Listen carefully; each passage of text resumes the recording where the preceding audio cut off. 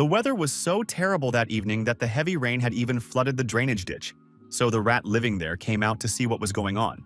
The rodent immediately got scared and ran away, startled by the sound of heavy footsteps. The traveler's feet kept splashing through puddles, sending mud flying in all directions.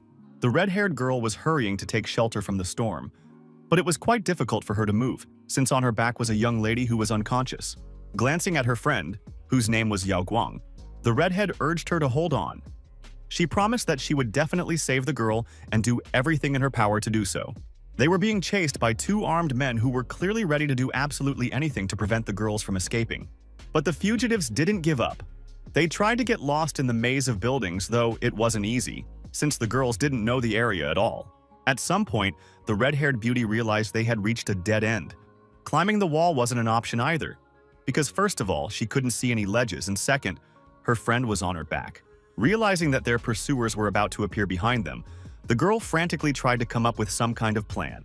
However, the only thing that came to her mind was the thought that she needed to climb up, even though she didn't know how she would manage it. At some point, she heard footsteps behind her. She knew the enemies had closed in to a dangerously close distance, so she immediately turned around and decided to kick the villains. But someone grabbed her leg with their hand and stopped the kick. The man's strong grip really surprised her. Standing before her was a young, dark-haired guy who, with no emotion on his face, said that if he were in her place, he wouldn't kick his leg so high in a skirt like that. Taking a step back, the girl asked with a vicious growl in her voice who was standing in front of her and why he had decided to join the chase. The guy didn't answer her. Instead, he began to slowly approach her, getting closer and closer. It seemed as though a predator had begun to play with its prey. She hadn't even had time to blink when the dark-haired man was suddenly right in front of her. The girl couldn't understand how he'd managed to get so close so quickly.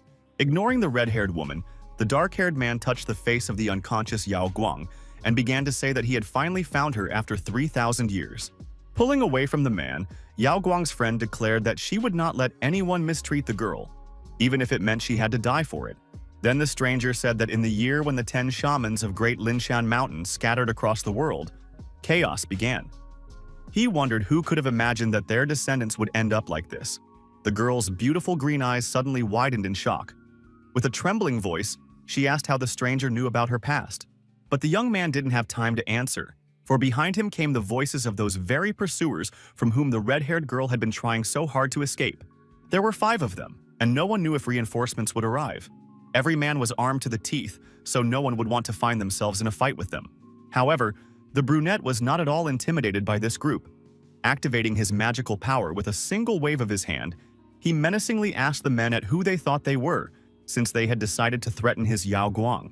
Seeing how this guy was acting, the men in black decided he'd lost his mind, so they wanted to feed him their bullets to cure him of his foolishness. Such weapons did not instill any fear in the brunette's heart. All he did was close his eyes and concentrate on his inner energy. After that, he directed his power straight at his enemies and pierced them with energy that felt like an electric current. So a powerful shock struck the men. All that remained after his attack was ash and scorched pistols lying on the asphalt. All that was left of those who had held them was a pile of smoldering debris. Watching all this, the red-haired girl asked herself one question. Who was this guy, since he could use the power of Su Kai Wei from the ancient legend of the Duju Palace? She voiced this question aloud, so the dark-haired man said that if she wanted to know this information, he would gladly share it with her. After saying this, he reached out toward the girl's face, and she noticed that the tip of his index finger had ignited with an otherworldly flame, which he directed straight at her forehead. When the girl sensed that some foreign aura was trying to penetrate her consciousness, she tensed up, but after feeling its warm, unobtrusive touch, she immediately relaxed. An image from prehistoric times immediately appeared in her mind, as described by the brunette's voice. He said he had many names in the multiverse, and some called him the Great Immortal Sage. The image changed, and before the girl stood a warrior blessing an army setting out on a campaign. The voice said that others called him the Lord of Chaos. The image changed again, and now standing before the red-haired beauty was an imposing ruler who gazed intently at his subjects. The people bowed at his feet and whispered words of admiration, calling him the god of the forests. The girl's consciousness returned to reality. The brunette waited until her attention was focused on him, then said she could call him Lin Fei. Upon hearing this, the proud girl immediately fell to her knees, not caring at all that she risked scraping her skin raw on the asphalt. After asking for permission to introduce herself, she explained that she was a descendant of the shamans of Mount Lingshan and that her name was Wu Malin. Without saying a word, Lin Fei merely waved his hand and used his magical power again. The girl felt it, for it seemed as though the air trembled slightly. His energy lifted Yao Guang into the air. The girl remained unconscious and showed no reaction to this action. When she found herself in the brunette's arms, his face seemed so sad to the red-haired beauty that it was hard to put into words. Using his magical energy once more, the young man decided to bring Yao Guang back to her senses, and to do so, he needed to extract all the toxins from her body. It was just a hunch, but soon the guy discovered spider venom in the girl's body and realized that his guess was correct, and she had been poisoned. Angry that the girl had to go through such suffering, the boy fired the extracted venom straight into the nearest wall. The venom was a disgusting green color, and the young man's strength propelled it with such force that the droplets managed to punch a small hole in the brick wall. It was clear that Lin Fei was feeling incredible anger, especially after he said he could never have imagined that those he had once saved would dare to lay a hand on his wife. The next day, the story takes us to the Jia family estate, which was incredibly cozy both inside and out. Waking up because the sunlight was shining directly into her eyes, Yao Guang lifted her eyelids and found that she was in her bedroom. She was surprised that her pursuers hadn't killed her, and then she remembered Moline and began to worry whether her friend was all right. These thoughts made her jump out of bed and start shouting loudly, calling for Moline. She wanted to know if the friend who had saved her from her pursuers was still alive. At that moment, a dark-haired guy in her room spoke up. Without turning his head, he reminded the girl that she was still in her underwear. Of course, Yao Guang immediately felt embarrassed and started covering herself, asking at the same time why there was a stranger in her room and how he had gotten into her house. At that moment, Moline burst into the room after hearing the screams. She explained that this gentleman had saved them, and that he had also neutralized the poison in the girl's body. Blushing even more, Yao Guang asked if she could ask this benefactor to leave, because despite his help, he shouldn't have seen her in her underwear. Realizing that his wife hadn't recognized him, Lin Fei decided that her memory hadn't fully returned yet. He was saddened by this, but he understood that it would take time. While the girl was getting herself together, he decided he needed to find the one who had poisoned her. The only clue was the knowledge that her body contained Wangzhu spider venom. In the past, when a man named Qing Yuntian from the D tribe had prayed at his door for 3 days, begging to save the clan from destruction, our hero had given him a Wangzhu spider. However, he never imagined that this venom would be used to poison his wife. The D people founded their Qing clan, and they also shared property with the Bai clan. Together, they opened their companies in Chengdu. When Lin Fei arrived at one of the company's offices, he was immediately stopped by a security guard who informed him that this was the Qing clan's corporation, and entry was prohibited to outsiders. Passing the guard at incredible speed, the man said he had no personal business with him, so he wouldn't bother the guard. Unable to understand how this stranger had managed to pass him so quickly, the security guard went to his post and immediately informed everyone that an intruder had entered the elevator. When the guy was about to get off on the 46th floor, several security guards were already waiting for him there, just biding their time until the elevator doors opened. Needless to say, these men were clearly hostile and were already waiting for our hero with stun guns in their hands. Giving these daredevils a stern look, the hero coldly told them to leave him alone if they didn't want to get hurt. However, the guards didn't listen to him and started to provoke him, so they got what they deserved. Writhing in pain against the wall, they wondered if a human was really standing before them, for his strength was immense. Lin Fei then continued on his way unhindered and calmly made his way to the office of the corporation's head. When the stern boss saw that someone had intruded upon her uninvited, she screamed, asking who dared to enter, and ordered them to leave the room immediately. But instead of complying with her request, our hero sat down in the chair opposite her, and without any preamble, asked if she was familiar with Wangzhu poison. Of course, the woman said she had no idea what the stranger was talking about, but the fact that she was lying was evidenced by the pistol she was clutching in her hand, which was under the table. Settling in more comfortably, the young man remarked that the Dai people still existed today, only thanks to the Spider Queen Wangzhu. So he very much doubted that the descendants of the D could be unaware of this. The young man even named one of the girl's ancestors, after which she couldn't take it anymore and openly threatened him with the gun, asking who he was to dare defame her family's name. Ignoring the fact that the muzzle of the gun was pointed right at his forehead, Lin Fen said that perhaps the lady was glad to belong to her clan. However, in his opinion, if everyone in the clan behaved like her, there would be nothing left of it. These words made the girl threaten to shoot. Suddenly, a man snatched the gun from her hand. He clearly felt like the master of this building, if not the entire city. The girl dismounted and now looked completely helpless, saying that her father had arrived just in time since their uninvited guest had defamed the name of their ancestor Yuntian.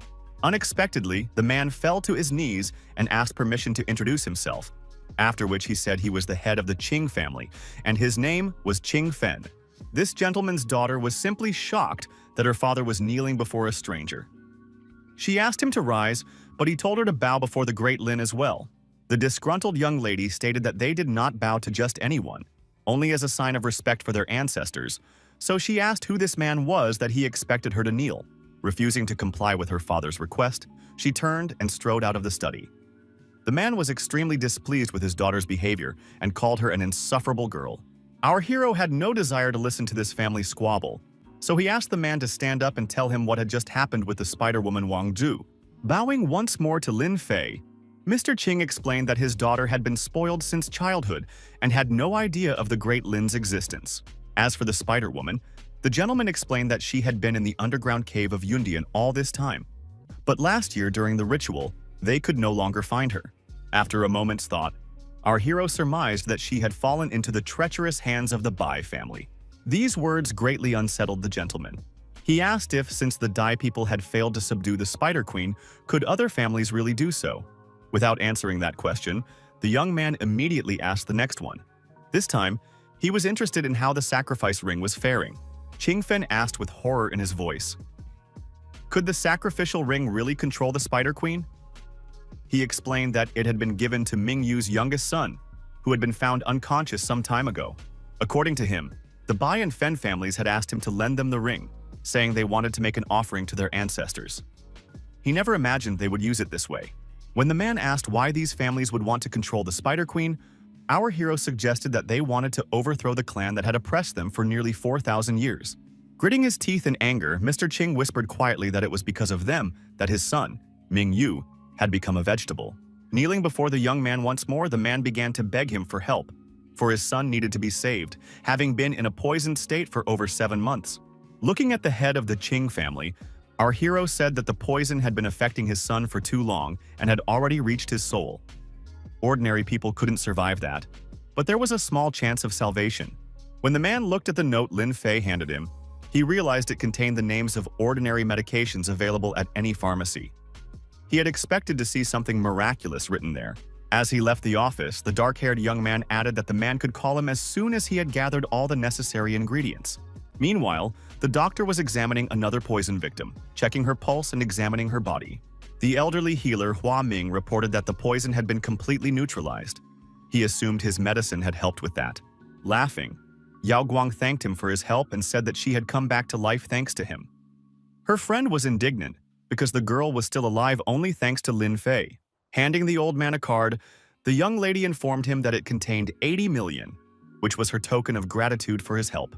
The elderly healer knew full well that his medicine was completely useless against the Wangzhou poison, but he didn't refuse the money since this mistake would provide his son with some funds. Molin tried to tell her friend that the old man's medicine hadn't helped at all with the healing, but she wasn't allowed to finish her sentence. Hua Ming activated his magical energy and asked angrily if the girl really doubted his abilities, since she dared to think such a thing. Frightened, Wu Malin was forced to say that of course she didn't doubt the elderly master's skill and was certain that it was his medicine that had helped neutralize the poison. Meanwhile, our hero had already finished his business at the Qing family's office and was strolling calmly through the bustling streets of the city when a phone call disrupted his idyll. It was Molin, who told the young man about the situation with the elderly doctor. He was furious, for no one dared to deceive his wife and take her money. Clutching the phone in his hands in anger, Lin Fei said that Dr. Hua Ming could have taken the money if he had respected his wife, but he dared to deceive her. Meanwhile, the elderly healer had already left for another call, where he learned that Mr. Ji had terminal cancer. The metastases had spread to his bones, and everyone thought he was at the end of his life. A young man named Ji Zhongwei brought his father to meet the doctor and said he had heard that Hua Ming had saved a girl from severe poisoning. Lost in thought, the old man tried to come up with some solution. He hadn't expected the rumor about the healed girl to spread so quickly. However, he didn't have time to reply because a stranger said that nothing would help the patient.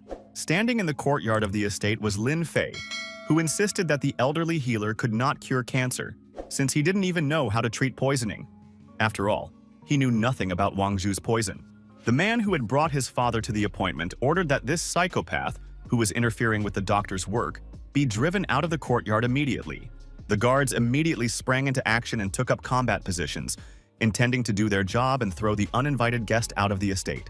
As they attacked the young man, they tried to show off all their skills with their fists, but it was no trouble at all for our hero to dodge all their attacks. Without any fuss, he waved his hands and pressed on his opponent's pressure points, which were located near their forearms. This simple yet highly effective trick paid off, and now the men were writhing in pain, sitting right on the ground. It was clear they didn't understand how the young man had achieved such skill and precision. Never mind the guards. Everyone was surprised, especially the elderly healer, who realized he might have to answer for his lies. Sensing grave danger, Hua Ming asked who this young man was who dared to smash his healing house to pieces. He began to threaten that he would make the intruder pay for everything. These words did not faze our hero in the least, as he believed that compensation could not be demanded for ill-gotten gains. This statement greatly alarmed the owner. Sitting down in a chair, Lin Fei reminded the old man of the days when his ancestor could have become a brilliant doctor, a new luminary of the art of healing, and founded a dynasty of great physicians. He could not even imagine that the descendants of the Hua family would be so immoral and begin to profit from the art of medicine. Upon hearing these words, a young man named Hao Chung stepped forward. He was the old man's grandson, who was outraged that someone dared to open his mouth and slander his grandfather. Only the old man, who was suffering from cancer, thought to ask the young man why he had come and whether he knew who was standing before him, for he could ruin his life with a single word. Looking closely at the elderly man, our hero said that of course he knew who he was, since standing before him was the grandfather of his future daughter-in-law. This statement left the man so utterly bewildered that he didn't even know how to respond, so he simply remained silent. Meanwhile, the young man continued his speech, saying that the doctor couldn't cure liver cancer, but for him, it was no problem at all. Of course, Hua Min's grandson began to mock the young man, calling him a complete charlatan, and then demanded that he demonstrate his abilities. Lin Fei wasn't the type to make empty promises, so he immediately activated his magical energy and decided to prove to everyone that he could do more than just talk a good game. With the power of his mind, he lifted a special apron containing the tools necessary for his work into the air and pulled it toward him. Everyone watched Lin Fei's every hand movement closely, as those present were convinced he was simply trying to pull the wool over their eyes. Using his mind again, the young man took out of the apron special needles that healers used for the gloccalization procedure. The old man was simply horrified when 3 needles pierced straight into his head and shoulder. He was truly frightened and froze in place, not knowing what else to expect. Healer Hua Ming's eyes widened in surprise, for this method of acupuncture was described only in legends. His grandfather, Hua Tuo, had said he had seen a sage use it. After the needles pierced the necessary points, the elderly gentleman coughed violently, and a foul-smelling black liquid began to flow from his mouth. His son was so frightened that he immediately ran to his father, wanting to help in any way he could, but there was nothing he could do, and he just stood there, not knowing what to do. Continuing the healing process, our hero explained that the man shouldn't be afraid or worried, because this was how the cancer cells were being expelled. When the doctor was asked to check his pulse, he was surprised to find that the old man was feeling better and that his terminal stage liver cancer had been completely cured. Hua Ming couldn't believe it himself, and his grandson asked in horror, could this charlatan really have healed a man with his own power? Bowing to the young man, the healed gentleman began to thank him for saving his life, for he had thought that nothing could help him anymore. Materializing the green Wanju poison in his hand, Lin Fei said that it was time for Dr. Hua to show how he could neutralize it. After these words, he immediately directed his magical power forward, where the very poison that glowed green was located. The stream of the deadly substance was directed straight at Hua Min's grandson, who was standing right next to his elderly grandfather. The poor boy was instantly paralyzed. His veins swelled, his hands were twisted by a violent spasm, and thick saliva began to ooze from his mouth. Without hesitation, the old man confessed that he couldn't handle this poison. Unable to hold back his tears, he admitted that greed had simply overcome him, and that he had lied to his former patient. Now he begged Lin Fei to let his grandson go, for it was his mistake, and he had wanted to profit from the young girl's healing. Holding out the card Yao Guang had given him, he stated once more that he was unable to neutralize the spider's venom. In an instant, the black card was in Lin Fei's hands. He didn't want anyone to think he could profit from his wife's troubles. Turning around, the young man reminded them that doctors must work for the good of the people, because if they stray from this path, nothing good will come of it for this world. Handing the card with the money to the man, Lin Feng asked him to pass it on to Yao Guang, adding that it would be great if they stopped calling people crazy. The man's eyes sparkled with gratitude. He handed our hero his business card and asked him to keep it. His healed father also smiled and said that if a simple thank you wasn't enough, they could give the young man something more valuable. After a moment's thought, our hero took the card and said that in that case he'd like to give it to his Yao Guang himself, who, up until that point, hadn't been very fond of him. Hua Ming interrupted the conversation, saying he didn't know how the young man had learned this healing technique. He suggested that he had met the sage his ancestor had spoken of. Turning his head toward the man, Lin Fei declared irritably that he was that very sage. After hearing this, Hua Ming fell to the ground and began bowing, begging forgiveness for the disrespect he had so openly shown earlier. To be honest, the young man wasn't listening to this man at all, as he was lost in thought about how Yao Guang's father had behaved quite nobly. Finally, he decided that these people should know his name, since he was determined to tie his fate to this gentleman's daughter. The Yao Guang family was very pleased that this young man had taken their business card, and the girl's father was very pleased that his daughter had managed to attract the attention of such a respectful man. The old man smiled contentedly, for his dreams had already drifted far away, to a time when this man would become the son-in-law of the Ji family. Not wanting to waste any time, Lin Fei headed to the Ji family corporation to finally meet the girl. Based on the information he had, Yao Guang should have been at the company right now, so he decided to go there and give her his business card. As soon as he entered the building, Wu Molin spotted him immediately. She looked a little worried and said that Mr. Fei had arrived just in time. The girl's green eyes glowed with anxiety, which was especially noticeable when she began to explain that someone had been bothering her. At that moment, a blonde-haired young man entered Director Ji's office and persistently asked if the girl was busy, even though he could clearly see she was working. Without waiting for an answer, the blonde man said he'd like to invite the young lady to dinner and would be very pleased if she would do him the honor. Pulling her hand away from the guys, the young woman said she already had plans for the evening. She understood that this man was trying to get her attention, but she didn't want to give in to his flirting. At that moment, Lin Fei entered the room, waved cheerfully at the girl, and asked if she could spare a minute of her time. Noticing how flustered Yao Guang was, the blonde man began bombarding her with questions about who the guy was who had entered the office and why the girl had reacted that way to him. In a haughty tone, the guy asked which department the employee was from and what position he held. He also expressed outrage that he wasn't wearing a badge during work hours. Completely ignoring the fair-haired man, Lin Fei approached the girl and asked with a smile if she'd like to have dinner with him after work. This behavior annoyed the blonde man so much that he shouted and ordered the stranger to be thrown out of the office immediately. Hearing their boss's call, 2 security guards immediately burst into the office. They looked very imposing. These guys were clearly good at their jobs. However, very soon these men were flung out of the office with a whoosh, their bodies slamming painfully against the walls and floor of the office. Of course, the reason for this was Lin Fei, who had decided to very clearly demonstrate his strength so that the blonde man would never open his mouth again. The man was shocked, for he had never once in his life seen anyone do such a thing to his bodyguards. These guys were very well trained. The fair-haired fool hadn't even had time to blink before Lin Fei had already closed in on him to a dangerously close distance and swung his arm to strike. The slap was so hard that the cocky rich kid couldn't stay on his feet and flew sideways, losing his sunglasses and his dignity. Holding his reddened cheek, he demanded how the boy dared to touch him, threatening to call Uncle Ji so he could punish the offender. Looking intently at this pathetic little boy, our hero said that he was actually just about to call Ji Chunwei, since they had business together. Throwing down the card Yao Guang's father had given him, the boy said he'd ask them why they'd taken in such a creature into their circle. Upon seeing Uncle Ji's purple and gold business card, the blonde boy immediately recalled that the man only gave it to those more influential than himself. The beaten boy felt like a complete nobody whom no one would defend. Crying, he wondered what kind of person was standing before him. Admitting his mistake, the blonde man got to his feet and said he had erred and failed to recognize the distinguished guest, mistaking him for an ordinary company employee. Not wanting to have anything more to do with this good-for-nothing, Lin Fei ordered him to get out of there immediately. The guy seized the opportunity and ran off.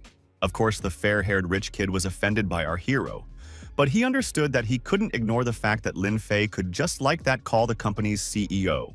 Meanwhile, the story takes us to a 5-star hotel called Yuzilian. Yao Guang was very surprised that the guy had brought her here for dinner. She asked if they couldn't just eat at a simple cafe, but for her companion, these expenses were mere pocket change.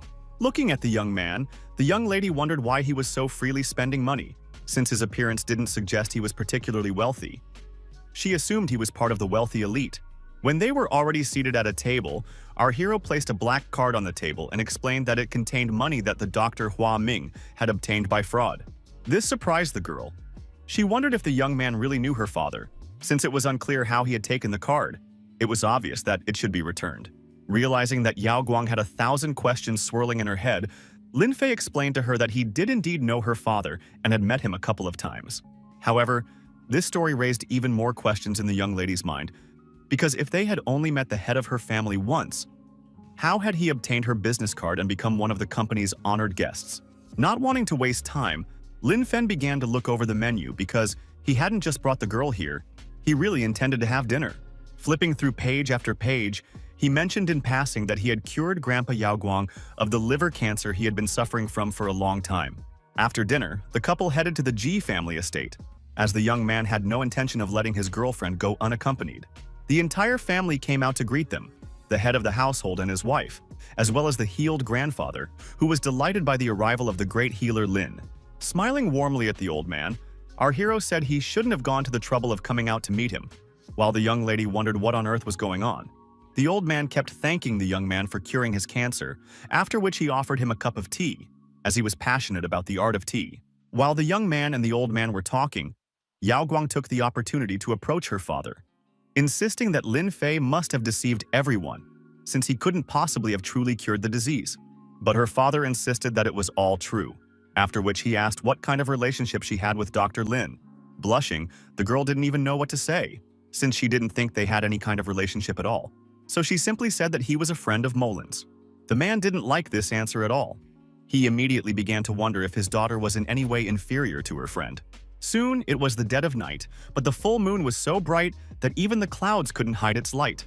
This only played into the hands of those who were planning to attack the mansion, for thanks to this light, they could see every hidden corner of the house.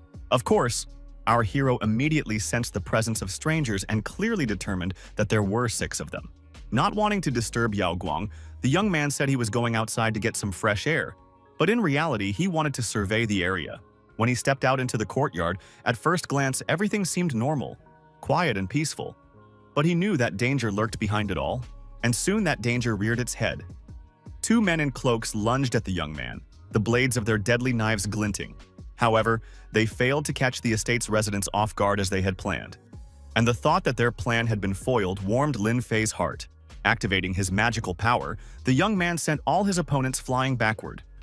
They were taken aback when they encountered such a powerful energy field. After such an attack, not many people remained alive, and those who survived were forced to watch as their comrades were blown to pieces. A man who was lucky enough to survive realized that they had encountered a power that would make the dead envious, for they could no longer suffer. Grabbing his weapon, the dark-haired man told the boy not to come near him. However, there was no courage in his voice at all, and his hands were trembling. Maintaining a calm expression and an authoritative tone, our hero asked who had sent the mercenaries and ordered them to attack the estate. Of course, the man began answering all these questions, for he was terrified. He said they were part of the night killers and worked for money, so they never revealed the client's name. Allowing his power to build in his hands, Lin Fei concentrated it in one spot and said that since this man possessed no information, he could be killed. At that moment, residents began to emerge from the house. Hearing what the killer had said, Wu Molin was shocked, for the Night Killers were the largest organization of hired assassins in the country. Everyone was distracted from the conversation by a phone call.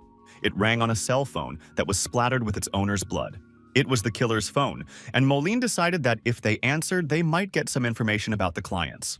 Lin Fei agreed with her, so he immediately picked up the phone and answered the call, hoping to get some useful information. An unfamiliar voice on the phone asked if the job had been taken care of. Our hero smirked and reported that he had personally dealt with all the scum. The stranger was furious. He asked if the guy knew what he'd pay for going against the Night Killers. But these threats didn't scare Lin Fei in the least. He simply said that the stranger had better stay away from him. After saying this, he blocked the unknown number and tossed the phone right where the pile of dead bodies lay. He wanted them to disappear from there as soon as possible. So the guy snapped his fingers and activated his magical energy to help him fulfill this wish. At that very moment, a fierce flame flared up, which in a single second engulfed the bodies of those men who had intended to attack the estate and carry out the contract. While Wu Malin watched in shock as the fire consumed all traces of the murder, our hero asked her if she knew anything about the Night Assassins. The girl explained that it was the largest group of hired assassins in China. Rumor had it that many masters of ancient martial arts were among them, and their leaders were known as Black Rose, Datura, and Spider Lily. As he pondered what he had heard, an intriguing thought occurred to the young man. What if this largest group of hired assassins were followers of Jingzong? He recalled the story of the youngest son of one of the 5 greatest emperors who had been possessed by an evil spirit and turned into a werewolf. Later, he founded the first group of Jingzong mercenaries in history. Meanwhile, in a remote district of Chengdu, things were getting restless, as a resident of one of the mansions was shouting that no one had ever spoken to him so disrespectfully. A striking brunette with a beautiful rose tattoo on her leg was furious, for some unknown boy had dared to behave inappropriately. Black Rose was furious that her mercenaries had failed the mission twice. She wanted this problem resolved as soon as possible. When she dialed the number of one of her top subordinates, he was extremely annoyed by the late-night call and asked if the boss never let her people rest. But when the woman offered $2 million for the job, the man asked without further ado who needed to be taken out this time. That night, discontent wasn't limited to the Black Rose mansion. Someone had even decided to smash dishes out of sheer anger. That very same blonde man whom our hero had beaten up the day before was furious because his secretary hadn't found any information about Lin Fei. According to her, he was just an ordinary orphan. Accustomed to Manager Han's outbursts, the girl adjusted her glasses and repeated once more that she had checked absolutely everything, and there could be no mistake.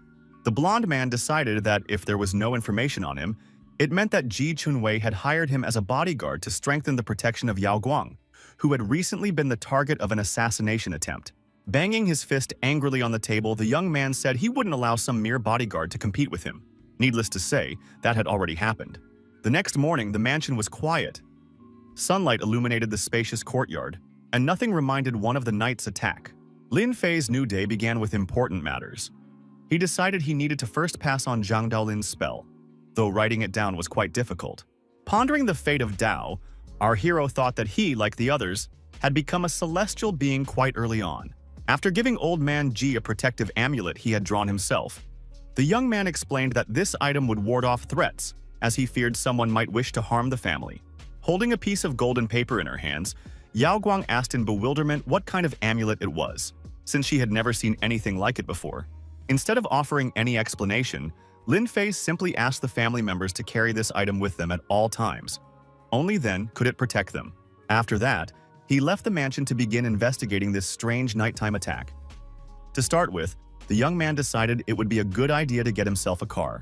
These thoughts had barely flashed through his mind when suddenly, right in front of him, a minivan skidded to a halt after veering off the road.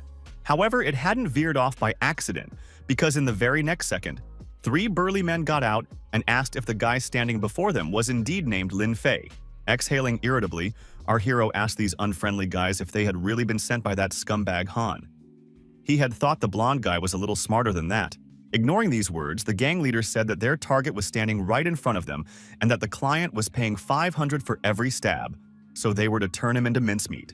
Activating his magical energy, Lin Fei said discontentedly that his murder had been undervalued and he was worth much more.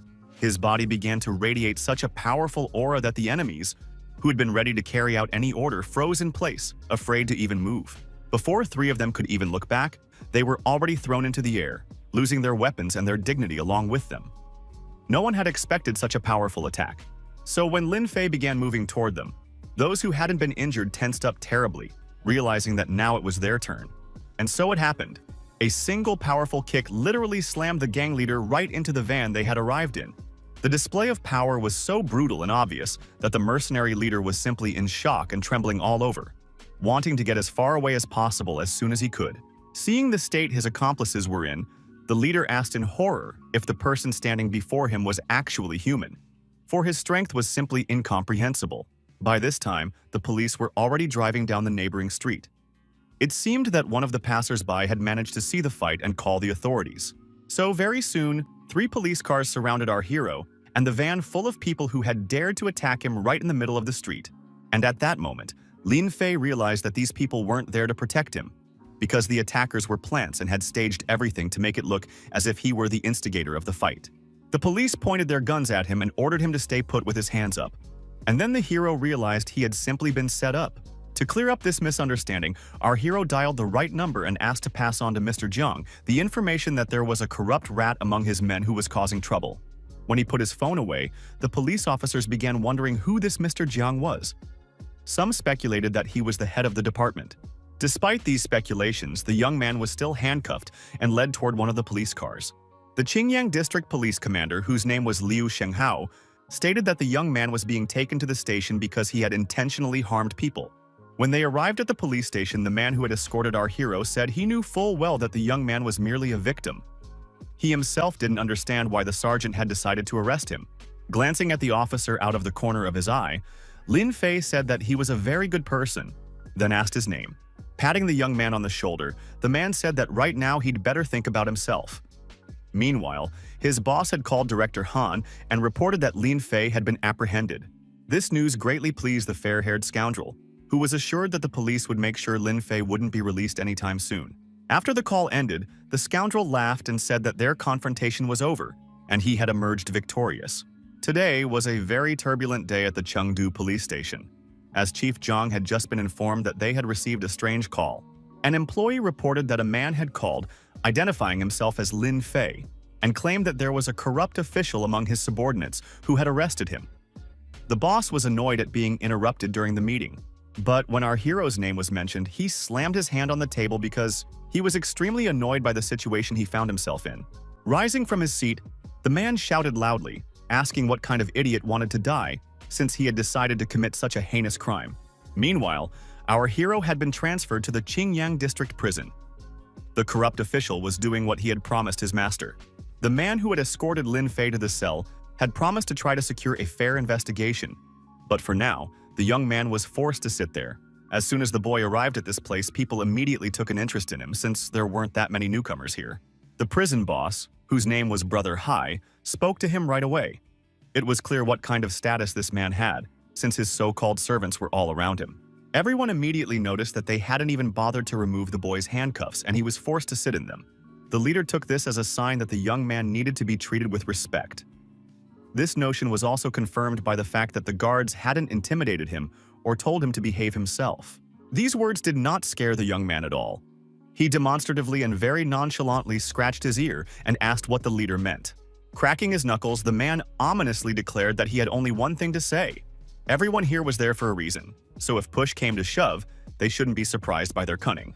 To immediately set boundaries and show his strength, Lin Fei decided to demonstrate that he was not to be trifled with, for his response could come too quickly and unexpectedly. The punch to the face was so fast and powerful that the leader didn't even have time to defend himself or dodge to the side to avoid becoming a victim of the attack. The guy knocked out his opponent's tooth and left him bleeding, but in doing so, he expressed his hope that everyone sitting there would pay for their cruelty. This altercation was overheard by that very police officer, Liu Shenghao, who immediately reported to Director Han that the guys in the cell had already taught Lin Fei a lesson. He also promised to make sure that his fellow inmates dealt with him properly and showed him that he was worthless here. Meanwhile, another police car was speeding through the city streets, and the man inside was fuming. For in all his years in a leadership position, he had never seen such idiots. The officer driving Chief Jiang urged him to calm down, since they would soon arrive and sort out all the problems. When he asked who this Lin Fei was, since everyone was so worried about him, the chief said that it wasn't this guy who was bothering him, but the corrupt official whose life was now in danger. At that moment, Liu Shenghao summoned his subordinate. He decided not to waste any time and ordered him to immediately file a report on Lin Fei's crime, since he needed to report it to higher authorities. However, the police officer refused to do so, arguing that it was obvious those scoundrels were scum and their words could not be trusted. This disobedience greatly angered the chief.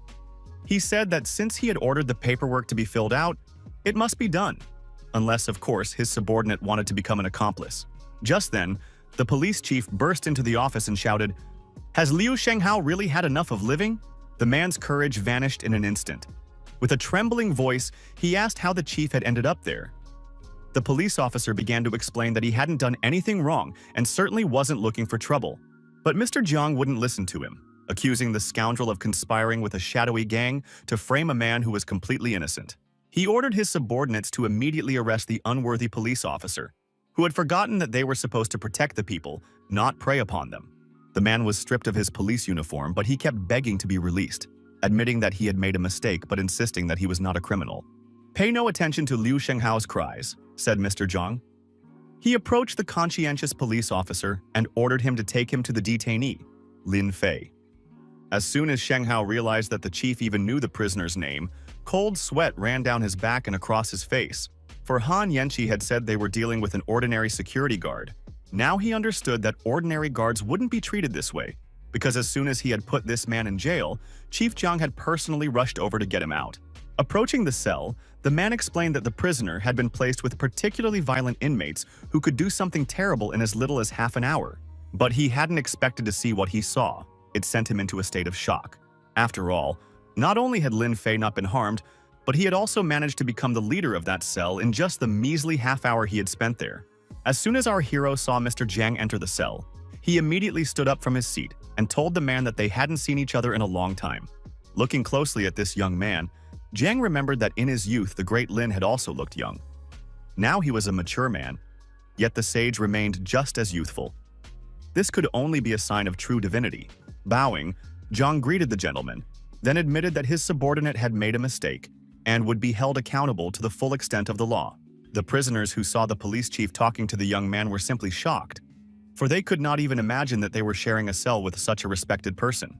Meanwhile, things were a bit tense at Han Yanqi's mansion, as the blonde man couldn't get through to Liu Shenghao, whose phone was turned off. The young man was getting nervous and didn't understand why the police officer was taking so long to process that unfortunate security guard he'd ordered to be dealt with. Suddenly, his phone rang with a call from Uncle Luo. It was the first time he'd ever called him, and this caused him some anxiety. Hoping to hear some good news, the young man answered. He thought his uncle was calling to assign him an important task or promote him at work. However, that didn't happen. Uncle was yelling at Han so loudly that he had to pull the phone away from his ear. The man said his nephew had done a lot of foolish things and ordered him not to bring up any more issues related to Lin Fei. Adopting a bored tone, the young man said there was no need to make such a fuss over an ordinary security guard. But his uncle explained that he was no ordinary employee. Otherwise, Jiang wouldn't have come to pick him up personally. When the blonde man found out that the police chief had personally stripped Liu Shenghao of his uniform and released Lin Fei, he was simply stunned, as he couldn't fathom where that guy had gotten such connections. Sinking onto the couch, Han realized he was feeling sick, because every fiber of his being told him he was in deep trouble. Meanwhile, rumors of what had happened at the police station were already gradually spreading throughout the city. When there was a knock on Ji Chunwei's office door, he immediately told the visitors to come in, even though he hadn't planned any business meetings for today. Our hero entered with a slow but very confident stride, as if he felt like the master of the entire city. He remained silent and did not yet explain the reason for his visit. Surprised by Lin Fei's unexpected visit, the man immediately jumped to his feet and asked how he could help the young man, since he had clearly come for a reason. Looking closely at the young man said that he could offer him a position. And this phrase didn't sound like a question at all, but rather a statement. However, this did not bother Mr. G in the least, nor did it humiliate him in any way, for this man of God had come to his company, and he considered it an incredible stroke of luck. Without hesitation, Father Yao Guang immediately asked the young man what he thought about the position of vice president of this company, which happened to be vacant. Shaking his head, Lin Fei said that he wasn't interested, since he wanted to become his daughter's personal bodyguard. The man's voice faltered.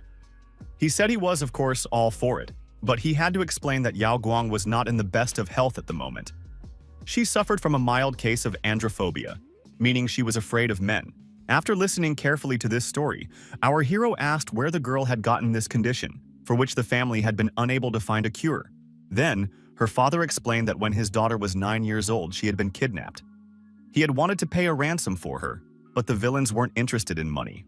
The kidnapper rejoiced that he had finally found the reincarnated ruler Yao Guang and that no one would interfere with his plan. At that moment, the room filled with an ominous aura.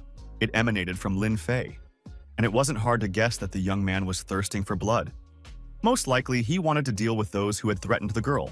Mr. G tried to calm his guest, saying that no one had harmed his daughter, but the aura was so overwhelming that he had absolutely no strength left to endure it. At that moment, a real storm was raging inside our hero, for he had been immortal for 200 million years, and his disciples all over the world had been searching for Yao Guang for 3,000 years. However, it was now becoming clear that one of them had found the girl long ago and had not only kept it a secret, but also harbored evil intentions. He wanted to punish the traitor right then and there. The young man immediately asked if this person had any distinguishing features. The man explained that the kidnapper was dressed in a floor-length black robe and wore a mask. The gentleman also explained that his daughter had been saved only thanks to the superb protection of grandfather Wu Molin, who risked his life to cast a shamanic spell and severely wounded the criminal. After the villain was wounded, he had no choice but to flee, but this incident cast a dark shadow over Yao Guang's heart. Sadly, lowering his eyes to the floor and exhaling nervously, Ji said that if this man returned again, no one would be able to save his beloved daughter. However, our hero disagreed with this statement. He declared that if that scoundrel dared to show up, he would reduce him to a pile of ashes. These words calmed the man somewhat, so he bowed gratefully and said he would inform the company of Lin Fei's new position. While all this was happening, our hero went to the company president's lounge and, sitting on the sofa, calmly sipped his tea. He thought only of the fact that sooner or later he would find this mysterious masked man who had decided to cross his path. Right now, the security department was in an uproar because the employees had seen that there was some unfamiliar guy in President Ji's lounge. The head of security, whose name was Liu Long, was furious. He decided to go and kick out this kid who thought the rules didn't apply to him. Another employee reported that it seemed to be the very same guy who had beaten up director Han Yanqi. This news actually pleased the head of the department, as he realized that thanks to this reckless and insolent young man, he would be able to get a promotion. Meeting Mr. Han right at the door to the break room, the security guard reported that Lin Fei had gotten so cocky that he'd snuck into the executive break room. He suspected the guy wanted to poison the blonde man. Without a second thought, Han struck the man hard across the face, asking how he dared to mistake a noble gentleman for some kind of criminal. All the security guards who had rushed into the room froze. No one knew how to react or why they weren't allowed to throw out some unknown Mr. Lin. Grabbing the head of security by the hair, the blonde man apologized to our hero and said it was his mistake, since he had trained the staff incorrectly, after which he offered his apologies. With a casual wave of his hand, Lin Fei said that nothing serious had happened, so the security guards were free to leave the premises. Giving Liu Lun a kick, Han ordered him to get out of there, because if something like this happened again, the entire security team would be fired. After that, he turned to our hero and asked him not to hold a grudge against the men, since he too had behaved disrespectfully at first, all because he didn't know who was standing before him. The young man's gaze grew stern. He asked if Han Enzi really thought he could apologize to him while standing. These words made Han immediately bow and apologize once more to Lord Lin, since he had caused him so much trouble. While he stood bowing, our hero didn't even glance at him, which caused the young man to feel bewildered and inwardly angry at this public humiliation. Getting the hint, he dropped to his knees and apologized again, hoping that this time Lin would forgive him and the humiliation would end. Finally, Lin turned his stern gaze upon him and said that now the foolish lad could get lost and stop bothering him. The humiliation had come to an end, and this made the fair-haired young man incredibly happy. He began to thank the merciful gentleman. As soon as he stepped out of the office, he breathed a sigh of relief. It was hard to fathom what kind of power this man held, capable of reaching Director Jiang himself with a single phone call. As he walked out into the park to clear his head, Han could think of nothing but how, when he had spoken with Lin, the man had looked at him as if he were nothing more than an insect.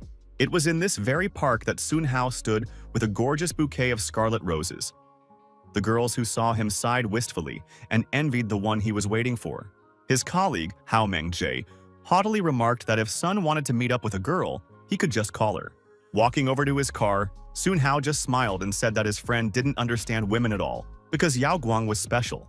Meanwhile, the girls had just finished work and were heading out for a break. They were laughing and chatting cheerfully, paying no attention to anything around them. As soon as Sun Hao saw her, something inside him flipped. His eyes literally lit up with hearts and complete adoration for this girl. Rushing over to Yao Guang, the guy presented her with a bouquet and said he'd come to check on her, since he'd heard she'd been seriously ill. And then he invited her to a restaurant. The girl looked at him with a hint of bitterness and said that nothing would come of it, since her parents were waiting for her at home. The bouquet seemed heavy to her, so she asked Molin to help her. Disappointed, Mr. Sun handed the bouquet to her assistant. who thanked him for his concern and for the beautiful flowers. Not giving up, the guy suggested going to the Gongju Club tomorrow, since their companies had a joint project, so it was a great chance to discuss everything.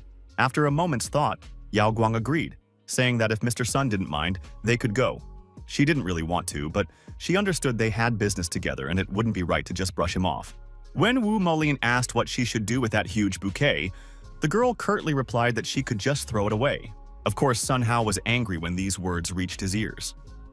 He couldn't understand how this girl could allow herself to be so arrogant with him.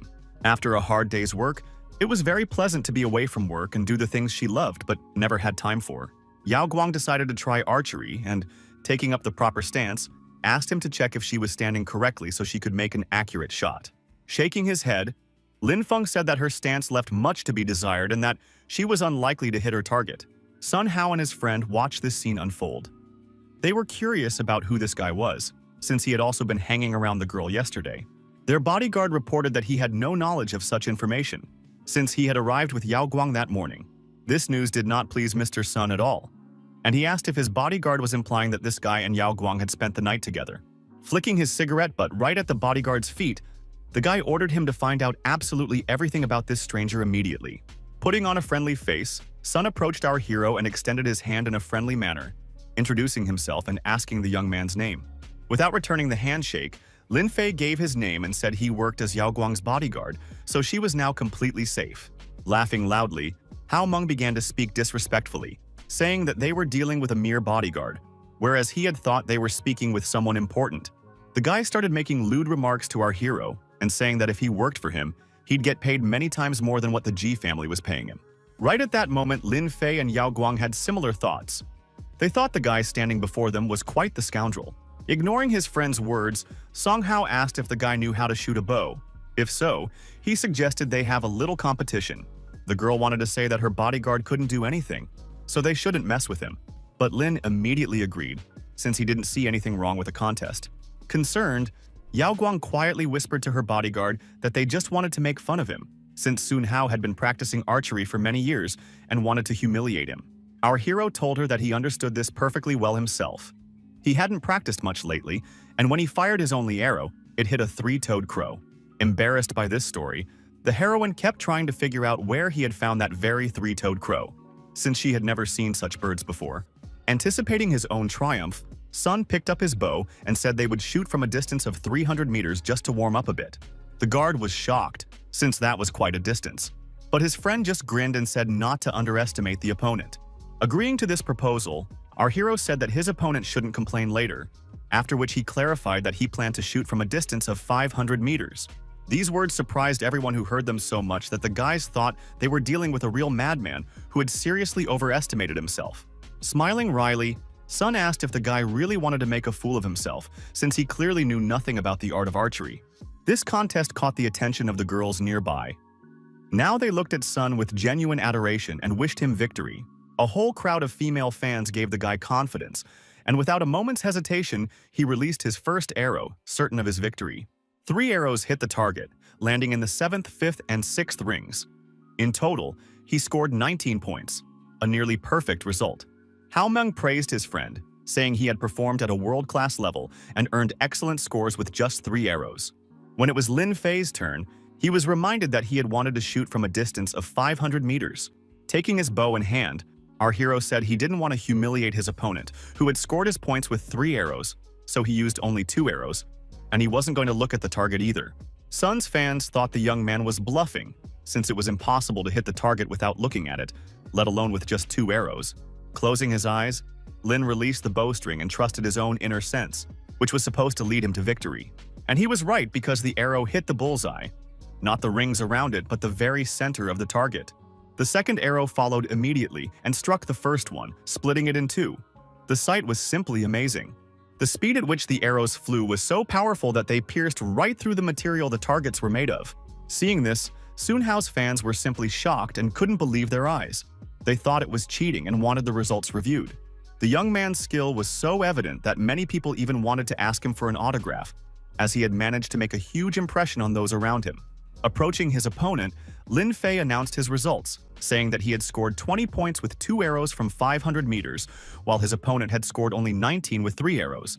and from 300 meters at that. Realizing that the competition was effectively over, our hero stopped paying any attention to Sun and asked what his companion wanted to eat for lunch. This behavior greatly angered Sun Hao, who couldn't believe that this scoundrel didn't care about him at all and was already thinking about what he would eat for lunch. His friend also decided that this guy had crossed the line and told Sun that he would order his men right now to teach him a lesson he would remember for a long time. But Sun said there was no need to do anything. The G family only seemed untouchable, but their products might not keep up with the market, and he would make sure of that. While the guy was making plans in which Yao Guang was crawling to him begging for forgiveness, the girl was having lunch with our hero. Scrolling through social media, Lin Fei came across a video of him shooting. It seemed someone had filmed it and posted it online, and now he was famous. Users were thrilled, and some even asked if the guy was actually human. But absolutely everyone admired him. But the guy wasn't the least bit interested in what these people thought. He was much more curious about what Yao Guang was thinking right now, as she looked very serious. The urge to touch her was so overwhelming that the guy reached out to her. But the girl immediately flinched and blushed.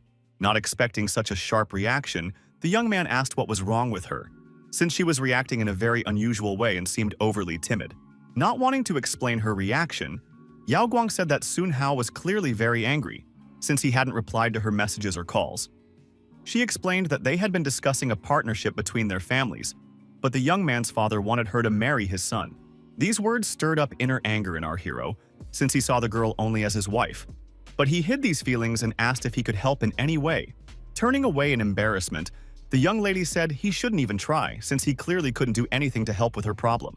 The young people returned home after it had grown completely dark. The girl immediately went to tell her parents she was home, and her bodyguard apologized for the disturbance. None of the residents of the house paid any attention to the unfamiliar light-colored car parked nearby. A man got out of it and kept a close watch on the area. This man decided he needed to carefully study the target for which the Black Rose was willing to pay a full 2 million. When morning came, the house was still quiet and peaceful, with bright sunlight streaming through the huge panoramic windows. Over a cup of morning coffee, the head of the family told his daughter that today they would pay a visit to the G family together, and she agreed without hesitation. Realizing that he didn't want to let the girl go unsupervised, Lin Fei asked if he could go to the meeting with them. However, Ji Chunwei said he didn't want to burden the young man, since he and Yao Guang had business matters to discuss with their partners, and they wanted the meeting to take place without prying ears. As soon as they left the house, her father asked his daughter if she understood the purpose of this meeting, and she replied that she knew everything, but hadn't expected these people to be so unscrupulous. She knew full well the story of how, at the very beginning, they had put the corporation at risk to help these people through a crisis, and now they were making their lives difficult. After that, the girl decided to ask her father if he was thinking of marrying her off to Sun Hao. The man's face grew stern, and his lips pressed into a tight line. Mr. G said that they didn't need to go that far, since he simply wanted a fruitful partnership with them and hoped for their agreement. The young lady heard the news that her father was going to offer them 1 billion, and that was in addition to the main collaboration. By doing so, he was dooming their family to bankruptcy. With an exasperated sigh, the man said that his daughter didn't understand anything. Their relationship with Sun Hao was merely a pretext. They needed to get rid of the securities, and the already signed contracts and new orders wouldn't be long in coming. The girl tried to think ahead and asked anxiously what would happen if those people weren't satisfied with what her father was offering. Meanwhile, Wu Molin decided to do a little training in the courtyard. She wanted to keep her physical condition in perfect shape at all times. Her movements were sharp and powerful, but she lacked confidence in practice. Lin Fei noticed this immediately, and everything became clear to him. He realized that the girl was only at the very beginning of her development, so it was no surprise that she had to run away from that crowd of thugs. Our hero decided to tell the girl what he remembered about how her grandfather had succeeded in protecting Yao Guang, so he decided he would help her with a few things. After saying this, he waved his hand and said that right now, he would show her the so-called secret technique of Linshin, which could help her in the future. This was an example of the highest art of the 10 Linshin shamans. They used it back when they had to defend themselves together. When the girl realized that a single touch had imparted to her the knowledge of the secret of the 1,000-year-old technique, she fell to her knees and began to thank him. But our hero told her there was no need for that. He ordered her to continue training and she obeyed. But now she realized that her power had grown even greater, and it was as if ancient shadows were swirling around her. And then, the girl realized that she had truly managed to break through to the intermediate level. Even though she had been striving for this for quite some time, yet had seen no success until that moment. The one who had been closely watching the estate recognized this young lady and realized that she was one of the two who had managed to defeat an entire gang back then. A man in rather extravagant attire said with a smirk that the girl turned out to be quite a character, and this added interest to the story. Very soon, the G family arrived at the villa of the esteemed Sun family, who had not expected such an early visit and were a little surprised. Sun Qinyan greeted Mr. G and immediately informed him that if they wanted to discuss business, they should speak with his son, as he had handed over the affairs to him. After that, they went to the living room, where Sun Hao was already waiting. He said that current prices for microchips were very high, and Mr. G needed to add a few more billion. The quoted price of 2 billion came as a huge shock to the man. He felt it was simply too much. His daughter realized her father wasn't ready to hear such figures, and she knew she had to help him. Sipping her tea calmly, Yao Guang said that they could only offer 1 billion. And she also asked the young man not to take what had happened the day before to heart. Then, the young man stated that the partnership between their families wasn't based solely on money. He admitted that he liked the girl, and if she agreed to marry him, he could throw in 1 billion as a gift. However, Yao Guang's father strongly disapproved of this proposal. He believed that business was business, and whether or not to marry was a personal choice that shouldn't be mixed with business matters. Upon hearing that this man had no intention of trading his daughter for a discount, Sun Hao shrugged and said that the family could leave since he had nothing more to offer them. Just as the girl was reaching the door, Sun Hao suddenly asked her to stop, and she froze in place, looking at him intently. Casually tossing the key into her hands, he told her she could come to him as soon as she changed her mind and did what was best for her family. Licking his lips lewdly, the guy made an obvious hint, saying that the girl should come exclusively in the evening. Of course, no one agreed to this proposal, and the G family immediately got into their black car, which was parked near the entrance. They reached their mansion very quickly, and the girl immediately headed to her room, completely ignoring Lin Fei, who noticed that her eyes were red, as if she had been crying. Realizing that the Sun family and that insufferable rich kid were to blame for everything, our hero crushed a cup in his hands in anger and asked what had happened at the meeting. Turning to the young man, Yao Guang replied that everything was fine. She was just a little tired and now wanted to rest in peace. At that point, Mr. G joined the conversation, saying that, to tell the truth, the unscrupulous son of the Sun family had made demands of his daughter. He wanted to marry her. Sitting at a small coffee table, the man recounted the story of their visit to the Sun family. When Lin Fei learned the whole truth about this visit, anger flooded his body so intensely that he crushed a second cup in his hands. Emitting his ominous, overwhelming aura, he declared that he would destroy that worthless worm right then and there for daring to propose to Yao Guang. But then, after calming down a bit, he realized that if he did that now, the Sun family would turn even more against the girl, so he needed to act cautiously and not reveal himself. Dispersing his aura slightly, the young man restrained himself, then decided to ask whether the Sun family was truly the only one in the country that produced such microchips. Mr. G replied that there were others. For example, the wealthiest family in the southwest, the Yaos, produced much higher-grade microchips, though their technology was unique and very expensive. Smiling, our hero remarked that the Yao family had managed to do quite well for themselves in this unstable world and find their place. Not understanding exactly what the young man meant, the man snapped to attention and asked what he was talking about. Using a burst of his power to repair the fragile cup, the young man explained that the Yao family had been worshipping him for over 4,000 years. So now, sipping tea from the fully restored cup, our hero promised Mr. G that he would settle the matter and that the man need not worry. The events take us to a factory in Germany, where someone was very surprised that the god Lin himself had sought him out, saying he needed help. A man in special protective gear reported that the Yao family was ready to go on a deadly mission for Lin Fei's sake. But our hero told Yao Zhichen that all he needed was a microchip. Upon hearing this news, Mr. Yao's tone changed immediately, and Lin Fei asked in surprise, "Doesn't he want to help him here?" However, that wasn't the case at all. The man simply didn't think that the great Lin would come looking for him over such a trifle. He said he would return to China in half a month and then give the microchip to the G family. Upon hearing these words, Mr. G immediately jumped to his feet and began thanking the young man for helping his family get out of a difficult situation. Meanwhile, the man reflected on the fact that Yao Zhicheng hadn't even mentioned a price. He realized that if Lin was interested in his daughter, his family was incredibly lucky, and he wanted to arrange a dinner for the young couple. Their conversation was interrupted by a loud knock on the door. Someone was shouting and calling out to Yao Guang, urging him to open the door immediately.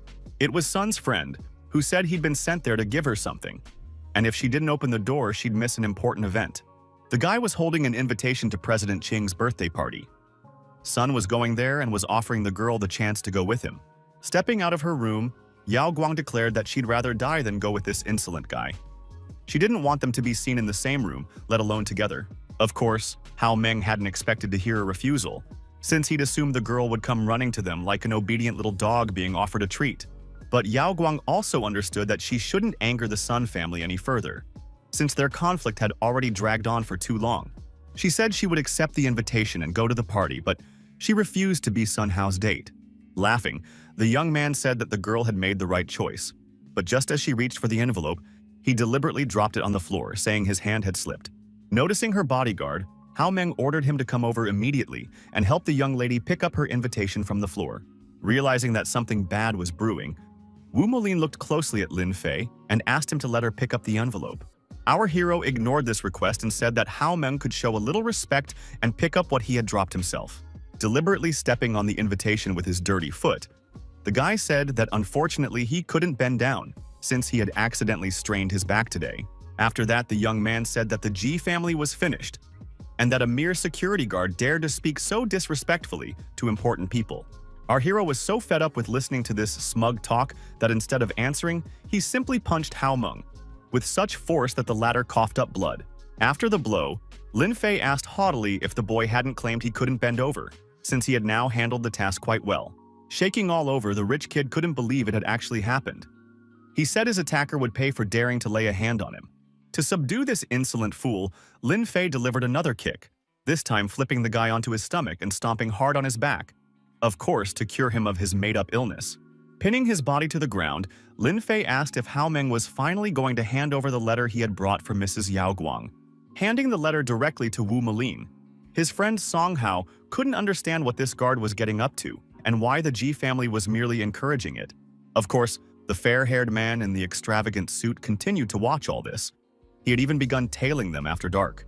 He didn't consider Lin Fei all that dangerous, but as for Wu Molin, he thought she was exceptionally talented. She was someone to be wary of. He wanted to know just how strong the girl was, so he decided he needed to send someone to find out more about her. To do this, he called Black Rose in the middle of the night. She wasn't asleep and was very busy with her personal life, so she was unhappy that someone wanted to send Baijiang on a reconnaissance mission. The fair-haired man said that Baijiang needed to find out how strong Wu Molin was. He threatened that if Black Rose didn't agree, her husband would find out what the two of them had been up to with this man. Taking the phone from the dark-haired beauty's hands, Baijiang replied that he understood everything and would definitely do as the blonde man wished. After that, the couple was finally able to put their phones away and get on to more interesting things. The next morning, the mansion staff reported that the esteemed Qing Fen had arrived for a visit. Upon hearing this news, our hero decided that he would have to take a break from the board game he had been so engrossed in. As soon as the man approached the table where the young man was sitting, the latter immediately asked if the medicine he had given had worked so quickly. He explained that finding the necessary medicinal ingredients hadn't been easy. But this time he had come to invite Lin Fei to the celebration, after which he handed over an envelope. Without hesitation, the young man said he would definitely come. Not because he wanted to attend the event, but because Yao Guang would be there, which meant he had to be there too. Placing the invitation on the table, the gentleman began to thank Great Lin from the bottom of his heart for bestowing such an honor upon him. Not wanting to let his guest leave, our hero invited him to sit down and play a game of the board game he was so passionate about. Embarrassed, the man said that he couldn't even master ordinary checkers, and this game was all the more too complicated for him. As he moved the pieces, Lin Fei remarked that the issue was not Mr. Qing's stupidity, but rather that life is too short and people cannot learn absolutely everything. Bowing, the man thanked the great Lin for showing him such wisdom and mercy in deciding to let him go. Meanwhile, an unfamiliar car pulled up to the mansion, which meant a new guest had arrived, one whom no one had invited. It was none other than the red-haired lover of the Black Rose, whose name was Baijiang.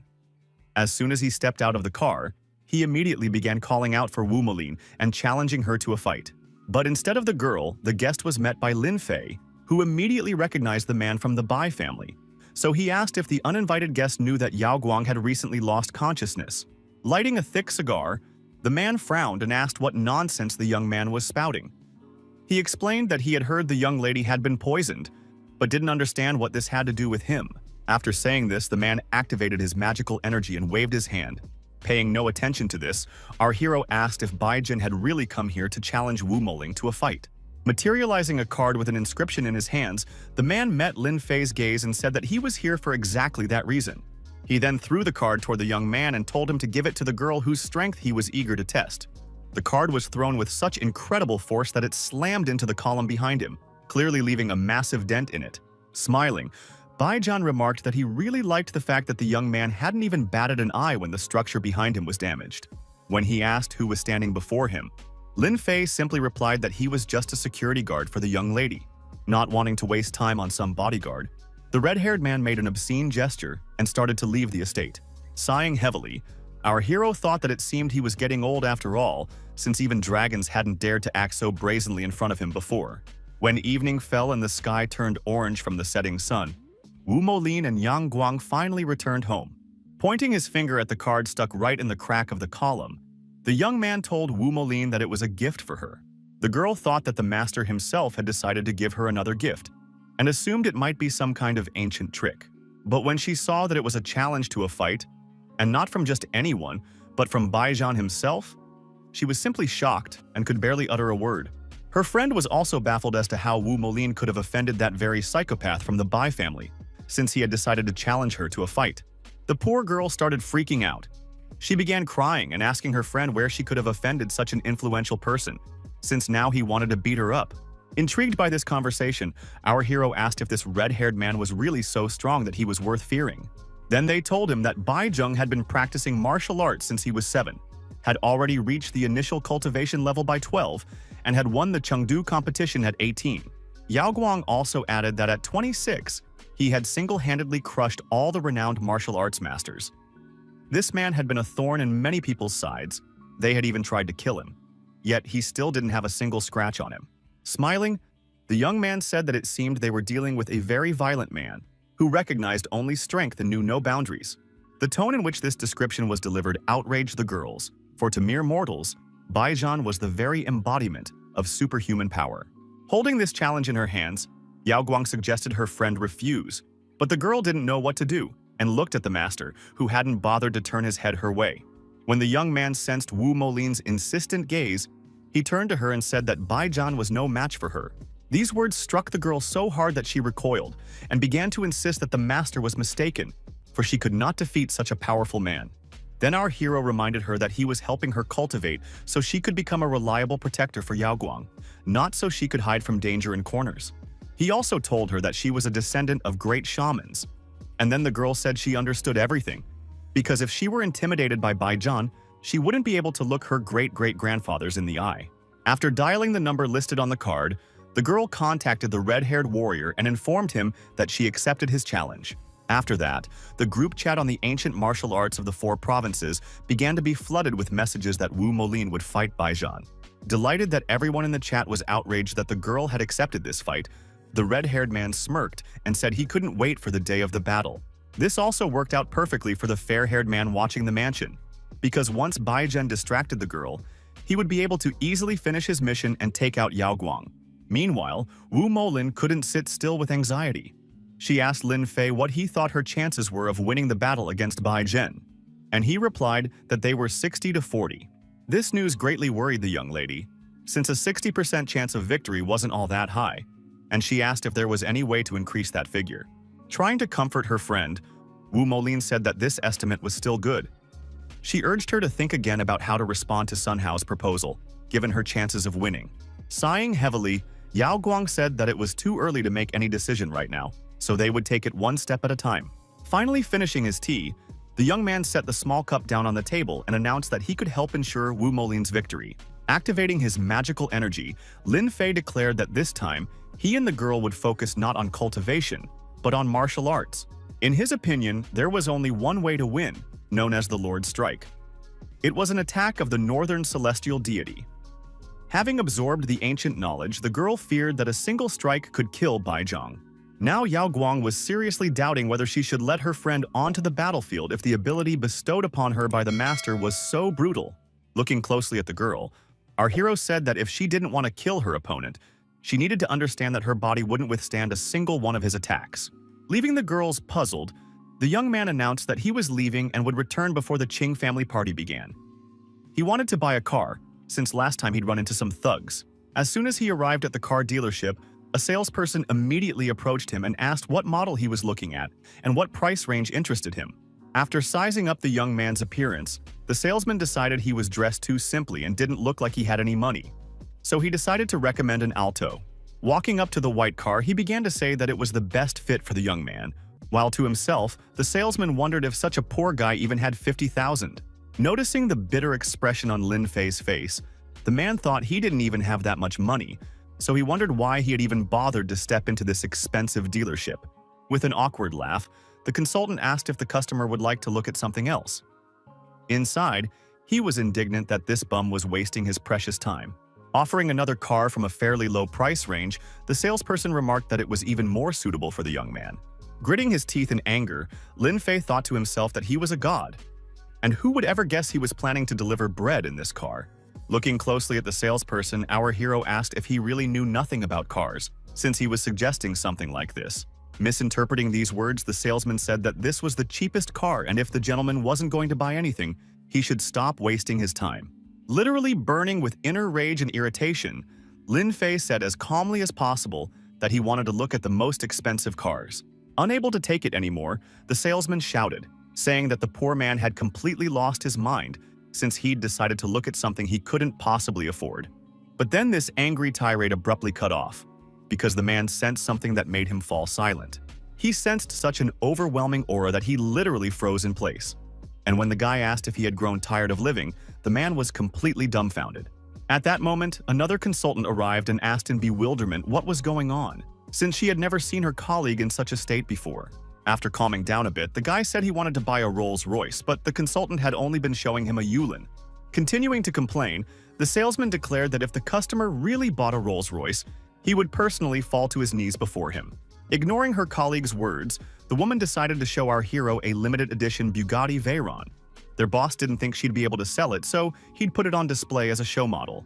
The fact that this car cost $25 million didn't deter the guy in the least. On the contrary, he readily pulled out his card and announced that he was buying it. Now it was the girl's turn to be surprised, since she hadn't expected this young man to actually make such an expensive purchase. The sales consultant was practically in hysterics, asking if the guy hadn't woken up yet and didn't understand just how much money was at stake.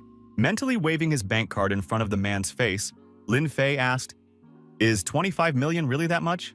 With a sly smile, the consultant said he wouldn't stand in the way of the purchase, but he wanted to see how this insolent young man would pay for the car. Looking closely at the man, our hero said he was a fool, while the dark-haired girl processed the purchase and was shocked when the payment was approved. While the sales consultant stood there in shock, Lin Fei asked when his new car would be delivered. The girl informed him that it usually took half a day, but since it was late, it would be delivered tomorrow. However, since they were dealing with a VIP customer, the consultant offered to drive the gentleman there herself, so she asked for his address and phone number. The girl even offered to get behind the wheel and drive the guy there without any trouble. But he wasn't interested and said he was willing to wait until tomorrow. The sales consultant was overjoyed because she would receive a commission of $1,000,000 for such a big sale, while her colleague was in despair, realizing that he had deprived himself of such a huge sum of money. Our hero received a call inviting him to join the celebration, since the G family was already there, but he said he would make his own way there. While the taxi driver was driving him, he asked why the young man was heading to that house. Had he decided to work as a security guard? But the young man replied briefly that he was going to dinner. Looking at our hero, people began to whisper and ask who he was. They didn't understand why the Ching family would invite such people to their home. While Lin Fei was looking for his beloved Yao Guang, Hao Ming and his friend Song Hao noticed him. The guys were so outraged by his visit that they started saying that an ordinary security guard had no right to participate in such events. Song Hao found it so unpleasant to be in the same room with this man that he literally wanted to scream with rage. Looking at the artifact on display for all to see, our hero couldn't understand how a family that had spent its entire life worshipping and praying to the Dai people had sunk so low. Wanting to ruin Lin Fei's evening, Hao Meng turned to the security guards and said there was an intruder among them who needed to be escorted out. The young man confidently claimed that the security guard had sneaked into the Qing family's home without even being noticed, and he suggested that the guard intended to steal rare items and sell them. Turning his attention to this insolent man, Lin Fei said that it seemed yesterday's lesson hadn't taught the fool a thing. Hiding behind his friend's back, the rich kid continued to say that this man had broken into the house with the intent to steal, and now he even wanted to start a fight with the one who had exposed his evil schemes. Coming down the stairs, the homeowner asked menacingly who had the audacity to break into his house during the holiday to steal something. But when he saw who everyone was pointing at, he literally froze in his tracks, for he could not forgive his people for such disrespect toward a guest. Meanwhile, Haomeng began running around the host like a little dog and saying that the thief was over there, pointing at our hero.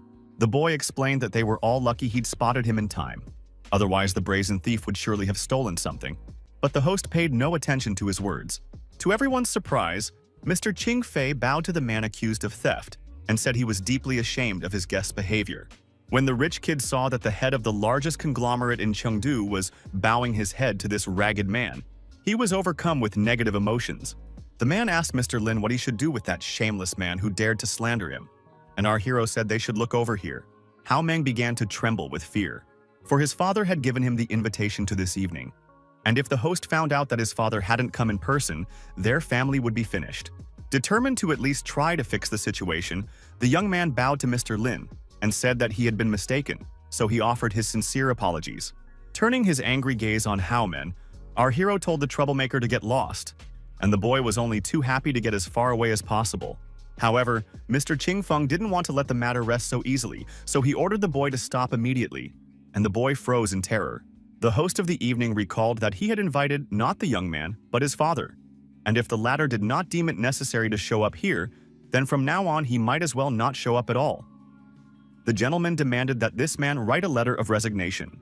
Of course, the young man immediately began begging Uncle Ching to give them another chance. But the security guard had already rushed to escort him out of the building, and so he was shamefully thrown out of the Qin family home. Only now did Haomeng realize that it was all his own fault. His loose tongue and his desire to get back at Lin Fei. He was absolutely terrified because he knew full well that if his father found out about this incident, he'd be in big trouble, and there was no way his father wouldn't find out. So the boy could only hope for Sun Hao's help. After what had happened, the guest of honor came downstairs and thanked everyone for attending the party in her honor. She was accompanied by Yao Guang, who noticed that Lin Fei was among the guests, smiling happily at her and sipping wine. You could tell by the girl's expression that she was extremely embarrassed. It seemed she didn't understand why this guy was invited to such social events. Meanwhile, Sun Hao was watching our hero closely. Inside, he felt anger, because he didn't understand where this guy had come from. A guy whom even Qin Fen himself bowed to. A phone call distracted the guy from all these thoughts. It was his friend, who was literally begging him to put in a good word for him with the Qin family. However, the guy had no time for him right now, so he simply told his friend to leave him alone and deal with his own problems. He didn't consider him someone worth helping. Meanwhile, Yao Guang was chatting with her friend, who was so observant that she noticed there was a piece of paper inside her pendant. The girl said it was just an amulet. Hearing this, Mr. Ching's daughter recoiled and asked if this charm had really been given to her friend by the charlatan Lin Fei. Our hero overheard these words. Stepping closer, he said that no one had ever called him a charlatan before, so he was curious why the girl had used that nickname. Looking at the young man with a hurt expression, the birthday girl asked if he really didn't want to admit that he was a fraud and incapable of anything. These words didn't sit well with Yao Guang either, who asked Li Shui not to speak that way, since the girl had clearly misunderstood something. After all, this guy had saved her, which meant he wasn't a charlatan. The conversation among the group was interrupted when a man approached Li Shui to congratulate her in person and presented her with a gift in a velvet box. Inside was a limited edition diamond bracelet from Dior. There were only 5,000 of them in the whole world. Everyone envied the girl because of the gift that Sun Hao had given her. After that, the guy walked over to Yao Guang, held out his hand to her, and smiled sweetly, asking if he could ask her out. After his haughty behavior, the heroine didn't even know how to act, but she never had to make a decision because someone else did it for her. Lin Fei took her hand and said that she couldn't invite that girl anywhere, since she was with him. With a malicious smirk, the guy said that he and Mr. Lin had met again, and he admitted that in their contest, the other had proven himself a true genius. The birthday girl was surprised that even Sun Hao knew this charlatan. She was amazed that he was so famous that representatives of the city's 3 wealthiest families knew him. She also explained that it was he who had given Yao Guang a piece of paper with an inscription on it as an amulet to wear. The girl had even ruined a necklace made of genuine amber, and he had also tried to deceive her by pretending to be some kind of saint. After these words, Song Hao bowed respectfully and said he hadn't known that the very same Saint Lin was standing before him. In fact, he had merely been playing a role and didn't believe this boy was anyone of importance. His voice grew louder and louder as the young man wanted to humiliate Lin Fei, so he asked what the saint would give Li Shui for her birthday. People began whispering that they were indeed dealing with an imposter. Song Hao was certain he would expose this charlatan and put him in his place before all of Chengdu's high society.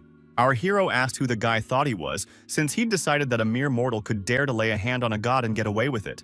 After these words, Li Sui couldn't take it anymore.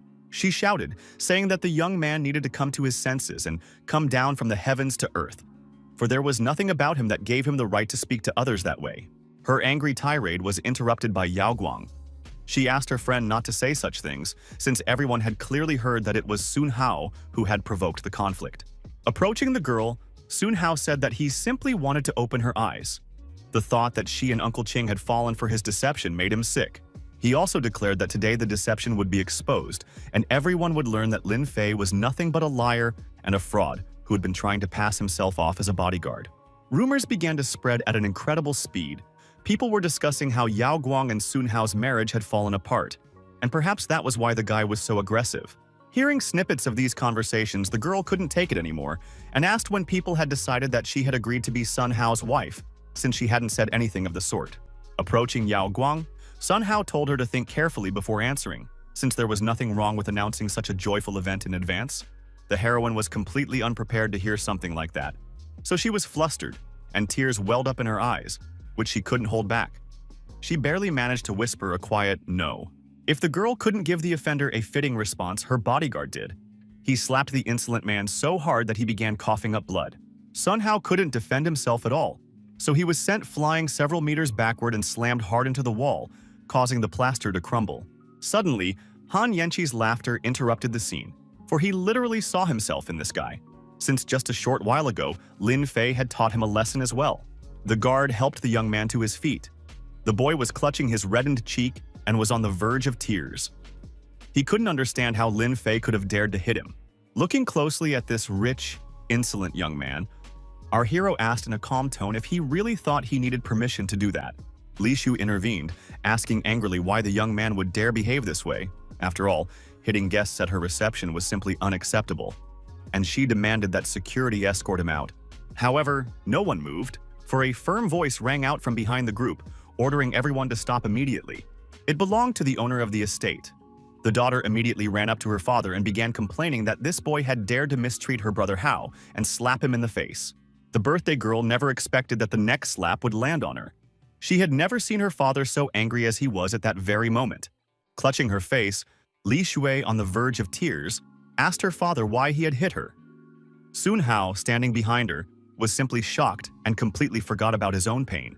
The girl broke down in a fit of hysteria. She cried and asked, "Could my father really bring himself to hit me on my birthday and on top of that, humiliate me in front of all the guests?" Turning around, Mr. Qing began to walk away without any explanation. No one understood what was happening. The security guards started to calm the young woman down, while Sun Hao just stood there, completely bewildered. The staff froze, unsure what to do, whether to kick Lin Fei out or leave him alone, when their boss shouted, asking why they weren't at their posts. Deciding that Uncle Qing wouldn't just let this situation slide, Sun Hao approached him and demanded an explanation, since he wanted at least some kind of clarification. The enraged host asked what kind of explanation he needed, since he had insulted his esteemed guest at a formal reception and had spread dirty rumors about a marriage to Miss Ji, so any self-respecting man in Lin Fei's place would have done the same. Upon hearing that Mr. Qing had called her Lin Fei's beloved woman, the girl blushed, while our hero savored her sweet expression, which he hadn't seen in a whole millennium. Meanwhile, the host continued the confrontation, declaring that if Sun Hao didn't agree with him, then his father could come, and that would be a completely different conversation. The enraged brunette, with a handprint on his cheek, asked maliciously if Director Qing really wanted to start a war with the Sun family, since that would benefit no one. The man's anger only intensified. He declared that this was his final word, and if anyone went against His Holiness Mr. Lin, then that person was also going against him. Hearing this, all the guests were simply shocked. They couldn't believe that Ching Fen was so foolish as to be willing to go against the Sun family over some bodyguard. Han and Ichi was watching our hero closely, trying to figure out just how powerful this Lin Fei was, since all the distinguished families literally bowed down before him. Seeing the many questions on his guests' faces, the estate's owner decided to explain himself. He said that His Holiness Lord Lin was his benefactor, whom he held in the highest regard. Looking at this man, Lin Fei suddenly caught himself thinking that he bore a striking resemblance to his distant ancestor, whose name was Qing Yuntian. But no explanation could quell Song Hao's fury. He declared that Ching Fen would yet deeply regret what he had done, and that it was only a matter of time before retribution caught up with him. As soon as the door closed behind him, the dark-haired man nervously lit a cigarette. He was disgusted that the situation had been framed as if he were some kind of animal, and he promised himself he would take revenge on those who had wronged him. After dialing the number, the young man explained that he needed to teach a certain scoundrel a lesson. He didn't want to kill him. He just wanted the offender to be lying at his feet begging for mercy. To calm down a bit after the unpleasant incident, Lin Fei headed to the study, where the homeowner approached him and said that his daughter would be punished, since he hadn't been strict enough with her before. While examining an old book, Lin Fei stated that there was no need to be cruel to Li Shui, who simply didn't understand anything. Mr. Qing also mentioned that he had heard about what had happened between the Sun and Ji families, so if Lin Fei had any instructions, he could share them, and his family would do everything in their power to help. Glancing at the man, our hero said that he needn't worry about it, since he already had a plan. What Qing really wanted to talk about was far more interesting to him. Deciding not to delay, the estate owner explained that the Bai clan had protected the Qing clan's property from generation to generation, as they possessed a family secret for cultivating martial prowess. But now there was no one left in their family who could practice martial arts, while in the Bai family, masters were emerging one after another. Moreover, they now had an ancient female spider in their possession. Our hero understood perfectly why the man was worried, for his son, Qing Miyu, had already been attacked by a member of the Bai family, and yet in the past they had been the ones protecting them. But now everything had changed. So he decided to present this man with a magical amulet that would help the Qing family preserve their well-being and peace. The man was very grateful for this priceless gift from Saint Lin. However, Lin Fei warned that Li Jue was unlikely to accept any help from him. So if she put herself in danger, he wouldn't be able to help her in any way. When he stepped out of the office, his ears caught an indistinct sound that made him freeze in his tracks and start listening. It was Ms. Li Jue crying. Yao Guang was trying to comfort her, but the girl was too upset that her birthday had been ruined, and by none other than her own father. When Yao Guang saw the young man, she immediately approached him. He asked if she had really given her friend the necklace that was supposed to protect her from all misfortune. The girl nodded affirmatively, saying that Lin Fei might want to help the Qing family, but Li Shui wouldn't accept his help, which meant she would remain defenseless, so she had decided to do exactly that. Looking closely at Lin Fei, she asked with a hint of anxiety in her voice if he would be angry with her for what she had done with his gift. Far from being angry with her, our hero was delighted by the girl's kindness, so he said that such amulets were quite easy to come by. When late evening came, Yao Guang announced that they needed to head home, so the young man followed her without a word. But today, it was clear they wouldn't be able to get home without an adventure, because Sun Hao emerged from the darkness and declared that he was giving Yao Guang one last chance to fix the unpleasant situation. The guy arrogantly declared that if the girl didn't leave with him tonight, there would be consequences for which he had no intention of taking responsibility. Rolling his eyes in annoyance, Lin Fei said that his companion shouldn't pay any attention to this clown so they could continue on their way home. But the man who had been with Sun Hao blocked their path and asked who the young man thought he was, allowing himself to behave this way towards such a distinguished gentleman as a member of the Sun family. Lin Fei recognized this man as Sun Hao's teacher, whose name was Tao Yin. He also mentioned that he didn't belong to any school or faction, but Yao Guang was now worried that they had run into someone who practiced ancient martial arts. Hearing this, the man smiled and asked if he was really dealing with a self-taught practitioner. He also explained that he had been a disciple of the great Tao Qian, a master who had attained perfect wisdom. The name of this great master greatly intrigued our hero, for he had lived in this world so long that he knew absolutely every outstanding person. Tao Yanu misinterpreted our hero's interest, for he arrogantly assumed that the young man had become terribly frightened and had finally decided to back down and give up on the girl. However, this was not the case at all. Shaking his head, Lin Fei said he had never heard of such a master. This insult greatly angered Tao Yinu, and he wanted to teach the boy a lesson. Activating his magical power, the man asked how a worthless boy dared to insult the good name of his teacher, who had so many achievements to his credit. Noticing the fight breaking out, people began pouring into the street and filming it all on their cell phones. They crowded together, blocking each other's way, all wanting to be part of the spectacle. Noticing this, Sun Hao stopped his mentor, saying that there were a lot of people here and someone might call the police, so they should be more careful. Gritting his teeth in anger, Sun Hao hissed that Lin Fei could consider himself very lucky, because their battle hadn't taken place today. But that didn't mean it would always be that way. Soon, they would clash again. These words meant nothing to our hero, but he noticed that his companion was literally trembling with fear. The whole situation was taking a heavy toll on her mental state. Deciding to try putting pressure on her once more, Sun Hao said that today, for the sake of it, he wouldn't touch the guard Yao Guang, but she still had to go with him if she didn't want big trouble. Unable to bear this conversation any longer, our hero said that the Sun family needed to take things a little easier since they had merely developed some outdated microchip that had allowed them to get rich. With a smug grin, the guy said that no one would dare call their microchip outdated. People were whispering and saying that, apart from the Yao family, no one looked down on the Sun family's microchip. The brunette continued to mock them, saying that even if the Ji family were to die out in a single day, all the shareholders, managers, and ordinary workers wouldn't obediently go down with them. Angered, Yao Guang said that all the employees were loyal to their family, and that Sun Hao shouldn't even be concerned about this issue. However, an elderly man approached her and said that collaborating with the Sun family was very profitable for them and completely safe. He was a product manager at the G Corporation, who advised the young woman to get to know Sun Hao better. These words simply shocked the heroine. She turned to Liu Chen, asking how he could have betrayed them, since her family had been so kind to him. With a malicious laugh, the dark-haired rich kid said that the girl should remember that the wise person is the one who understands the laws of social development, because at any moment one can be left without family and public support. He also mentioned that the Sun family wasn't just the production department, but also someone else. After that, he turned toward Han Yingzi, who was walking by. Sun Hao realized that if this fair-haired guy joined him, the girl would start to have more and more doubts about whether she had made the right choice. Needless to say, the blonde was extremely unhappy that his future boss was so openly talking about his betrayal of his previous employers. He didn't want to get involved in this conversation, so he awkwardly told Mr. Sun that he needed to leave immediately since important matters had come up that he couldn't ignore.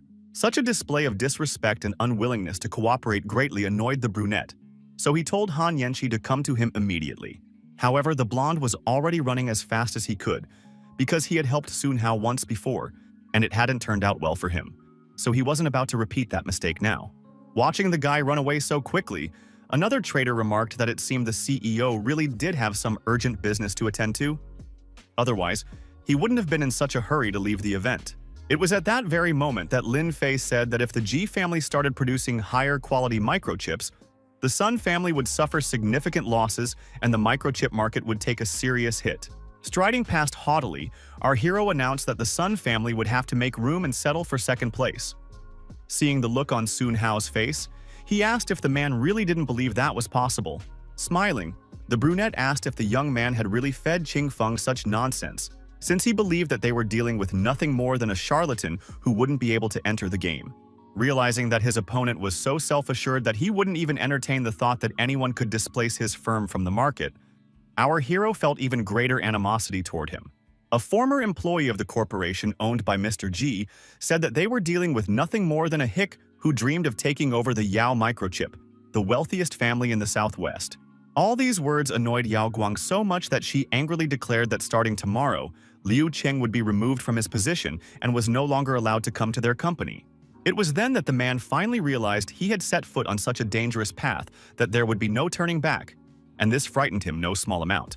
However, his worries were immediately allayed by Sun Hao, who promised Liu Cheng not only reinstatement but also a raise. Young Master's son said that the man could now return to the celebration and take his word for it that mass unrest would begin at the G Corporation starting tomorrow morning. Walking away from this pair of traitors, Yao Guang tried to convince herself that the rest of the employees couldn't possibly be as worthless as Liu Cheng.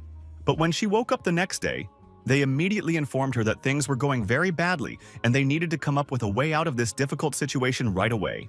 While the girl was brushing her teeth, she listened to the unpleasant news from Wu Molin, who told her that Liu Cheng, along with the board members, had caused a real scandal. Getting ready quickly, she told her friend that they needed to go to the office immediately to at least try to stem the chaos that was inexorably approaching. In the G Corporation Tower, there were rumors that their business was in critical condition and that they could only stay afloat if they reached a compromise with the Sun family. Liu Cheng urged absolutely everyone present to agree that the marriage between Yao Guang and Sun Hao was necessary, because only then would they be able to secure the support needed to keep the company afloat. Just then, Yao Guang herself entered the office, the very woman they had already decided to marry off behind her back. As always, her bodyguard was by her side, and his appearance greatly intimidated those present at the meeting. After giving everyone a critical once-over, our hero said with a frown that it seemed everyone he was interested in had gathered here today. Ignoring these words, Liu Cheng arrogantly asked why a lowly bodyguard had decided he was allowed to stay at a meeting of top-level board members. However, Director G disagreed with this man, for he had asked Mr. Lin to take a seat at the table and join them. This action outraged the traitor, who indignantly asked what all this meant and why the director had seated the guard in the chairman's seat. His indignation was shared by several other board members. Everyone knew full well that Han Yanqi had already defected to the Sun family's side, so Liu Cheng turned to him and asked what he thought about the matter. At first, the blonde man didn't know what to say, since he wanted to sit on both sides of the fence. So he said that Director G had his own reasons for making this decision and that there was no point in discussing it.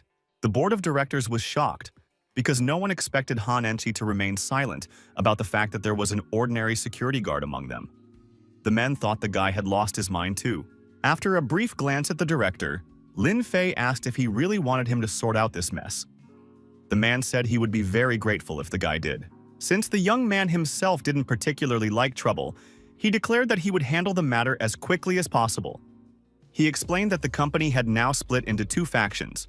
Some wanted to join forces with the Sun family, while others remained loyal to Mr. G. Tapping his fingers on the wooden table, Lin Fei declared that anyone who didn't want the G family to bow to the Suns could leave the meeting room. Mr. G personally thanked those who rose from their seats and headed for the exit for their loyalty, shook their hands, and assured them that they would not be let down. All these events made Han Anichi doubt his own choice, so it was clear that he was overwhelmed by a multitude of thoughts. At one point, he too rose from his seat and declared that the Han and Z families were ready to share both glory and disgrace together, so he would not relinquish his seat in this corporation. Everyone in the room was surprised by the blonde man's words, that he would not insist on the G family bowing their heads. The men couldn't tell if the man standing before them was truly the same guy who was willing to kill for his own gain. But the young man continued to surprise them, saying that he earnestly asked the esteemed shareholders and his father's close friends to leave the meeting room with him. Strangely enough, many heeded his words and decided to back the G family, even though they had previously been certain that the Suns would be far more successful. To prevent the rest from being swayed as well, Liu Cheng declared that there were too many fools in this room who would kick themselves when the Suns took over the corporation. Now our hero turned to those who remained in the office and told them they could get the hell out of the corporation and collect their money from the finance department. Of course, Liu Cheng hadn't expected to hear anything like that, so he was very surprised when he realized he might lose his job. To be honest, even Yao Guang wasn't very pleased with this outcome, since the guy wanted to get rid of a huge portion of the board members, without whom the company might simply cease to exist. No one could believe that the guy was planning to fire 2/3 of the entire management team, since that was simply unthinkable and could cause irreparable harm to the corporation. Adjusting his glasses, one of the employees asked if the company could continue to function without firing such a large number of senior executives. These words were spoken by the chief financial officer, who was very concerned about whether the G Corporation would be able to pay them compensation. It seemed to him that the young man simply didn't understand the losses the company would incur by firing so many people. According to his calculations, the payouts would amount to at least 200 million, and this could cause irreparable harm to the company, not to mention the fact that they would permanently lose highly qualified specialists. Throwing a black card on the table, our hero said there were 3 billion on it. He believed that amount would be more than enough to cover all expenses. He was so fed up with listening to these men's nonsense that he asked them to get out of the office as soon as possible, since it felt like there was no air to breathe in the room because of their outbursts. Finally, he told the departing employees that they weren't afraid of death and were engaged in serious business, so they should take the best possible care of their health. After the unreliable employees finally left the conference room, Mr. G burst out laughing. His daughter didn't understand this behavior since difficult times had come for them. Patting his daughter on the shoulder, her father said he'd caused her quite a bit of worry lately, then informed her that the Yao family had already promised to provide them with microchips so they wouldn't be at a loss. This news delighted the girl so much that at first she couldn't even believe what she was hearing, for Yao Guang couldn't have imagined that they would have the very best microchips available on the market. The man said that these dreams had become a reality only thanks to Lin Fei, and that to cover the losses from the dismissal, he had borrowed 200 million. Looking at her bodyguard, the girl couldn't believe that he had secretly pulled off so much, and she hadn't even suspected it or understood his potential. Our hero said there was no need to thank him since the money had to be returned to the Yao family. The price had just gone up during negotiations, but he would take care of that as well. Nodding, the director said they had resolved that problem, but their company was still without leadership, so they couldn't avoid difficulties in any case. After a moment's thought, Yao Guang asked if the dismissal process didn't take about a month. By then, everyone would know about their joint collaboration with the Yao family, and she thought no one would want to leave the firm. As he got up from his seat, the young man said he would inform Yao Zichen of this, so the news of their joint venture would soon be made public. The young man decided to go outside and see if his car had been delivered. Watching the young man walk away, Mr. G dreamily thought how wonderful it would be if this man became his son-in-law. Then their family would certainly have no problems. One of the employees who had left the company grinned and offered to give Lin Fei a ride to his destination, assuming the young man clearly didn't own a car. He openly bragged about his BMW, saying it cost a fortune and the young man could only dream of something like that, since the G family was currently at rock bottom and could hardly afford to pay decent salaries. Just then, our hero's new car pulled up in front of him, and the braggart jumped back in surprise, clearly not expecting to see something so luxurious right in front of him. The salesperson delivered the purchased car and apologized for the delay, saying there had been a traffic jam on the way. The former corporate employee didn't understand why an ordinary driver would be apologized to. Handing the new owner the car registration, owner's manual, and other documents, the woman said he could check everything to make sure the information was correct. Hearing these words, the former employee was simply shocked. He couldn't believe that this car really belonged to the guy, since it was clearly worth much more than his BMW. Showing off the keys to his brand new car, our hero asked if the former employee could repeat what he had said, since the sound of the engine made it hard to hear him. Meanwhile, young Mr. Sun was enjoying the sunny day. He considered himself a winner, since those old foxes from the G family, in his opinion, were in his hands. His father was also very pleased and said that in a few days the G Corporation would belong to them, since only the Yao family's microchips could surpass the ones they manufactured, and they clearly had no intention of cooperating with anyone. Their idol was shattered the moment the eldest representative of their family burst into the room and shouted, asking if they were aware of what was happening and why they were shamelessly drinking wine there. The old man reported that there was new news about the Yao family. Rumor had it that they had sold their microchips to Huashan at the standard price set by the G Corporation. The elderly head of the family tossed a newspaper toward his relatives. Sun Hao immediately grabbed it to read it and make sure his grandfather was telling the truth, since he couldn't understand how such a thing was even possible. Sun Hao's father immediately jumped up from his seat and asked the old man what they should do now, since it was absolutely clear that they were at a loss and would definitely not be able to take over the G Corporation. Looking closely at his foolish son, the elderly Mr. Sun said that he had come here to ask exactly the same question of those who had caused this chaos. In a fit of rage, Sun Hao tore up the newspaper and shouted that those vile bastards had planned their escape routes in advance and now wanted to openly destroy them. After these words, the old man dropped his cane, which had been helping him stay on his feet. It clattered to the tile floor. Sinking down resignedly onto the edge of the sofa, the man said there was no point in talking about it now, since it was clear that this time their family was in for serious trouble. Inside, Sun Hao was so filled with rage that he simply didn't know how to cope with it. He wanted to know why the Yao family had suddenly decided to cooperate with G, since they had never before provided their microchips to anyone. He also hadn't noticed these two families growing closer in any way before, so he assumed someone had facilitated this, and Lin Fei immediately came under his suspicion. His phone rang, and when he answered, Liu Cheng told him they'd organized a small celebration to mark their victory over the G family, so everyone was just waiting for him to arrive so they could all meet the new boss. That was the last straw that broke the camel's back. He shouted, asking how a man could even think about socializing at a time like this, and besides, he couldn't care less about all those layoffs. Poor Liu Cheng nearly went deaf from that shout. He couldn't understand why young Master Sun was so angry, since he should have been celebrating. But everything was quite the opposite. When the shouting died down a little, the man dared to interject a few words, for he was far too curious to know what had happened to make the young man so furious. But instead of an answer, he saw that his call had been rejected. Liu Chung couldn't understand it. Had his new boss finally lost his mind, since he'd decided to ignore him? Soon, everyone realized what had caused this behavior. One of the former employees had called everyone else to check the Weibo update on their former company's website. There was news that the G Corporation and the Southwest Yao Corporation had signed a cooperation agreement, and now Yao was supplying them with its renowned microchips. Meanwhile, things were very unsettled at Han Yanqi's house. He didn't know if he had done the right thing. The young man feared his father would turn his back on him because he had supported the G family. But on the other hand, if he hadn't supported G, he would have faced Lin Fei's wrath, and that would have meant certain doom for his family. When there was a knock at his door, the blonde boy was startled. He hadn't expected his father to arrive so quickly and assumed the man was already intent on kicking him out of the house. Stepping back, the boy said that his father could beat him or scold him. He would admit to everything. But deep down, he was certain that Lin Fei could cause them far more trouble. Instead of yelling at his son, his father gave him a tight hug and began to praise him. Laughing, he said he was proud of the man Han Enchi had grown into. The young man didn't understand a thing. He even suspected that his father had lost his mind because of what had happened, since it was very difficult to explain his behavior any other way. Then the man told him the news that Yao and Z had signed a long-term cooperation agreement to supply Huashan with microchips, and now they were on top of the world.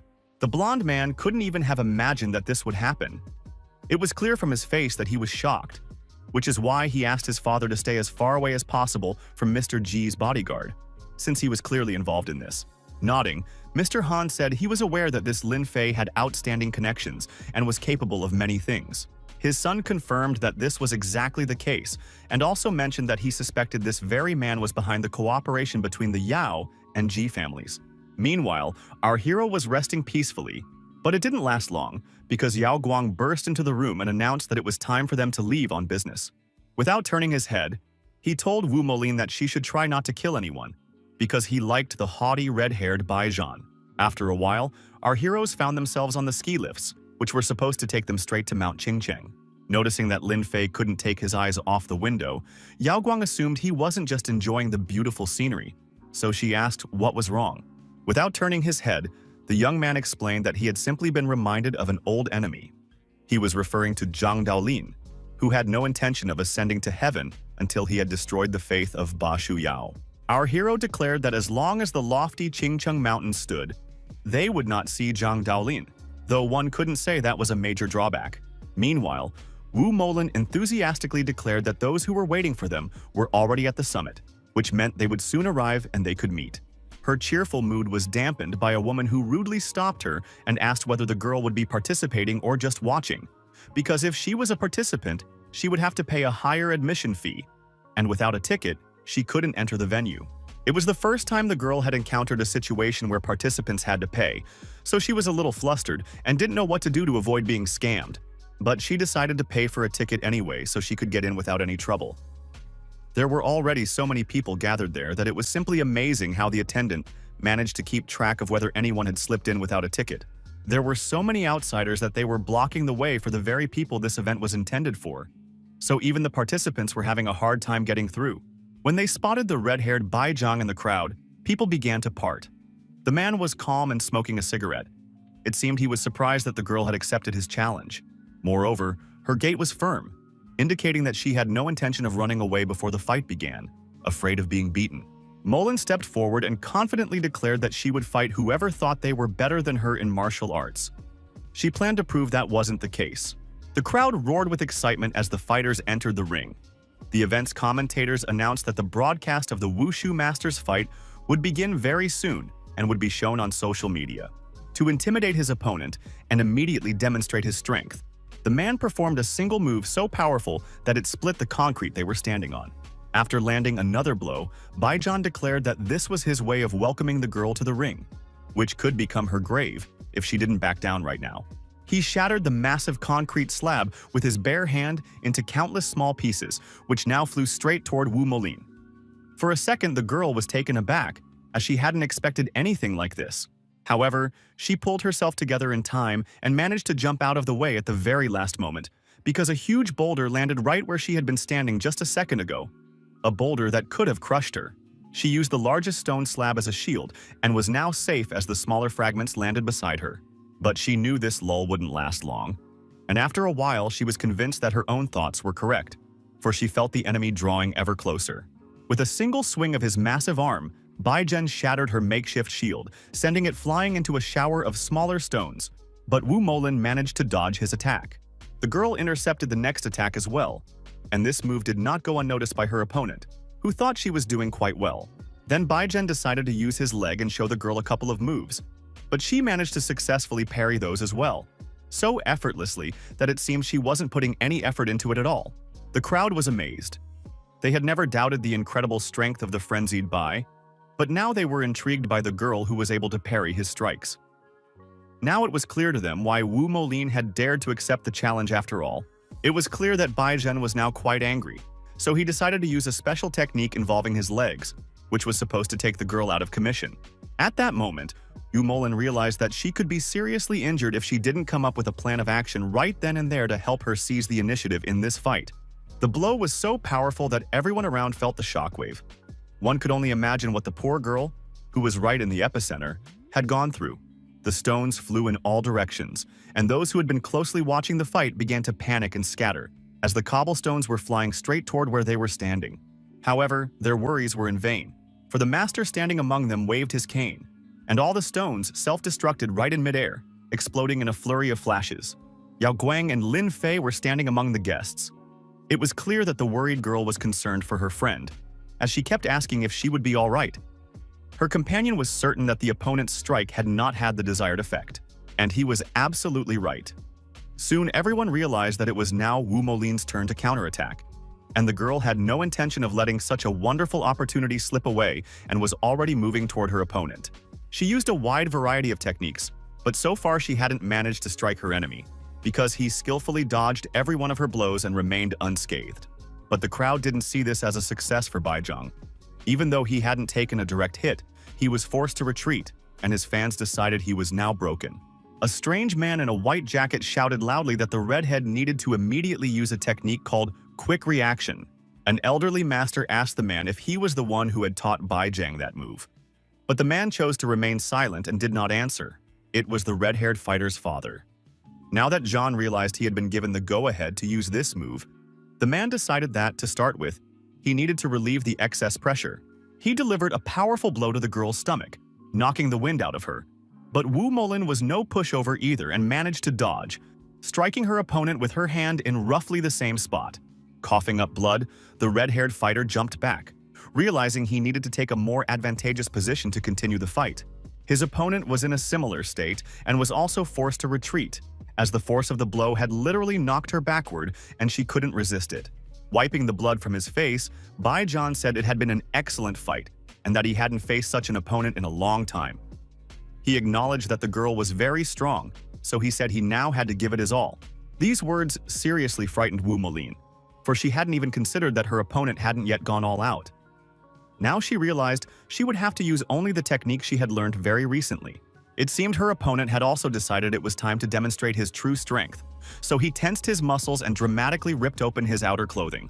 His appearance so impressed the online viewers watching the fight that they wrote enthusiastic comments and said it all looked like special effects. One of Elder Bai's subordinates approached him and asked if performing so many moves wouldn't lead to an overexertion of vital energy that could harm his son. But the man believed that nothing terrible would happen. It would simply place a heavy strain on the body, and if he hadn't reached this state, he wouldn't have been able to use the necessary move. So far, everything indicated that Baijian felt great. He was brimming with energy that was hard to contain, so he rushed into battle. Using a technique called Fierce Storm, this man planned to literally knock Wu Molin off her feet, who had frozen in place for the moment. Leaping up, the redhead directed all his strength straight at the girl. Using a skill called 100 Fists, he was certain that this time the girl wouldn't withstand his onslaught. It seemed similar thoughts were running through Yao Guang's mind as well. She screamed her friend's name in horror, fearing the girl wouldn't withstand such an attack and would be severely maimed.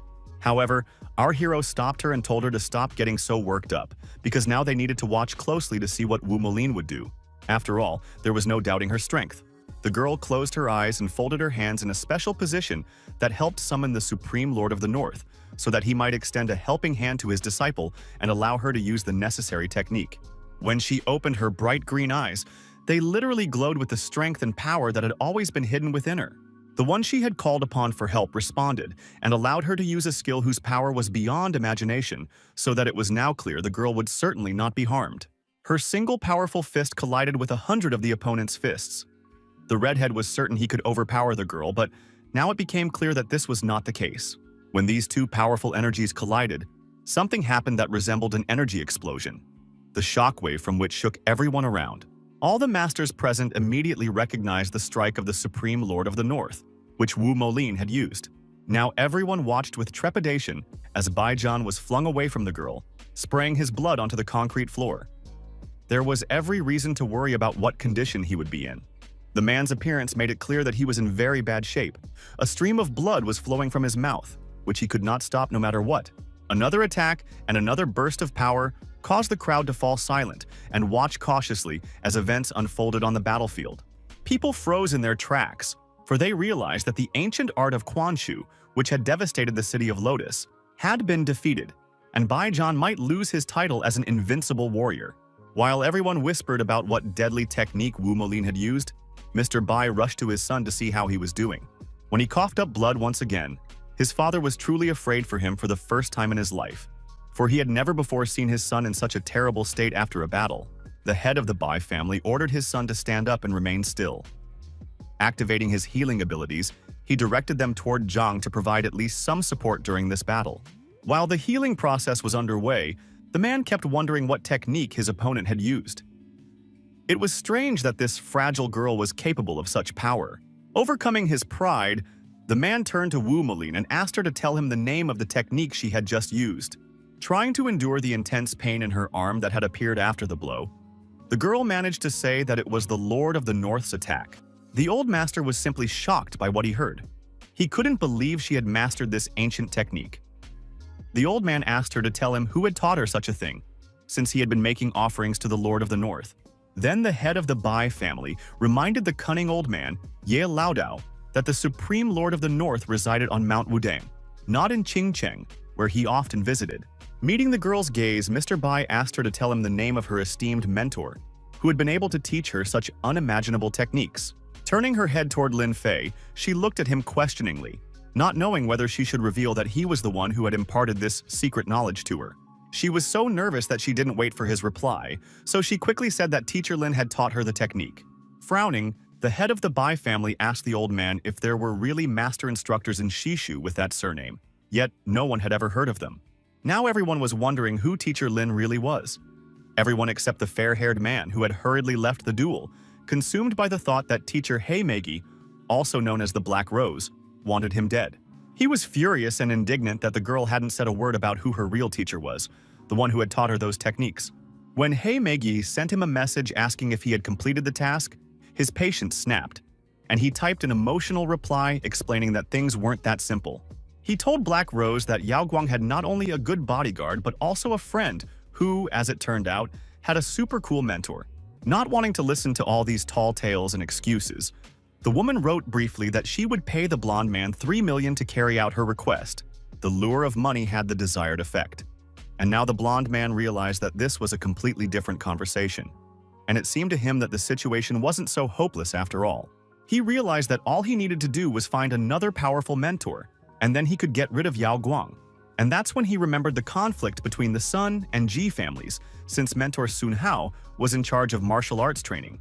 When he shared this idea with Black Rose, she immediately asked whether this wisest man, whose name was Tao Tian, would agree. And then the fair-haired man asked Black Rose whether the mentor would stand aside if someone with combat skills and spirits like Wu Moling's killed grandfather Sun Hao. Before any alarming events occurred, the story takes us to the Ji family mansion. There, our hero was chatting with the girls and said that the secret organization of assassins must, after all, have at least some brains, since it was precisely because of them that the chief bodyguard, Yao Guang, had been injured. His speech was cut short just as a phone call rang, breaking the silence of the house. It was Yao Ji-cheng, who reported that he had already returned from abroad and would be in Lotus City tomorrow, so they could discuss their future cooperation with the Ji family. Deciding that it would be better for Yao Guang to speak with this gentleman personally, he handed the phone to the girl and told her that a representative of the Yao family wanted to discuss their future cooperation. To be honest, the girl was simply thrilled at the prospect of speaking personally with President Yao, since their surname had become a veritable legend in the microchip industry. So as not to interrupt the conversation, our hero decided to leave the room and step out onto the balcony to get some fresh air.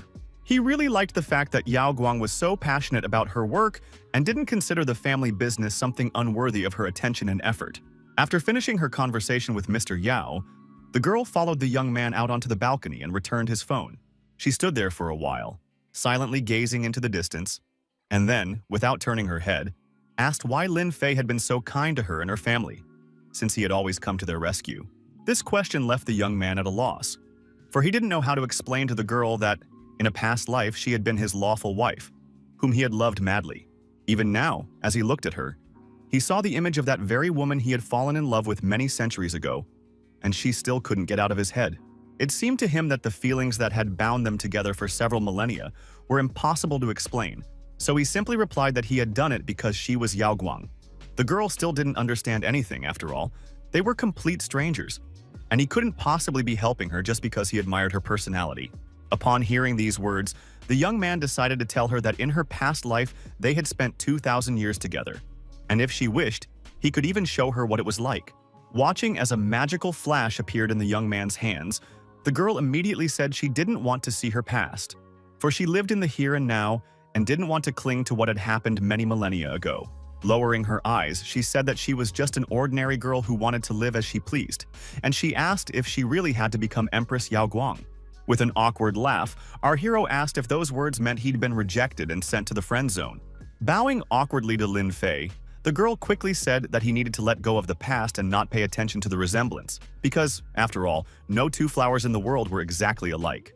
However, deep down, our hero still held out hope that perhaps, once Yao Guang got to know him better, she would fall in love with him again, and then all his problems would be solved.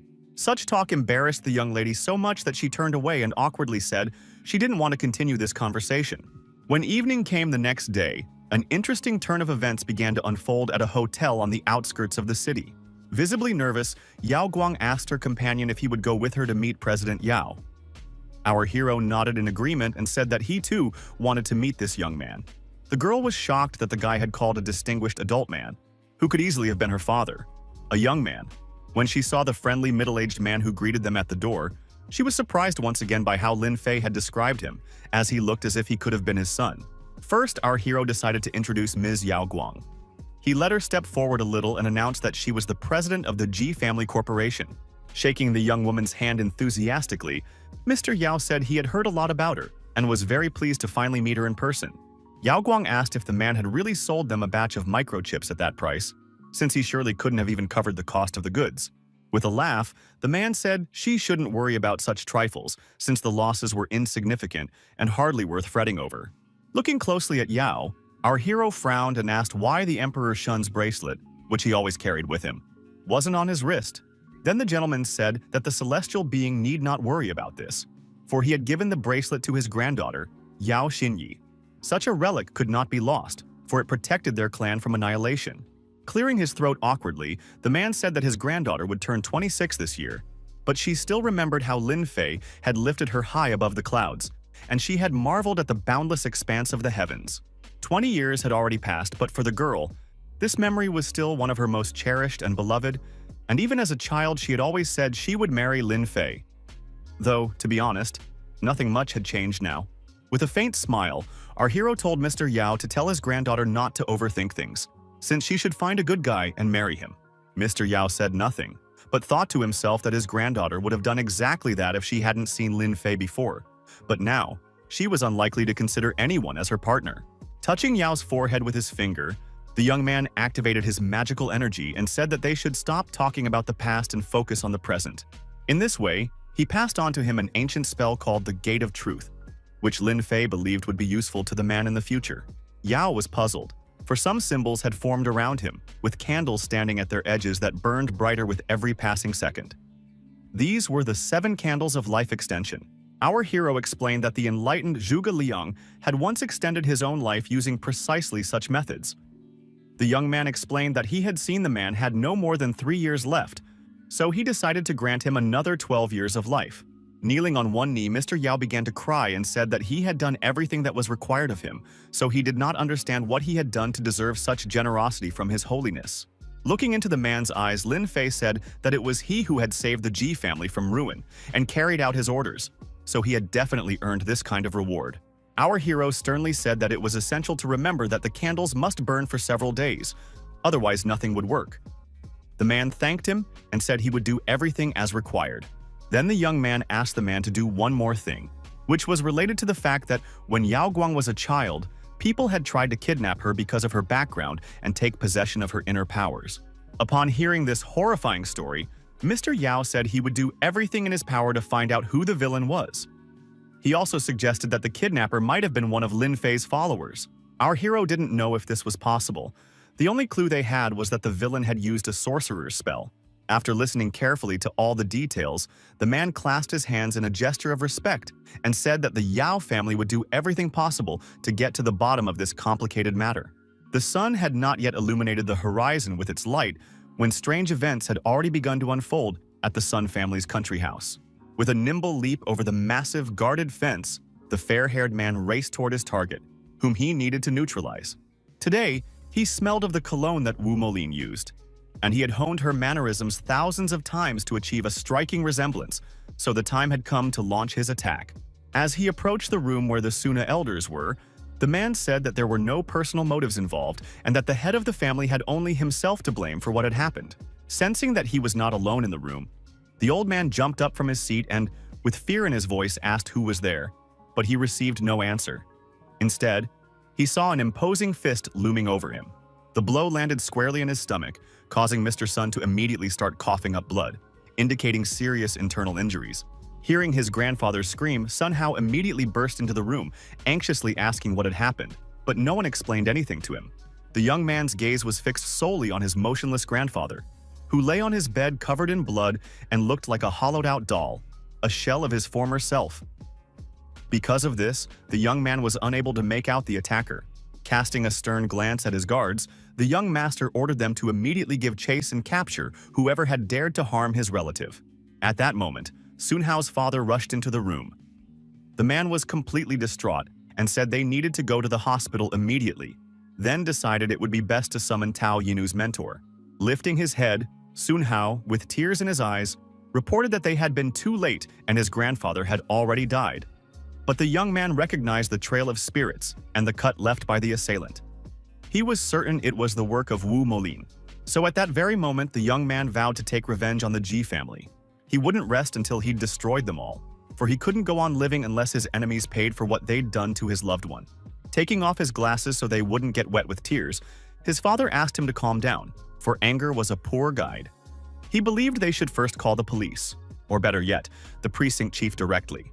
At first light, a police squad arrived at the Ji family mansion and announced that they suspected a criminal was inside the house, so all residents needed to leave the premises immediately. Yao Guang had just woken up, and when she saw the police convoy outside her window, she decided it was all some kind of silly dream. After all, why would the police come to their house?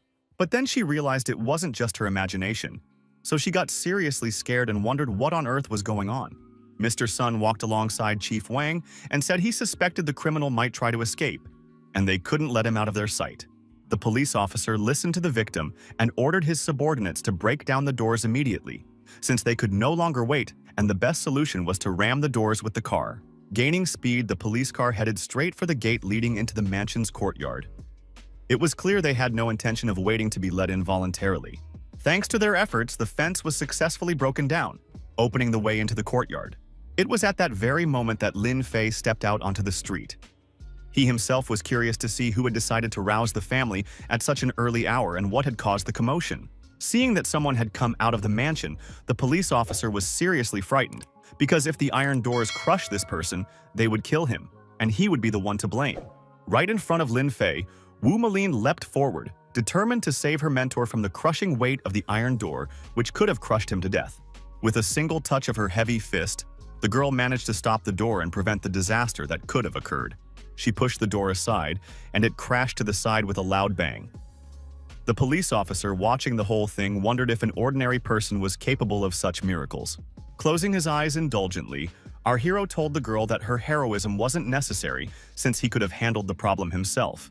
At that moment, Sun Hao stepped forward and shouted to Chief Wan that the girl had used the exact same technique that had killed his grandfather. Ordering his subordinates to draw their weapons, the police officer aimed his gun at our heroes.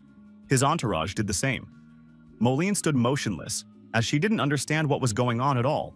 Concerned, Yao Guang asked for an explanation of what was going on, addressing the police officers and saying that there must have been some kind of misunderstanding.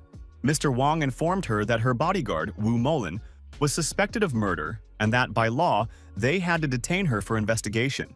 While Sun Hao accused our heroes of ordering the girl to kill his grandfather, the guys were shocked that someone had died at all. Sun Hao thought they were just making a fool of him and wanted to lunge at these people, but his father stopped him, saying they couldn't get into a fight in front of the police. Wang told the young lady that the head of the Sun family had been killed in his own home, that the criminal had killed his victim with a single blow, and that, according to the relatives of the murdered man, their families were feuding, meaning that Ji had a motive. Coming to her friend's defense, Yao Guang stated that the girl had been by her side the whole time and could confirm this, so Wu Molin could not possibly have been involved in the murder. However, these words did not convince the police officer, who considered them to be nonsense. After that, he asked Ms. Wu Molin if she used Coco Chanel perfume. The shock on the girl's face spoke for itself. She couldn't understand how a complete stranger, whom she was seeing for the first time in her life, could possibly know this information. Becoming even more angry, Sun Hao declared that this was the exact scent that remained in his grandfather's bedroom after the intruder had left the room. Barely managing to keep from rolling his eyes, our hero asked if Sun Hao hadn't considered the possibility that someone might have stolen the perfume to frame the girl.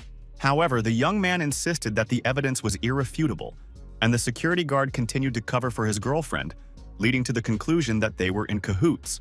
Realizing it was pointless to argue with this psychopath, our hero said they should let Wu Molin go, since everything was being done by the book now, and since the girl was innocent, the police would soon see that for themselves. Without realizing it, Yao Guang felt an incredible sense of calm, because when Lin Fei spoke in that tone, she simply couldn't worry about anything. So she let her friend go ahead, even though it was unbearable for her to watch as the innocent girl was handcuffed and led away. Glancing at Wu Molin, our hero told her not to worry about anything, because as long as he was with her, no one could lock her up in prison, since they knew she was innocent. It was clear that the girl was trying her hardest to stay strong. She was very resilient, and even managed to smile, saying that she trusted her friends and believed they would help her. After her friend had been taken away, Yao Guang asked what they should do, since she was certain that the Sun family wouldn't stop there. They would insist on the harshest sentence and force the police to close the case as quickly as possible.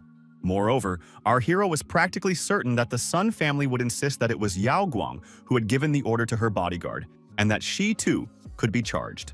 After thinking it over for a moment, he decided to make a phone call, as he was worried he would have to handle this matter personally. Noticing that the guy was dialing the number of some kid named Jiang, Yao Guang decided to ask who he was and how he could help them.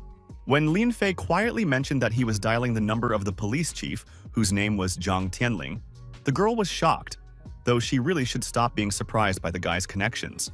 The man answered immediately. He guessed that the celestial being was calling him about the Wu Molin case, which had only recently arrived at the police department. The case had caused quite a stir, and the chief asked if the girl was truly not involved. Our hero was 100% certain that Wu Molin had nothing to do with this case, and that they were simply trying to frame her. He suspected the Dark Knight organization of this. This unexpected accusation seriously alarmed the police chief, as he hadn't even suspected that a criminal gang might be involved in the case. It was at that very moment that the fair-haired man finally reached one of his goals and had no intention of stopping there. Mr. Jiang promised that he would order a thorough investigation, but their time was limited. And if the criminal wasn't found within 2 weeks, Wu Molin would most likely end up behind bars. After listening to this gentleman, Lin Fei said that he understood perfectly well and that 2 weeks would be quite enough. All he needed to do was gather all the available information from the surveillance cameras near the Sun residence. Jiang believed that this was simply a massive amount of data, and considering that the criminal had tried to cover his tracks, extracting anything useful from the footage was simply unrealistic. Despite this, he told our hero that he understood everything and would try to provide him with the necessary information because he believed that a superior couldn't be wrong and one must follow his orders. After the conversation, the man nervously lit a cigarette, as he had already imagined the sheer amount of work he would have to do over the next few days. After visiting his boss, the man declared that this time they would definitely succeed in capturing the criminal nicknamed Lanti, the Nightmare, since this time they had the help of His Holiness, the celestial being. However, something irreparable happened that completely overshadowed his joy at catching the elusive criminal. Upon entering the room, he noticed a huge block of ice, inside which a girl was trapped. His boss stood there weeping uncontrollably. He tried to call out to his granddaughter, but it was perfectly clear that she could not possibly answer him. Now the old man lit a cigarette. He had sworn that he would avenge his granddaughter and do everything in his power to destroy those involved in this crime. Meanwhile, things were also unsettled at the Sun Mansion. The family members didn't understand why the police chief was stalling and not closing the case, having decided to launch a thorough investigation. The young man, foaming at the mouth, insisted that it was obvious all along that Wu Moline was the murderer, since only she could bear such a grudge against their family. Trying to calm his son down, the head of the family advised him to contact his mentor, Tao Yinu, since a blood debt could only be washed away with blood. Meanwhile, at the Ji family mansion, things were surprisingly calm. Our hero even suggested that the young lady play a game of chess with him, but she said she wasn't very good at the game. However, this idyll did not last long, for very soon a car pulled up to the spot where the fence had been destroyed and sped into the courtyard. Sun Hao was behind the wheel. His red bloodshot eyes showed that he was in a terrible mental state, perhaps on the verge of madness. He shouted that all those who had wronged his family should die, then slammed on the gas and drove straight into the spot where our heroes were sitting. Blood was trickling from the wound above his eyebrow, but he paid no attention to it and laughed loudly, saying that it was all over and his enemies deserved nothing but a trip to hell. But the whole situation was merely a figment of the guy's sick imagination. Sun Han had arrived at the estate with his mentor, who had asked him to stay in the car while he sorted things out. The death of his enemies was a fantasy, but the wound was very real indeed and reminded him of itself from time to time with a dull ache. The guy had indeed tried to run over our heroes with his car, but they hadn't died. That outcome was a figment of his brain, which desperately wanted to resolve this situation. Lin Fei realized that if he didn't teach this guy a lesson, he wouldn't calm down and would cause them trouble every time they met. So he activated his magical energy, rendering the enemy unable to control his own body. Having personally experienced the power Lin Fei was capable of, Song Hao wondered if the person standing before him was actually human, or some kind of celestial being. Not giving the guy a chance to recover from the initial shock, our hero attacked him again, this time slamming his head hard against the ground, shattering the concrete pavement. Now poor Sun Hao was covered in blood. He could hardly understand anything, for his state of mind was far from lucid. It was at that very moment that the young man's mentor decided to make an appearance, kicking in the car door and announcing his presence in such a dramatic fashion. Our hero immediately noticed another member of this brawl who was desperate to join the fight, so much so that he couldn't even hold back and calmly open the door. The car door was already flying toward Lin Fei, having been mercilessly ripped from its hinges, but he didn't let it hurt him, as he had activated a magical barrier that protected him. Master Tao Yin was getting closer and closer and declared, with a threat in his voice, that the guy had to let his student go, or else he would grind him into dust, leaving not even a wet spot behind. Kicking Sun Hao, who was already lying on the ground, Lin Fei asked who had given Master Tao Yin the right to speak to him in such a tone. Now the man was so furious that he completely lost control of himself, and, activating his fiery magical energy, lunged at the boy. However, the attack was not completed, as the young man parried it, with such force that the venerable teacher coughed up his own blood. After that, our hero turned around and began to walk away, telling Tao Yin to get out of his sight and never again allow himself to be so arrogant toward anyone. Everyone was amazed by the young man's strength. While Sun Hao tried to crawl over to his mentor, the latter asked Lin Fei if he was really a teacher. Glancing sideways at the men, our hero snorted and said that this title was too insignificant for him, since he possessed far greater knowledge and power. These words greatly surprised Tao Yinu, for he couldn't understand how some young man could say that the rank of teacher sounded petty. It seemed this man had gone mad. The boy's magic destroyed the objects he chose, which greatly impressed his opponents, and when he said they'd better apologize quickly and get lost, he didn't need to repeat himself. Putting the chairs back in place, Lin Fei said that his enemies should hurry, otherwise he might change his mind, and then it would be too late for them. Bowing deeply to the hero sitting across from him, Tao Yin apologized and said that it had all been a momentary lapse and they regretted it. But these were all just meaningless words, since in reality this man only wanted to get closer to our hero in order to launch a more successful attack. He directed his power straight at the points on Lin Fei that controlled his motor functions, and if a blow landed there, the boy could be seriously injured. Laughing loudly, the teacher asked what this fool would do now, since he had already been struck by 100 poisonous needles. Or would the man die from such a quantity of poison? Hearing this, Yao Guang was simply shocked and froze in place, while our hero didn't bat an eyelid, merely asking, "Is this really how masters use meridian acupuncture these days?" The realization that this guy not only knew the name of the technique he'd used, but also its effect left the master bewildered, for his victim was not only calm but still alive. At that moment, the half-dead Sun Hao spoke up, asking his mentor to let him finish off the enemy himself. The mentor had no objection since, in his opinion, Lin Fei wouldn't be able to move anyway due to the poison. However, at the last moment, Sun Hao had a better idea. With a sinister smile, he began to approach Yao Guang directly, who began to suspect something was wrong, and she was right to be suspicious, because this vile man wanted to harm her right in front of Lin Fei's eyes, to prove his helplessness in a situation where he was supposed to protect the girl. Laughing, Tao Yinu reveled in his protege's cruelty and told him he could enjoy himself and do whatever he wanted with the girl. But his cunning plans never came to fruition, because despite the predictions, Lin Fei was not only able to move, but also to knock the scoundrel away from the death-scared Yao Guang with a single blow. Holding his broken arm, Sun Hao couldn't stop crying, while our hero simply walked over slowly and said that now he would give him true pleasure. After saying this, he struck the scoundrel hard on the leg so that it literally bent the other way and cracked loudly. It seemed his leg was now broken as well. Screaming loudly, the boy mumbled something unintelligible, for tears and blood prevented him from speaking clearly.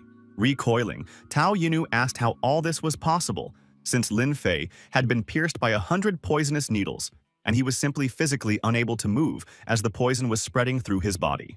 Pointing pointedly to those very needles, our hero said that even if there were 100,000 of them, they wouldn't do him the slightest harm.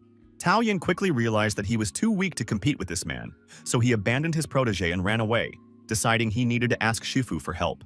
But our hero had no intention of letting this scoundrel get away so easily, especially after he'd planned to let his protege commit vile acts against Yao Guang. So, without any hesitation or pangs of conscience, he sent those very needles straight into the body of the one who had released them.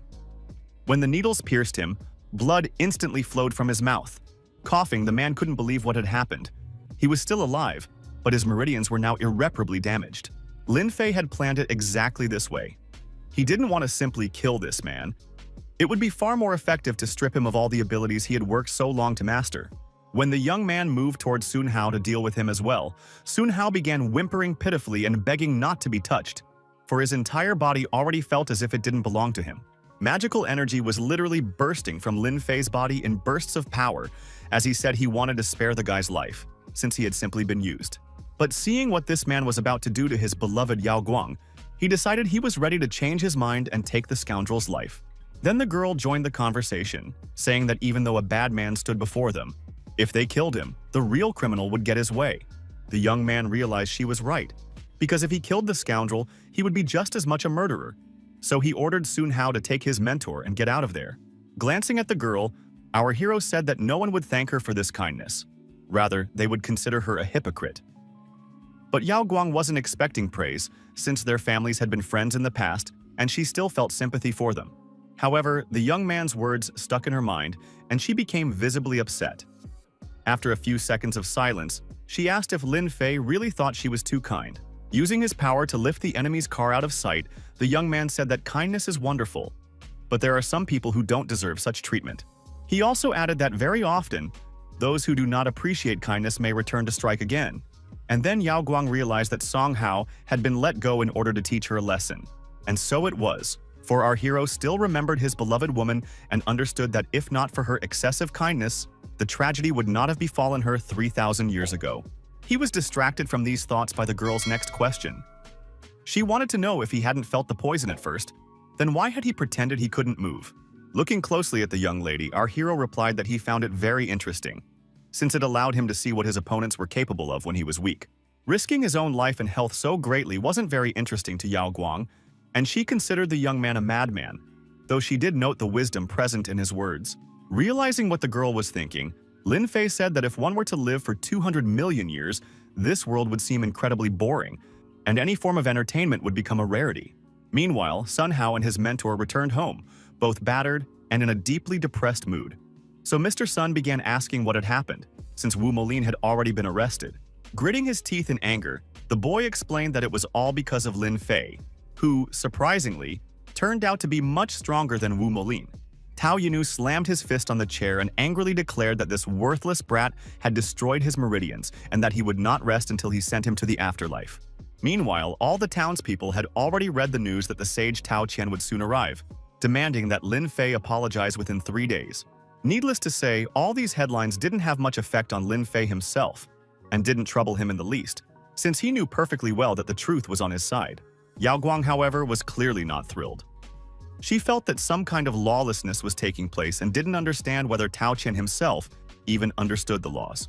Smiling, our hero explained to her a simple truth, that the guarantee of the law had always been real power, and if a person wasn't afraid of ordinary firearms, then they didn't care about obeying the law. Of course, these words greatly alarmed the girl, who asked with confusion in her voice if Lin Fei had any plan of action at all. Shaking his head, the young man replied that he hadn't even thought about it yet, and this terrified the girl, for she was certain that her bodyguard would, as always, handle all the problems. Meeting her gaze, the young man said that to fight someone like him, you don't need to think too much, and if this man dared to show up, he would simply destroy him. It was precisely this statement that became the top news of the day. Everyone online was commenting on Lin Fei's claim that he could destroy the sage Tao Qian. Many internet users considered the guy simply crazy and very arrogant, since he dared to challenge Tao Qian himself, a living legend whom everyone respected. Reading all this news online, Sun Hao was simply furious, for all these self-assured statements infuriated him beyond belief and threw him off balance. When the sage arrived at the Sun family estate, he immediately inquired about it, for he had never heard of such a thing and assumed that complete chaos was reigning among the martial arts masters of Lotus City. He decided to summon all the masters of the city and ordered that the respected families be informed. If anyone dared not to appear, he threatened to pay personal visits to their homes. This news greatly surprised Sun Hao, for he hadn't expected that the wise master would actually decide to gather all the strong people of the city in one place. To be honest, he wasn't particularly keen on crossing paths with the Bai family, which had as many as 2 masters, or with the Ye family, which was supposed to arrive from Mount Qingcheng. Shrugging, the old man asked what 3 insignificant masters could possibly do to him. He also asked the young man to ensure that representatives from the Qing, Bai, and Ji families were present. Glancing at his protege, Tao Qian asked what he thought would happen if he won. Who would get all their wealth and possessions? The answer was obvious.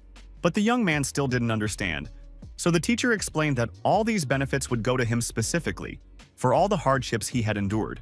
Meanwhile, it was a very peaceful morning at the Ji family mansion, and no one disturbed our hero as he drank his morning cup of tea.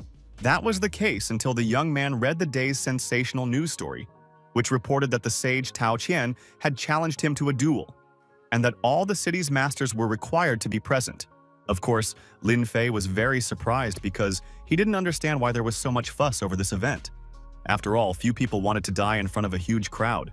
At that moment, Song Hao appeared on the estate grounds and announced that his mentor had said that if Lin Fei severed his own meridians and asked for his forgiveness, he would be spared. Activating his magical energy, our hero displayed his imposing aura and declared that the enemies must leave immediately. The power was so immense that these people were nearly swept away by the surge of energy. They could barely stay in their places. Realizing that only a sage could subdue this man, Tao Yinu grabbed young Master Sun's wheelchair, and they began to make their escape. But just as they were leaving, the dark-haired man shouted that Lin Fei could enjoy himself for only a couple of days. When the annoying scoundrels finally left the mansion's grounds, Lin Fei relaxed a little, but only until his phone rang. It was Police Chief Zhang Tianlin calling, who was handling the Wu Molin case since the girl was still in custody. First, the young man asked if there had been any progress, since he really wanted to see bodyguard Yao Guang released as soon as possible. However, he learned that they were facing problems, as processing the volume of data received required a huge amount of manpower. The computer's recognition capabilities were limited, and they were having difficulties analyzing the data. Listening to the complaints that the station was in complete chaos because of this, Lin Fei reminded them that he had only asked for the surveillance footage to be collected, but then decided it would be better to come and speak in person. All the police officers were curious about who their boss was waiting for, since he had decided to meet this person in person. They assumed that the richest man in the Southwest was coming to see them. When a young man got out of the car and ordered their boss to immediately show him the materials they had found, everyone began to wonder who he was. When our hero was led into the office, he saw two officers sitting in front of monitors. Looking at the dark circles under their eyes, the question arose as to how many nights these people had gone without sleep. He felt sorry for them, so he decided to let them go home. The police chief said they had worked hard and thanked them for their loyal service. The men rose from their workstations and, with a slight sigh, left the office. Taking their seats, Lin Fei asked Zhang to display all the recordings on the available monitors. This request sent the man into a state of shock, since there were 16 monitors here and keeping track of all of them at once was simply impossible. "Don't pay attention to those words," the man added. "And besides that, you need to increase the playback speed 36 times. Once all his requests had been fulfilled, he closed his eyes and concentrated his magical energy on the monitors. This action helped him literally absorb the information. At one point, he suddenly opened his eyes and ordered the playback to be slowed down on the specific 7 monitors that had caught his attention. Having done everything as the celestial being demanded, Zhang Tianling asked anxiously if there were any problems with the recordings. However, that wasn't the case at all. Our hero had discovered something and was about to test his theory, so he asked to zoom in on a specific image. It showed a man in a long beige coat and a matching hat, which perfectly concealed his facial features. The young man had seen him 3 times. The second time, he had entered a building located across from the Sun Estate, and Lin Fei was more than certain that he had been trying to find Grandpa Sun's room. Staring intently at this man, the young man said he'd be willing to bet that beneath those dark glasses, the man was hiding women's makeup, since that had helped him bypass the government's facial recognition system. Such remarkable attention to detail could not go unnoticed by the police chief, who was now interested in where Lin Fei had first seen this man. And then our hero explained that he had first seen him on Mount Qingcheng. At the time, he hadn't seemed hostile, so no one had paid him any mind. Impressed that the celestial being's mind was capable of remembering a man he had encountered only once, Mr. Jiang announced that he would immediately order a search for his file. However, the young man was certain that there was unlikely to be any file on a criminal like this one, so it would be better to try to identify him using the city's facial recognition system, and he would take care of the rest. Finally, the day arrived when people gathered in the square called the Azure Coast, ready to witness an incredible bloodbath. The sage Tao Qian was informed that all members of the distinguished families were present. Only Lin Fei was missing, and some suggested going out to look for him, but he declared that this should not be done. They could wait, and when the lad showed up, they would smash him against the wall like a pathetic insect. Young Master Sun had already bowed in a courteous gesture and smiled at everyone present, intending to announce the imminent start of the duel. However, he was immediately interrupted by Baijian, who believed that Sun Hao possessed a level of cultivation that was far too low and could not face the city's strongest masters, so Tao Qian should speak personally. Such open disrespect greatly angered the young man. He clenched his teeth in rage and barely restrained himself from hurling an insult at the redhead. To prevent trouble, the sage Tao Qian announced that since people were asking for his personal appearance, he could not refuse them, and the young man should step aside. The elderly man abruptly jumped up from his seat and, surprisingly quickly, made his way to the very center of the square so that he could be seen and heard by absolutely everyone present. He began by saying that everyone already knew why they had gathered there today, and then added that if they were ready to accept his guidance and follow him as the founder of medicine, great benefits awaited them all. Everyone was surprised when the sage announced that there would be enough of the miraculous pills, thanks to which he had achieved incredible results for those who joined him. Although many were impressed by this offer, some were not interested at all, since they were already strong and respected enough on their own. Seeing that the offer had not interested everyone, Tao Qian said that they were all masters of the martial arts, so anyone who disagreed could prove their point to him in battle. The second teacher of the Bai family, whose name was Bai Boju, rose from his seat and suggested that the perfect sage test whether his words actually corresponded to reality. When our heroes arrived at the battlefield, they found that the fun had already begun, as the second Mr. Bai was fighting the sage with all his might.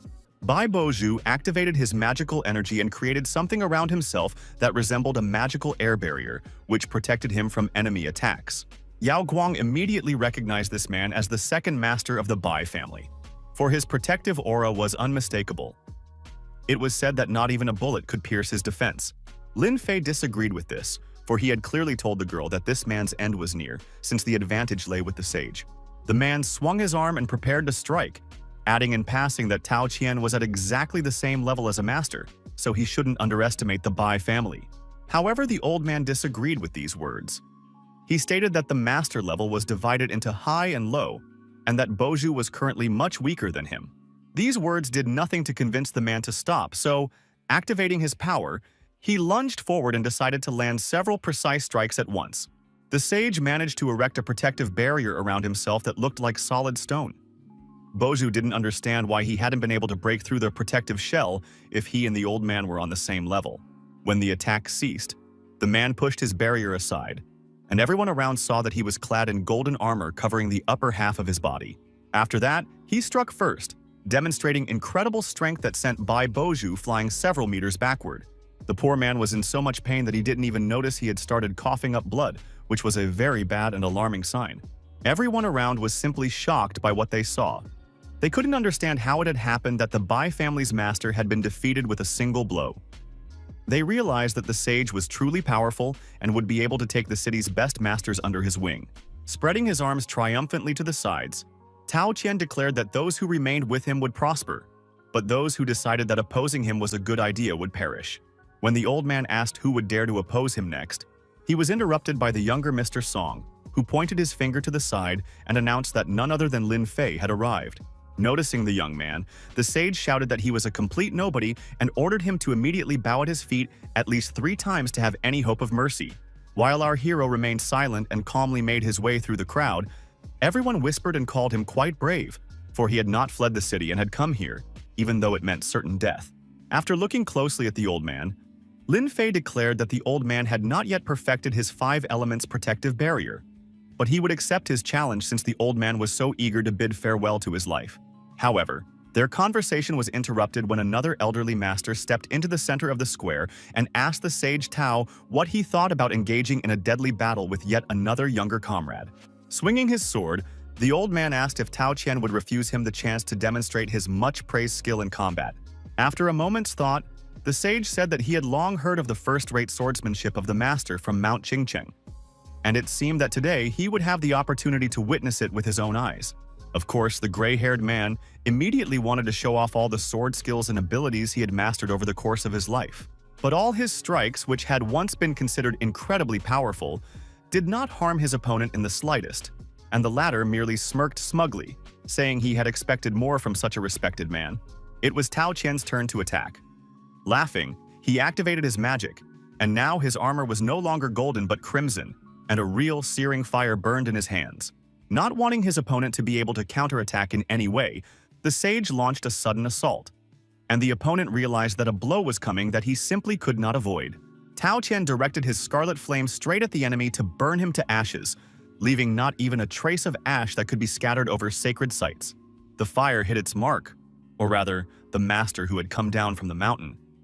Needless to say, in that state, he could hardly stand up to his opponent. Tao Qian, on the other hand, was simply brimming with power. He concluded that, by all accounts, the masters of the City of Lotus were so weak they couldn't withstand even a single blow from him. When he shouted, urging Master Lin to stop hiding, our hero immediately appeared beside the wounded old man and asked if the sage had been looking for him. People were shocked. They didn't understand why this guy was clowning around, since right now he should be rushing to call his teacher to avoid a terrible fate. Turning to the wounded master's younger companions, Lin Fei told them to take good care of him. He paid no attention whatsoever to the words spoken by everyone around him. The young man had almost reached the sage when Baijan suddenly stopped him, saying that he'd better take care of himself and not stick his neck out, since he wasn't Master Lin. His father agreed and even offered to help our hero buy some time while he contacted his teacher, who would surely come to the rescue. But not everyone was so kind to him. Li Shui aggressively asked what kind of show this boy was putting on. Had he really decided to deceive everyone around him and actually believed he was a master? But her father immediately cut her off, ordering his daughter to watch her tongue and speak politely to the most holy gentleman. Ignoring everyone, Lin Fei stepped into the very center of the square and declared that if the sage was referring to Master Lin, who had taught Wu Molin everything, then it was indeed him. With an indulgent smile, Tao Qian declared that it seemed the fame of Teacher Lin had been greatly exaggerated, since he hadn't even deigned to show up here in person, and had chickened out, sending a young lad to die in his place. Feeling the old man's energy, our hero was surprised, realizing that the man was quite weak, so he said he would give him only 3 chances. People couldn't understand. Was this some kind of lunatic standing before them? They wondered which school he had come from and why he allowed himself to be so cocky. Looking closely at her friend, Li Wei thought that she had gone mad too, because otherwise, why would she come to certain death at the hands of the sage? But when the girl saw that Yao Guang hadn't just come here, but was actually supporting this crazy guy, she was simply shocked by her friend's stupidity. Lin Fei's arrogance did not go unnoticed by the sage, who was furious. Activating a skill called Beautiful Landscape, he concentrated his power in his palm and directed it at the young man. He expected, as before, to defeat his opponent with a single strike. One that was incredibly powerful and could strike down even the strongest warrior, let alone some weak-looking boy. But when he realized that things were not at all as expected, a deep sense of disappointment welled up inside him, mingled with fear and a foreboding of something bad. The sage felt his palm, which had seemed incredibly strong to him, suddenly come up against something far more powerful. His hand jerked away from the boy's body as quickly as possible, for Tao Qian felt an incredible pain that reverberated throughout his entire body. Our hero calmly explained that it was the recoil from his own strike, while Lin Fei did nothing, as he was giving the old man 2 more chances, after which the time for his counterattack would come. Everyone who witnessed this spectacle was simply shocked. They couldn't believe what was happening or that the very same Teacher Lin was standing before them. This realization also struck Tao Qian. He concentrated even more energy within himself and shouted, saying that he would now teach a lesson to the one who dared to look down on him. He wanted to finally teach a lesson to this fool who had decided to stand up to him, but he didn't take into account that this time, everything could go awry. Looking at the hand approaching him at incredible speed, our hero coldly remarked that the old man could have tried a little harder and shown better abilities. Seeing that the young man had managed to withstand these attacks, Bai Boju told his brother that this Lin was truly incredible, for a single shockwave from the 5 elements protective barrier had knocked the ground out from under his feet. Activating his most powerful skill, the old man shouted that the young man had forced his hand and now he couldn't even hope for mercy. Fire engulfed the man's body, and it seemed as though he himself was becoming a bright spark of a massive flame, moving straight toward our hero and threatening to burn him to ashes. The blow struck Lin Fei right in the head. It was so powerful that Tao Qian was absolutely certain his opponent wouldn't survive and would meet his end. There was an explosion that blinded everyone standing nearby. They were curious about what had happened, but they couldn't see a thing. Everyone was certain that the poor guy had simply perished. But soon the old man, like everyone else, heard his voice warning that the sage had only a 3rd attempt left.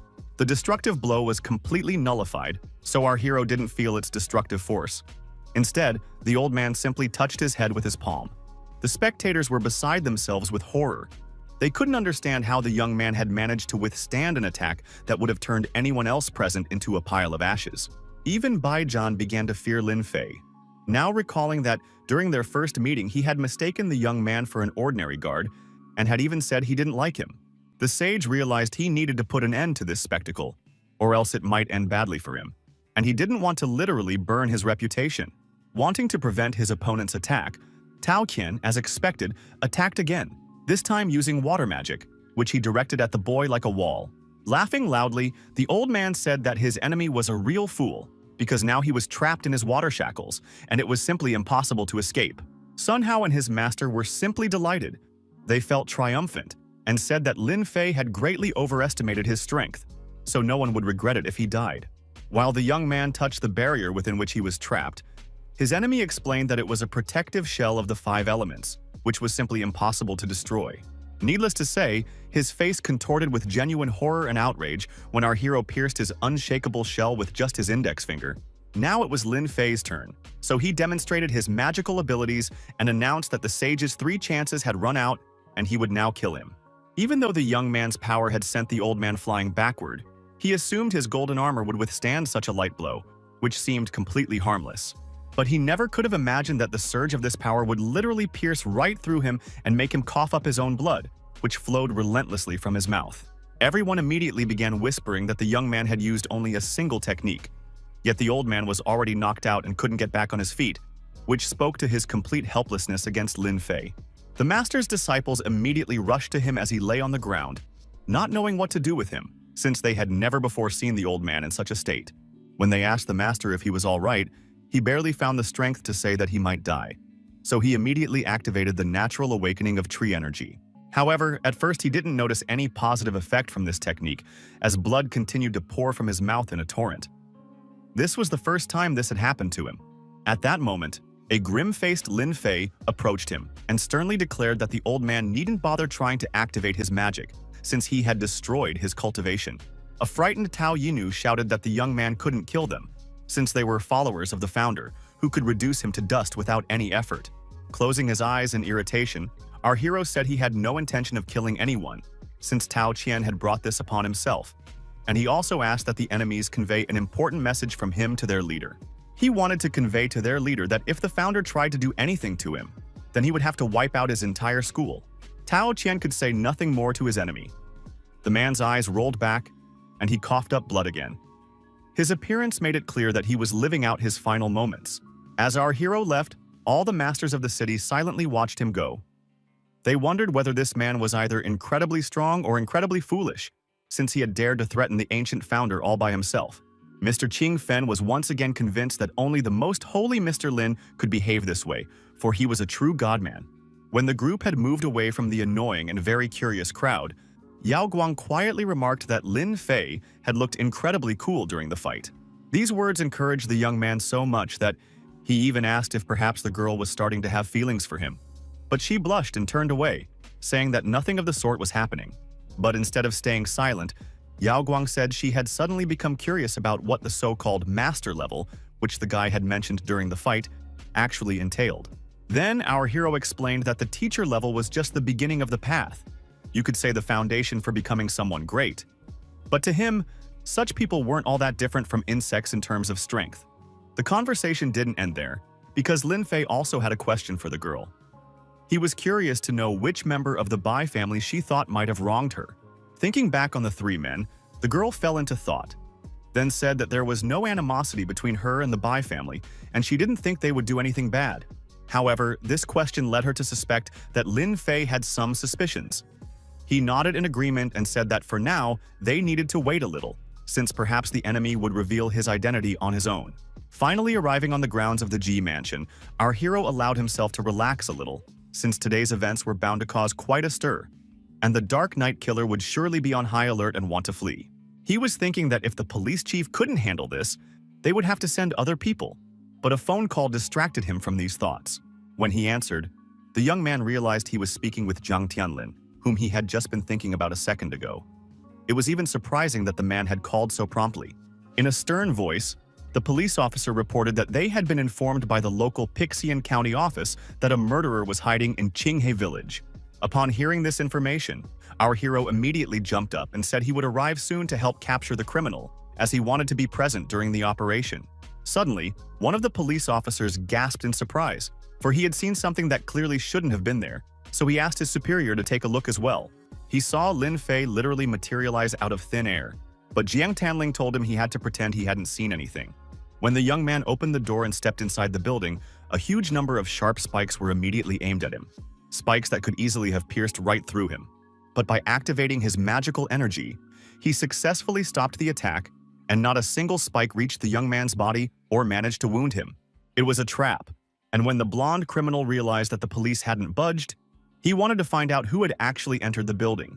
Stepping out of his cover, the man suddenly froze, realizing that the enemy was right behind him. If he didn't react instantly, it would already be too late.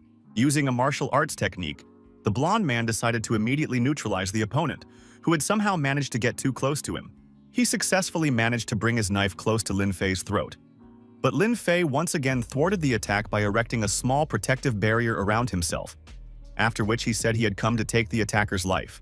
After these words, the fair-haired man was thrown backward, for the magical energy was too strong. His knife flew off in a completely different direction, and now he was unarmed. The police officers who remained on the street could hear only a loud crash coming from deep inside the building, where Lin Fei had entered. They had already begun to worry about the frail-looking young man, but in vain, for after a short while, the wall was breached and the criminal flew out of the hole in it. He could have died, but our hero wasn't ready for that yet, so he used his magic again and ordered his opponent to freeze in place immediately. The man did indeed freeze, and despite his serious injuries, he couldn't help but notice that his opponent had channeled his inner power outward. Only a Grand Master was capable of killing through space. Sighing irritably, the young man asked why his abilities were always belittled like this. After that, he explained that he was holding the enemy in this position only because he had a couple of questions, so they shouldn't waste any time. Without losing his audacity, the blonde man declared that he too would ask the young man a question. He was curious why a man capable of ruling the entire world and achieving world domination would prefer to hang around a single woman instead. To which our hero replied that the pleasures of this world had long since ceased to interest him. He needed only one woman, and he couldn't care less about world domination. Upon hearing that great and enlightened people are always calm and serene, the blonde man grew frightened, for he concluded from these words that there were quite a few such people. Lin Fen had no intention of wasting any more time on nonsense or answering this man's pointless questions, so he asked who was currently leading the Dark Knight organization. The blonde man replied briefly that he didn't have that information, after which he began begging him to answer one last question. He wanted to know whether the man standing before him had any understanding of what art was. The young man's eyes flashed with anger. He was tired of answering stupid questions, especially since this man didn't want to share the information he was interested in. Smiling, the fair-haired criminal declared that he called art that beautiful moment when life ends and death begins. After that, a strange mechanism with a button appeared in his hands. Then something happened that absolutely no one expected.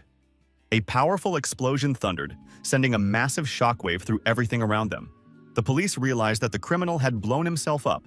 They immediately called a fire truck, but were extremely concerned that the man was still right in the epicenter. When they wanted to go and see if anyone was still alive, the police chief ordered everyone to stay put and not move. His subordinates were about to protest, since their duty was to protect the civilian population, but the man patted an officer on the shoulder and ordered him to look in that direction. Looking into the distance, the police officers noticed that as the smoke began to clear, a large blue barrier appeared that hadn't been there before. This was the work of Lin Fei. He had constructed a unique barrier to prevent the enemy from blowing himself and everything around him up, because then they wouldn't be able to obtain the necessary information. Because of this, the blonde man was in a panic. He claimed that this shouldn't have happened and that he and his partner should have already gone to the afterlife together. But that wasn't part of Lin Fei's plan. He declared that he could easily kill his opponent and then resurrect him if necessary. Out of desperation, the criminal began to cry and said that his enemy could ask whatever questions he wanted. He promised to answer them all and asked only to be allowed to end his own life. The first thing our hero wanted to know was who had sent the criminal. He wanted to know everyone by name so he could deal with each one in turn. The man said he didn't know who the client was. He explained that Hei Mengui, also known as the Black Rose, had assigned him this task. He also shared that this woman was very promiscuous and was hiding something about herself and the man-polo couple. She was sleeping around with everyone and kept Baizhang in the dark. Now the young man realized that the conflict between Baizhang and Wu Molin was also the work of Black Rose and her entourage. After that, the hero declared that he would give the enemy the chance to take his own life. Slamming the cube down on the ground, Lin Fei declared that first this man must confess everything to the police, who were patrolling nearby. Handing our hero an envelope, the blonde man said that if he wanted to find the Black Rose, he needed to start his search with Baizhang, who had to review the materials stored on this disc, and then he would be ready to help. After that, the police chief ran up to the guys and asked in surprise, "Is this really the very same nightmare standing before us?" Upon hearing an affirmative answer, the man lunged at the blonde man and began beating him, saying that he had finally caught him, and now the criminal would answer for everything he had done to the former chief's granddaughter. Coughing up blood, the fair-haired man declared that he admitted his guilt. He explained that he had personally framed Wu Molin, killed Sun Qingyun, and provoked conflicts between the families. Lin Fei ordered the police to record his statement as well and film everything on camera so that no one would have any doubts, which was exactly what the police chief intended to do. Without resisting as the police put handcuffs on him, the blonde man turned around and asked our hero one last time if his words could be trusted. Without taking his eyes off the detainee's phone, the young man said that as soon as the testimony was recorded on camera, the criminal could do whatever he wanted with himself. That evening, things were restless at the Dark Knight organization's apartment, since everyone had found out what had happened. They found out and cleared out, so when our hero arrived there, he found no one. He understood that Black Rose didn't trust Nightmare, so it seemed she could only be reached through her lover, Bai Zhang. So it was time to head to the Bai family estate, where she had lived since ancient times. As he surveyed this upscale neighborhood, our hero tried to take in every detail, but he was interrupted by a phone call that came too unexpectedly. When he answered, he heard the voice of the police chief, so he immediately asked what had happened, since the chief had decided to bother him. He was told that Nightmare had done it all and then killed herself. He also learned that the Sun family had finally moved to Lotus City, but he would think about that later, since the Bai brothers were already waiting for him. The head of the family greeted Master Lin and said they hadn't known he was coming, so now he asked how they could help him. Without extending his hand in greeting to anyone, the young man walked past and said he needed to speak with Bai Zhan, which caused confusion on the brothers' faces. Once inside the house, the young man wasn't kept waiting long, and a red-haired man immediately came down to meet him, asking what the teacher wanted to discuss. Our hero didn't want to beat around the bush for too long, so he immediately asked if Bai Zhan knew Hei Meigui from Dark Knight. Embarrassed, the red-haired man nevertheless explained that this woman was his love, who had risked her life to save him, and that they had wanted to marry without their parents' permission, since they would clearly be against it. Then the young man revealed that the Black Rose had repeatedly tried to kill the person dear to him, and he asked the surprised red-haired gentleman what he should do. Stammering at the unexpected news, John repeated once more that she had saved him, so if they were going to hold her accountable, he did not want to be a part of it. And then he went so far as to say that it would be better if the gentleman took his life. The man began to beg that his beloved woman not be touched, and that her family be left alone. He clearly had no intention of betraying her. Smiling, our hero said briefly that he liked Bai Zhan, because only real men who protected their loved ones acted that way. Since Lin Fei liked this man, he decided to tell him the truth, so he handed him the disc and informed him that Black Rose wasn't as good as the man imagined. Unfolding the piece of paper, the redhead saw the password for the online disc. He thought with horror about what could be on that disc that might discredit his beloved in his eyes. Our hero explained that Hei Meigui was actually a married woman, and her husband was the leader of the Dark Knight organization, named Man Tuolo, so Bai was merely a plaything in her hands. The man's face betrayed horror and disbelief at what he was hearing. He even asked again, wondering if the teacher had decided to play such a cruel prank on him. However, it was no prank, and Lin Fei suggested that the man see for himself by watching what was on the online drive. The first thing the redhead heard was a conversation about how talented he was, and how great it would be if the Black Rose could use him for her own purposes. It was the voice of his beloved. She was saying that the red-haired warrior was already at the intermediate level, and that in the future he could become a true master or founder. The woman continued, saying that Bai Zhan thought simplistically, like a child, and highly valued justice and a sense of duty, so that if she did something kind for him, he would be at her feet. These words infuriated the redhead immensely. Even though the man was in immense pain, our hero urged him to be patient for a moment, because there was one more video he simply had to see. In this video was his beloved Black Rose, being embraced by a dark-haired man who, by all appearances, was her lawful husband. It was incredibly hard to believe what he was seeing, even though it was obvious that it wasn't a fake or photoshopped. It was just hard for the man to accept that he had been made a fool of all this time. She really was a married woman and clearly enjoyed every second spent next to her husband, just as she enjoyed her time with him. Bai Zhan couldn't take it anymore and punched the laptop with all his might, smashing it to pieces. The pain inside him was bursting out, and he couldn't contain it. Looking intently at Lin Fei, Mr. Bai told him that he wanted to deal personally with this woman who had caused him so much pain and deceived him. Then, our hero asked whether the man's body had recovered from the injuries he'd sustained in his fight with Wu Molin. Because if they were to die along with the Black Rose, it wouldn't do anyone any good. Gritting his teeth in anger, Mr. Bai declared that even if he risked dying alongside the woman, he was still ready to go there, for he wanted to deal with that traitoress personally. Realizing what this man was going through, our hero motioned him closer and said that with his current skill level, he couldn't win. But he knew a secret technique. Not quite realizing what would happen next, the redhead stepped forward and began to watch his teacher warily, as the latter was clearly about to activate his magical energy. And so it happened. Extending his fingers forward, the young man caused a magical light to radiate from them, which was directed straight at Bei.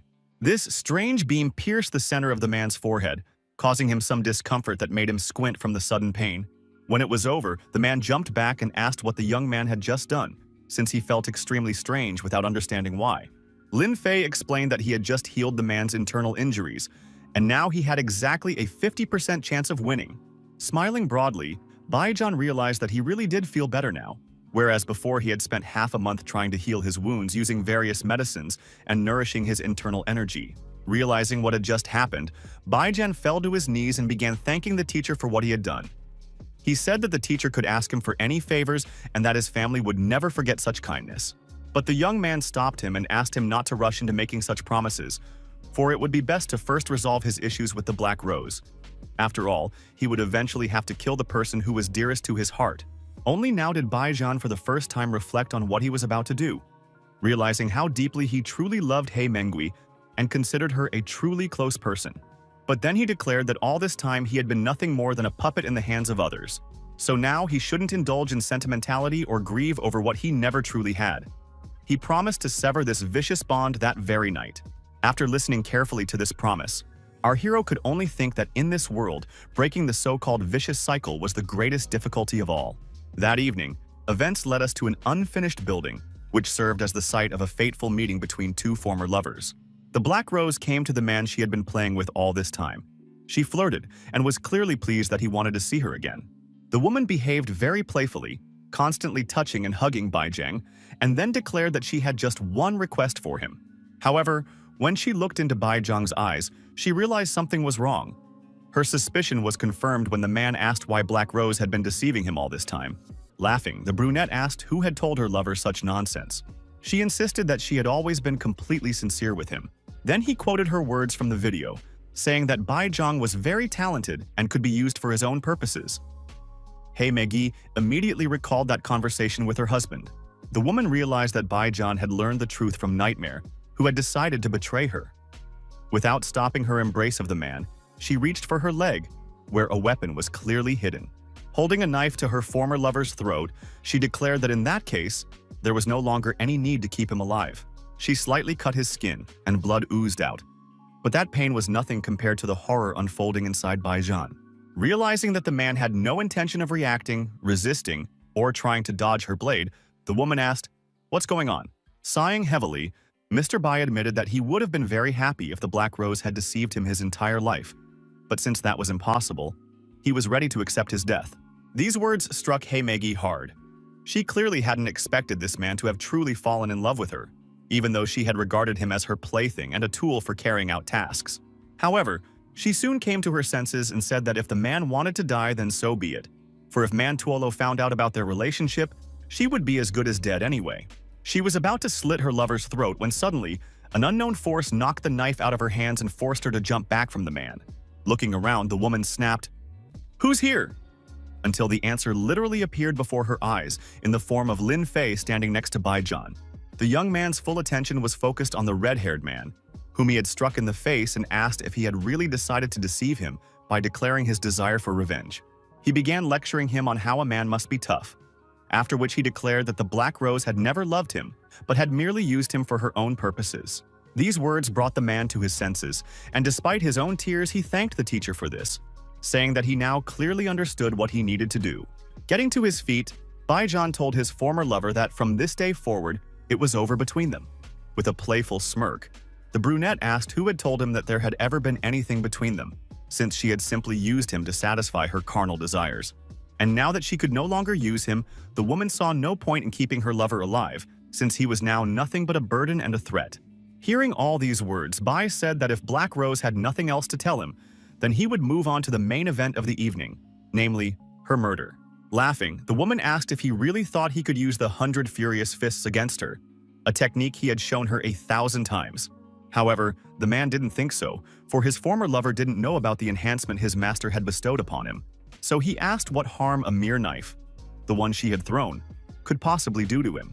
Without answering that question, she merely stated that she was currently using Silver Radiance and Veil of Swords. Rose was certain this would neutralize her opponent. For a moment, Baijian thought the same thing, for there's no denying that a person becomes terrified when they see 1,000 knives flying toward them. When the weapon struck the man's body, a haze formed, making it impossible to see what had happened to him. or whether he was even alive. Yes, the man was in a bad way, for his entire body was covered in deep cuts that bled profusely and caused incredible pain. As she moved closer and closer to her ex-boyfriend, Hae Mei-gi asked him if he understood what his biggest mistake had been. Swinging another knife, she declared that the man hadn't loved her enough, and that was his biggest mistake, one that was hard to miss. After these words, she pierced Baijang's shoulder with a deadly blade. The man screamed and coughed up blood, as the blow caused him unbearable pain. Ignoring the blood spattering her face, the woman continued to lean over her former lover and speak of how she had loved her husband, but had also had feelings for her lover. Baijang could barely hold back his tears as he heard her say that at first she had simply wanted to use him, but then she had become infatuated with him and started to develop feelings. Listening to all this nonsense, Lin Fei couldn't take it anymore and said that her words sounded like lines from a soap opera, except that it was very hard to believe them. Turning her attention to the guy, Black Rose shouted that no one had asked for his opinion, so he should sit on the sidelines and keep quiet. She directed her magical power at the guy and knocked him backward so that his body lost its balance and he fell off the railing. When she realized that no one could survive a fall from such a height, she relaxed, for right then, a witness to her misdeeds had left this world. But not only had the guy not been crushed, he'd activated his magical energy just in time, but her knife hadn't pierced his heart either, since he'd put up a protective barrier. Still, Lin Fei decided not to reveal that he was alive just yet. He was curious to hear what else the Black Rose would say, and she decided to turn on all her charm and began to say that if Baizhan had become her lover, then it meant he too had felt a response to her within himself. Hae Mei-gi began to flirt openly and say that she had killed a huge number of people, but loved only her husband and lover. She wanted the red-haired man to stay with her. Rolling his eyes, our hero thought that women had always been and would remain the greatest weakness of even the strongest men. However, Baizhan did not succumb to her charms and declared that all her words were utter nonsense that should not be trusted. Feigning embarrassment, the woman declared that her lover need not move, for her kisses would heal his wounds, especially since no one would disturb them now. She really wanted to heal Baizhan, and in this way show him that she was committed to reconciliation and preserving their secret bond. But this turn of events clearly did not suit the man, whose eyes burned with rage and anger, which was about to burst forth and sweep everything around it away. The Black Rose continued to seduce him persistently, suggesting they fully enjoy this moment and, going forward, remain lovers who would visit each other whenever they pleased. Unable to bear all these sweet, deceitful words, our hero declared that he could no longer listen to this, after which he healed Baizhang's meridians so that he could move again. A sudden surge of power pierced the man's body, causing him to cry out in pain, but it was immediately replaced by a rush of energy that needed an outlet. The power overwhelmed him and stirred the air, while Hae Mei-gi tried to figure out what was happening, for she had never before seen a wound healed in such a way. Now Baizhang's heavy footsteps were filled with such powerful energy that the ground beneath his feet literally sparkled. Clenching his fists in anger, the man declared that the bitch had no chance of survival after everything she had done and said. Refusing to give in, the woman merely smirked and said that her former lover could try as much as he wanted, but the same fate awaited him anyway.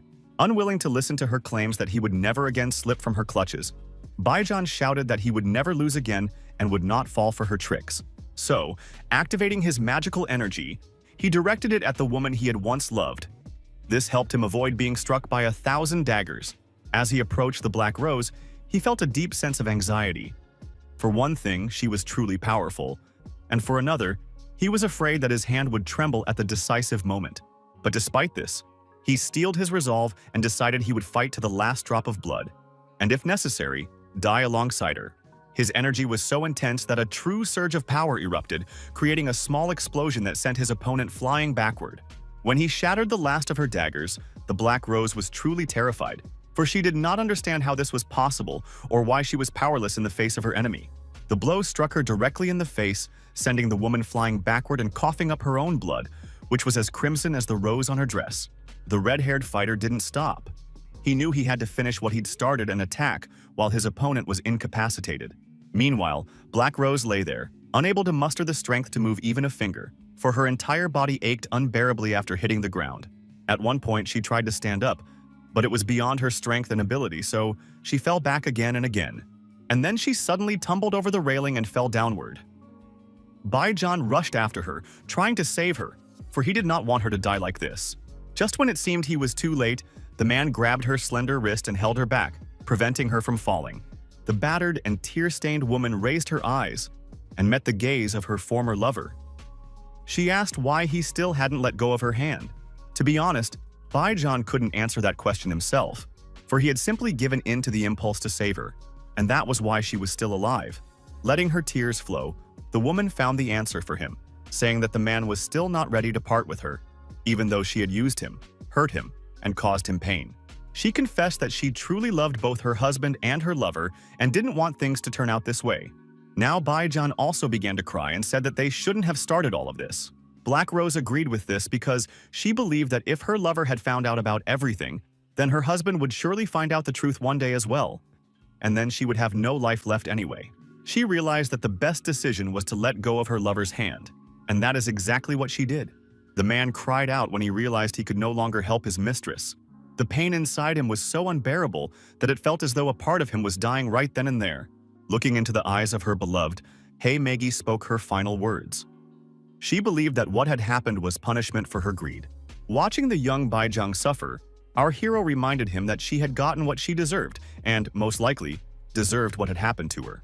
Still crying, the man raised his eyes and looked at his teacher. He understood that the teacher was right, but accepting this loss right away was incredibly difficult. Wanting Bai to open his eyes and see the rotten nature of his beloved, Lin Fei showed him the people who had died because of the Black Rose. Among her victims were even children and the elderly.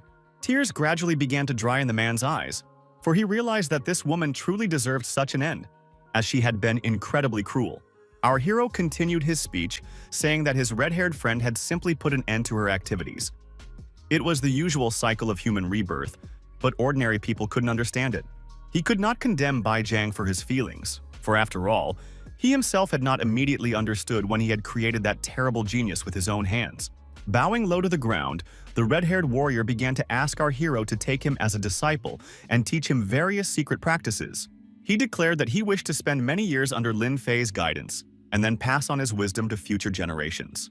A memory from 1,000 years ago suddenly surfaced in our hero's mind when Bai Zhang's distant ancestor had also asked to be his disciple. This man's name was Lin Yuan, and he bore a striking resemblance to Bai Zhang, for he too wanted to make a name for himself and shake the world with his abilities. When our hero ordered the man to rise from his seat immediately, the man raised his head eagerly and asked if the teacher had truly agreed to take him as a disciple. Nodding affirmatively, Lin Fei smiled faintly, for he understood that now he had a man with incredible potential on his side. Bowing once more, Baijun thanked his teacher for his kindness and said that he would not regret taking him as a disciple.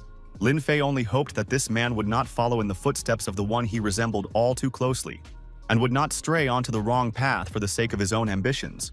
But that wasn't all Baijun wanted. Glancing awkwardly at his teacher, he said he would take the liberty of making a request.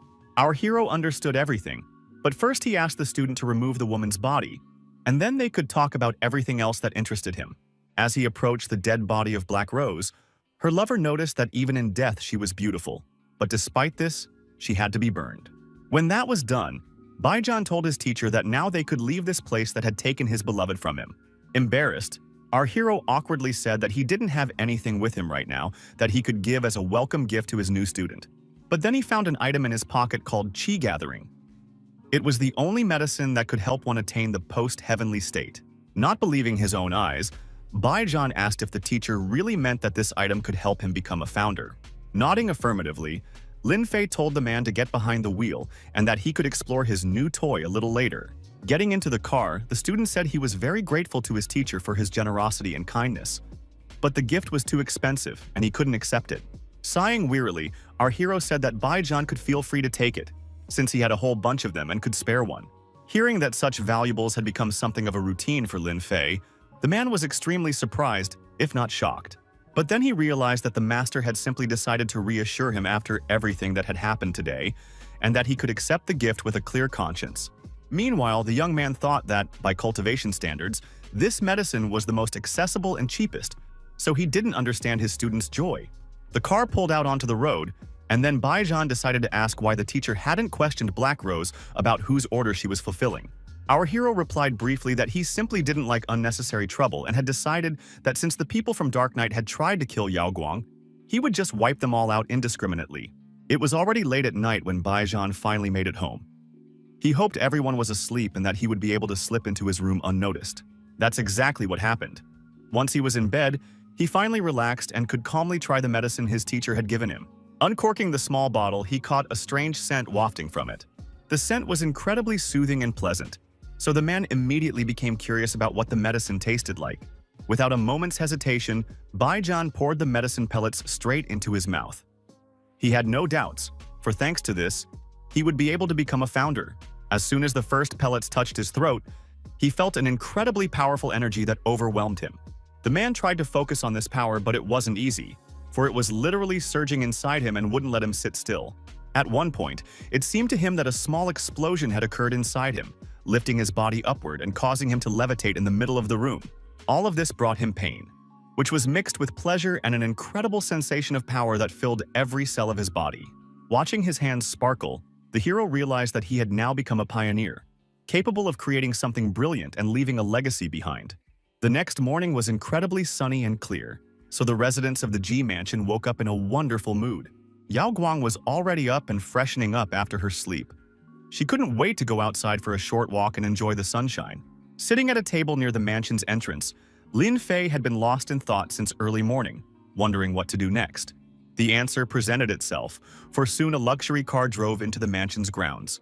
Mr. Qingfen had arrived as a guest and informed his most reverend lord that the founder had sent people with a message. Without looking up from his game of chess, our hero asked his guest to share this information with him, since he hadn't heard anything about it. The man explained that he had been informed that all the renowned master healers of the City of Lotus were to admit their guilt, and that he must atone with his blood for his debt to Tao Qian. Not only did they want to reduce the young man's body to ashes, but they also intended to destroy the Ji family. Calmly moving the checkers, Lin Fei said that if anyone wanted to meet him, they should come themselves, since he was too lazy to go out. After that, he asked how the man was getting along with preparing the medicine. Scratching the back of his head awkwardly, Qingfen reported that a few more ingredients were still missing. Had he known in advance that they would be so hard to find, he wouldn't have boasted to his holiness. Rising from his seat, Lin Fei said that it was not Mr. Qing's fault, since most miracle cures are practically impossible to find these days. After saying this, our hero advised his guest to go to the hospital and visit his son, because if he wasn't mistaken, he had only 24 hours left to live. Of course, Mr. Qing was shocked by this news, so he immediately headed for his car to do as the celestial being had said, but he was delayed by a phone call. It was the doctor, who confirmed Lin Fei's words with his message. He explained that his son's condition had worsened significantly and that he should come to the hospital as soon as possible. Only a few minutes had passed, and the man had already reached the hospital where his dying son lay. The boy was indeed much worse off. The disease had completely taken over his body and entangled him in its dark magical web, leaving the poor boy no chance of survival. The doctor was by his side and had been trying all this time to figure out exactly what this black web was, which was literally the physical embodiment of a dark magical influence. When the man touched the web, he screamed in pain, for he discovered that it was eating away at his skin and leaving deep burns. Needless to say, Qingfen was simply shocked by what he saw and began begging His Holiness Lord Lin to save his son. Our hero concluded that this was the final stage of spider venom poisoning, and within the next 24 hours, the poor boy would be encased in a cocoon and become a nutrient source for the production of venom, after which he would turn into a spider. Glancing at the patient's father, Lin Fei announced that he was heading to the founder, since the boy lacked the medicine that could only be found there. Just the day before, Qingfen had brought word that the founder was summoning all the masters of Lotus City. Time was limited, with only 3 days allotted for this. The young man could only hope that the founder would not stoop to such despicable behavior and act treacherously. Otherwise, he would have to be eliminated. Meanwhile, the Bai family was also in an uproar. Baijan told his relatives that Uncle Qing had just called him and said that Lin Fei had gone alone to see the founder. No one liked this news, so the men jumped to their feet and said that Master Lin could not sacrifice himself to save the entire city. The red-haired man asked, "Does my father really mean to say that his teacher intends to appease the founder at the cost of his own life in order to save the lives of all the masters in the city?" That was exactly what he meant. The head of the Bai family suspected that the celestial being possessed not only a high level of cultivation but also exceptional moral principles. Baring his teeth, the red-haired Bai declared that in that case, he too would go to the founder, for the teacher had shown him the highest nobility. He simply could not sit idly by. However, the father did not want to let his son go alone, so he asked him to wait a little while so they could all go together. He also ordered that everyone who cared be contacted so they could go with them and help teacher Lin. The old man from Qingcheng Mountain had already arrived at the Bai family mansion, for he believed that Lin Fei was a nobleman and they could not leave him alone in this difficult situation. The head of the Bai family agreed, and he also believed they had nothing to fear, since they too were founders who possessed incredible abilities. The School of Healing Medicine was located at the foot of the mountains. It was built right on the summit of Lingzhu, near the Suan Gorge. Looking at how beautiful and picturesque the place was, our hero wondered if a travel agency had discovered it. The ticket prices would be sky high. When he got closer to the building, he discovered something strange. Something that couldn't be left as it was. Inside the building, a couple was sitting on their knees. A large, dark-haired man and a similarly dark-haired girl. But unlike her companion, the poor young lady was trembling all over and clearly didn't want to be there. Looking at the girl's state, our hero realized that something was deeply troubling her, and this couple had clearly come here to ask for help with something they couldn't handle on their own. Stepping closer, Lin Fei asked how long these people had been kneeling. For judging by their posture and trembling limbs, it had been going on for quite some time. The distressed brunette, whose name was Cheng Xiangyu, reported that they had been sitting in that position all night and half of that day. Outraged by such treatment of the parishioners, our hero told the girl to get to her feet immediately, for if she continued to kneel, she might die. Bowing low at Lin Fei's feet, her companion, Wang Long, nearly in tears, began to apologize and plead with the young man not to be angry with his mistress. The young man said he would hold no grudge against anyone, so the parishioners could stand up and voice their requests, which until that moment had gone unanswered.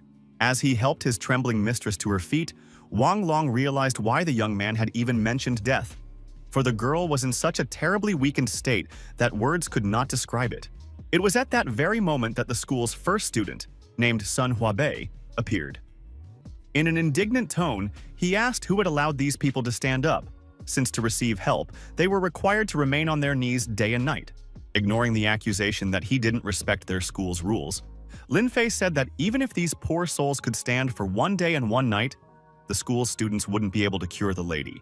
Of course, these words greatly angered the school's student, who aggressively asked who this man was to dare look down on the power of their institution. After looking closely at this arrogant man, Lin Fei stated that he held Shennong's medical school in the highest regard. He had only looked down on the first student. Just then, the headmaster, whose name was Sun Shengfeng, appeared. He asked the young man if he was certain they couldn't cure the girl, because if it was just empty talk, he could lose his tongue for slander. Rushing over to his father, Sun Huabei explained that this young man had been forcing the parishioners to break their school's rules, and that he had also cast doubt on their ability to cure the lady's illness. Looking closely at the trembling girl, the head of the school said that she was merely possessed by an evil spirit and that they needed to channel true qi through her meridians to purify her. Lady Wang Lun's companion opened an impressive little box in front of Sun Shengfen, inside which, on a soft lining, lay a precious stone, and announced that they were prepared to pay handsomely for his help. Upon seeing this offering, the school's top disciple was overjoyed, for it was a spiritual stone that would allow their school to rise 5 ranks overnight. Of course, Mr. Sun knew perfectly well what kind of stone it was, so he asked the woman to give him her hand so he could channel the energy. However, our hero was still certain that the man wouldn't be able to do anything, and he turned out to be absolutely right, because they were dealing not with some mediocre, weak, evil spirit, but with a force capable of frightening even the head of the school. The dark magical energy managed to knock Mr. Sun back. He couldn't even defend himself and hadn't expected anything like this to happen to him. The son immediately ran to his stricken father, who was literally trembling with fear and muttering that he had encountered demonic qi. The headmaster declared that the woman could leave, since no one could heal her, but Lin Fei said he could easily do so. Then Shengfeng said ironically that if the young man could do it, he would regard him as a teacher. Ignoring these words, the young man turned to the woman and said he was ready to cure her. Without taking the spirit stone, he only needed to know where she had obtained it. Of course, Cheng Xiangyu doubted that the young man would help her, so when he touched her shoulders with his hands, the poor woman trembled. This provoked the monster sitting inside her. The demonic energy, which was bursting to get out, attacked our hero, but he knew what to do about it. Wang Long, standing nearby, recoiled, having felt the powerful shockwave emanating from the blow dealt by the demonic entity. To protect himself from the dark energy's effects, the headmaster activated his golden armor, hoping it would help in some way. Everyone was terrified, except for Lin Fei, who was fully aware of what he was about to face, so he knew exactly what he needed to do to avoid getting hurt. The dark energy crept closer and closer to him, yet it could not harm him. It seemed as though some unknown force was protecting the boy. Sun Shengfeng immediately realized that this young man had somehow managed to activate shamanic spells, which meant that standing before them was the heir to the shaman Wu Xian. It was precisely this action that caused the negative energy to begin leaving the young lady, who immediately said she was feeling better. Looking closely at the head of the school, our hero asked with a smirk why the elderly man was silent. Did he really not want to admit that there was someone stronger than him? Activating his magical energy, Master Sun declared that he would not call someone who used shamanic techniques a teacher and had no intention of acknowledging it. Therefore, he ordered his followers to attack the fool who had dared to use such methods within the walls of his school, so as to eradicate his legacy by the end of the day. Sun Shengfeng told the other students to begin the formation, and they surrounded our hero. Once everyone had taken their positions, a glowing magical circle formed around Lin Fei. The formation was called the Blood Seal, and it was meant to seal all of our hero's magical power inside him so he could no longer use it. Master Sun declared that if the boy didn't immediately reveal his shamanic secrets to them, he wouldn't leave a single wet spot on him, for his formation could subdue even a great master. Everyone around could feel his power. Wang Long shielded his mistress with his own body, for he feared her fragile form might shatter into pieces. The head of the school declared that he was giving Lin Fei one last chance, so if he didn't reveal his secrets right now, he would be severely punished and regret ever being born. Suddenly, Wang Lun realized that this formation was draining all their strength, his and his mistress's, and if it continued like this, they might die. So when he realized that Lin Fei was acting as if nothing were happening, he was very surprised. The only thing that truly surprised our hero was that everything around him had turned red. The headmaster was certain that a true descendant of the shaman Wu Xian stood before him, for otherwise, he would not have been able to withstand his attack, which was called the Blood Seal. Giving his opponent a cold stare, Lin Fei calmly stated that the man was mistaken and that he was not the descendant of any shaman. Rather, it was the shaman who was his descendant. These words finally enraged Song Shengfeng. He declared that the boy was spouting nonsense again and that today he would force him to renounce all shamanic beliefs. He believed that no founder should get too cocky, and that anyone who crossed the line should taste his incredible power, which could wipe a person off the face of the earth. It was at that very moment that the Masters of Lotus City arrived. Having come to assist Master Lin, the head of the school declared that they had arrived just in time since he had been too lazy to look for them. He said that those who were brave enough could take the risk and enter the battle formation. Everyone was outraged by these words. Surely Master Sun didn't think that anyone among them was not brave enough. It seemed he had underestimated the power of the City of Lotuses. When Wang Lun realized that these men were actually going to enter the formation, he began begging them to stop and not make a fatal mistake. However, no one listened to him. The men declared that everyone around them had underestimated their strength and that they could demonstrate something truly extraordinary. But soon, the men realized why Wang Lun had tried to warn them, for they felt a powerful force of pressure that was draining their inner energy. Now they couldn't even move. So Wang Lun said resignedly that he had tried to warn the men not to even go near the formation. Looking at his friends, who were clearly not in the best shape, our hero thought irritably, did they really think they could handle it just as well as he could? This situation made Sun Shengfeng burst out laughing, for he was convinced that all the Masters of Lotus City were indeed incomparably brave. But at the same time, they were fools. After all, now the head of the school could use their powers for his own ends. In fact, he had originally planned to seize their power, for only then would he be able to become a great master.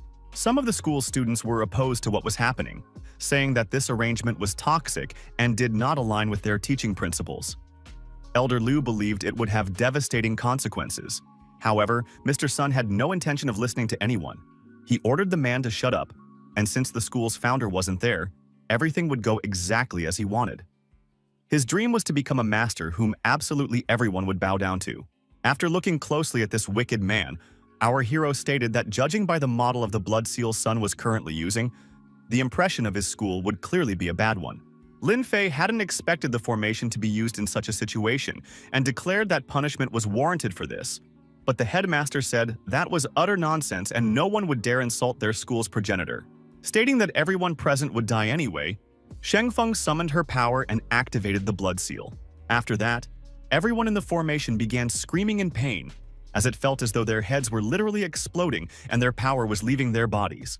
Mr. Song, with a malicious laugh, declared that now these people's souls belonged only to him and no one could stop him from bringing his plans to fruition. Watching what was happening, Baijan began to scream and beg his teacher to get out of the way, for only then would he not fall victim to this villain. The bloody claw was already closing in on Lin Fei. The head of the school wanted to absorb his power and was already anticipating becoming the most powerful person in the world. When our hero realized that the enemy had managed to get within critical range, he had to decide how to proceed, for the danger was growing by the second. Seeing that his opponent wasn't reacting to his attack at all, the headmaster clenched his teeth in anger. He couldn't understand why the boy hadn't done anything yet. Looking at the more conscientious students who were trying to help one another, our hero thought that his connection with Shen Nong wasn't completely severed after all, and that he had, in fact, passed on one teaching to him. The old man, who had once again decided to attack, demanded that the young man answer all his questions. But the young man didn't even budge. At the very last moment, our hero allowed himself to move and strike a blow. It was astonishingly powerful, so much so that the old man was sent flying backward and hit his head hard on the ground. Activating an ancient magical power, Lin Fei declared that even if the school students called themselves Shen Nong's successors, they were not, for they had forgotten all his truths. After that, he used a skill called Introduction to the Art of Healing to help his friends who had come to his rescue. At that moment, the headmaster's magic weakened, and our hero managed to make his companions feel better, so their heads stopped throbbing with pain. A power awoke within each of them, ready to withstand any enemy attack and protect the minds of Lin Fei's friends. Of course, the old man tried repeatedly to attack and take control of the boys' minds, but he failed, so he was left with nothing. At that moment, a fierce internal struggle was taking place.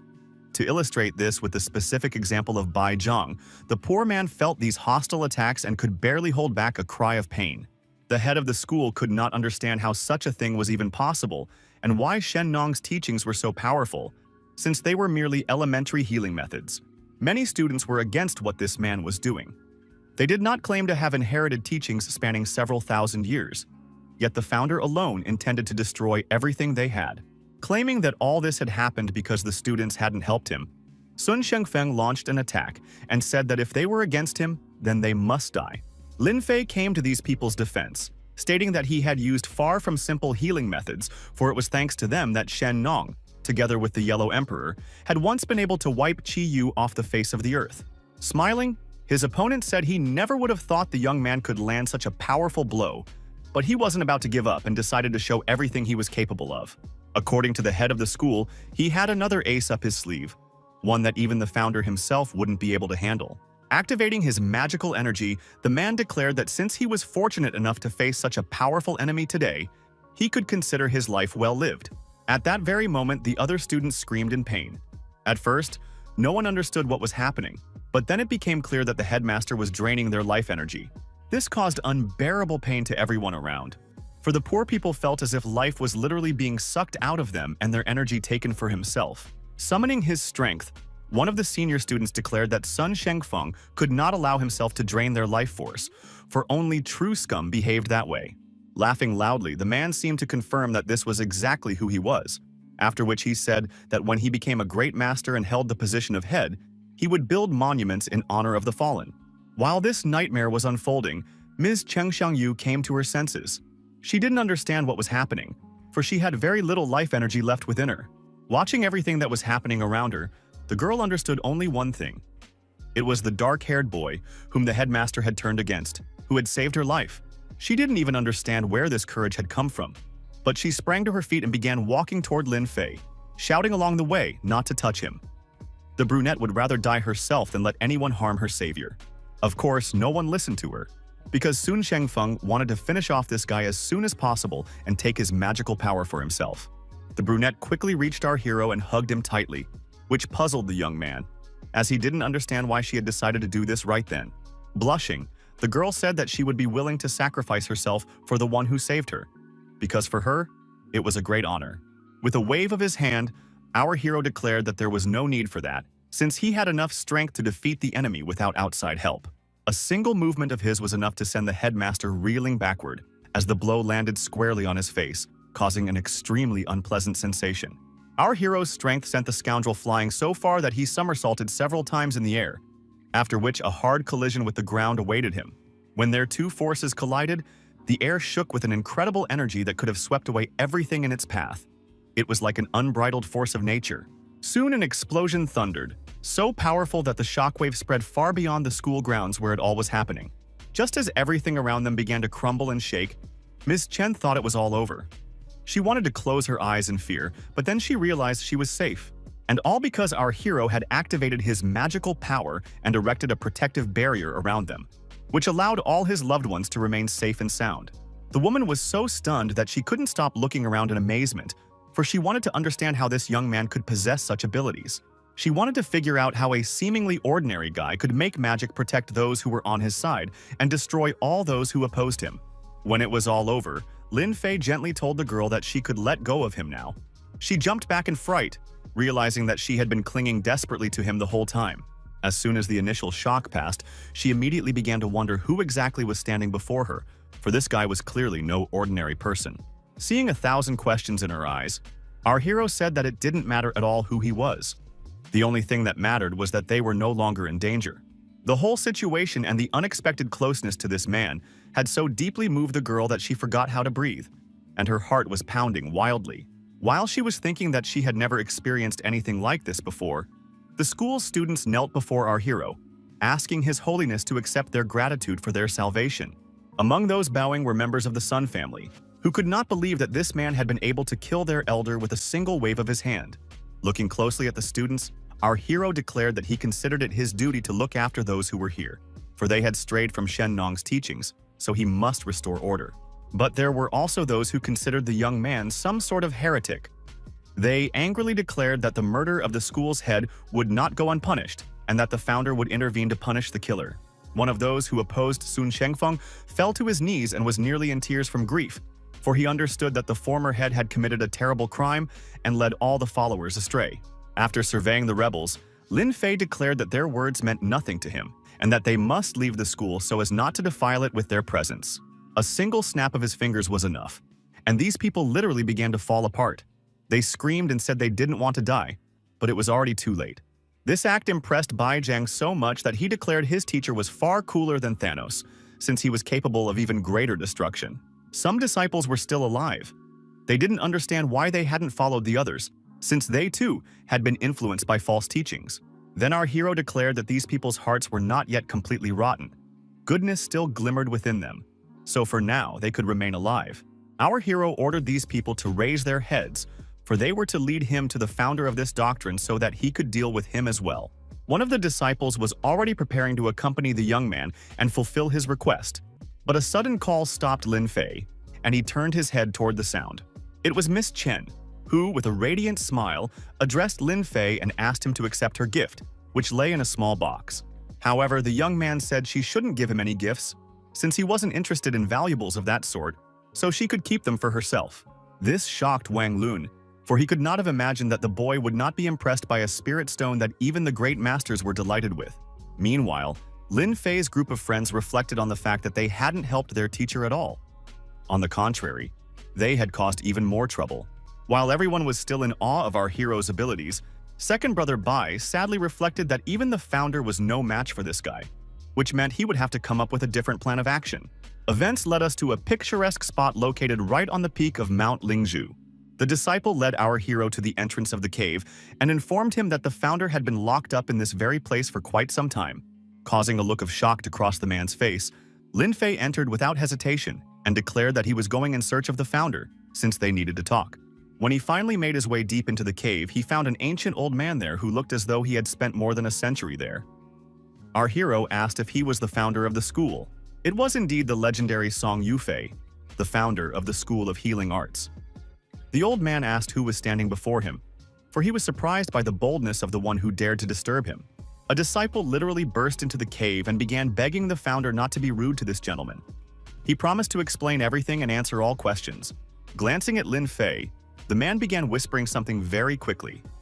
Perhaps he was giving the founder a general outline of the situation. After hearing the story, the founder flew into a rage. He shouted, asking how some brat dared to destroy his formation, which he had been working on for a long time. Not wanting to go into too much detail, Our hero stepped closer and touched the old man's forehead with his finger so that he could see everything for himself and have no further questions.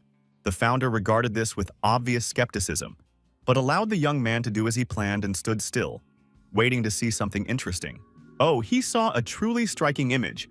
Su Shuzi, the founder of medicine, bowed before the founder Shen Nung, who stood next to some kind of deity. The celestial being was young and handsome, and he bore a striking resemblance to the young man standing right in front of him. And then the founder understood everything. Falling to his knees, the old man began to beg the celestial being to forgive him, for he should have watched over the school as carefully as possible, rather than leaving it to the mercy of fate. Looking at the man who had fallen before him, our hero declared that the man had indulged in the tyranny perpetrated by Sun Shengfeng.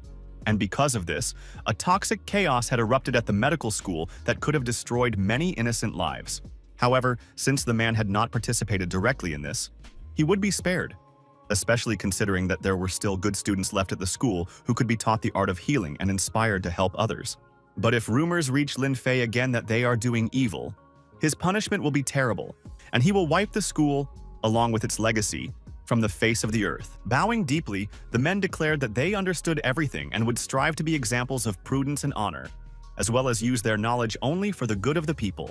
After that, the young man told them to get up, for he wanted to take a walk to the Suan Valley, where medicinal herbs were grown, since he needed to gather some raw materials. The founder of the teaching said that the celestial being could take whatever he needed. He was even ready to give him the entire Suan Valley if it would be of benefit. The Suan Valley was an incredibly beautiful place with green grass and delightful waterfalls that nourished the greenery with moisture. Our hero didn't need to be asked twice, and if the founder said he could take everything, he decided that was exactly what he would do. When the followers of this teaching sensed the celestial being's magical energy, they could barely stand, for it was incredibly powerful. When Lin Fei finished harvesting all the medicinal herbs he had planned to take, the valley turned into a parched desert. The men were truly shocked by this turn of events, for they hadn't expected the young man to actually take absolutely everything. Looking at the men's disappointed faces, Lin Fei asked with a smirk why they were acting as if they were extremely dissatisfied. Stammering, the founder tried to explain that there had been a misunderstanding, since now they had absolutely nothing left, and he hadn't expected it to turn out this way. Upon hearing that these were supplies they had been gathering for hundreds of years, our hero reminded them that he hadn't taken it all for free, so he reached for what he would give in return. When the elixir of immortality fell into the founder's hands, he nearly shouted with joy, for he realized that this was exactly what their school had been sorely lacking. Our hero also added that the value of this elixir was 10 times greater than all the ingredients and plants found in the Sue Valley. After he added that the vial contained 10 top-quality Zuki immortality pills, the men were almost speechless. Turning around, the young man began to leave, saying in parting that the founder could consider this a gift of good fortune, and if these pills were used wisely, 10 great masters might emerge from the school. The disciple said regretfully that their former leader had been willing to sacrifice the lives of all the inhabitants of the city of Lotus just to get a chance to become a great master. Yet the celestial being had granted them as many as 10 such chances. The gift was so precious that the founder fell to his knees and began thanking the celestial being, who was so merciful as to bestow such a priceless gift that could not be described in words. As soon as Lin Fei returned to the school grounds, Chen Xiangyu immediately ran up to him, clearly worried that he had disappeared from her sight. Our hero was already a bit tired of people since there had been far too much interaction lately, so he asked why the girl was still there. She was delighted that he had even noticed she was nearby, so she waved at him with a smile, though he didn't really appreciate her enthusiasm. However, there was something that did pique the celestial being's interest, so he asked where the young lady had found the spirit stone and how she had encountered the demonic key. These words embarrassed the girl quite a bit. She thought she was being treated like an adult woman, but Lin Fei, apparently, considered her quite young. She explained that everything had happened in the Black Bamboo Ravine. Her family had received reliable information that a blood magnolia could be found there, which would prolong her grandfather's life, but she could never have imagined what she would encounter there. Our hero immediately guessed what she was about to say, so he quickly remarked that it seemed the girl had fallen into a deadly trap. Approaching Miss Cheng, the young man said he would give her a gift, since she had helped him and told a story that provided important information. So he revealed to her a secret piece of knowledge. To extend one's life, one didn't need the blood magnolia. The 7 stars of life extension were quite sufficient. This information was so valuable that the girl smiled broadly and thanked Lin Fei for it, since he had literally given her exactly what she was looking for. The girl was so reluctant for this man to leave that she began to think of a way to keep him there just a little longer, because if she let him go now, she would likely never see him again. And then a brilliant idea struck her, one that would help prolong her conversation with Lin Fei. She asked our hero to add her as a friend on Visha, because then, if she found out the locations of other spirit stones in the future, she could send him a message right away.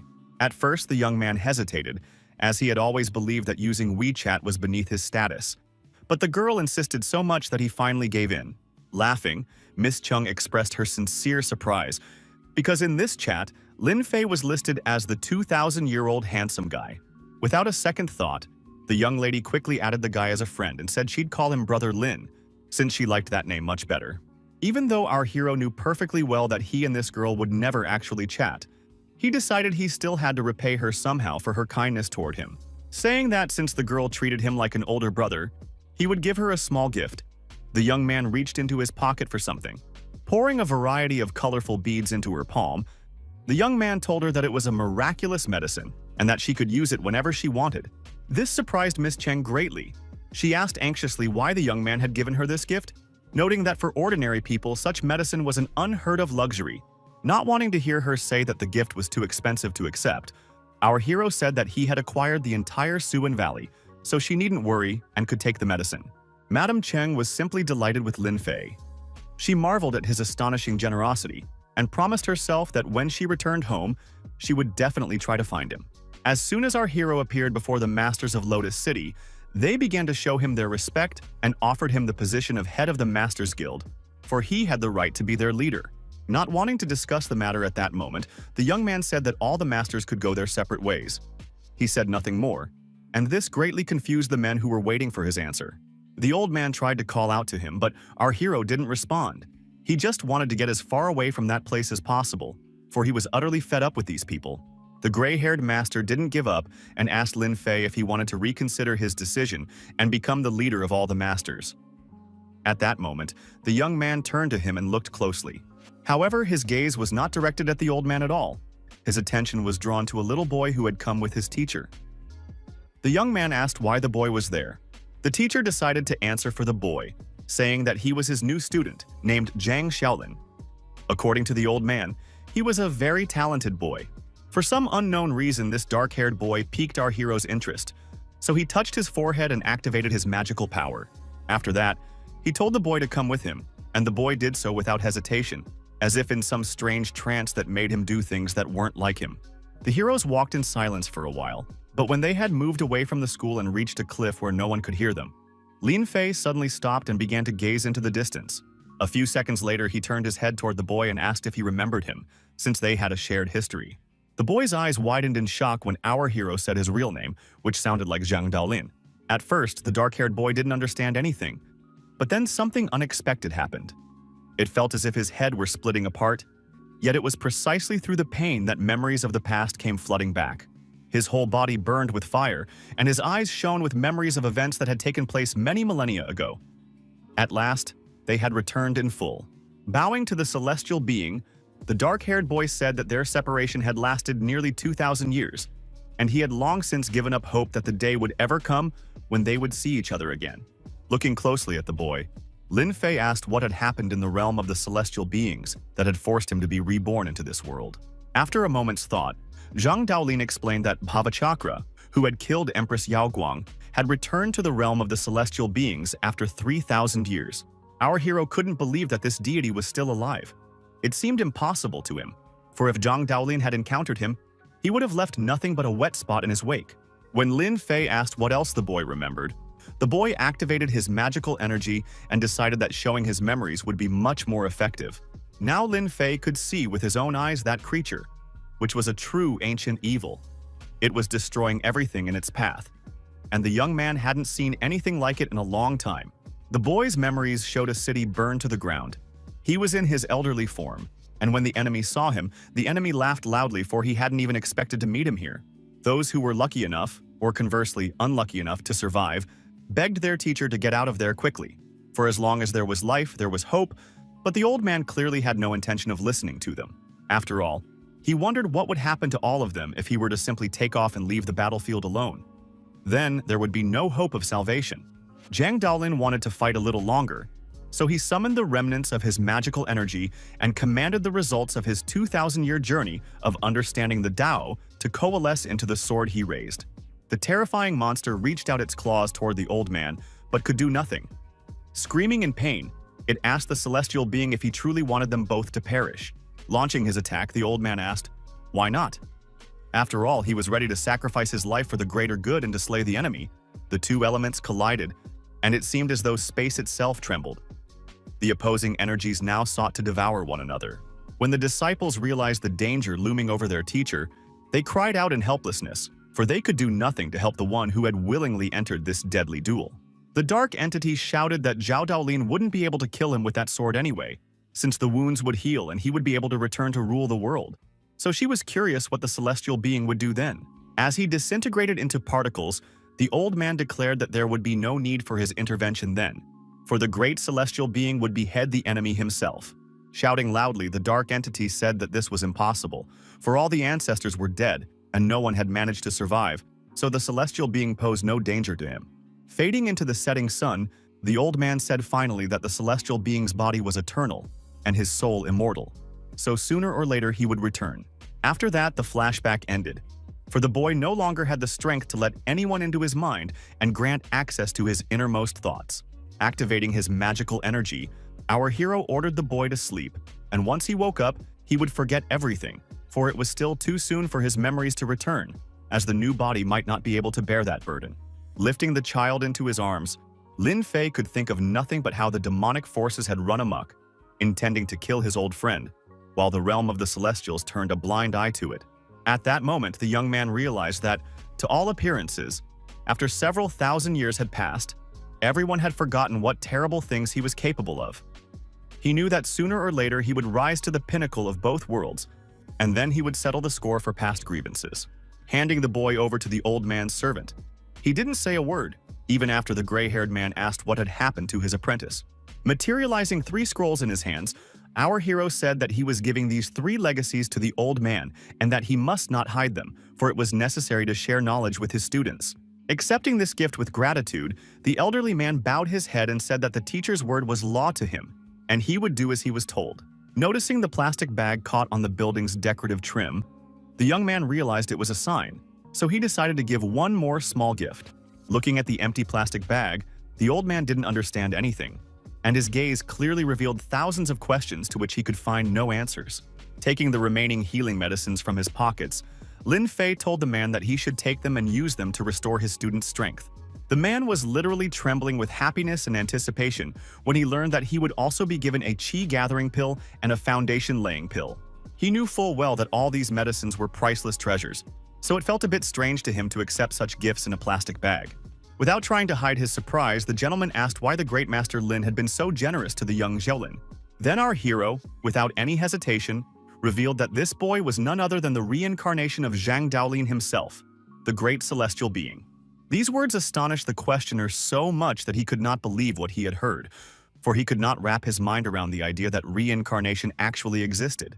Then the young man continued his story, saying that Zhang Daolin had been honored to accept the will of heaven, and now he must achieve great merits in the earthly world to become a celestial being once again.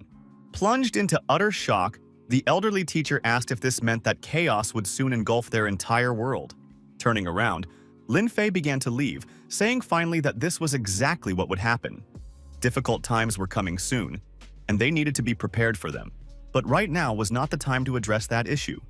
For the moment, his priority was preparing the 7 stars of resurrection healing potion to save Mr. Qing's son. Moreover, he still hadn't figured out which member of the Bai family was the murderer, since they had all been extremely polite to them, so it was unlikely they would confess on their own. Using his ability to fly through the air, Lin Fei decided that this would be the best way to get to the hospital as quickly as possible in order to save the boy in time. When Mr. Qing saw that the young man had already arrived and had scared the hell out of his daughter with his sudden appearance, he was overjoyed. A glimmer of hope for his son's salvation lit up inside him. Heading toward the door, the young man asked how the young Mr. Qing was feeling at the moment. His father explained that Mingyu was currently in very poor condition. The man also explained that they had tried every possible method, but they had been unable to get rid of the black poisonous web that had already completely engulfed the poor boy's body. Looking closely at the poor fellow, our hero asked everyone present to leave the room where the patient was. This request puzzled the doctor and his assistant. Of course, the doctor was outraged when the door was locked in front of him. He told Mr. Chin that he himself had brought this young man here, and if anything went wrong, he wouldn't be the one to take responsibility for it. Our hero was understandable. He didn't want anyone to see his tripod under any circumstances because, if he didn't have it, there would be far more problems. It was into this magical vessel that he began to place all the ingredients needed to prepare the medicine that was supposed to save the young man's life. After everything had been placed in the tripod, he lit the true fire made of 3 elements, which was the essential component for combining these ingredients. Meanwhile, Mr. Ching was pacing nervously. The doctor advised him not to get his hopes up for a favorable outcome, since the person he had brought in was incredibly young and inexperienced, especially since he considered himself the best specialist. All these words went in one ear and out the other for the man, especially after his nose caught a very strange scent that began to emanate from his son's room. The man immediately recognized the scent of a medicinal decoction, the ingredients for which he had never managed to gather because they were simply impossible to find. At one point, the doctor jumped up abruptly and told Mr. Chin to look at his hair, for it was darkening, and it seemed as though he was growing younger right before his eyes. Then the man's vision suddenly went dark, but he quickly realized that something strange was happening outside as well, and it wasn't just his blurred vision. Stepping out onto the balcony, he and Mr. Chin couldn't figure out what was happening, for it seemed a storm was approaching, even though there hadn't been a single cloud or sign of a storm in the sky before. However, now everything had changed. The clouds had thickened and darkened, and the lightning was so bright that it seemed as if one might go blind just by looking at it. This whole scene filled Mr. Ching Feng with panic and terror, so he screamed, realizing that all of this was unnatural and that nature was under a magical influence. But the real shock hit the man the moment one of the lightning bolts struck his house directly. Then he thought that the heavens wanted to destroy his family. All sorts of thoughts raced through his mind, but when he realized that all these strange phenomena were because a celestial being was helping his son, it gave him some peace of mind. All this was happening because the laws of the heavenly Tao are very strict, and resurrection from the dead goes against the laws of heaven. But our hero had pulled this off so many times that he was no longer afraid of anything. Now, these celestial phenomena were merely a backdrop to him, having no effect on the main picture, in which he and his patient played the leading roles. Those who witnessed this anomaly are unlikely to ever forget the thousands of lightning bolts striking a single spot, which was protected by a glowing dome. A little boy said to his mother in shock, telling her to look that way because a golden fist had just struck the sky there. As luck would have it, when the woman looked in that direction, there was nothing there anymore. So she thought her first son was a bit of a fool, which meant she should have had a second. To be honest, Lin Fei was really annoyed that every time he did something so impressive, thunder would strike with such force that everything around him would shake. Finally, everything indicated that the decoction was ready, which meant they could get down to the most interesting part: saving young Master Ching. Looking at the 2 golden pills, the young man was outraged, for it turned out that the medicinal herbs from the school were simply disgusting, as the result was rather meager. Directing the medicinal pills straight toward the patient, our hero waited, for the result was not supposed to disappoint him or anyone who believed in the young man's salvation. As soon as the golden sphere approached the victim's body, the web began to recede, as if frightened away by this bright, pure force capable of dispelling any darkness. Watching the sphere's power at work, our hero reflected on how he had given away so many healing pills that he hadn't even suspected he would have to use his own magical energy. Since there was a risk that the healing golden sphere might not be enough, our hero decided not to take any chances and to tap into his own power, for in a way, he was this young man's father. The effect was instantaneous. The web parted in an instant and turned into a delicate lace that literally melted into the air. As soon as the golden sphere penetrated the young Master Ching's body, he glowed and screamed so loudly that even the walls shook. Lin Fei's magical power lifted him into the air and made him hover above the bed. The scream did not stop, but he simply had to endure it, and then healing would come. Our hero was already getting pretty annoyed by their reaction every time he gave the poor souls their medicine, since they screamed so loudly each time that his eardrums nearly burst. When the screaming subsided and the glow faded, Lin Fei waited, because the boy was about to wake up very soon, since the procedure had been successful. A few seconds passed, which felt like an eternity, but finally the boy opened his eyes, which were now finally their natural color. The first thing the awakened young Ching saw was Lin Fei, who was leaning over him impatiently and telling him to stop sleeping. Of course, he was frightened, because he clearly hadn't expected to see a stranger standing next to his bed. someone who had somehow broken into their house in his room. Hearing his son's voice, Mr. Ching immediately burst into the room and couldn't believe his eyes, for his child was conscious. Moreover, he had gotten out of bed and was standing on his own 2 feet. The family embraced joyfully, reunited after long months of anxiety and fear. Lin Fei realized he was an intruder at this celebration of life.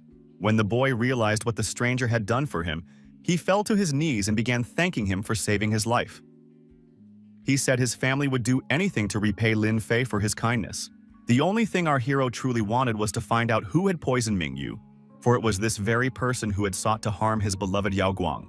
Gritting his teeth in anger, the boy said that the villain was a member of the Bai family, namely the second teacher, whose name was Bozu. This made sense, because if the Qing family lost its heir, the Bai family could free themselves from the control of other families and seize leadership in many areas. But it was still unclear why they would kill Yao Guang, especially using spider venom. Turning around, the hero said he was leaving. He asked that everyone who had witnessed the boy's healing not tell anyone that Bai Bozu had been his killer. The head of the Qing family didn't understand the point of this request.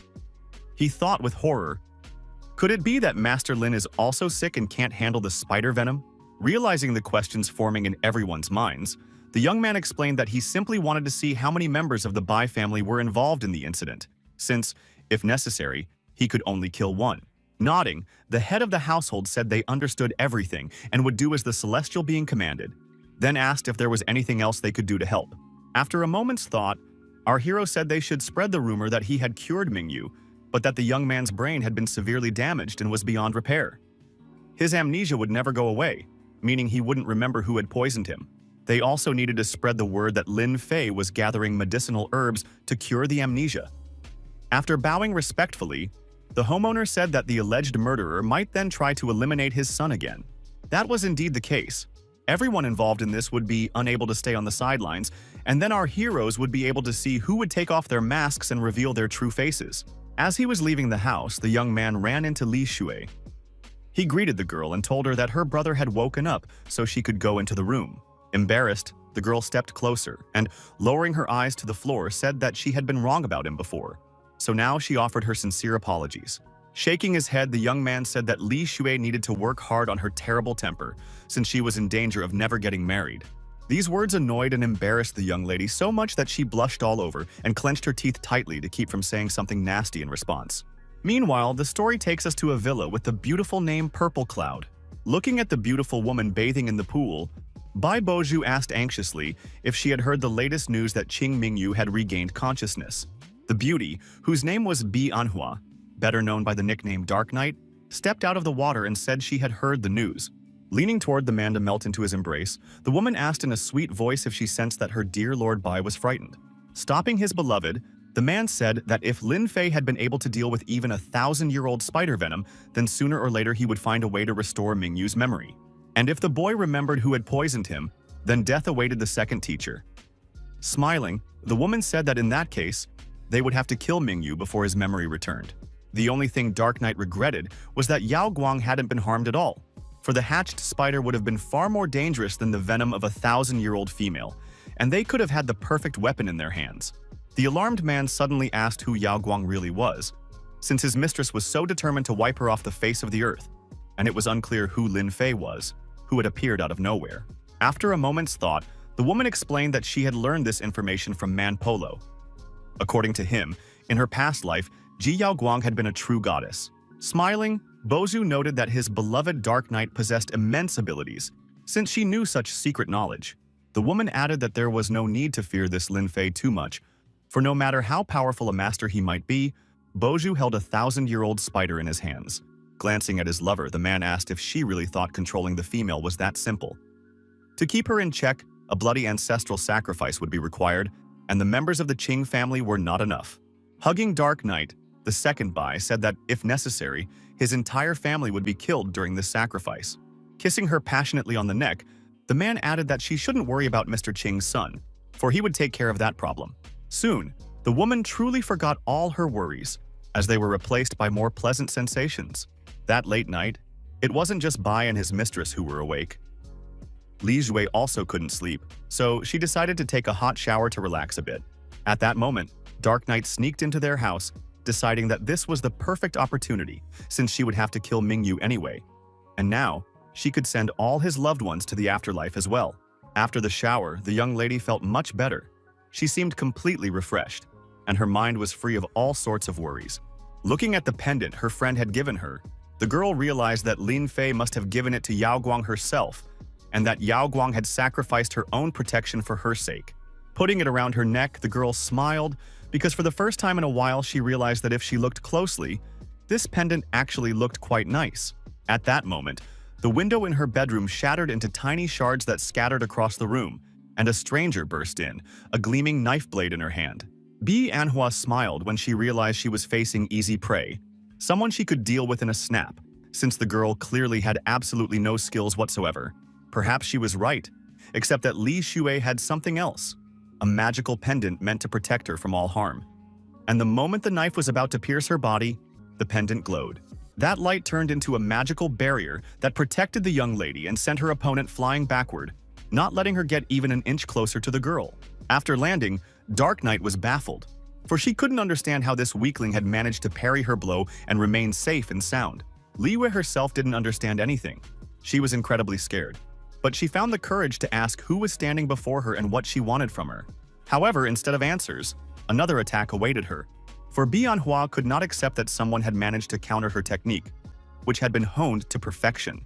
Just as the girl quietly squeaked out a plea for help, the pendant did its job and once again protected her with its magical abilities, creating a barrier. A couple of seconds later, the heroine opened her eyes and realized she was perfectly fine. She didn't understand where the barrier had come from, but she knew it had saved her from a terrible fate. The Dark Knight froze in place. She was simply in shock and couldn't understand how this was possible, since no one had ever been able to withstand her fighting tactics before. At some point, the barrier's light began to grow brighter and brighter. And then the woman realized that she was about to face a backlash. Yes, she was right about that. A ricochet hit her, so powerful that bloody wounds began to appear on her neck, causing excruciating pain. Almost crying from the pain, the woman declared that this battle wasn't the last, and that one day she would return. And then Li Xue could say goodbye to her life once and for all. Looking at the broken window where that crazy woman had jumped out, the girl wondered what she had wanted, since she had burst in so suddenly, then thrown several daggers at her, after which she started spitting blood and vanished. At one point, Li Xue even thought it might have been some kind of performance, or a botched prank sponsored by one of her acquaintances. But when her alarmed father and brother burst into her room, she realized that everything was much more serious than she could have imagined. She had to tell these two belated rescuers that some crazy woman had burst into the room, smashed her window, tried to kill her, and then injured herself and fled. Looking at the shards left in the wall, her father explained that it wasn't a lunatic, but the second person in the Dark Knight, who had used her signature move, the ghostly killing vortex. These words terrified Mingyu immensely. He couldn't understand how his sister had managed to survive, since this signature move could leave even a master with nothing but skin and bones. Then the girl told him about the miraculous pendant her friend had given her. She knew it had been made by Master Lin. Breathing a sigh of relief, the father of the family said that they were truly lucky, since they were under the protection of a celestial being. However, if Bianhua had begun to act, it meant that the second Bai had admitted his guilt. Bleeding profusely, the woman tried to make her way to her mansion, but every step was met with sharp pain throughout her body. She still didn't understand what had just happened. She couldn't wrap her head around the fact that that girl could possess the powers of a Grand Master. At some point, a hand rested on her shoulder, and then an unfamiliar voice asked where she was rushing off to. Was she really heading toward her rebirth? Despite the intense pain throughout her body, Dark Knight found the strength to swing her dagger and try to destroy whoever had dared to sneak up on her so stealthily. However, her deadly sharp dagger was shattered against some kind of magical barrier. The frightened woman jumped back, and the stranger's voice remarked that it seemed she was indeed the very Bianhua, about whom legends were already circulating. This man was none other than Lin Fei, who was certain that the enemies would return to the scene of the crime, and then he would be able to figure out exactly who was involved in the poisoning of young Master Qing. A frightened Bianhua realized that this man was someone to be feared, for his aura was filled with a thirst for murder. Realizing that she had practically no chance of survival due to her injury, the woman began to beg for a chance to explain everything. She now understood that Mingyu had been nothing more than a decoy. As he drew closer, our hero reminded the woman that she hadn't given much thought to her decisions before, but now suddenly wanted to be good. Taking a step toward him, Dark Knight declared that if he let her go, she would tell the whole truth about what had happened and who was to blame.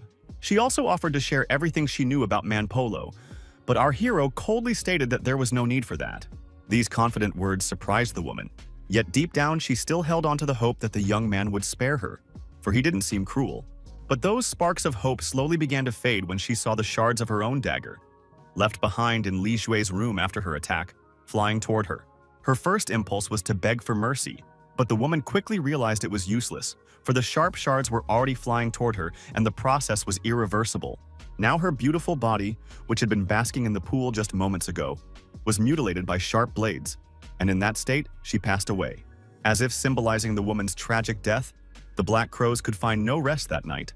Manpolo, known within his group by the nickname Mandala, was annoyed that Bi Anhua hadn't been in touch, since Nightmare and Hei Megui had died the day before. He scolded the other members of the organization as if they were little children, good for nothing but child's play.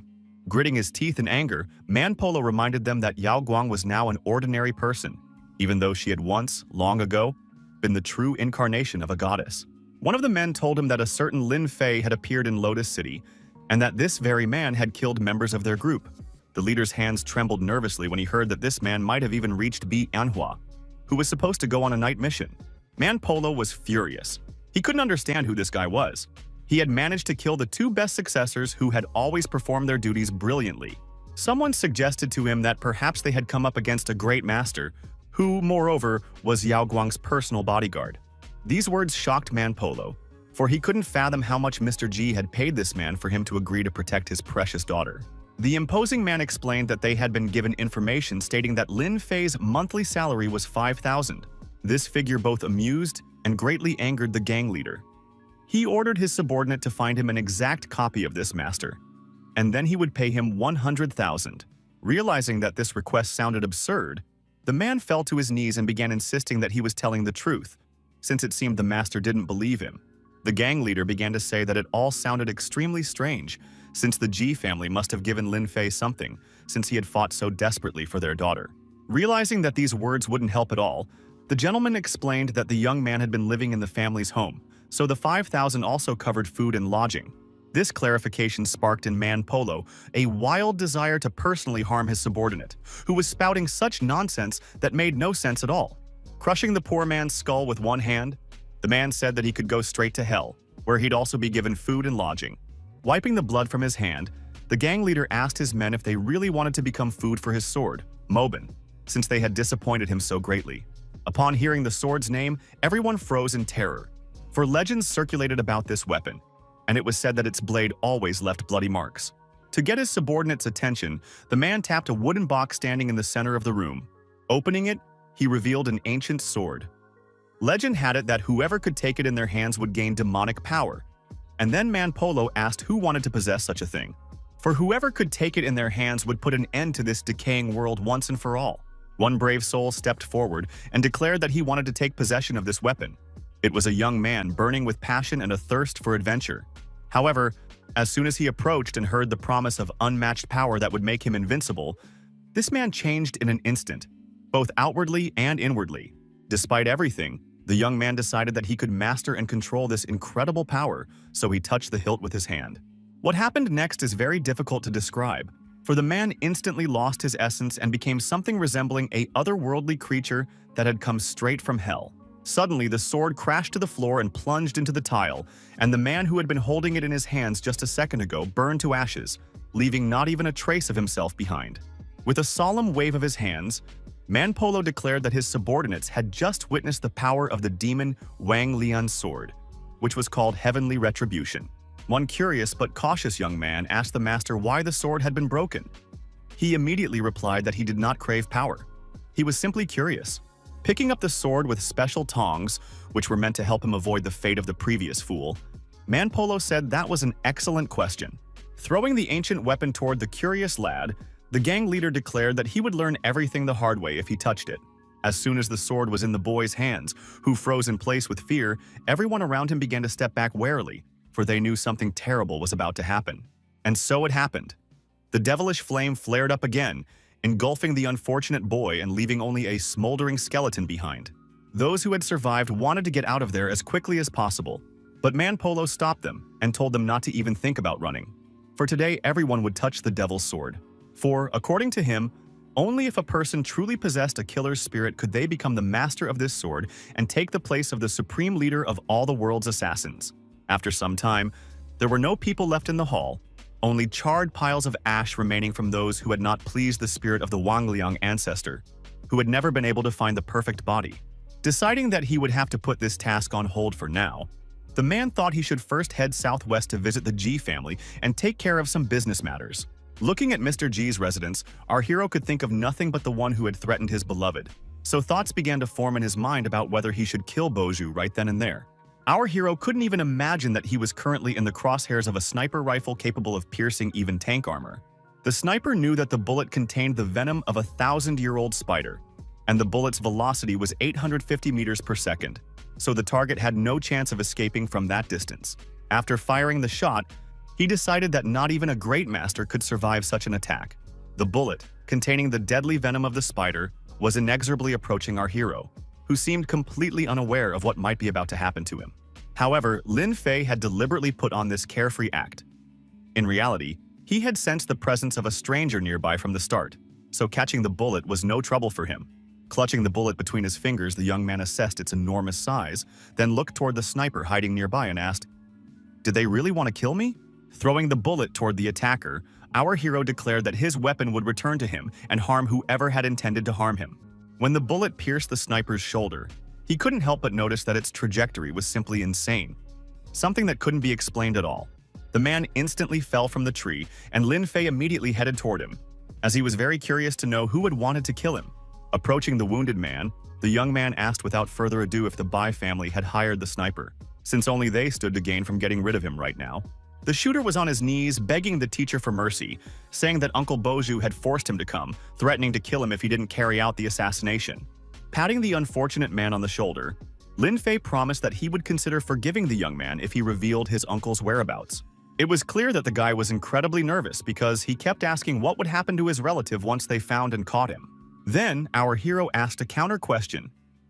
If someone were planning to kill your wife, maim your brother's son, and your wife's friend, and is now trying to kill you yourself, what would a sniper do to such a person?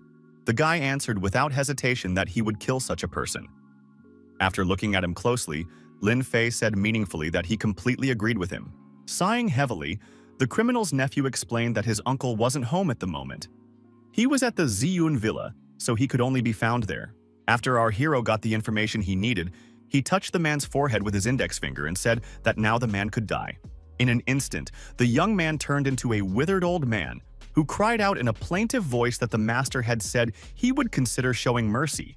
The man from the Bai family had already turned into a heap of old rags when our hero said that he had indeed considered letting him live, but then decided otherwise. Meanwhile, at the villa called the Violet Cloud, things were unsettled, as Boju was worried that there had been no word from Bai Yang and Manhwa. He assumed they were already dead. He knew he had to leave Lotus City as soon as possible, because if he left, Lin Fei would never be able to find him.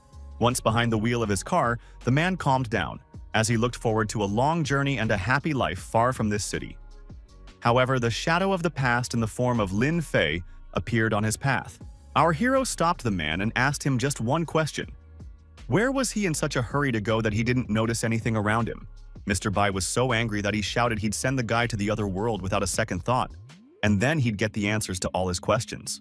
Pressing harder on the gas pedal, the man decided that if he just drove over his problem, it would eventually disappear. But this approach didn't work on Lin Fei, because when the car plowed into his body, the guy didn't even budge, while the car was completely mangled from the collision. Looking into the eyes of this wretched man, the young man asked if he wanted to kill himself, or if he needed help with this difficult task.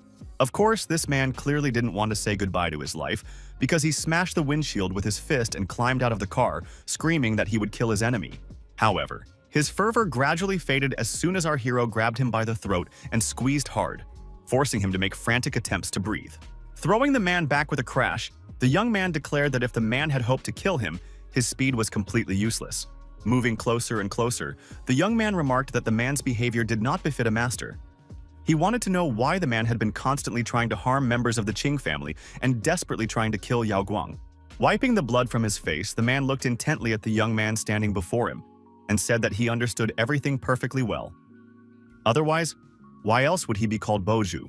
With a resigned sigh, our hero said that he had never even thought about why his enemies had certain names. The angry man shouted and said that in that case, he would tell him everything himself. According to him, his father had spent a long time choosing his name, hoping that he would be the one to put an end to the Qing family's years-long oppression of the EA, since all the Bai people were tired of being subjugated, as their roots were neither obscure nor weak. After taking a close look at this man, Lin Fei asked if the Qing family was currently treating the Bai people badly, since from what he could see, everything between them was fine. But the second master of the Bai family disagreed. He declared that this was a war in which his father, grandfather, and all the ancestors of the Bai clan had fought, so he could not betray the cause of his ancestors. Pulling a 1,000-year-old female spider's egg from his jacket pocket, the man said that once he swallowed it, the Great Master's power would fill his body for 10 minutes, and he would be able to finish off Lin Fei. In an instant, that vile egg was already being chewed by Boju, who desperately hoped that his strength would match his enemy's abilities. Our hero watched this spectacle with utter disgust, for he couldn't understand how anyone could eat such a revolting thing. But despite this, one couldn't help but notice that the egg had indeed worked, and the man's body was filled with incredible strength. Snapping his fingers in irritation, Lin Fei asked his opponent not to growl so loudly, for people in the vicinity would hear and rush over to gawk at the battle of the gods. He didn't like attracting the attention of bystanders and onlookers, so the celestial being created a barrier that blocked out sound. Bozu declared that he had neither the time nor the desire to engage in idle chatter, for he had only 10 minutes to deal with the problem, and then he would die. So the man shouted that his enemy should prepare himself, for death would overtake him very soon and he would be powerless to do anything about it. All his loud declarations were worthless, because Lin Fei was able to fend off his attack without any trouble. It seemed he did it with absolutely no effort at all. After that, the guy landed a counter-punch and literally knocked the wind out of the scoundrel, knocking him out, because the blow against the protective barrier was extremely powerful. Needless to say, the damage was severe, so Boju began coughing up blood. He couldn't understand how Lin Fei had managed it, since he'd used all his strength to attack, but it had all been in vain. Second Master Bai couldn't understand how this was even possible, since he was one of the strongest people in this city, yet he had been defeated by some kid who, according to rumors, was a celestial being. Sighing in frustration, our hero declared that the battle had been too boring, since he hadn't planned on killing his opponent just yet, so he had to drag him home. He had to throw the man onto the roof of the car since he had become so huge that he simply wouldn't fit inside, and that was the only solution.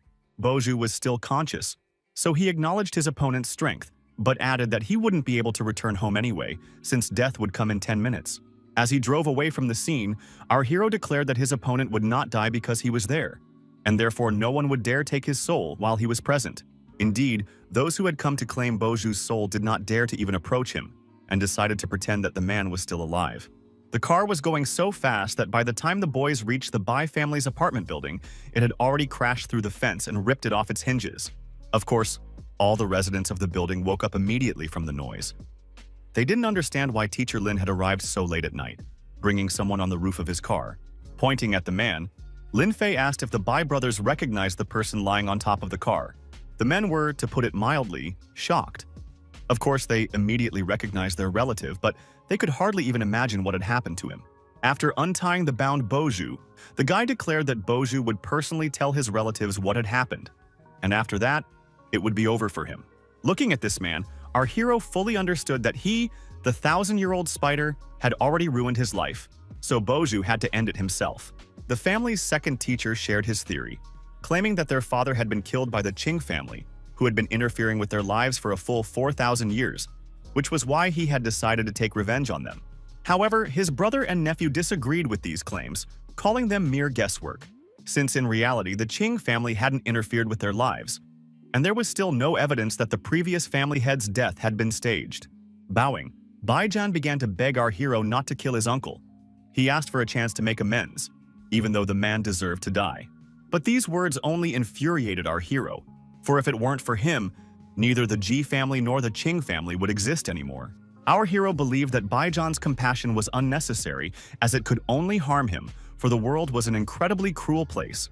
Activating his magical energy, the head of the family asked his son not to harass the teacher, since he was absolutely right. After these words, the man lunged at his brother, declaring that he did not deserve forgiveness, so he was ready to help him arrange a meeting with the Almighty. His brother's blood splattered across his face, but the man paid no attention. He turned to Teacher Lin and said that he would take care of everyone who had anything to do with what Bozu had done. Our hero had no objection, but in addition, he asked Mr. Bai to find whatever would stop the spider's ring of sacrifice. His brother hadn't revealed where it was, but his men must have known. Looking at this unfortunate man, the young man wondered how deeply the secret feelings of those willing to sacrifice family ties for the sake of principle could be buried. The next morning, our hero woke up in a mansion that was literally bathed in sunlight. He took a long morning shower to wash away all memories of that vile night and all the events he had witnessed. When he stepped out, his phone rang.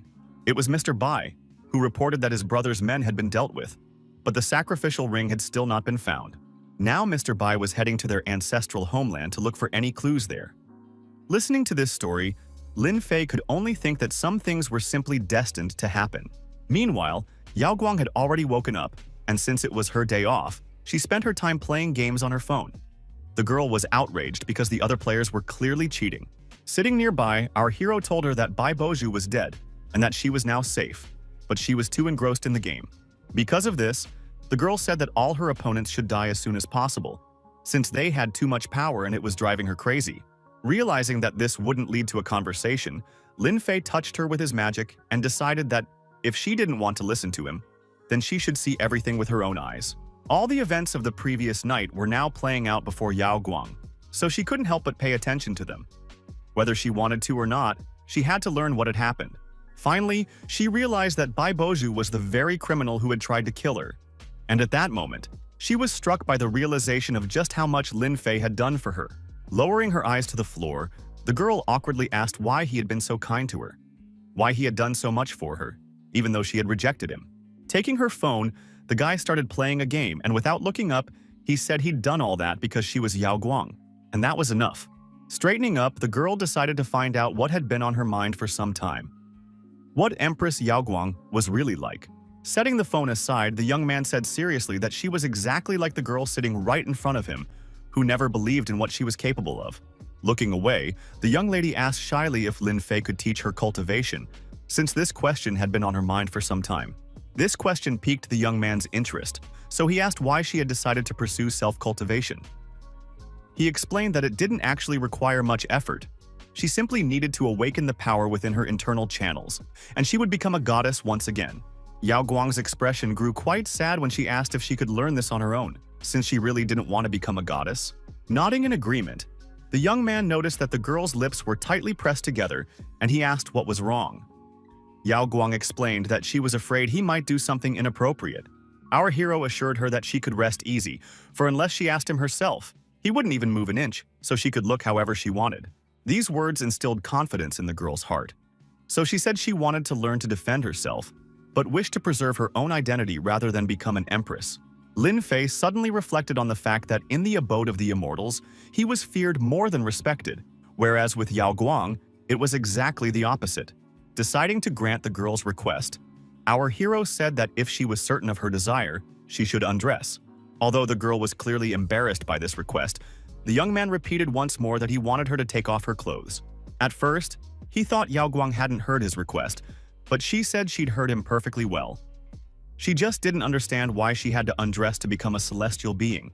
Activating his magical power, the young man explained that he wanted to put the girl through a little toughening up since her bones were too frail, so that no amount of training would help her become a rival to Wu Molin. After a moment's thought, the young lady asked if the training was really the only reason she needed to take off her clothes. The young man nodded in affirmation. "I'm still not sure," Yao Guang said. She told him he'd have to rein in his animal instincts, but Lin Fei kept insisting that he wouldn't do anything unless she asked him to. When Yao Guang slid her shirt off her shoulders, our hero turned away, and a tense silence hung in the room, which no one dared to break. As soon as the young lady said she was ready, the young man warned her that he would begin the tempering. But it seemed to him that the phrase sounded very ambiguous. To break the tense silence in some way, our hero began to talk about how, in the process of becoming a celestial being, the most important thing was to follow the proper sequence of actions. The girl began to make indistinct sounds due to strange sensations, and at that very moment, Umolene was passing by the door to her room and became curious about what her friend was doing. Carefully opening the door, she asked if everything was okay, but froze at the entrance when no one answered and the strange sounds continued.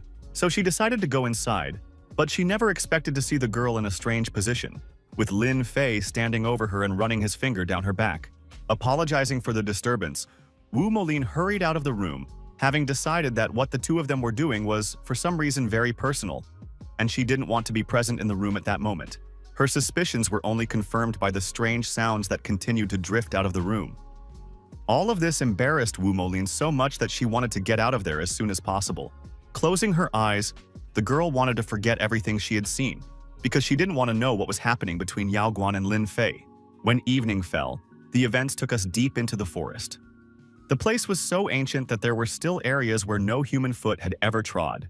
The current head of the Bai family made his way through the eerie thickets, carrying a small box containing his brother's remains and saying that they would soon be home. Tears streamed down the man's cheeks. He was deeply saddened that the unsurpassed master had now turned into a pile of ashes. As he approached the family plot, Mr. Bai quietly whispered that they were finally home. There were only two characters here, meaning Clan and Qing. The only one missing was their own character, Bai. The clan elder, whose name was Qing Mei, asked gloomily, "Has the hour truly come when Boju has returned home?" The sullen Mr. Bai lowered his eyes and declared that his brother was dead. He wanted to hold a memorial service in his honor for the entire village. The elder sadly remarked that the deceased had been the head of the Bai family and had helped the Qing family greatly over the years, so he deserved a grand ceremony.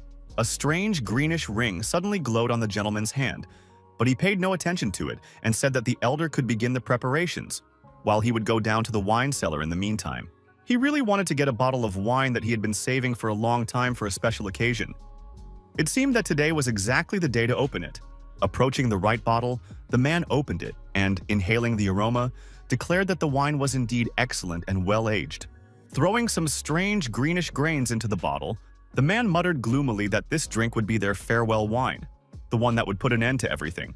When the elder gathered all the villagers in one place and poured the wine into special cups, he ordered everyone to raise theirs so they could drink the wine together with the spirit of the deceased. Everyone drank, men, women, children, everyone except the current head of the Bai family, who was well aware of what would happen to those who tasted this drink. The silence was broken by the sound of a bowl shattering.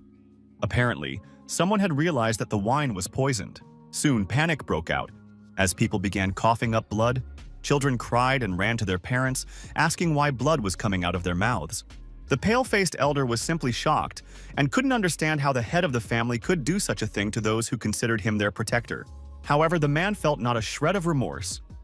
Without looking at the old man, he walked past and said that they should have left this world long ago. Then he declared that he had killed his own brother with his own hands and had to hide his pain and grief.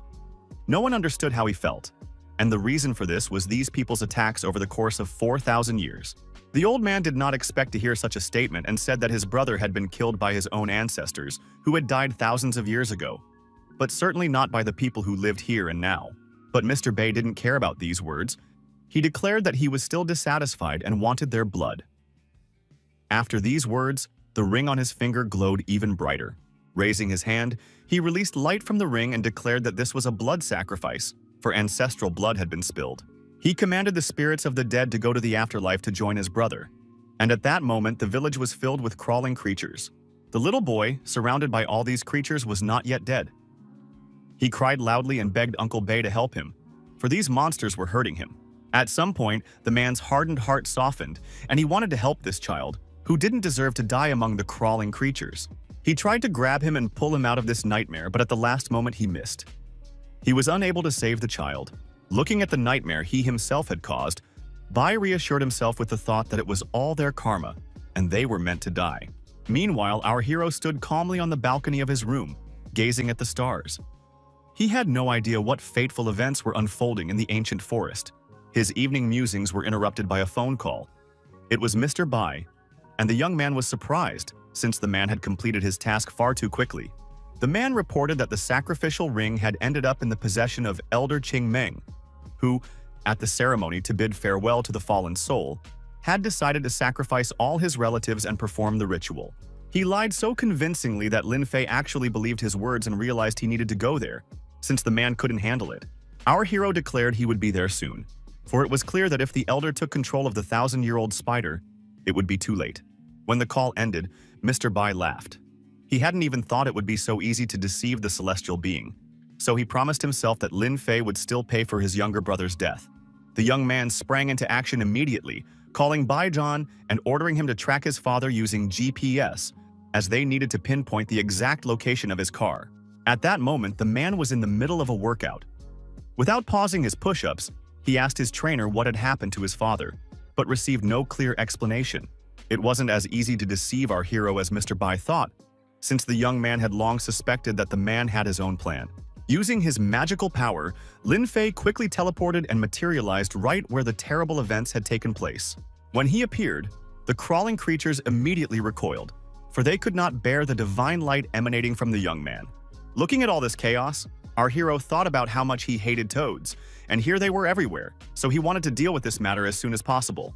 Creating a flash of light around himself, he pushed the creatures even further back, so he wouldn't even have to see their vile silhouettes crawling around. When all the crawling reptiles finally parted, our hero noticed a single skeleton that clearly belonged to the elder. The young man could practically feel the restless souls reaching out to him, longing to find peace. He realized that he hated Mr. Bai just as much as he hated his younger brother. Meanwhile, the yellow car sped through the night city toward the ancient forest, where the eerie events were taking place. The GPS clearly showed him the location of his father's car. Bai Zhan wondered what his relative was up to. The red-haired man knew he wouldn't let his father do anything foolish like what his uncle had done, so he was determined to stop him. But the head of the Bai family wasn't about to stop there either, and was already driving toward the female 1,000-year-old spider. He was very close. However, he never expected to be stopped by his own son, whose car rammed into his own vehicle, blocking his path. Kicking the car door open, the man declared that nothing could stop him, and that he would see this through to the very end. The son could only guess at what his father, who now looked far too suspicious, was up to. Noticing the sacrificial ring on the head of the family's hand, Zhan was simply horrified and asked what his father was doing, since such actions could lead to catastrophic consequences. The head of the household declared that he had killed everyone on their ancestral land. So the ancestral sacrifice was complete, and there was no turning back. Hearing this, the red-haired man was in shock. He could not have imagined that such terrible events were unfolding behind his back, with even defenseless children falling victim to them. Laughing, the man asked if his son was really asking him this question, for this was the only way to avenge his brother's death and put an end to the Qing family's long-standing oppression. Chan couldn't believe that his father had followed in his uncle's footsteps, for it seemed to him that the head of the family had condemned his brother's actions. His father understood what his son meant and stated that he had been in his life for just over 20 years, while his brother had been there for over 50, and that difference was palpable. Looking closely at his son, Mr. Bai asked if he knew where the ring had come from. As children, the two brothers had lived in extreme poverty and were constantly searching for a way to become great warriors, for that was what they desired more than anything else in the world. They asked each other about their dreams because, sitting by the campfire, that was all they had, dreams they could voice aloud. It was hard for them to dream under such difficult conditions, but still, that was all they had, and they didn't want to lose their only treasure. The younger brother declared that he would do everything in his power to ensure his brother became the greatest man in the world. So as soon as the man in the old barn found the ring, which glowed with a mysterious green light, he immediately understood everything. A clear realization dawned on him that he didn't want to become great, but wanted to bring his brother back. Pushing his son aside, he declared that he wouldn't kill him, but wouldn't allow anyone to interfere with his plan. Gritting his teeth in anger, Zhang asked if that was really why his father had performed a bloody sacrifice, for there was no other way to explain why he cared absolutely nothing for the lives of other people. Raising his fist at his son, the head of the Bai family declared that you can't carve anything good out of rotten wood, so sometimes you have to eliminate the problem right away. Blocking his father's blow, Zhang reminded him that for 20 years, he had told him he needed to become great and invincible. The young man's counterattack was so powerful that he managed to knock the man back several steps and throw him off balance, as the latter clearly hadn't expected anything like this. The red-haired warrior declared that today he must stop his father, for he could not allow the people they were supposed to protect to die. Coolly activating his magical energy, the head of the Bai family declared that in that case, Zhan could start saying goodbye to his life, because today he would die. Of course, the hero had no intention of doing that, So he decided to use all his skills to eliminate the problem that had materialized in the form of his father. Neither the young man's attack nor his father's was successful, so both realized they were stuck here for a long time, as the battle would be difficult. Mr. Bai made the next move. Using the magical energy emanating from his ring, he delivered a series of blows that literally knocked the wind out of his son. Looking at Jiang's motionless body, the man stepped aside and said he wouldn't finish him off since, after all, he was his son, and there was something sacred within him. Meanwhile, Mr. Qing was sitting at home, working quietly, as he loved to spend his nights working on various projects when no one disturbed him. His attention was drawn to a strange hissing sound coming from every dark corner of the house. Frightened, the man decided to see what was going on. He never could have imagined that when he turned on his flashlight, he would see a whole nest of poisonous snakes surrounded by all sorts of nasty crawling insects. Shocked, the man backed away and began calling out to his son and Li Seiyu to warn them of the danger, as they needed to run upstairs as quickly as possible. The awakened children asked their father what was going on, and the man explained that Bai had most likely sent these venomous creatures. They moved so quickly that in just a few seconds they had reached the upper floors and were ready to attack the Qing family.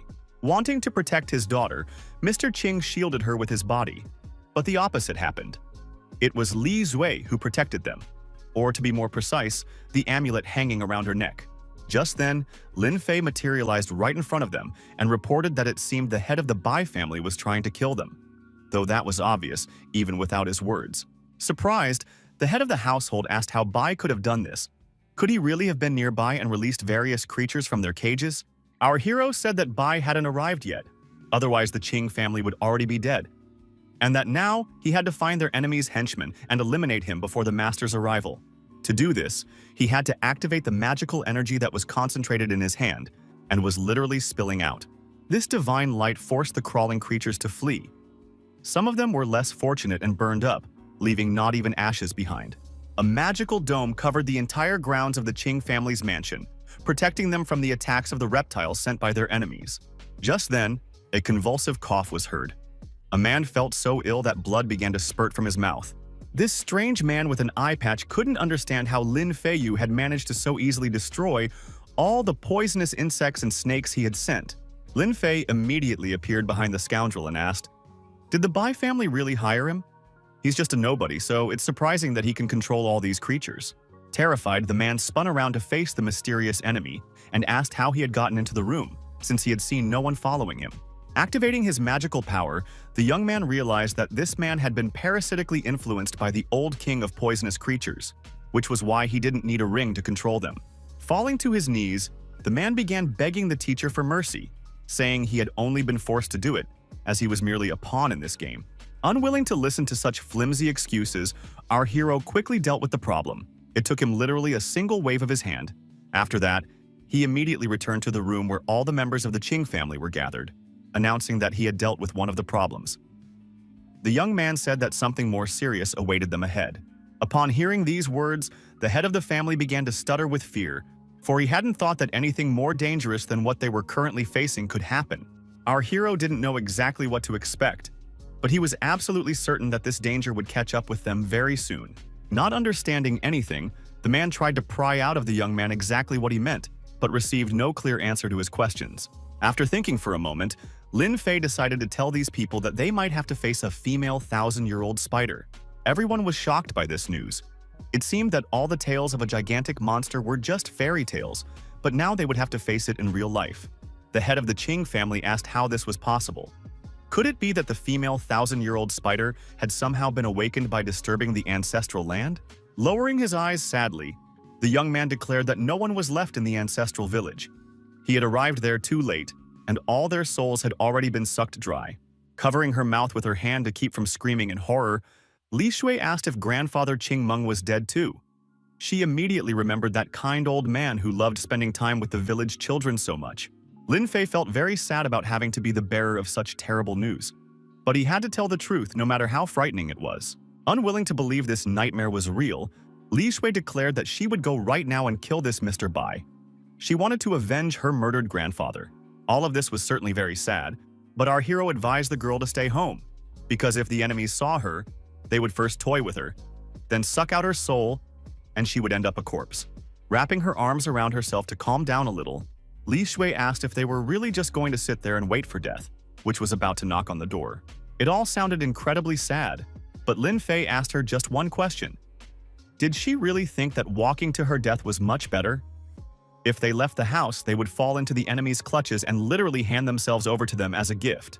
With a trembling voice, the head of the family asked if even Lin Fei wouldn't be able to handle the female 1,000-year-old spider that would be hunting them very soon. Sighing, our hero asked why he should be afraid of a little spider at all. These words seriously alarmed the family, for the female 1,000-year-old spider was simply incredibly huge. According to him, the only problem was that he didn't know when the female spider would appear. He was worried that while he was here, she would attack his Yao Guang, so he decided to make a phone call. He couldn't get through to this person, though, because he hung up on him, first once, then twice, then 3 times, with absolutely no intention of answering. The entire Qing family was in shock. They couldn't understand who was so bold as to dare reject a call from a celestial being. However, our hero stubbornly kept dialing the same number, clearly determined to reach this person even if he had passed away. At some point, this person finally answered and began asking him to stop calling, since he wasn't interested in loans, houses, insurance, or sports betting. Sighing in exasperation, the young man calmed his voice and explained that he had been trying to reach Lin Fei and that the matter was very important. It turned out he had been calling a girl named Yao Xinyi. She was the granddaughter of Mr. Yao, who had given the Qing family that very microchip that had kept their company afloat. The girl was simply shocked when she found out that Lin Fei wanted her to come to Lotus City and not forget to bring that very item with her. Hugging her teddy bear, she was simply over the moon with happiness, because the celestial being himself wanted to meet her, so she was leaving immediately. Incredibly happy, Yao Xinyi slid down the banister to the ground floor and decided she needed to get ready to leave right away because she couldn't waste a single minute. She didn't even know that there was some unfamiliar guy visiting them who was discussing marriage with her older relative, since everyone thought it was a great idea. The young man's name was Lunwo Sue, and he had long had strong feelings for Xinyi, so he had no objection to the marriage. That was why he had come here to discuss everything. Waving to her grandfather, the girl said she would be leaving home for a while, since she needed to meet her beloved. The flustered young man couldn't find the words to describe the situation at first, and then awkwardly asked if Xinyi really had a boyfriend. Smiling, Mr. Yao explained that his granddaughter had a very flighty nature, and as for her lover, it was all a complete fabrication. Encouraged, the young man asked if the girl had simply decided to test him, thinking he would be scared off by the difficulties and give her up. In response, the old man just laughed. Yao Xinyi was so impatient that she decided to use their private helicopter, as traveling by public transport seemed too long and complicated an option to her. A short time later, the girl arrived at the place the celestial being had indicated. Stepping out of the helicopter, she joyfully announced her visit. She began knocking insistently on the mansion's front door, saying she knew perfectly well that the celestial being was inside, so he must open the door for her immediately. Hearing the noise, Yao Guang came out, unable to understand who this stranger was standing at their door and why she was saying she would stay the night. When she saw the girl, Xinyi almost burst into tears, for she was not willing to share the celestial being with anyone else, and here a stranger, a beauty, was clearly living. Needless to say, poor Yao Guang was also seriously frightened, for she had no idea how a stranger had managed to sneak onto the grounds of their mansion. The dark-haired girl looked closely at Yao Guang and said she was very beautiful. Blushing, Lin Fei's beloved noticed that the guest was very sweet in her compliments, but then her gaze suddenly fell on the amulet that Lin Fei had once made, and she immediately suspected that there was some connection between the two of them that she didn't know about. Realizing that this young lady was likely looking for Lin Fei, the mistress of the mansion said that he wasn't home at the moment, but she could come inside to wait for him. Yao Guang explained that the young man had gone to see Mr. Qin because they had some urgent business to attend to, but she didn't know the details since she hadn't been privy to the matter. At that very moment, Yao Guang received a message from Lin Fei on her phone, informing her that he had sent Yao Xinyi to the mansion so she could keep an eye on things in his absence. Only now did the newly arrived guest realize with disappointment why she had actually been summoned. It turned out she was simply supposed to look after Yao Guang. Now our hero declared that he could stay with the Qing family, since his beloved would be looked after by trustworthy people, and he could focus on roasting the spider as soon as he showed up here. Looking at his phone, the young man saw something that ruined his mood. It turns out Baijian will also be present and will witness the carnage. The Qing family didn't understand what had upset him so much, since now, to them, All members of the Bai family were enemies who needed to be destroyed. After dialing the man's number, Lin Fei heard a faint voice warning him to get out of the Qing mansion, since his father had awakened the female 1,000-year-old spider. At that very moment, a massive earthquake struck, knocking the head of the family out cold and seriously terrifying everyone in the mansion. Rushing to the window, Li Jue reported that things were looking very bad, as it seemed the Ji family estate had just literally blown up. She stared at the burning buildings and tried to figure out what was happening there. Could it really be that a 1,000-year-old female spider was the cause of it all? She wanted to understand what kind of monster they were dealing with. All this time, she had only been told the terrifying legends, and she hoped they had nothing to do with reality. However, those who had been unlucky enough to see the enormous spider with their own eyes disagreed with her, for reality seemed even more terrifying than the ancient tales. The giant spider's legs could crush a person with no effort at all, and they did so on such a scale that it was terrifying to even mention the numbers. This creature was controlled by Mr. Bai, who found it very thrilling that he could now control other people's lives. The man was delighted that he could now have some fun with Yao Guang, while his enemy could only watch. The man decided that first he would tear down the Ji family's house, then drag the girl out of there and mock her right in front of Lin Fei. It seemed as though the spider could crush anything, for his body was so powerful that it shattered stone as if it were worthless paper. As everything unfolded according to his cruel plan, the Ji family's house collapsed like a house of cards, so he had no trouble finding Yao Guang, who was seeking a safe haven within the walls of her room. The girl was incredibly frightened and helpless. She wondered if this wasn't a dream, and if the female 1,000-year-old spider Lin Fei had spoken of was really standing before her. Sticking out his tongue in anticipation, Mr. Bai discovered that Lin Fei had set up a protective magical barrier meant to shield the girl from all harm. However, he was certain that the female spider could handle it and that nothing would stop her, so he ordered her to open fire on the barrier. The creature began to crush everything in its path, eager to carry out its master's command to destroy the barrier for him. At some point, the magical protection did indeed begin to crack, and Yao Guang noticed that the spider's claw was getting closer and closer to her. And now, there was no safe shelter anywhere. She didn't want to believe that all was lost, so she mentally called out to Lin Fei, because in her opinion, only he could help her in this difficult situation. She screamed and screamed, calling for help, but it didn't help her because the female 1,000-year-old spider destroyed everything in her path. Suddenly, Yao Xinyi appeared, who scooped the girl up in her arms and carried her out of the danger zone. Lin Fei had ensured Yao Guang's safety even from a distance, for he had summoned this guardian. As she carried the girl out of harm's way, Xinyi remarked that it was no wonder the celestial being cherished her so much, for she was beautiful and, at the critical moment, thought only of ensuring his well-being. First, the heroine asked where her friend Wu Molin was.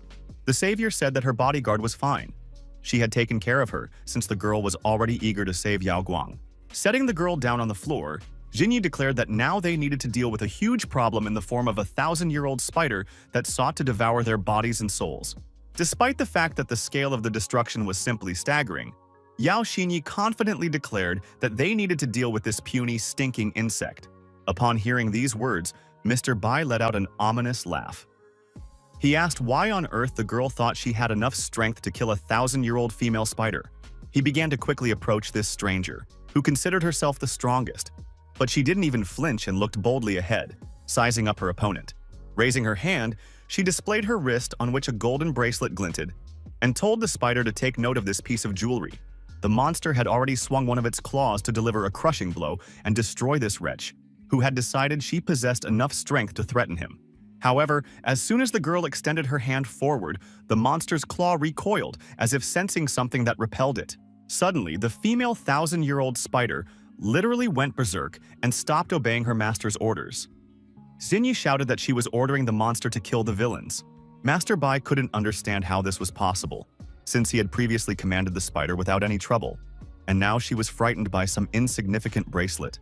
Raising her hand even higher, the girl declared that this lovely bracelet had once belonged to Emperor Shun, whom the spider had once devoured, so of course she would be afraid to face the source of her power.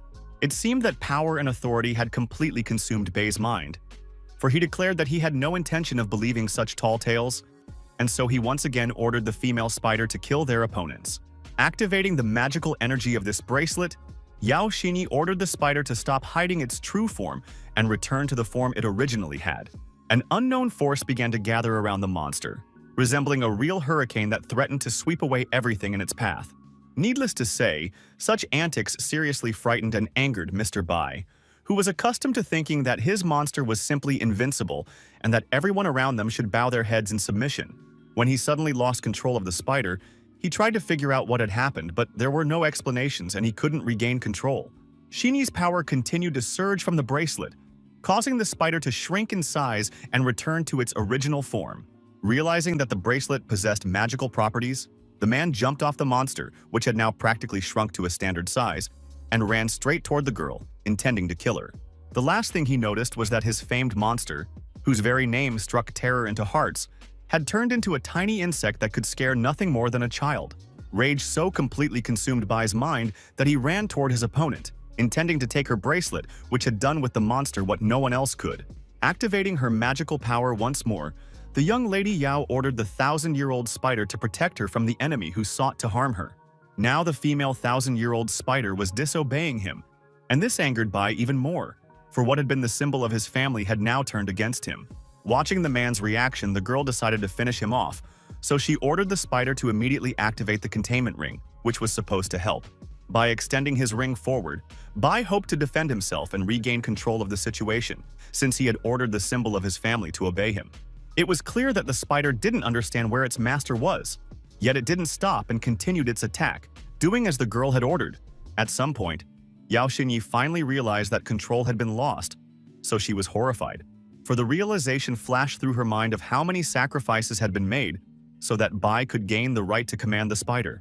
As he attacked this brave but foolish girl, Bai admitted that her guesses were correct. He had indeed made a sacrifice, and not just any sacrifice, but had killed every member of his clan. To defend herself in some way, Xinyi activated her magical barrier again, which helped her hold back her opponent's onslaught without getting hurt. But this was only a temporary measure that didn't help the girl in the long run, and in the end, she still couldn't withstand her opponent's blow. So soon, Mr. Bai reached Yao Guang. The girl was terrified by the words that now it was her turn. She understood that she could do nothing against this man. Wrapping herself as tightly as possible in her robe, the girl tried to make it clear that she didn't want to be nearby, but he didn't care, because he wanted to punish Lin Fei in this way. Summoning her courage, the young lady grabbed a splinter of wood and swung it, saying she'd rather die than ever fall into the hands of that scoundrel. She had enough courage and strength to strike at her enemy, but she failed to take into account that his body was reinforced, and her attack did no harm, merely amusing the man. Bai decided that such insolence must be punished, so he swung and struck the unfortunate girl with all his might. She couldn't withstand the blow and flew backward. Her cheek swelled and blood dripped from her mouth. When she turned her head, she saw that she was flying straight toward the metal bars, so it was obvious that they would pierce her body right through. At the last moment, as she realized she was about to meet her end, only one thought crossed her mind, and she deeply regretted that she had never been able to reciprocate Lin Fei's feelings. He had done so much for her. While she was thinking about how she simply wanted to be herself and win the guy's affection, not as the empress of the past, but as the current Yao Guang, her body suddenly glowed and began to float in the air, hovering above the bars. Mr. Bai watched all this closely, but then he looked to the side and saw that his arch-enemy had finally arrived. From the golden glow that had transported him here, Lin Fei emerged. He had managed to save his beloved at the very last moment, and this infuriated him, though he held back his impulses. He wanted to punish the one who had harmed Yao Guang as soon as possible. But first he ordered the girl to get to her feet immediately. Realizing that she might be too shocked, the young man approached her and lifted her up to help her regain her balance and stand straight. It seemed that Yao Guang was finally looking at him differently. The young man even thought that it seemed as though she was truly looking at him for the first time and seeing his true nature. And then he noticed the blood on her face. And that's when the rage in his blood began to make itself known, for it had been held back for too long, and he no longer had the strength to endure it. Holding the wounded girl close to him, our hero realized that he wanted to protect her from all the evils in this world, and those who had wronged her would pay for it with their own lives. Seeing that Lin Fei could simply float in the air, Bai wondered where he got such power, for even the mythical warrior Su Kaiwei could only fly on swords. Not wanting to make too much of it, the man summoned his power and ordered the female millennial spider to kill the young man for him immediately. The monster's body glowed with an otherworldly greenish hue, indicating that the creature was gathering power for an imminent attack that would strike at any moment. The creature tried to reach the young man with its magical web, which literally entwined the heavens and rose upward to the place where the young man and his beloved were hovering. Frightened, Yao Guang began begging her savior to be careful, for she understood perfectly well that the web was poisonous, and she didn't want the boy to get hurt. Activating his magic, Lin Fei said that his girlfriend shouldn't worry so much, since it was just a trifle. Indignant, the girl retorted that he shouldn't downplay the situation. Wanting to prove that it really was nothing, the young man aimed a strike at the very center of the web to tear it apart at the base and destroy it. Laughing, the madman Bai asked if the boy really intended to destroy the female spider's trap with his pitiful strength. He considered it impossible. Amid the madman's shouts that he was grossly underestimating the ancient monster, Lin Fei only intensified the force of his attack on the web, which had already begun to give way. Unable to believe his own eyes, which had widened in horror, the man asked a rhetorical question. How was this even possible? His puny spider merely squeaked in fear, while Bai lamented the fact that he had sacrificed so many lives just to awaken the ancient monster. Our hero was already gathering power in his palm for the next attack, which would be directed at the man. He channeled all his anger, might, and desire for revenge for his beloved into this attack, so that when his strength was sufficient, he unleashed it upon his opponent. Realizing that he had witnessed an incredible attack, one that could only be performed by someone more majestic than the renowned masters, Bai screamed in fear. There was only one question in the scoundrel's mind. How had this boy managed to win, since he had done everything to put an end to his family's revenge? Yet now it was clear that it had all been in vain. Falling to his knees before this power, the man realized that before him stood not just a boy, not a master, but a true monster that had now found its prey. The incredible flash, visible from different parts of the city, was watched by frightened residents who whispered to one another, wondering if a celestial being had truly descended to deal with the giant spider. After such a powerful attack, a crater formed, the only trace of what had happened during the battle. Now the boy insisted that everything would be all right. As she drew closer, Yao Guang wanted to make sure for herself that their enemy was dead. Because if she didn't, her doubts would torment her, and her fear would never go away. When she reached the very edge of the cliff, she saw that only a shadow remained of Mr. Bai, while the ancient 1,000-year-old spider was still alive. Our hero explained that this creature had protected the clan for several thousand years, so now it couldn't just die, as if it had never existed. At that moment, the young man heard an excited squeak that confused him, for he thought the enemies were finished, and the spider was incapable of making such sounds. When he realized that the delighted Yao Xinyi was about to jump right on him, he had to use his power to push her back with a protective barrier, telling her that she was free to go. Whimpering in disappointment, the young lady Yao reminded him that, by the way, she had risked her life to save Sister Ji, yet Lin Fei remained just as insensitive toward her as ever. Touching the boy's hand, Yao Guang also told him that if it weren't for this girl, she wouldn't have waited for him to arrive, so he needed to be more polite to her. Sighing irritably, the young man beckoned Ms. Yao over and told her he had a gift for her. To him, it was the most ordinary thing, but people considered it priceless. The girl ran toward him so fast that at one point it seemed as if she were flying, all to pick up the small pouch that Lin Fei had given her. When she realized that she was holding a genuine chi elixir, she smiled gratefully and began to say how valuable this gift was, and that to repay his kindness, she was ready to stay the night with him. Then she suddenly remembered that her grandfather had told her she should return Emperor Shun's bracelet to Lin Fei, since it belonged to him. While our hero asked in surprise why he needed the bracelet, Yao Guang stared intently at a strange, trembling bundle lying on the ground. And then the young man surprised everyone when he said that Yao Guang should take Emperor Shun's bracelet for herself, along with the female 1,000-year-old spider. A surprised Yao Xinyi and Wu Muling, who had appeared out of nowhere, couldn't believe that Lin Fei had just so casually given away two things that could literally wipe everything off the face of the earth. In reality, there was nothing surprising about this, for the hero simply wanted his beloved to be able to take care of herself when he wasn't around. There was logic in his words, yet Yao Guang still couldn't believe or accept the fact that the young man was simply handing her a deadly weapon. But there was something else going on, and our hero noticed it right away because the girl's gaze was too frightened, so he asked what was wrong. Glancing somewhat sheepishly at the spider cocoon, the girl admitted that, in fact, she was quite afraid of spiders, so much so that she didn't even want to go near them.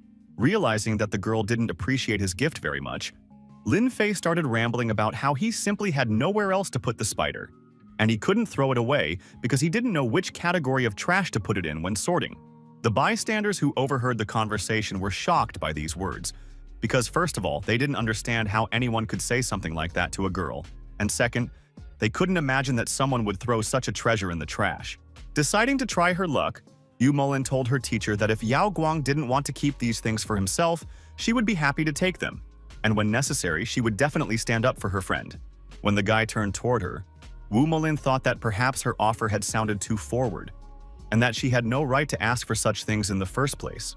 But our hero surprised her greatly when he said he agreed to donate these items to his student, who had diligently fulfilled all his requests. So now the cocoon of the 1,000-year-old spider and the ancient powerful bracelet had a new owner, who accepted these gifts with joy and gratitude. Their power flowed into her body, and they literally became a part of her, bestowing their strength and power upon the one who had the courage to accept them. An incredible energy filled the girl, and she was incredibly grateful that her teacher had given her such a wonderful gift, one that would help her improve. Looking at the ecstatic young lady, the young man said that he and Yao Guang should go to the hotel immediately, since the day had been so exhausting that both girls needed to rest. Concerned, Yao Guang asked her savior what about him, since he too needed to regain his strength, having expended a great deal of energy during the battle.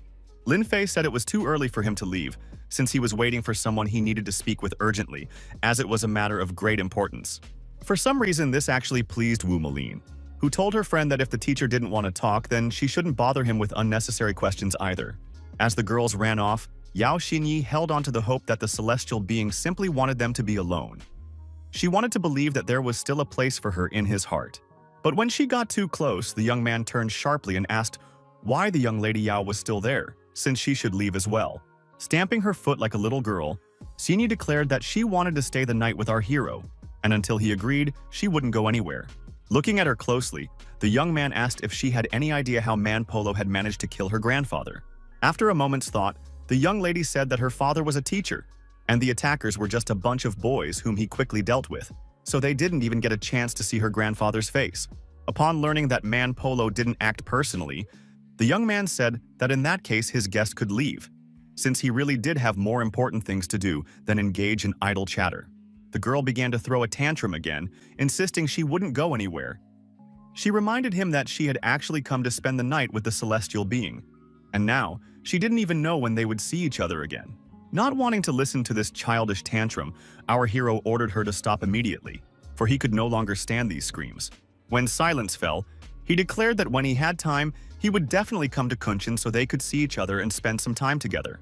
Those words were enough to calm the girl down, and she said she'd take him at his word and wait for him to visit her at home. She couldn't believe he would just let her go so easily, but the young man clarified that he wouldn't see her off, as he was expecting a very important person who would arrive any minute. Finally left in silence, the young man breathed a sigh of relief. Glancing at the stars, he wondered where the person he had been waiting for so long was, since, in theory, this person should have already arrived at the meeting place. Soon, his attention was drawn to several moving dots in the sky. As they drew closer, it became clear that they were 5 helicopters. They began to descend and seemed to be planning to land right next to our hero, even though it was clearly not a suitable landing strip. The pilots had clearly spotted the guy, yet they didn't turn off the lights or pick up speed to fly to a different landing spot. Annoyed, Lin Fei ordered the pilots to turn off the lights immediately, since they weren't catching frogs in a swamp, so it was unnecessary. No one obeyed his order. Instead, a voice from the helicopter reported that there was a person there, so further instructions were needed. Growing increasingly tense and angry, the young man said that the light was really bothering him, so the guys should try their best to turn off the blindingly bright spotlights as soon as possible. After waiting a couple more minutes, Lin Fei declared that if they needed help with this difficult task, he would be happy to provide it. After these words, he activated his magical energy. A very strong wind picked up, which began to blow the helicopters off course. No one understood what was happening or why this anomaly had occurred. Then the pilots finally realized that this wasn't military tactics, but real magic. Something supernatural that was throwing them off course. They had to make an unscheduled landing, as they realized they needed to surround the man with superpowers to prevent him from taking further action. Fully armed men in gear surrounded the guy and told him he had to stay calm and not make any sudden or unnecessary movements. Ignoring the guns pointed at him, the hero calmly said that he fully understood the men were following protocol. He didn't want to cause trouble, he just needed to speak with the police chief. One of the soldiers said the young man was talking nonsense. It seemed he was just trying to wriggle out of it, since the place had been reduced to ruins, and he wanted to avoid punishment for what he'd done by using his connections. But our hero repeated once again that he wanted to see Jiang Tianlin immediately, so they had to summon him and tell him that he had important business with him. The surprised soldiers asked who the guy thought he was, since he believed he could address their commander by his first name. They claimed he had insulted the man with his behavior. Annoyed by the manners of this generation, Lin Fei decided he no longer wanted to continue these conversations and simply vanished right before the eyes of all the soldiers. The men were extremely baffled and shouted to one another that they needed to immediately find the fugitive who had mysteriously vanished. Suddenly appearing right behind one of the soldiers, Lin Fei declared that there was no need to make such a fuss, since he was right there and had no intention of leaving. The armed men surrounded him again and aimed their rifles at him, but our hero didn't care at all. He dialed the number he needed and began talking to the police chief. With a smirk, the guy declared that he'd taken the phone from one of his subordinates, who, by the way, were currently holding him at gunpoint. The armed officers were furious. They demanded the guy stop pretending, since he could end up in jail on charges of threatening national security. Handing the phone back to its owner, Lin Fei playfully said that Little Chen wanted to talk to him. That's what he called their boss, whom they respected so much. The police chief shouted so loudly that everyone could hear him. He ordered them to lower their weapons immediately, saying that they were in the presence of a respected gentleman who needed to go home right away. Trembling with fear, one of the soldiers ordered the rest to lay down their weapons and retreat, for the man standing before them was not the hostile intruder they had previously believed him to be. Chatting amiably with his superior, one of the soldiers said he understood everything and would pass on the orders to the others, as well as hand over the phone to the esteemed gentleman. Now the armed soldiers spoke in a completely different tone. They bowed to our hero and begged him to show mercy and take the phone, since their commander wanted to speak with him.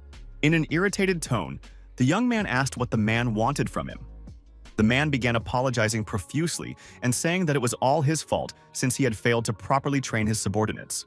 Not wanting to listen to all these excuses, the young man declared that the man had to say what he really wanted to talk about, or else he would hang up. Stammering, the man said that if the young man had taken on a new physical body, it meant that the power he had possessed before would also return soon. Our hero had not the slightest desire to listen to such obvious things, so he hung up and told the soldiers to take their phone back.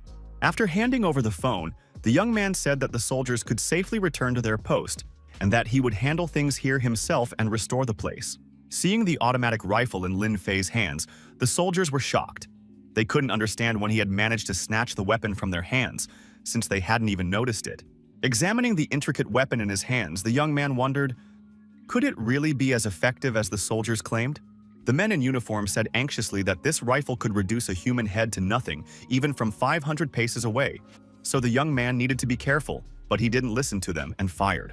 They thought he had killed himself right before their eyes, but when he turned around, the young man was safe and sound. Holding the bullet in his hands, he advised the men to study the ancient art of war instead of dabbling in such things.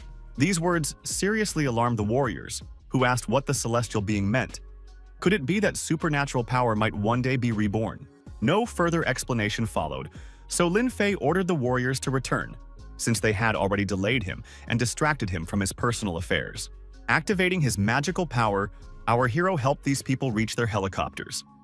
Creating a supernatural wind, he sent them soaring into the sky.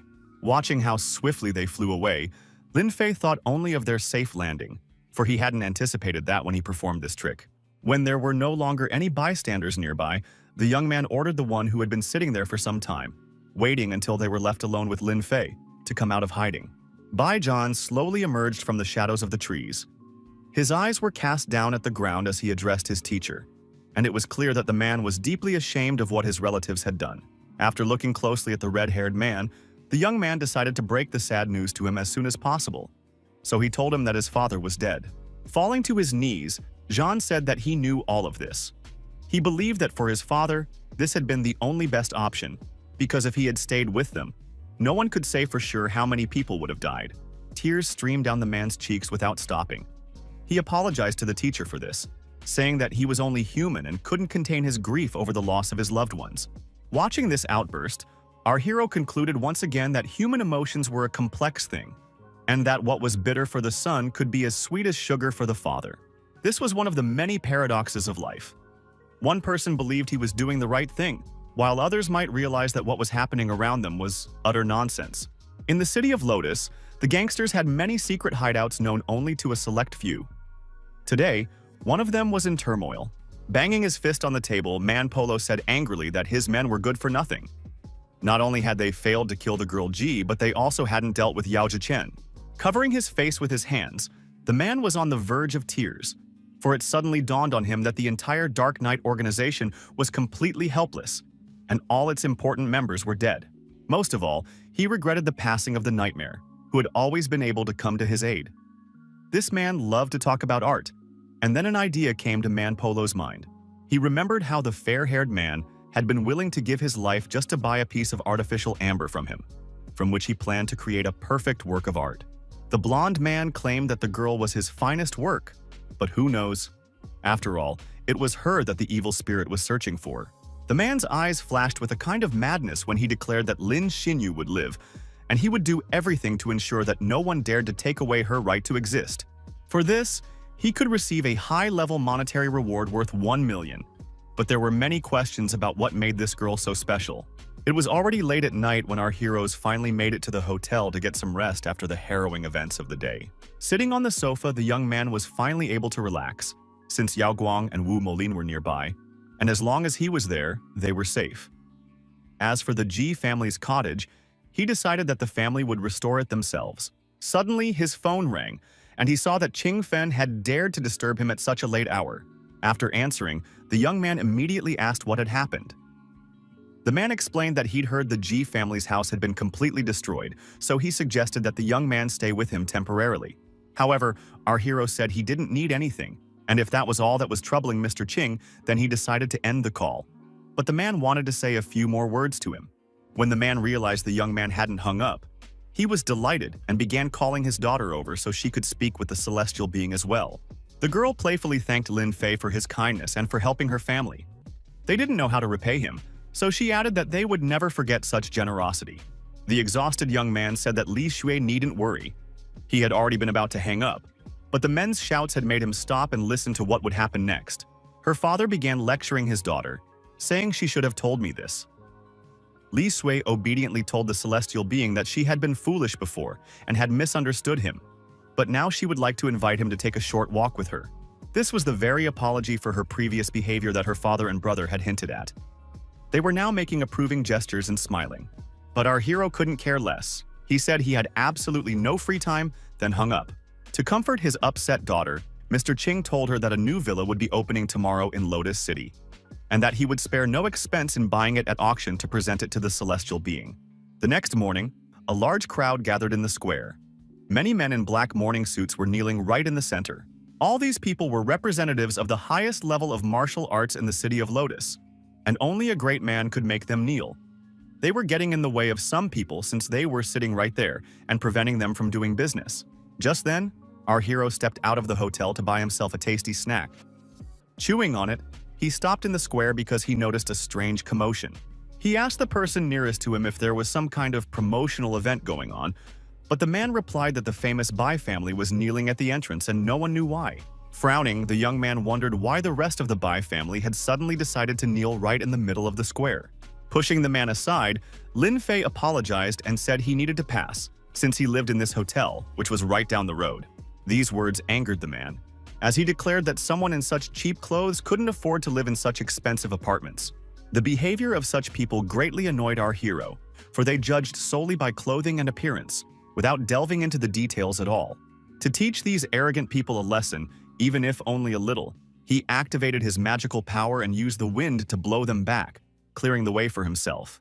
Everyone looked at the guy as if he were crazy. People whispered among themselves and asked one another, "Doesn't he fear retribution from the Bai family for his disrespectful actions?" Hearing all these words, the red-haired John couldn't help but turn his head toward this man to see who dared to interrupt their proceedings. When he noticed his teacher, he knelt once more and declared that his family had committed the gravest of sins and that they acknowledged they could not undo what had been done, so they must accept their punishment. People began filming the whole scene on their phones, as they didn't understand who was standing before them, since Baijan himself had knelt before him and was speaking so respectfully. Finishing his snack, the young man declared that what had happened had nothing to do with the Bai family, since only the two brothers were to blame, and they had already been punished for it. He had no intention of holding anyone else accountable. However, John clearly disagreed with this. Inside him was such a strong sense of guilt that it was eating away at him from the inside and kept him from sleeping peacefully at night. Ignoring the man kneeling before him, Lin Fei said he needed to hurry up if he wanted to deliver the hot snacks to his friends, so the men could leave. People were curious about who this great man, whom the Bai family held in such high esteem, was fetching breakfast for, since they were clearly some kind of aristocrats. These aristocrats were Wu Molin and Yao Guang, who stepped out onto the balcony and tried to figure out why a whole crowd of complete strangers had gathered in front of the hotel. Then they decided to go out onto the street and found that people had started taking their pictures and saying how incredibly beautiful they were, which was very flattering but unexpected. Our hero immediately approached them and offered a hot snack. The people were delighted because they finally found out who he was bringing breakfast to. Yao Guang gratefully accepted the snack, while Wu Molin couldn't believe that the teacher had thought of her too, since he'd brought 2 extra portions. Wanting everyone, including the girl, to finally shut up, the young man took a bun and shoved it right into her mouth so the stream of words would finally stop. The pastry was so delicious that Wu Molin was swept away by the pleasant sensations, trying to savor every bite. With a wave of his hand, our hero declared that they needed to move forward since they had work waiting for them. They couldn't stand there all morning in front of the bustling crowd. Pushing the crowd aside with a magical gust of wind, the young man finally cleared a path for himself. Yao Guang said she needed to head to the office for work. When the girl asked what plans Lin Fei had for the day, he said he was going to the Black Bamboo Ravine. His friends were horrified. They couldn't believe that anyone would willingly go to the Chinese Valley of Death, or the Chinese Bermuda Triangle. The place had various names, but the essence was the same. It was deadly dangerous. Our hero had never heard of such names, so he decided to look them up. Wu Molin was surprised, as she had thought that the celestial being knew everything and everyone. The history of the Black Bamboo Ravine began a very long time ago, when a military captain's detachment accidentally entered its territory and was never seen alive again. Later, soldiers died there under unexplained circumstances, and a group of researchers vanished. Our hero suspected that evil spirits might be involved in this matter. Yao Guang was extremely alarmed and asked why the young man needed to go there. Turning around, he began to walk away, adding as a parting remark that he wanted to help the girls reach the master level, which would allow them to become stronger. With a playful smile, the young man asked if Yao Guang wanted to go with him on a sort of journey. Though the location wasn't exactly ideal, Molin was horrified. She couldn't understand what kind of person in their right mind would agree to go to such a dreadful place, one that no one would want to visit under any circumstances. Needless to say, she was very surprised when her friend agreed to this adventure without a second thought. At first she thought they were serious, but that wasn't the case. When Yao Guang suggested that Wu Molin go with them, she waved her hands and said there was no point in even trying to persuade her. She'd rather look after the company than be the third wheel. Waving goodbye to the guys, the girl could only think that she never expected Yao Guang's first date to take place in such a terrible place. She couldn't believe that any pleasant memories could remain after this. But she was sure that everything would be fine because Mr. Lin was by her side. She ran very fast because she had to clock in on time at work. After pressing the right button, the system confirmed that she had clocked in successfully. The exhausted girl could barely catch her breath, but she was glad she'd made it on time and now wouldn't face any problems at work due to frequent tardiness. However, she rejoiced too soon because the system reported that she was 1 minute late, but fortunately, it was her first tardiness this month. This didn't make Molin happy at all, because she was the kind of person who was always used to doing everything on time, so incidents like this really upset her.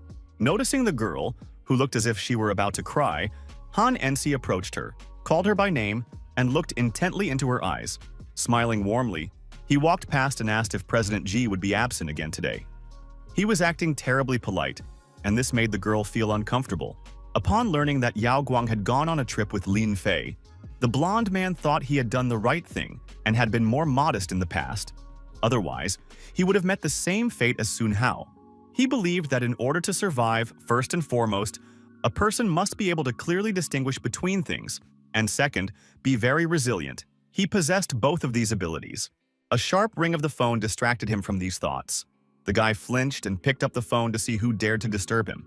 It was Hao Mingje, not the most pleasant person since he was connected to Sun Hao, so the blonde tried to stay away from him to avoid getting dragged into trouble. The man informed him that the auction for the villa would begin today at 8 p.m. The news delighted him, since he could already see himself snagging the villa at an exorbitant price. He asked the caller not to forget to invite his sister, since today the blonde guy planned to show off and flaunt his wealth, so she had to see it and fall in love with him. The young man had long dreamed of this beautiful girl, and now that she would see his financial standing, she wouldn't be able to resist and would shower him with her attention. Meanwhile, our heroes had already arrived at the Black Bamboo Ravine, which was surrounded by a thick layer of clouds and fog with lush forest thickets reaching all the way to the sky. Encircling the girl with a protective barrier, Lin Fei began his investigation. He knew that an ancient monument to the art of self-cultivation was indeed located here. Looking closely at her companion, the girl asked where exactly it was, as she was curious to know as well. Pushing aside the thick grass, they noticed a corner fragment of a diagram depicting the arrangement of forces carved into the stone. Although it had become significantly worn over time, its area of influence remained vast. Beaming with delight, Yao Guang asked if they had really found the magical monument. She assumed there must be many treasures inside. At one point, our hero got distracted and wasn't listening to her, but noticing her questioning look, he tried to find out what exactly had caught her attention. Noticing something strange in the distance, the young man said he thought there was something even more interesting here. His companion asked if he had found magical gems, but that wasn't what our hero had in mind. The gems were indeed there, but besides them, there were two groups of people in this ravine. The girl was genuinely surprised. She found it strange that whole groups of people were walking around in places like this, and it occurred to her that they too were traveling. The fog was so thick that the heroes could see practically nothing, but they could hear very well. This time, they caught the sound of a howl and thought a wolf was prowling nearby. Realizing that this wolf was clearly unusual, our hero grabbed his companion and rushed toward the sound, eager to get a closer look at the creature. Oh yes, the wolf was indeed quite unusual. It was several times larger than its kind, and a strange third eye glowed in the center of its forehead, radiating a magical aura. There were quite a few of these creatures, and they had surrounded a group of people who were standing with their backs to each other, clearly planning to fend off the unknown monsters. Yao Guang was simply shocked. She had never seen such enormous wolves, and with 3 eyes to boot. Our hero said she could consider them little puppies that had been bred to perfection. Those words frightened the girl so much that she wanted to run away immediately. After all, if these were little puppies, then who were the giant dogs? It seemed that these creatures, fresh blood dripping from their mouths, had caught a foreign scent, for their terrifying muzzles turned toward our heroes. Sniffling, Yao Guang asked how the guy had even thought to call them puppies, since such behemoths could swallow a cow whole without batting an eye. The young man explained to her that this happens when ordinary wolves eat the corpses of enlightened monks or other monsters. By absorbing a large amount of essence, they take on this appearance. Meanwhile, the group of people was in despair. They realized they couldn't handle these monsters, since there were simply too many of them. So they asked their leader what they should do. A man named Guanjia struck the creature with his sword and said that this pack of wolves must have a leader, so they needed to kill it, and then they would be able to escape. Someone in the group pointed to a huge wolf that towered over all the others. A powerful energy radiated from it, and everyone immediately realized that this was the leader. Seeing that it was as big as a massive bull, many people began to back away, for they were afraid to get even an inch closer to these beasts. However, the dark-haired leader, Guanjia, rushed forward, saying that he would try to destroy the leader, thereby saving every member of his group. As soon as he landed, the wolves immediately began to surround him, snapping their teeth menacingly and growling with a guttural sound that evoked a primal fear in people. The dark-haired man had such excellent ball control that, with a single strike, he managed to decapitate 3 wolves at once, their bloodied limbs flying in all directions. The remaining wolves attacked the other members of the group, who were also trying to fight back with all their might and begging the monsters not to touch them, for they would be killed. Pointing her slender finger right at the center of the carnage, Yao Guang announced that the group's leader had gone to kill the alpha of the wolf pack, which meant the rest wouldn't last much longer. However, our hero didn't even move to help them, because in his opinion, they were far from good people and weren't worth his time or effort. The guy explained that these people were likely from the Wu family. They had sent Chengxiang Yu to the Black Ravine and wanted to take her spirit stone, which is why she had been infected with demonic qi. Looking closely at her companion, the girl asked a single question. Would he really kill these people, even if they were bad? Glancing at the girl, our hero asked, "Do you really think I'm the kind of person who kills everyone indiscriminately?" Shaking her head quickly, Yao Guang wanted to pretend she didn't think so, but Lin Fei understood everything and sighed, saying she had been too prejudiced against him. The young lady realized she had been wrong, for the young man had indeed never killed people without reason. yet he placed no value on human life, which was also a very serious matter. The boys continued to watch the group leader's battle with the pack leader. He swung his blade and ordered the wolf to die, but the wolf lunged forward to attack. Without losing his confidence or faith in his own strength, the man continued to advance on the enormous monster, which was snapping its jaws and baring its sharp fangs. It took him just one swing of his arm to sever the creature's neck. It let out a loud howl but ultimately closed its jaws forever.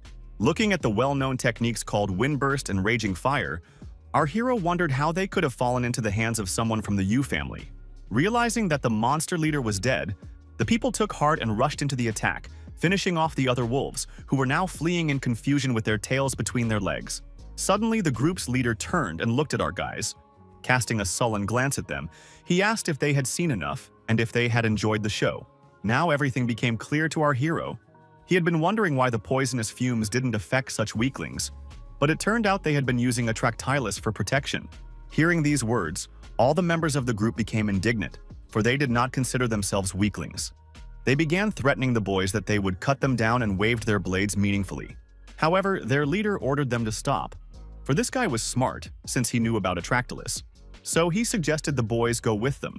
The brunette had his own plans, because he understood that most likely, they were facing a teacher who knew secret information about the use of a Tractylus, which meant he would be useful as bait.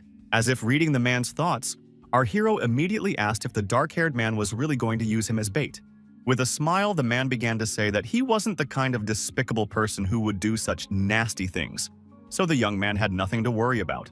Smiling, the young man said he was just joking, so his new acquaintance could relax, since he felt he could trust him and go along. Yao Guang had already studied this man's habits well enough, so she immediately realized that Lin Fei was putting on another act.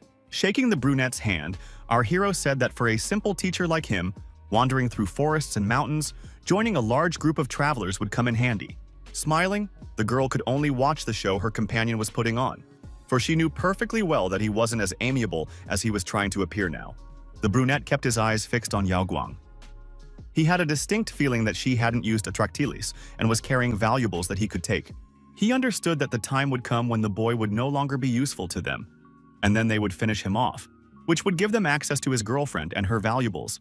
As they moved deeper into the ravine, everyone noticed that everything around them had turned black. It turned out they had fallen into some kind of black and white horror movie. Covering their mouths and noses against the pungent smell, the men noticed that all the plants here had died, and the scene was quite strange, if not downright eerie. The group commander ordered everyone to take a Tractylus immediately, since the toxic fumes would only become more intense further on, meaning it would be increasingly dangerous to continue. Watching our heroes closely, the commander tried to figure out what these two were using to protect themselves from the fumes, since he hadn't noticed them taking any medication. Despite the general panic, this couple felt as if they were on vacation. The girl took photos next to every bush and told the guy to make sure her legs looked even longer in the pictures. Raising an eyebrow in displeasure, the commander decided he wouldn't worry about them since these guys were nothing more than cannon fodder. Soon he ordered them to move on and reminded everyone to be careful. The brunette couldn't take his eyes off Lin Fei, as he tried to figure out what this guy was up to and why he had come to the Black Hollow in the first place. When our hero suddenly coughed, the group leader immediately rushed over to him and asked what had happened and if he was feeling unwell. He didn't answer, but immediately waved his hand and activated his magical energy, which helped him move the heavy stones. When the commander realized that before them was the entrance to the cave where the true abode of the immortals lay, he nearly fainted from happiness and shock. With a friendly wave of his hand, our hero politely asked if the group leader would like to go inside the cave and explore it for treasures. The man understood perfectly well that such places were extremely dangerous, yet he wanted to go in, even though he feared it was 10 times more dangerous inside than out. The cunning leader thought it would be much better if others checked the path for safety first, and only then would he allow himself to enter. But our hero, without a hint of doubt in his voice, told his companion that he was heading straight into the cave right now, since he intended to properly explore it. The leader was simply delighted, for this dim-witted boy realized his role as bait and was doing everything to be the first to draw danger upon himself. The girl stayed outside to wait for him, and her attractive figure immediately drew the attention of all the men around her. The brunette wondered, could this girl really be so stupid that she was actually going to wait for her boyfriend? He thought it was obvious to everyone that he wouldn't be coming out of there. Even though he considered the girl a rather dim-witted creature, he couldn't help but notice that she had a figure to die for. and for that she could be forgiven. A sudden red light nearly blinded everyone near the cave. The group leader ordered everyone to get down on the ground, as it could be a surprise attack. It was as if some kind of red lightning had sliced through the rocks, and everyone who witnessed this horror asked themselves the same question. What kind of monster lived in that cave? Our hero managed to erect a protective barrier around himself in time, and the attack did not harm him. Just a couple of stones were enough to defend against such an attack. Lowering his shield, the young man declared that it would be better to end this so that no one else would get hurt, as the risks were too great. It seemed he was addressing someone in particular. Entering some strange room, he again told a stranger that he would take his belongings for safekeeping. Half a day had passed, and the young man still hadn't come out of the cave. He had been rummaging through what was inside, but had found only low-grade stones and medicinal herbs, which were used by chi masters during training periods and when building a base to level up. At first, he didn't even want to take anything, but then he figured it was better than nothing, and that to someone, these items might be of unimaginable value. The guy couldn't believe it. Could such a serious trap really have been set for him over a small pile of trash? He still expected something else to show up. At one point, a skeleton appeared before him, so eerie-looking that one could easily tell it had been lying there for decades. However, the young man didn't bat an eyelid. He wasn't the least bit surprised and merely asked coldly, "Is this the inhabitant of this cave standing before me?" While the skeleton hovered above the ground, the young man asked if it had killed people who had wandered in here and fed on the soil formed from their flesh and bones. Instead of an answer, our hero saw a glowing red symbol on the skeleton's forehead, from which its eyes slowly lit up, giving this pile of bones an even more sinister appearance. A second later, the skeleton opened its mouth, revealing a gaping black hole that began sucking the air out of the space and pulling everything around it inward. To prevent any terrible actions, our hero decided not to hesitate and immediately attacked, striking the skeleton on the head and causing it to cough up a black, foul-smelling liquid. After that, he decided to look around, suspecting that someone had decided to play a prank on him and had planted an evil spirit in the skeleton, since it simply couldn't have caused any real harm. When the dark energy left the skeleton's rotten bones, the young man thought he could use this power for a prank that had just popped into his head. So he began to inhale the black toxic fumes, which could easily kill an ordinary person, but did him no harm, since he was a celestial being. His body was immediately covered in strange black streaks that looked like protruding veins. The boy channeled his inner actor and began screaming that he had been poisoned and felt as though he were dying and couldn't get out of the cave. Of course, everyone immediately realized that an evil spirit was at work, so they began telling each other that they had acted wisely when they decided not to enter that cursed cave. As the group began to scatter, the leader ordered everyone to stop acting like little children. Pointing his finger at the girl, he noted that she was fine, which meant the evil spirit couldn't have left the cave. The man stepped closer to the entrance and said that, in his opinion, the guy couldn't be saved. Most likely, he had died almost instantly. Noticing a moving silhouette heading toward the exit, the men shouted in surprise, saying that the guy was alive after all and could even walk despite his injuries. Having collapsed right by the exit, the young man seemed completely defenseless, as he was unconscious. Yao Guang sat down anxiously beside him and began to examine him. The group leader didn't understand why this guy was still alive, since he should already have been destroyed from within by the evil spirit and be living out his final seconds. He wanted to take everything these guys owned as soon as possible. However, the brunette decided to maintain the image of a caring leader until the very end. So he sat down next to the guy and asked with concern how he was feeling. Lin Fei's acting was simply stunning. He pitifully stretched out his hand and told his girlfriend that he wouldn't last much longer, so he was giving her his spirit stones. The girl was shocked. She couldn't tell if Lin Fei was acting so masterfully or if he was truly dying and now living out his final moments. Looking into his eyes, she realized they were completely devoid of their former sparkle. So fears began to arise in her heart that this guy really wasn't going to make it. Touching those very spirit stones, Yao Guang asked what was really happening to him because she didn't understand anything and wanted to figure it out. When the boy threw his head back and lost consciousness, everything inside her screamed. She began calling out to him and trying to revive him, but nothing helped. Touching his nose with her hand, the girl realized he wasn't breathing, which meant he wasn't faking it, but was truly dying. And she began to blame herself for not being able to help him. Tears were already blurring her vision, but she kept calling out to the boy, hoping he would finally open his eyes and say that it was all just a silly joke. Taking the spirit stone from the young man's limp hand, the group's leader laughed and said that the heavens favored him, since they had sent a fool who had absolutely no grasp of the risks of this world. Looking at the defenseless girl, the leader told her to be smart and hand over all the treasures, or else they would have to take them by force. Believing that Lin Fei had already left this world and that it was her duty to protect his body until her last breath, the girl desperately cried out that she had no treasures. Of course, no one believed her, so the men began to close in, saying that if she wouldn't hand them over willingly, they would find them themselves, even if it meant searching under her clothes. Trying to defend herself, the girl wrapped her arms around herself and closed her eyes. It seemed to her that she had fallen into some kind of nightmare, and if she pretended it was just a dream, it would eventually end. Suddenly, someone's hand rested on her shoulder, and she immediately recognized the gesture, so she began to calm down inside. A voice behind her told the men not to act so hastily. Jumping back, these vile thugs were surprised, for they couldn't even imagine that after all that, the guy would be able to survive and try to fight back. With a malicious smirk, our hero got to his feet and asked if his dear friends had already decided that he was on his way to the afterlife and his pockets could be cleaned out. However, the dark-haired man was already determined to take all the jewels from the guys, so he reminded the guy that his body had already been poisoned by evil, so he wouldn't be able to do anything in that condition. After demonstratively licking the blade of his sword, this man declared that he had finished off our hero and would take all his treasures, and on top of that, he wouldn't neglect his beautiful girlfriend either. Shielding the girl with his body from these vile men, Lin Fei declared that he would take into account the fact that he had misled his enemies with his flawless acting, so he would give them one more chance. Smiling, the thug asked if he was talking about the very chance that would give him the opportunity to kill them without any trouble and take everything of value. Flashing his eyelashes charmingly, our hero said that his dear friend was a little mistaken. He would have a chance to show off his saber, which was absolutely useless in his hands. The arrogant behavior angered the brunette so much that he immediately attacked.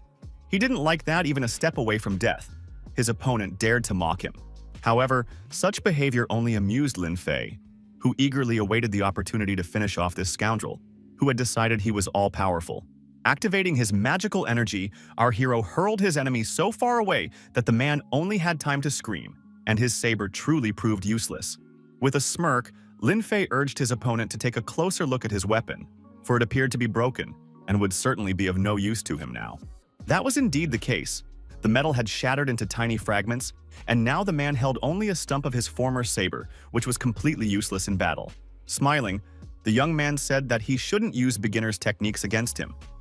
He needed to try to surprise him with something, since he was a very sophisticated and demanding spectator. When the dark-haired man heard the names of the techniques our hero suggested using, he was simply shocked, for he couldn't understand how this man knew techniques from the forgotten teachings of the sword school. Closing his eyes calmly, the young man said that there was nothing surprising about him knowing the techniques of the school founded by his own student, since it was he who had set him on the true path. These words seemed absurd to his opponent, and he said that the Sword Emperor Yang Zhenbei had founded this school over 4,000 years ago, so the young man could not possibly have been his mentor.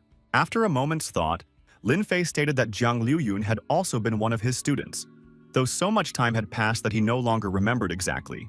The brunette's face wore a somewhat mad expression as he said that since he was dealing with such a fantasist, he might as well have claimed right away that he had become the mentor of the founder of the 8 Great Temples, just to avoid nitpicking.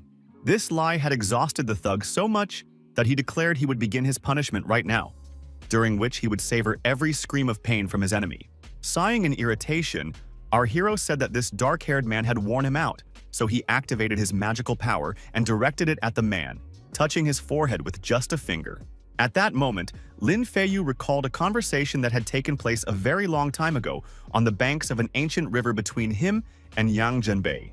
Back then, the celestial being told his disciple to watch closely what he was about to do. When all attention was focused on him, he swung his blade in an intricate motion. It seemed as though the blade was an extension of his arm, and nothing could stop the powerful thrust he made. The movement was so beautiful that Yang Zhenbei even began to stutter slightly, but his mentor calmly said that there was no need to be nervous. One simply had to let the sword carve its own path. However, when the student tried to repeat it, he failed. He summoned chaos and destruction, causing a veritable explosion of spray to erupt from the river's surface. But after some time of persistent training, the student finally achieved the desired effect and was able to make the water's surface literally part before him, revealing the riverbed. It was precisely these memories that were shown to the brunette. Now he was shocked that standing before him was indeed the man who had taught the great master the cleaving wave technique, Stepping aside, our hero confirmed this, though he did so with such a bored expression on his face, as if it meant absolutely nothing. Finally, it dawned on his opponent that the person before him was not a man, but a true deity capable of performing miracles with a single wave of his hand.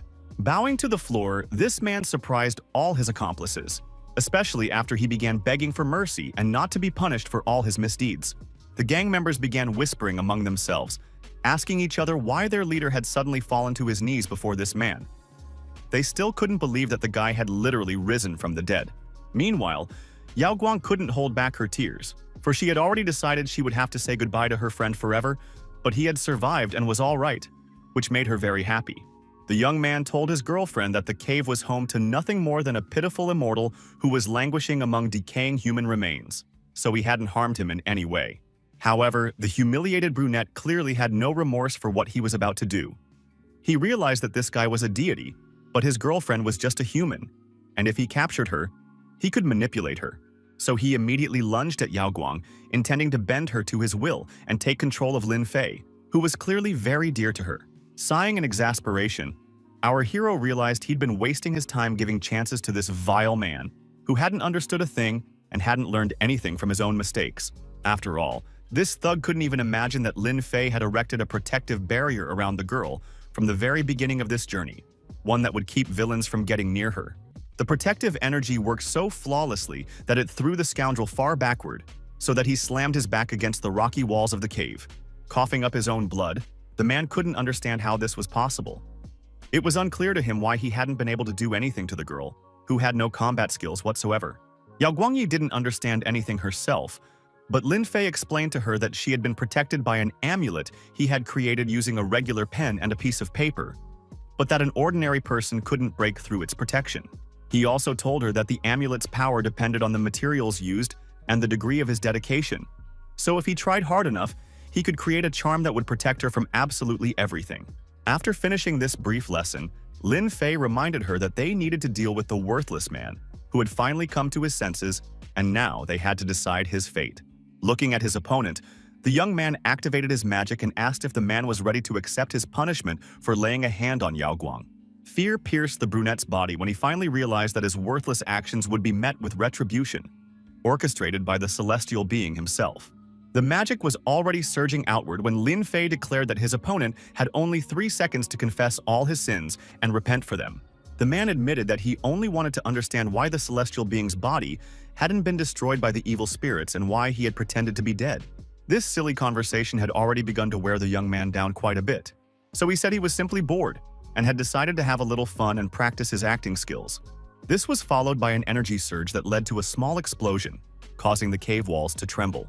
Seeing what had happened to the teacher and the gruesome manner of his death, the gang members began to scatter and shout that they needed to get out of there immediately to save themselves. Turning to Yao Guang, our hero reminded her that he didn't kill people indiscriminately. He only punished those who deserved it. However, the girl was still shocked by what had happened. But just as she turned away and stopped paying attention to the fleeing villains, the young man snapped his fingers and they all literally exploded from the inside. Upon leaving the cave, the heroes discovered that the sun was already setting below the horizon, so the young man asked if his companion would be staying the night in the forest. When she heard the word overnight stay, Yao Guang was simply shocked. Her mind was flooded with the most terrifying images of how an overnight stay alone with a man might end. Meanwhile, the story takes us to the city of Chengdu, where the event had already begun at the International Exhibition Hall. Han Yanqi had already arrived at the venue. He looked simply magnificent, his expensive black suit tailored to his figure, and the look was completed by matching glasses.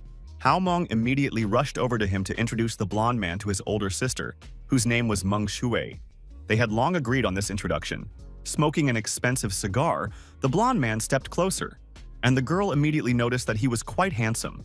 Her brother nearly rolled his eyes, since he clearly knew how to impress beauties. He was also quick to ruin a first impression, as his pretentious expression soon twisted, and the guy began coughing violently. With an awkward laugh, Hao Ming patted his friend on the back and told him he needed to be a little more careful since he could hurt himself. He had already managed to do just that, because soon Hao Meng smelled an extremely strange odor, and then actually saw smoke spreading, which was coming from the blonde guy. The cigarette had accidentally set Han Yanqi's suit on fire. Watching the guys desperately trying to put out the fire, Meng Shui couldn't help but smile, because she couldn't believe her brother had praised this fool so highly. Desperately stomping on his ruined jacket, Han Yanqi declared that these Cuban cigars tasted like straw, and he didn't understand who on earth had come up with the idea that smoking them was cool. Once he'd calmed down, the blonde guy finally realized that his reputation with the girl was, to put it mildly, ruined. And now he didn't seem so charming anymore. Meng Shu thought that the guy's gaze reminded her of the eyes of a mischievous kitten trying to gauge its owner's reaction. She hoped he wouldn't try to flirt with her anymore. She was wrong. Clearing his throat, the blonde put his glasses back on, and with them, his cool guy persona, after which he suggested they go to the auction together. With a dazzling smile, he declared that today he wanted to buy a villa in the mountains as a gift for his future girlfriend. The price didn't interest him at all, since it was mere pocket change to him. Greedy sparks flashed in the girl's eyes, for she realized that this prince might be quite wealthy, which meant he wasn't such a bad catch after all. Noticing the look on his sister's face, Hao Meng declared that it seemed his friend had managed to redeem himself in her eyes and now had a chance of success. The auction began, and the auctioneer immediately announced that the villa also came with ownership rights to the mountain on which it was situated, so the purchase would leave no one indifferent. One gentleman decided not to hesitate and immediately offered 50 million for such a valuable lot. The price was quite reasonable for such a plot and house. The auctioneer perked up, as it wasn't often that auctions started with such impressive sums, so he immediately began asking who was willing to pay more.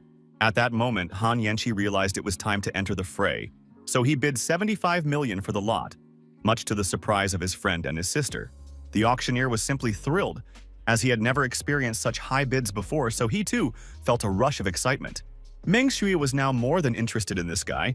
She said she liked bold young men who were willing to fight for what they wanted. However, he never expected that someone would outbid him and offer a price of 100 million. The blonde man was simply shocked, because his plans had collapsed in an instant. A sudden surge of aggression welled up inside him, and Hao Men had to restrain him, as the blonde man began declaring that the villa wasn't worth that kind of money, and that whoever was willing to pay it was simply an idiot. It turned out to be Qing Mingyu. Everyone was surprised to see him there, and they were also shocked that he was willing to pay such a sum, since the asking price for the villa was 70 million. Meng Shui looked at her companion in puzzlement. He had turned red with anger, fully aware that he couldn't lose face in front of this girl he liked so much. So he declared that the villa wasn't worth such a huge sum and that he would buy it no matter what, even if he had to fight for it with a representative of the Qing family. Smiling, Mingyu said that there was nothing personal about his actions. He didn't want to get into a conflict with Han Yingzi. He simply wanted to give this villa to someone. Striking a dramatic pose, the young man declared that he too wanted to buy the property as a gift, so it was time to announce his new offer. Hao Men's sister was already delighted that this young man was capable of seeing things through to the end. But everything changed when young Master Qing announced that he wanted to give it to Lin Fei. This news hit the blonde man like a punch to the gut, for at that moment he realized perfectly well that continuing the auction would simply be impossible. Returning to his seat, the young man could barely hold back his tears as he said that in that case, young Qing could buy the villa. Upon hearing this, his companion was simply shocked. Just a few seconds later, the event host announced that the villa was going to Mr. Qing Mingyu, who was willing to pay a full 100 million for it.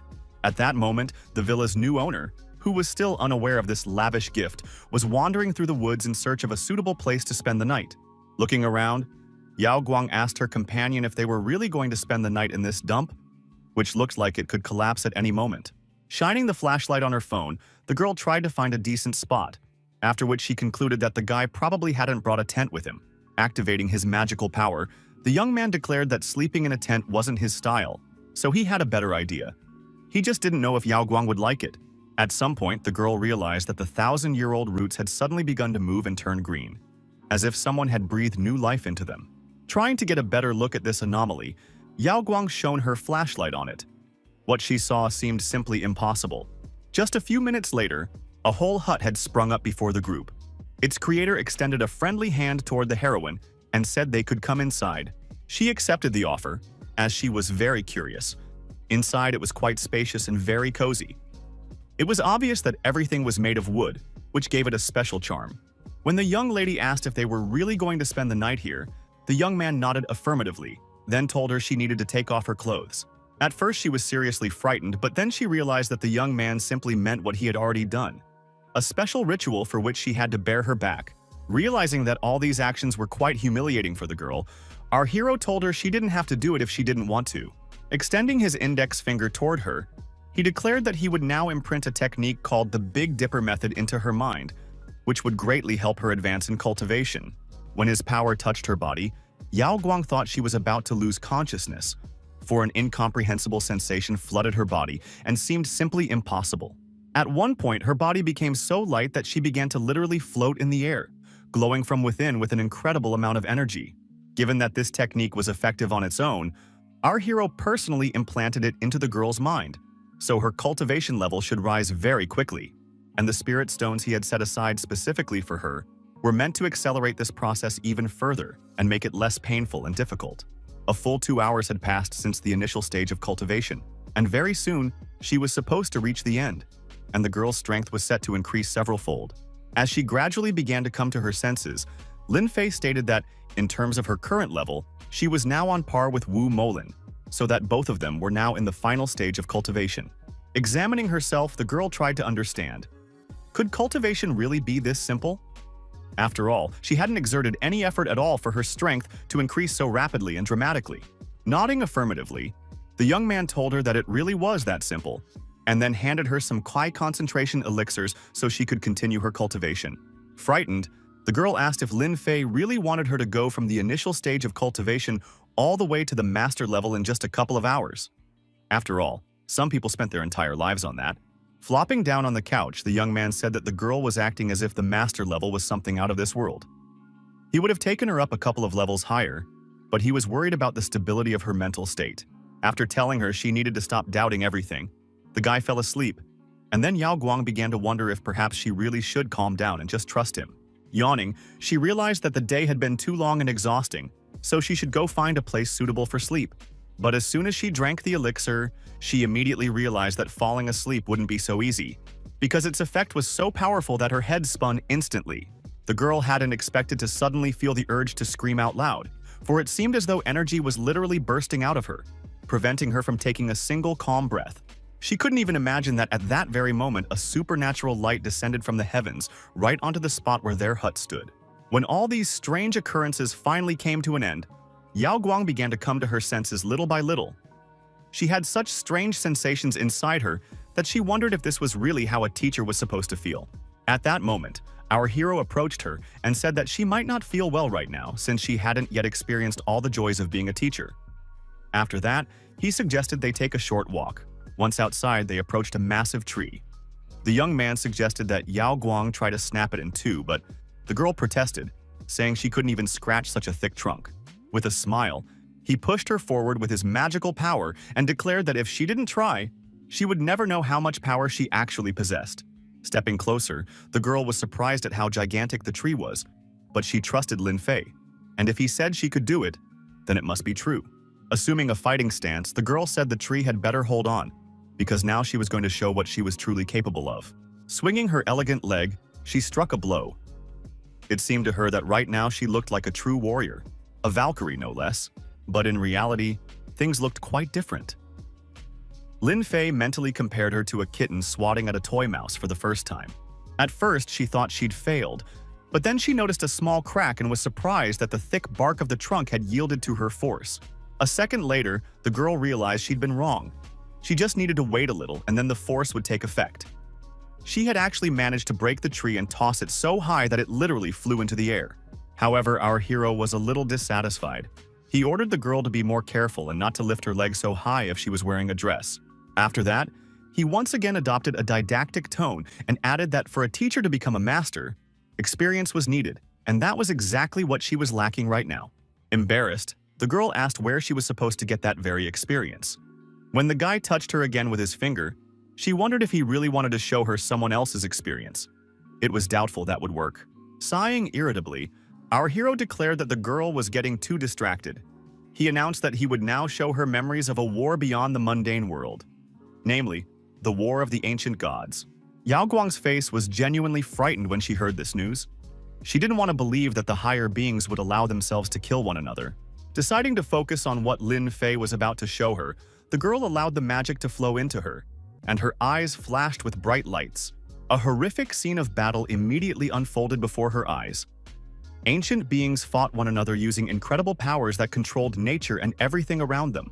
She didn't want to believe that among the gods there were such monsters, ready to kill and destroy everything in their path just to achieve their own gain. After that, she lost consciousness, and our hero realized that apparently it was still too early to show her such things, which meant he had to wait until she grew stronger. But the girl came to very quickly and was upset that the memories had vanished from her mind. She claimed she had seen two people, one an old man dressed entirely in black and the other in white, and their fighting technique was simply unmatched. She also said that even though the fight was extremely destructive, it looked refined. A displeased Lin Fei asked if his technique wasn't refined enough for her. Clearing her throat awkwardly, the young lady said she meant something entirely different. She thought the fight was very beautiful, and she had never seen such a spectacular sight before. The young man had to explain that the combatants were the children of the Supreme Lord Chuan Shu. Their names were Wangliang and Kunchun, and they were fighting for the position of ruler of the people. The story greatly intrigued the heroine, so she immediately began asking how the battle had ended and who had emerged victorious. It turned out that Wang Lian had been just a step away from victory, but then it became clear that his brother had long been plotting against him on earth and in heaven. And at the most critical moment, Wang Lian found himself face to face with a horde of enemies.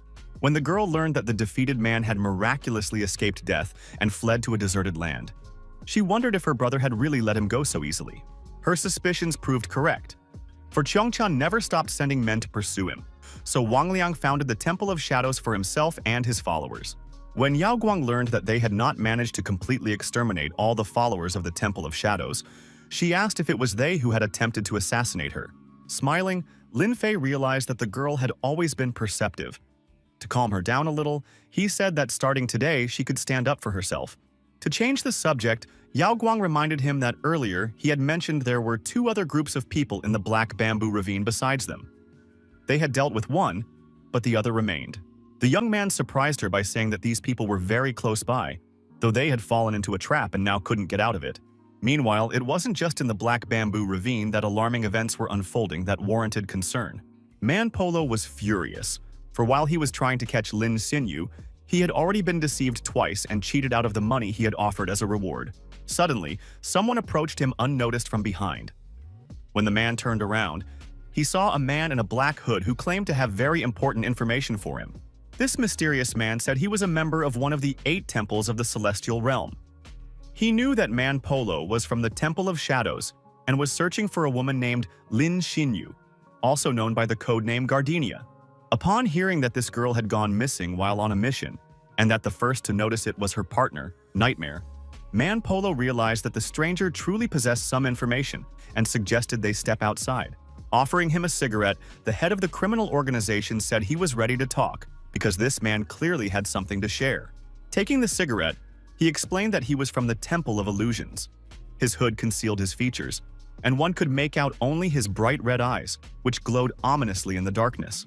Averting his gaze from the stranger, Man Polo said he'd heard plenty about their abilities.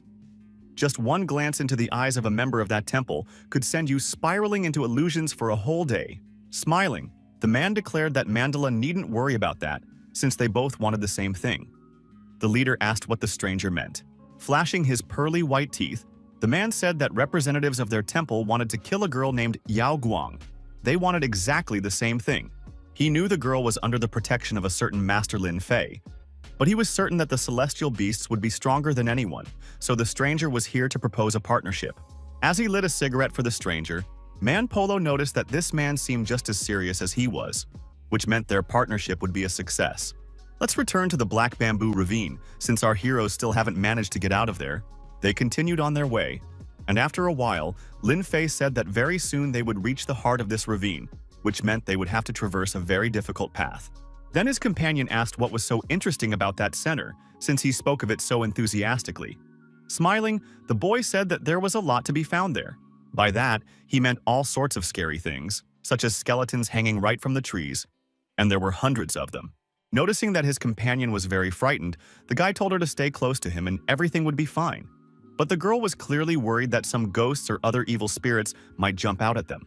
So Lin Fei tried to reassure the young lady, saying that they probably wouldn't run into any ghosts, but there was supposed to be a group of girls somewhere around here. Our hero didn't tell her that if she had opened her eyes and turned around, she would have seen those very ghosts right behind her. At one point, Yao Guang froze in place and said that it felt as though the forest was moving.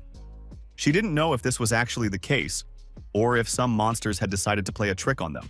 Taking a close look at his companion, the hero said that the ghosts were nothing, just trash, compared to what they would face very soon. After that, he added that all these oddities were connected to a monster acting up, though it was surprising that it dared to pull such stunts with Lin Fei. At one point, the guy couldn't take it anymore and demanded that whoever was hiding in the shadows show themselves. So a huge figure appeared before them and announced that the group wouldn't make it out of his ravine alive. The creature was truly terrifying, so Yao Guang grabbed the guy's hand in shock and started asking what was in front of them. Instead of answering, the monster said that many people had wandered in here, but they all died from his ability, which was called Leaf Storm. After that, a strong wind blew, and it became clear that the creature had used the very ability in question. Looking up, Yao Guang was surprised by how many leaves were right above them. It seemed as though their sharp, deadly tips were aimed at them. Looking closely at the monster, our hero said irritably that apparently his opponent didn't value his own life at all. Activating his magical power, he used a skill called Cutting Light. His companion realized it was a special technique against monsters. A huge glowing dome formed around them, which did not destroy all the evil creatures that dared to approach them. A group of girls nearby noticed this otherworldly glow. They immediately began to wonder what was happening there. A brunette, whose eyes were covered by a strange bandage, asked in despair, "Are we all really going to die here?" The light grew brighter and brighter, and the women's screams grew louder and louder. The unfortunate travelers cried out that they didn't want to die, for they had so many unfinished business. It seemed to them that there was no salvation left, for the force was truly overwhelming. But despite this, they managed to open their eyes and realize that this energy hadn't harmed them at all. Yes, it had nearly knocked them off their feet, but they were alive. Then they headed toward the source of the light and noticed that the very bamboo monster of which ancient legends spoke had attacked the unfamiliar couple. The creature was truly terrifying. It was furious and demanded to know how the boy had managed to block its blow, since that move had been devised by Wang Liang himself. Looking at this creature, Yang Guang could think of nothing but that if she captured it and took it to Chengdu, she could sell it to the zoo and make a whole lot of money. With a wave of his hand, Lin Fei once again demonstrated his power and said that mentioning Wang Lian's name wouldn't save the creature, which still thought it was the master of the ravine. The young man's power was so immense that he effortlessly sliced the monster in half. It didn't even have time to squeak before it was dead. The creature's body turned into bamboo, and the witnesses to this spectacle thought that those who managed to kill the bamboo monster would surely become the richest people on Earth. The dark-haired traveler declared that this monster was over 500 years old and had been pursued by the finest craftsmen in the world, hoping to tap into its magical properties, so that now they stood before the possessors of a precious treasure. Her friends declared that they would do anything just to get even a tiny piece of that magical bamboo lying right in front of them. Sitting down next to the fallen monster, Yao Guang asked what they were going to do with its remains. Were they really going to take it with them? Lin Fei frowned and asked why they would want that junk. Hearing these words, the girls were literally stunned. They asked if the guy even knew how valuable the remains of a bamboo monster could be. The first to recover was the dark-haired girl with an eye patch, who thanked our hero for saving her and said she'd like to know his name. They were representatives of the Temple of Music and wanted to sing of his feat. These women didn't strike him as the sort who could pose any threat, so our hero readily gave them his name, apparently hoping to become the hero of their songs. He looked closely at these travelers but found no threat in them. On the contrary, they seemed quite pleasant to him. Our hero approached the blindfolded girl and told her he sympathized with her, which puzzled everyone around. Their leader wondered if this man might be able to help Xuantong with her sight, since he had dealt with the bamboo monster so easily. Deciding to seize the moment, she approached and bowed to the gentleman, asking if he could help her student see the world again. Xuantong was indignant that Master Lu had moved so quickly to making requests. She was ready to do anything for the most gifted student the Temple of Music had seen in hundreds of years, a girl who, at such a young age, was already halfway to becoming a teacher herself. After a moment's thought, the young man declared that he could restore her sight, but it would be of little use, for her body was too weak to withstand the sacred power granted to those with double pupils. Hearing this, the women were simply shocked, and the girl in the headband covered her mouth with her hand. She didn't understand how this guy had found out about her double pupils. Lin Fei recognized her for one simple reason. The founder of the Yuqin Temple of Music was also blind. and the girl looked far too much like her. After examining the women, our hero declared that this place was too dangerous for them, so he advised them to return to their abode as soon as possible. The disheartened women worried that they would be disgraced if they returned to the temple empty-handed, without any spoils, and that the temple would tell them they had wasted their travel allowance. After giving them the remains of the bamboo monster, Lin Fei declared that this should be enough, so now they could return with a clear conscience. The group's leader was simply shocked by such generosity. Her voice trembling, she asked if the young man was sure he wanted to give them such a relic. The young man said they shouldn't feel embarrassed or be modest, since it was Shuangtong, and at the moment, this was the only way he could help her. The other girls were completely baffled and didn't understand anything.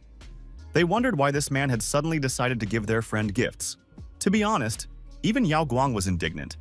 She didn't understand why Lin Fei was giving gifts to girls he didn't know, especially when she was right there.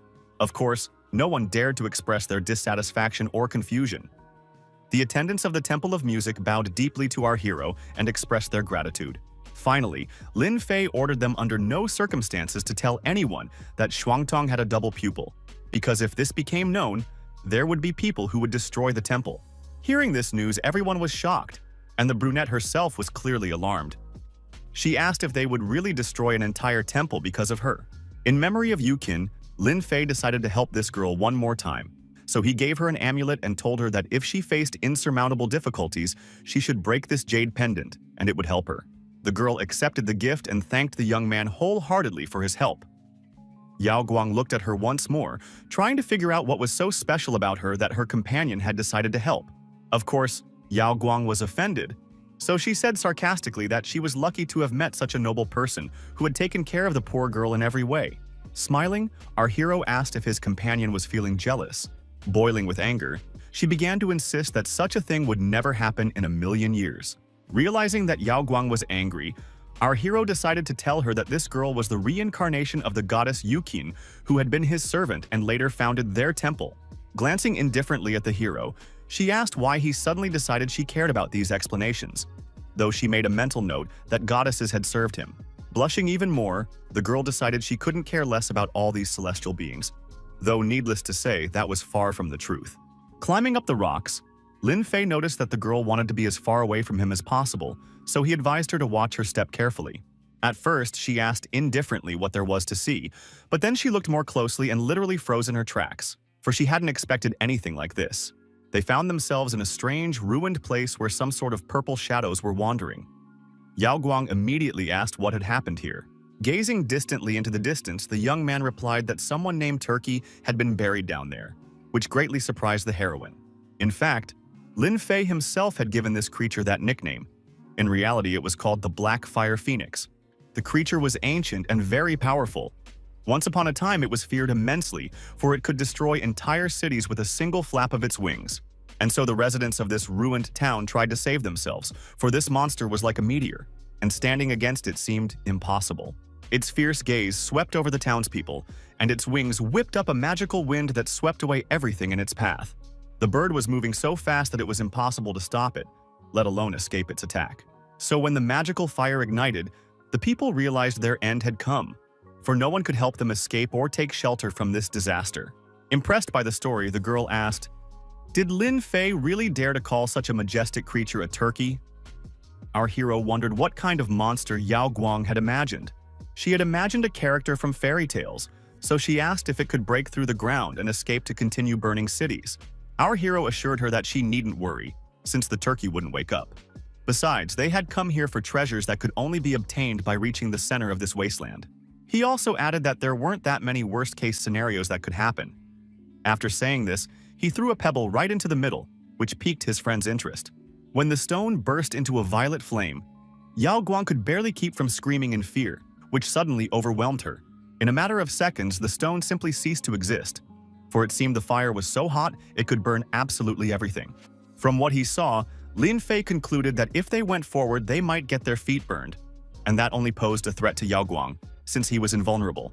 The girl started saying she wouldn't go anywhere since she didn't want to be burned alive, to which our hero laughed and told her not to talk nonsense since she was protected by his spell, so nothing would happen.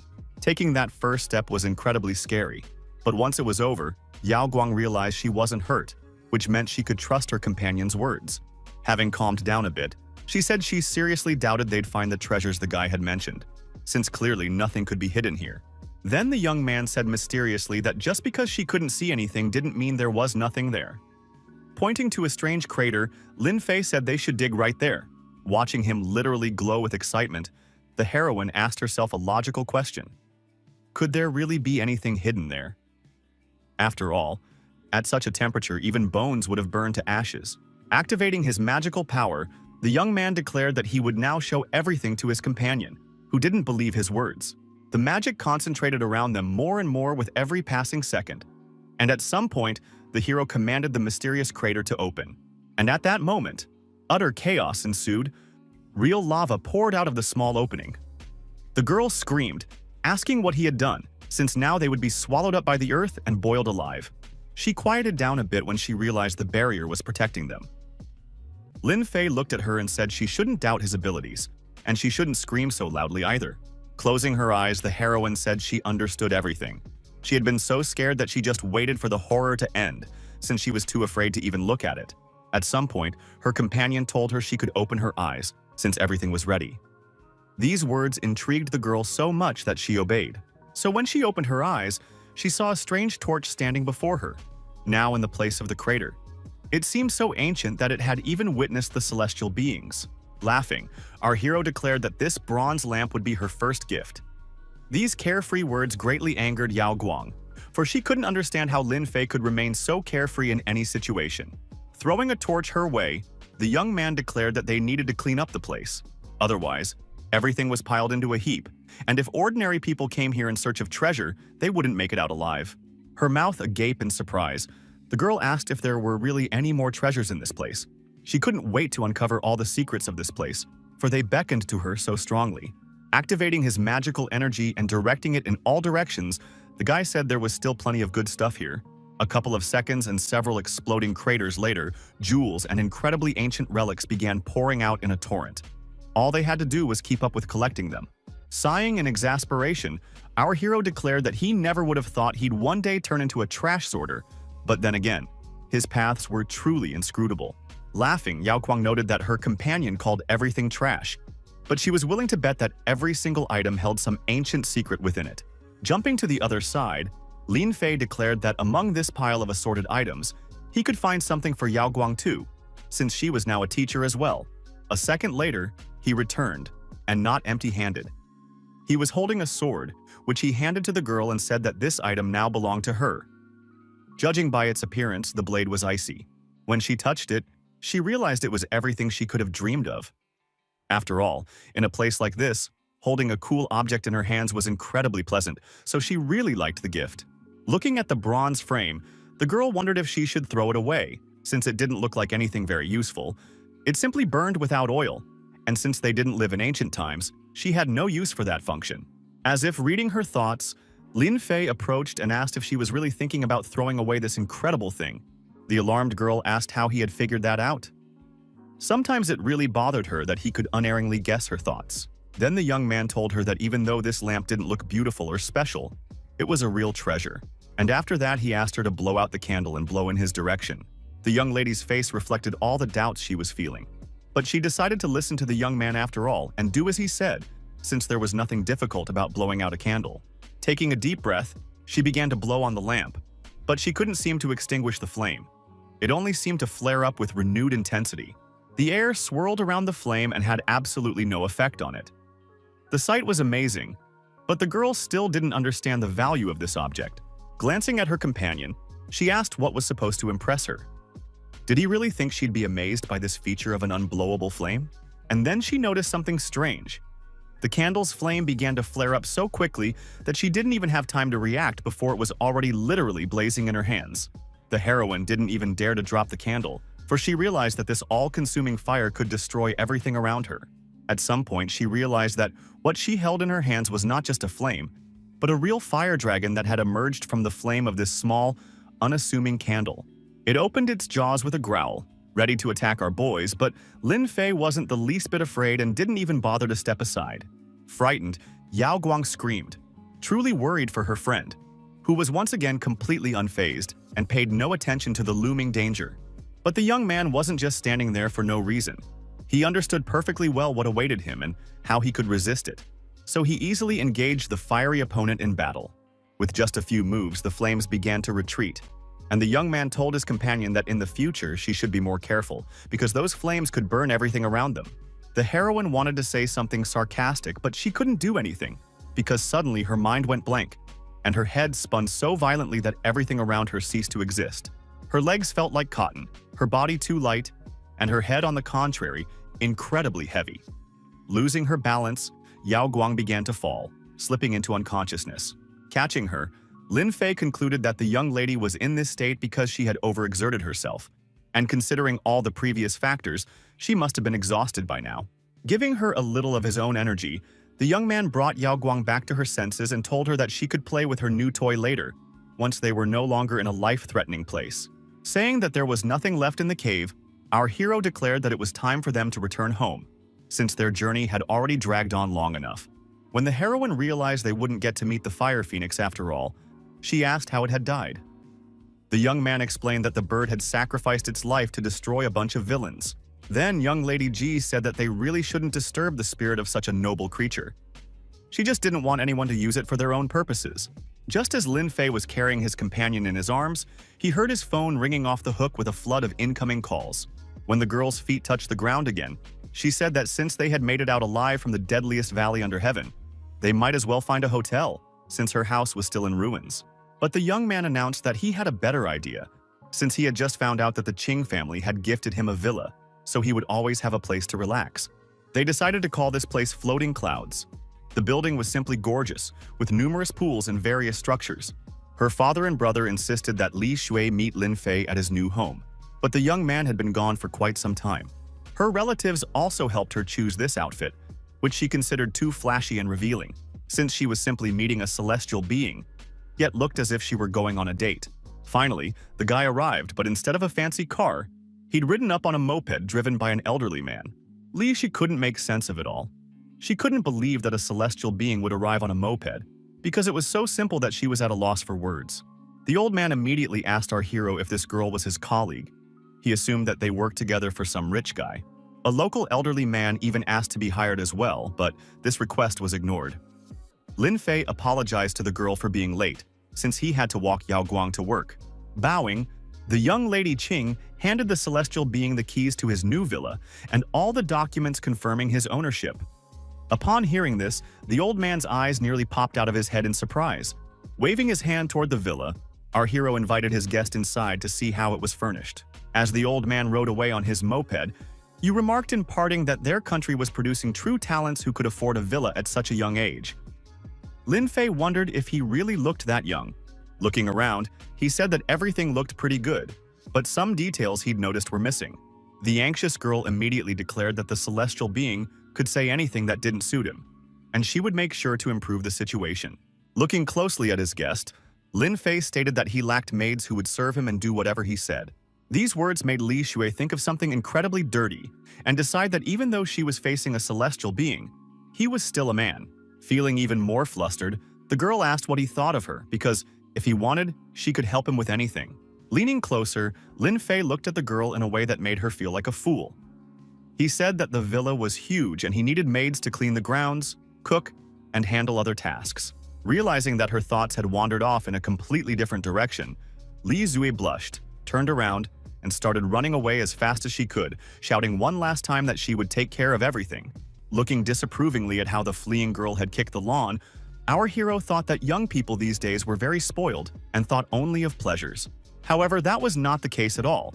Provincial girls valued peace and quiet and the company of animals, who were grateful for the care they received. When Li Xinyu saw Man Polo at the door of her house, her hands began to shake uncontrollably, for she knew his visit did not bode well.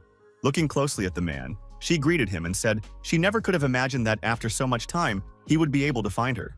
The blue-haired girl thought he had come here to kill her, but Man Polo merely said that Nightmare, who had helped her escape, was already dead. This news surprised her so much that she didn't even know what to say. It seemed as though all the words had flown out of her head. Seeing that these words had truly unsettled the girl, Mandala showed her the pendant. He assumed she knew this little trinket well. Yes, she recognized it, for a very important story was tied to this pendant. Once, Nightmare had led her to the amber sculpture and told her that it would be his finest work of art, inside which he would place her. But since the time for that had not yet come, he had carved her name on this very medallion and would now always carry it with him as long as he lived in this world. Now the medallion was in her hands, and that meant only one thing. The man for whom she had felt so many emotions had now departed for another world. Pressing the locket to her heart, she asked who would dare to kill a man like a Nightmare, for he had been incredibly strong. Showing her a photo of Lin Fei, Man Polo declared that the killer turned out to be this guy, who had shown up quite recently and called himself a Grand Master. Upon hearing these words, the girl grew frightened and asked why Mandala had come to her, since she clearly couldn't possibly stand a chance against someone so powerful. Laughing, the man said that the girl really didn't stand a chance, but with the help of his sword, she could easily defeat him. She just had to take it, and then she would be able to kill even a celestial being. It was the very same sword that had previously killed all his followers. Mandala claimed that no martial art could compare to this weapon. Looking at the man suspiciously, Lin Xinyu said that he was hiding something, because if it were that simple, the Nightmare's killer would already be in the afterlife. Smiling, Mandala realized that the influence of heavenly retribution had no effect on this girl at all, which meant she was the sword's chosen one.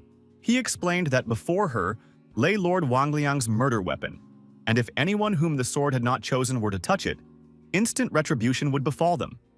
Many had perished trying to master the sword. The girl didn't even let her uninvited guest finish speaking. She immediately took the sword in her hands and it blazed even brighter, yet it didn't burn her like it had everyone else. Watching this miracle, the man couldn't understand why the girl hadn't been burned or what was happening at all, for it seemed the sword had truly accepted her. And then she began to change. First, her eyes clouded over with a red haze, and then terrifying veins began to bulge across her face. The space around them became so oppressive that it was impossible to stand near the girl and the sword, for it seemed as though some unknown force was squeezing everything from within. And then Mandala finally understood that this was exactly what the descent of the spirit of the ancestor Wang Lian looked like. Now he was absolutely certain that he had not come here in vain. Now, this seemingly sweet-looking girl radiated such ancient energy that she seemed like a goddess who had come from the very depths of the underworld. When the spirit's descent ended, Man Polo fell to his knees and began to say that the disciple of the Temple of Shadows greeted the great Wang Lian. Looking at this man as if he were a madman, the girl said that standing before him was not some ancient celestial being, but she, Lin Xinyu. Unable to comprehend how this was possible, the man asked where the soul of the ancient Dark Master had gone, the return of whom he had waited for so long. After a moment's thought, the girl said that his soul was right there with them, then pointed to her shadow and asked him to look closely.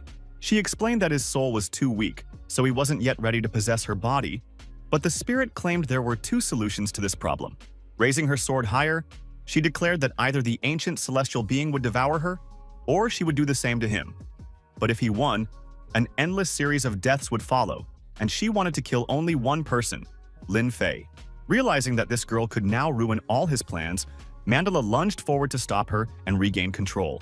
However, it was already too late. The girl proved too fast and too strong, so the situation finally spiraled out of his control. She declared that no one would dare bark at her again, so either Mandala would submit to her or she would kill him, for he was no match for her. The girl's power was now close to that of a grandmaster.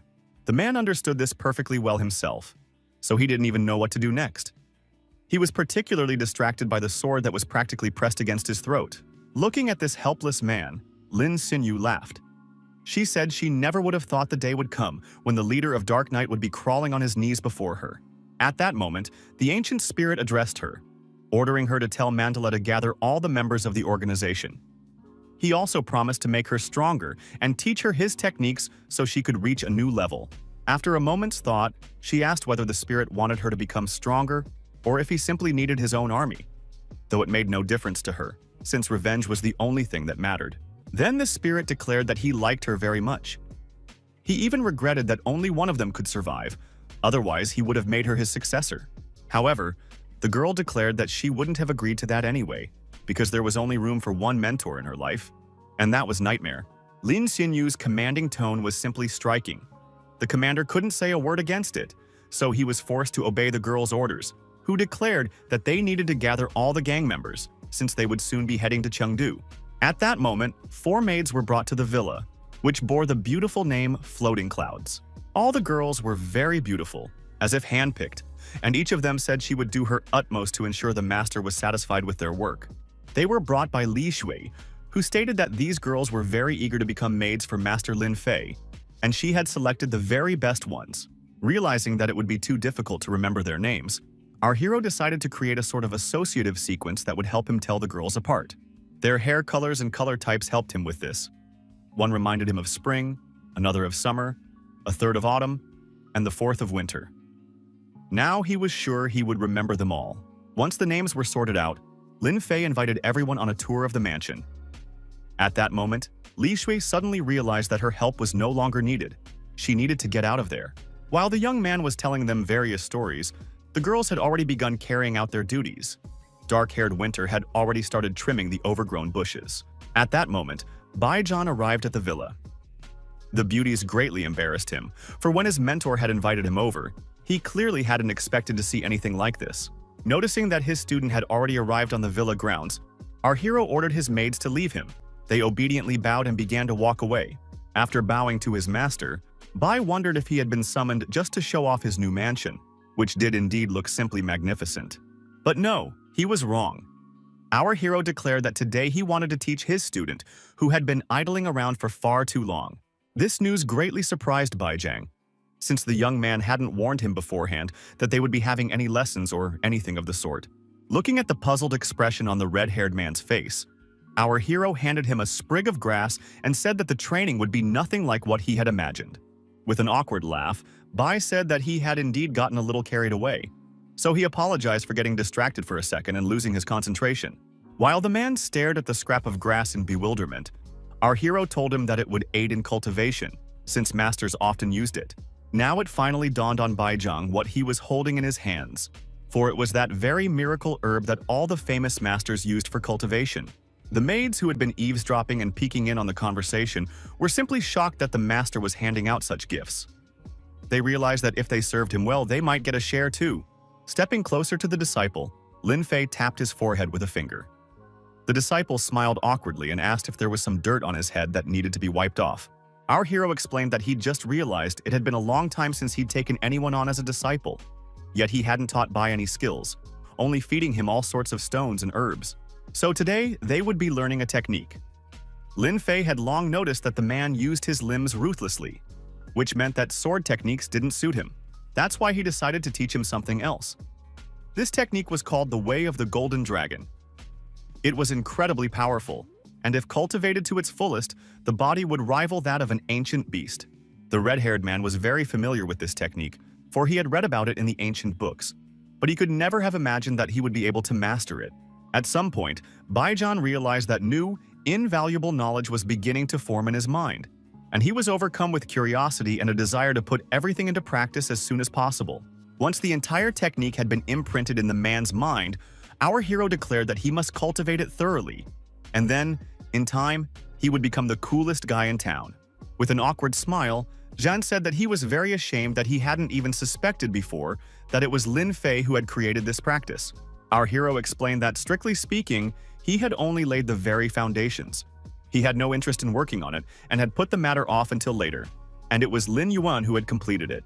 Recalling that a memory associated with that name had flashed through his mind, Baijian asked who this man was, since he had been able to reach such heights. Gazing into the distance, our hero said distantly that this was the name of his brother, whom he hadn't seen in so long that he had forgotten the sound of his voice. Inspired by these words, Baijian began to ask who this Lin Yuan was now. Had he too become a celestial being, and could he now determine people's fates? However, that was not the case. Casting a gloomy glance at his student, our hero explained that his brother was dead, and at his own hand. A strange calm emanated from the forest road, so the bus passengers enjoyed the beautiful scenery. Everyone was calm except for Man Polo, who was desperately cursing at the driver and shouting that he should drive faster. Looking at her reflection, Lin Xinyu saw only an ancient spirit. So she wondered how a person like him could have died and why only fragments of his soul remained. At one point, the ancient spirit admitted that he had often asked himself this very question, since he had died from an accidental injury that could have easily been avoided. These words surprised the girl so much that she stared curiously at the glass, completely ignoring the fact that her companion was shouting at the top of his lungs throughout the bus. The spirit explained that he hadn't even seen the two who had started that ill-fated fight. He had only heard them calling out to each other, and then the irreparable had happened. The blue-haired girl was immediately intrigued. She was curious to know which names the spirit had in mind. Perhaps she could help him get his revenge. When she heard the phrase that the holy celestial being was to blame, she realized that perhaps their motives converged and their goals led to the same outcome. A red car pulled up to the brand new villa. Its passengers were discussing the gift for Lin Fei, which was much larger than their previous home. As she got out of the car, Yao Guang advised Wu Molin not to get too attached to this place. She understood that she should listen to her friend, since they were only staying here until their house was repaired. The door was open, so before entering, Yao Guang called out to Lin Fei. Their visit wasn't all that unexpected and didn't disturb the homeowner. They were greeted by a very cheerful maid, who told them to come in and make themselves at home. This girl was so beautiful that Yao Guang felt embarrassed, while her friend said with a smirk that Lin Fei hadn't wasted any time at all. I put on an indifferent expression, and Yao Guang remarked that, according to rumors, the guy had more than one maid, but for such a huge villa, that wasn't strange. The girls were immediately served coffee and various treats. Wu Molin said the maids shouldn't have bothered, since she could have done it herself. But no one listened to her. Finally, the villa's owner emerged from his room and told his maids that they were free to go and that he now wished to be alone with his guests. After bowing to the master, they began to head toward the exit so as not to interfere with the confidential conversations that were meant to be held without prying ears. While Yao Guang was talking about how the guy had settled in quite nicely here, Wu Molin could think of nothing but the fact that if she didn't stop drinking this sour swill, she'd throw up right onto the expensive carpet. Seeing the pained expression on Wu Molin's face, our hero gave her a few pills, which should be enough to reach the level of a teacher. Almost crying with happiness, the girl thanked her teacher and left the room to take the pills, since she had been waiting for this for so long. Left alone with Yao Guang, the young man simply couldn't help but notice that she was acting very strangely, so he blurted out the question. Was she jealous of him? Glancing at the young man with a hint of hurt, the young lady asked why on earth she should be jealous, since they weren't even in a relationship. She had convinced herself until the very end that everything Lin Fei did was for Empress Yao Guang, but certainly not for her, since he was practically a stranger to her, and she really managed to believe that. It was easier that way. She didn't want to fall in love with a man who was doing something not for her, but only to revive his past love. Touching her hand, our hero pulled her out of those troubling thoughts that wouldn't leave her mind. He said with a smile that he could read palms, since he had personally participated in the creation of the art of palmistry. I don't understand, Yao Guang asked. Why are you saying this? Then the guy said that the lines on her palms were very unique, and that she herself was an extremely unique person whose development would be interesting to watch. These words greatly embarrassed Yao Guang, though she understood that it was all just a rather clumsy attempt at flirting, which confused her more than it pleased her. But it wasn't just our heroes who were up to something interesting. At the oldest martial arts temple, Duke, there were also events worth paying attention to. After all, the people there were closely watching Yao Guang, how her fate was unfolding. They were seeing it literally live in the truest sense of the word. Two masters of the temple were watching the events unfold. The woman with the ponytail was named Su Mingyu, and the long-haired one was called Su Qing. They wanted to join forces and see together whether Yao Guang had been a celestial being in her past life. Activating their powerful magic, they directed it at the screen broadcasting the girl live. They wanted to learn as much as possible about her. However, for some reason, nothing worked out. Their power ricocheted back at them, so the poor masters were sent flying backward without seeing a thing. Trying to catch her breath after that, Su Qing declared that even their combined efforts were not enough to uncover the truth, hidden behind the veil of mystery. They realized it was absolutely clear that this girl had not been an ordinary person in her past life.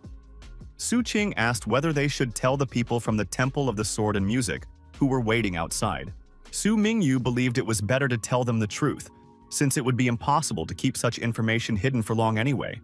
And when it came to celestial beings, there wasn't a single temple that wouldn't be interested. Su Mingyu tried to figure out a way to get Yao Guang to go up into the mountains and visit their temple, since they couldn't leave this place themselves. Otherwise, total chaos would break out here. Her partner was simply in shock, for she was terrified to even think that someone else might take the girl away while they waited in their temple. Her importance was immeasurable, as she was the reincarnation of a celestial being. The woman with the tail stated that she hadn't said they should let Yao Guang go. She had merely hinted that they should send their people to her, and the temple's renowned reputation would not allow her to refuse them. Meanwhile, our hero summoned the taxi driver's grandfather again and ordered his maids to return home, while he would head to Mount Qingcheng to meet his old friend there. With a cheerful glance at his passenger, the old man told the young man to hold on tight, because now he would show him what it meant to be the god of the mountain of flying clouds. Putting on his helmet, our hero told the old man he could help him. These words piqued the man's interest, since he had just recently mentioned needing a side job. So, to help this man ride faster and carry even more people, the young man upgraded his moped, and now it began to go even faster. The speed was so unfamiliar to the elderly man that he screamed in fear, for he hadn't expected his moped to be capable of such maneuvers. Watching the scene closely, the maids asked cautiously if the old man really had a moped, since now it looked more like an airplane.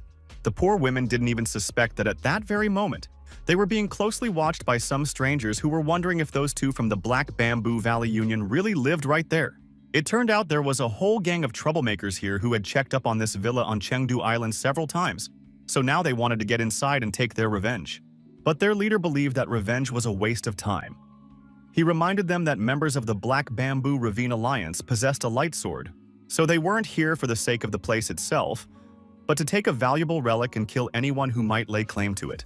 The fair-haired maid asked the brunette, named Duxu, if she wanted to become the master's apprentice since she possessed incredible strength. But the girl said she was still only at the stage of purifying her body. The brunette also said that her sister had a chance as well, but she believed that for now she could only play chess and the piano to help the master relieve his boredom. This peaceful conversation was interrupted the very moment some strangers kicked down the front door and shouted that the owner must come out to meet them.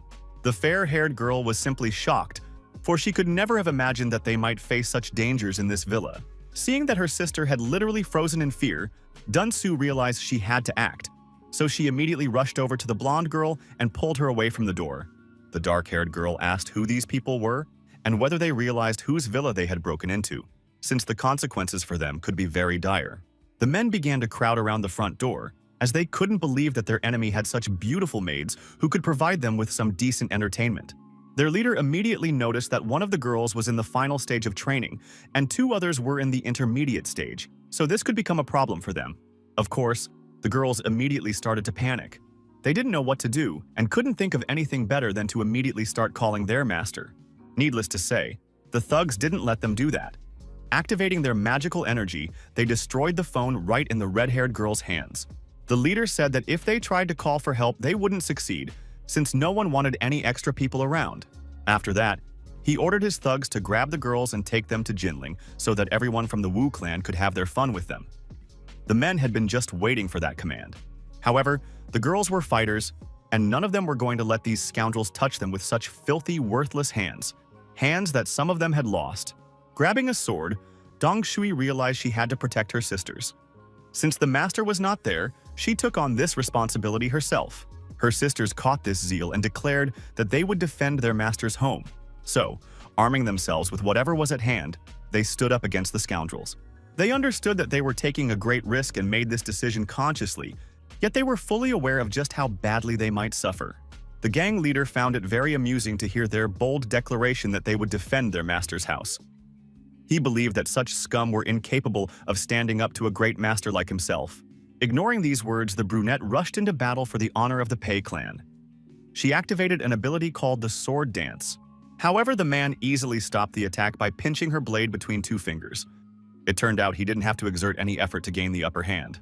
With one hand, he held the sword, and with the other, he tore at the blonde's clothes, declaring that he would kill the dark-haired girl last so she could watch the torture and death of the others. Screaming, Dunsu declared that she would destroy anyone who dared to touch her sisters. She told the girls to run as far away as possible immediately, while she dealt with the scoundrels. But she never could have imagined that this scoundrel would be able to disarm her, for the blade of her sword literally shattered into pieces right in his hands. Laughing, the man asked maliciously if the girl really thought he would let her go, since he and his men were planning to have some fun with them. To prove his vile intentions, he ripped her clothes off and began to squeeze her throat so she couldn't even scream and warn her sisters. The other thugs began to follow their leader's lead, grabbing the girls and tearing their clothes off, forcing them to scream loudly and beg for mercy. Dongsu kept trying to strike the enemy with what was left of her blade. She screamed and begged the men to stop, but no one listened to her. It seemed to amuse them even more. Pushing the blade away from him as if it were some kind of child's toy, the bald leader said that it all looked simply ridiculous.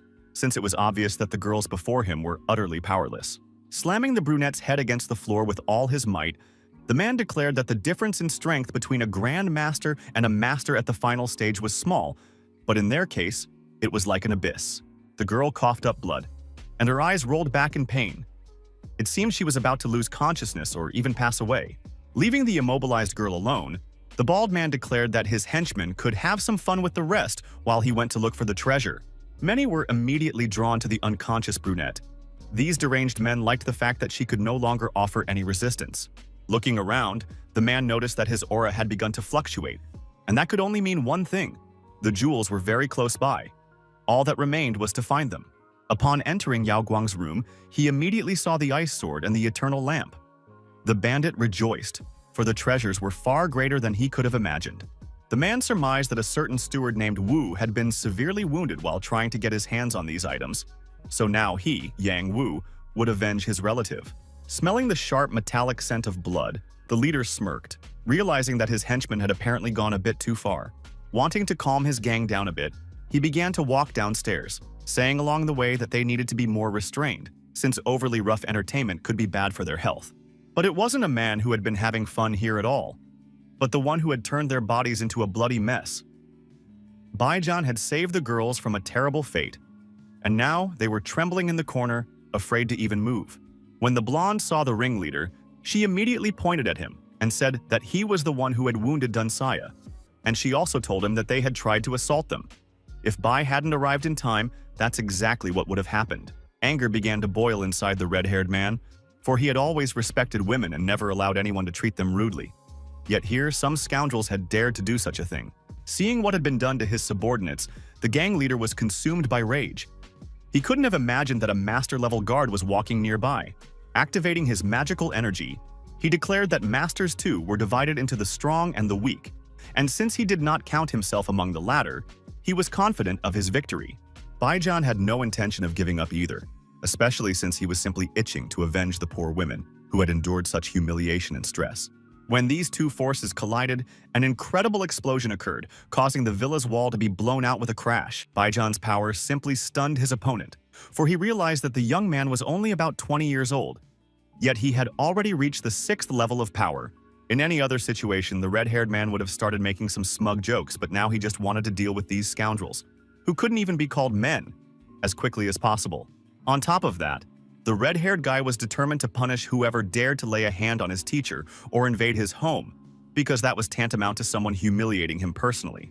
He was ready to die for this cause, though in the end he really wanted to take the enemy down with him, so he could no longer cause any trouble for Lin Fei or his home. Looking at the gang leader, who was now wielding the stolen sword, Baijian knew full well that this man was very strong, so he would have to give it his all. He decided to use his signature technique, called the Wind Fist, but to amplify it 100-fold. His opponent countered with a skill called Hurricane of Raging Flames, so when these two forces collided, a veritable explosion of energy occurred. The entire building shook from the energy, but the girls wanted to believe that Master Baijian would win, for he was simply incredibly noble and had restored their faith in the integrity of men. When the fog cleared and the results of the battle became visible, it turned out that, for the time being, both combatants were alive and well, despite all the efforts of both sides. The girls watched the fight with bated breath, wondering who would win and praying to the higher powers that Master Baijian would emerge alive from this ordeal. Suddenly, the thug staggered. He coughed up blood and declared that he could never have imagined such a young man could possess the strength of a 6th-level master. Seeing that everything pointed to Mr. Bai's imminent victory, the girls were simply ecstatic, for this was exactly what they had been hoping for so long. But the consequences of the blows caught up with Baijian himself. The enemy had used a special cut, the effects of which only became apparent over time, and now his arm had been literally severed at the forearm. The wound was so deep that the girls froze. Their faces betrayed genuine shock and alarm, for they could not have imagined that, in defending them, the man would suffer so severely. Blood spurted in all directions, and then the leader himself declared with satisfaction that his enemy's techniques were not bad, but he was powerless to defeat him, since his powerful aura had already entered Baijiang's body, and soon he would burn to ashes. Mocking him, the bald man swung his sword and said that the smug red-haired Bai could only watch what had become of him. He also declared that he would take the girls with him. Despite all these words and taunts, Bai managed to get to his feet. He was in incredible pain, and the enemy couldn't understand why he was still trying to resist. And then the boy did something unexpected. He realized that the source of the fire was in his hand, so if he removed the limb, he would have a chance to survive. That is exactly what he did. He deliberately and consciously severed his own arm, even if it offered only a faint hope of salvation. What they saw shocked the maids beyond words. Tears welled up in their eyes. They couldn't believe that this man was so brave and desperate that he had severed his own arm. Pressing down on the wound from which blood was gushing, Baijan declared that the battle was not yet over, for he had no intention of dying here. Otherwise, he would not be worthy of being his mentor's disciple. Gritting his teeth in anger, the man realized the battle wasn't over yet, but he couldn't help but admire how strong the guy standing before him was. Activating his magical power, the red-haired young man decided to use a technique he had previously studied only in theory. But now he realized it was time to practice a little. Using the technique called Dragon Abyss of the Golden Hills was quite terrifying, and he silently asked his mentor for a blessing for this step. Baijan declared that his opponent would die now, but the gangster disagreed. He realized his strength was running out, so he was ready to use any means necessary to stay afloat. The thug realized he was facing an incredibly powerful enemy who could send him to the afterlife to join his henchmen.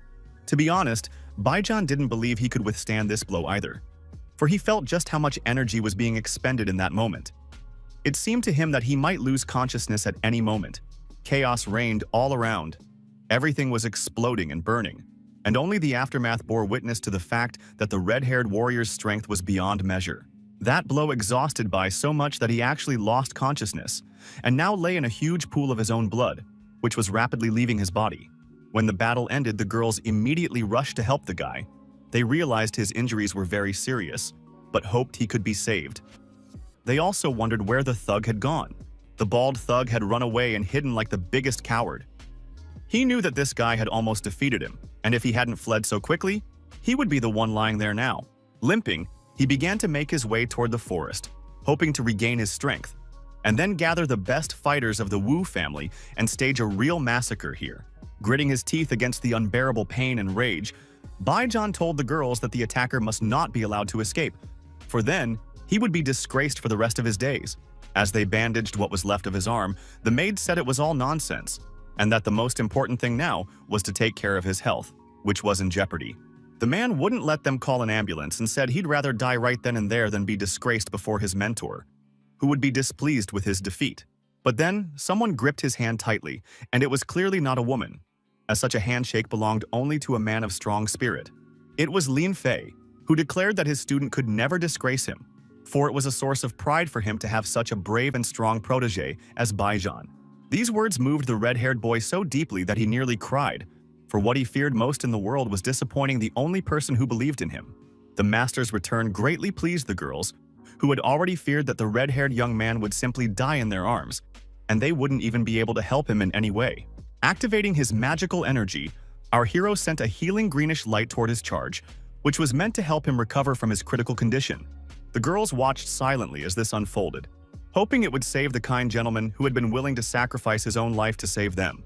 Soon they noticed that Baijan's severed leg and arm had begun to regenerate and grow back.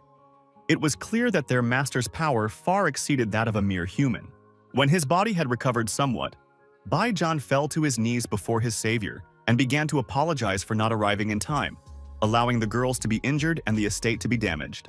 In turn, the maids also knelt and began to say that their weakness was to blame for everything, so what had happened was entirely their fault. Saying that there was nothing catastrophic about what had happened, the young man activated his magical energy and cast a full healing spell, which was supposed to restore everyone present. Baijan was shocked that his master had reacted so easily and calmly to what had happened, since he wasn't angry at all and didn't blame anyone. When the young man entered the house, he saw that Dong Shui had still not regained consciousness, so he decided to make one more attempt to save her, as she had to wake up. Soon, her beautiful violet eyes flew open. It felt as though she had literally been snatched from the jaws of death. And in fact, that was exactly what had happened.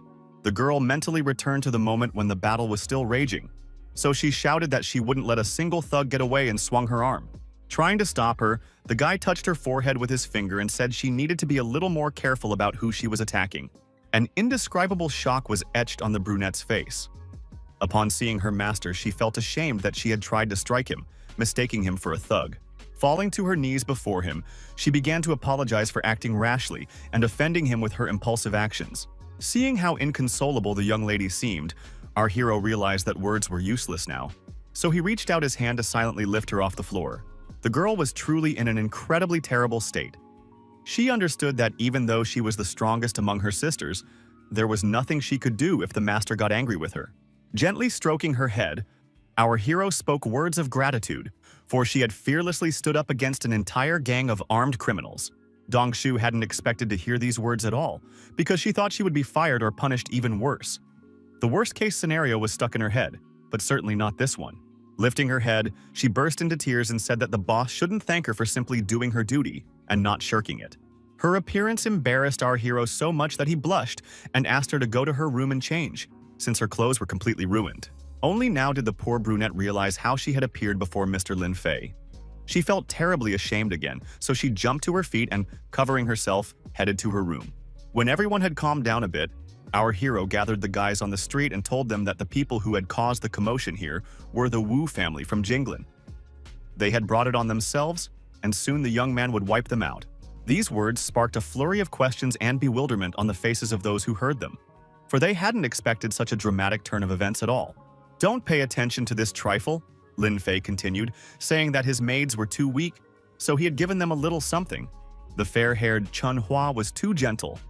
Her nature wasn't suited for killing, so he passed on to her the knowledge of the god who was the patron of agriculture and medicine. The songs of the red-haired Xia Yue touched people's hearts, so he passed on to her the songs of delusion of the mermaid tribe from Yuezhu Bay, which could transport people into a world of dreams and cause enemies to lose their minds. For Qiu Shui, he prepared the legacy of the four perfections, as she was a master of playing musical instruments, chess, calligraphy, and painting. Turning his gaze to his strongest sister, who had a strong character and had mastered the art of swordsmanship, our hero paused for a moment. He recalled a special sword that had been in his possession for a very long time, waiting for the moment when it would be handed over to a worthy warrior.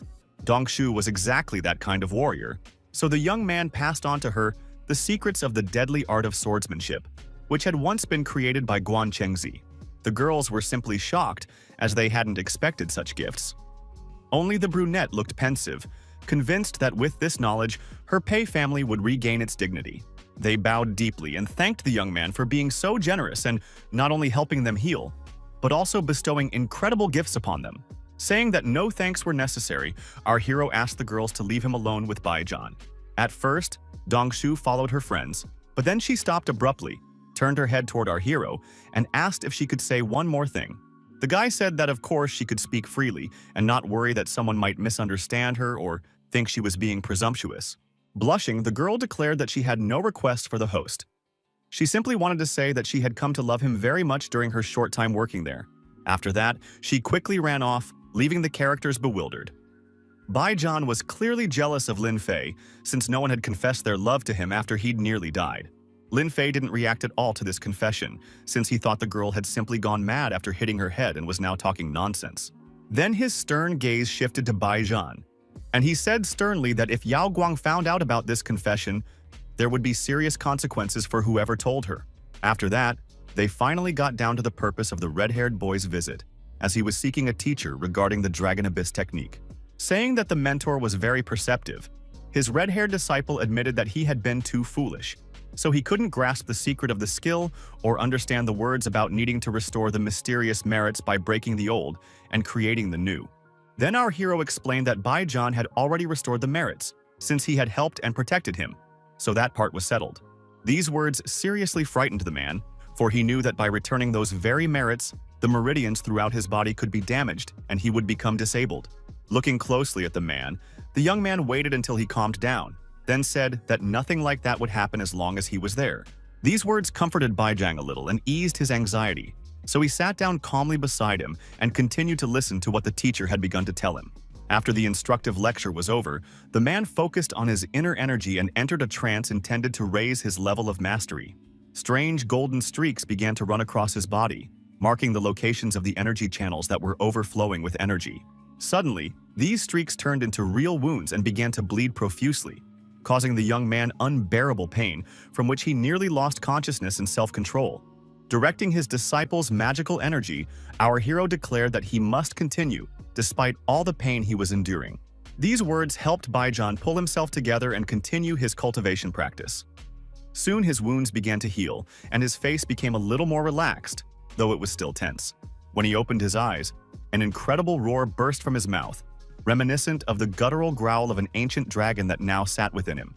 Soon the process was complete, and when the red-haired man came to his senses, he realized that his meridians had become even stronger than before, and his true qi was circulating even faster. Giving his disciple a stern look, Lin Fei declared that if he wanted to become a dragon, he would have to endure training that was beyond the capabilities of an ordinary person. Closing his eyes with satisfaction, Baijan declared that he now finally understood the man who had created this amazing technique. After all, the same desire now lived within him as it had in that man, namely, the desire to surpass every living thing on this earth. Our hero immediately recalled the man in question, and he began to wonder if it was a good idea to pass this skill on to such an ambitious person. Realizing that all the problematic situations had now been resolved, our hero announced that he was heading to Jinling. Baijan asked if his mentor wanted him to drive him to the airport. The mentor said there was no need, since he wanted to travel by train.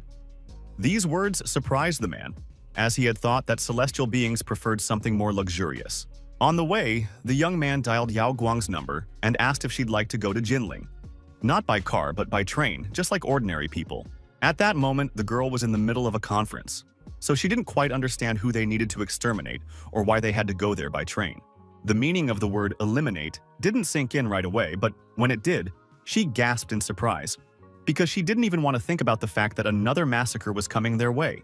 The company employees present at the conference looked at her in bewilderment and wondered if the CEO was really planning something big. Realizing that their conversation had become public, the girl lowered her voice and said she couldn't go with him, and also asked him not to make too much noise. These words seemed very out of place to Lin Fei, for he couldn't understand how one could wipe out an entire family without making a sound.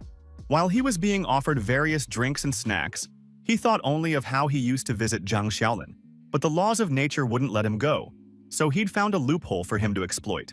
Sitting next to him was an aggressive red-haired guy who yelled at the attendant and told her they didn't need anything, so she could get lost. The annoyed woman walked away, noting that young people these days were very ill-mannered, and that if he wanted to impress the girl sitting across from him, he could have simply bought her a bottle of water. When the redhead got bored, he nudged our hero and asked why he was staring so intently. Did he really know who was sitting across from him? Not wanting to talk to this guy, Lin Fei simply remained silent, but his annoying neighbor wouldn't leave him alone and kept asking if he really didn't know such a respected person. After that, he introduced Mr. Ye Shuyang, a famous calligraphy master known both at home and abroad. He was his teacher. Closing his eyes haughtily, the man told his student that he shouldn't go around talking about it, and if anyone wanted his autograph, he could just give them a piece of paper with his signature on it. With an indifferent wave of his hand, Lin Fei said he didn't need to give any piece of paper, since he didn't even know the man sitting across from him. This statement shocked both the student and the master. They both thought they were dealing with a die-hard internet addict who wasn't interested in anything around him. Wanting to lighten the mood, the girl spoke up and suggested they take a look at what they'd accomplished lately. The red-haired guy immediately declared that he'd improved his handwriting. Glancing at his neighbor, the red-haired boy declared that he would surely go mad when he saw his masterpiece. The beautiful characters would simply blind him. Unfolding the tightly rolled parchment, the boy asked his mentor to judge whose characters were more beautiful, his or his sister's.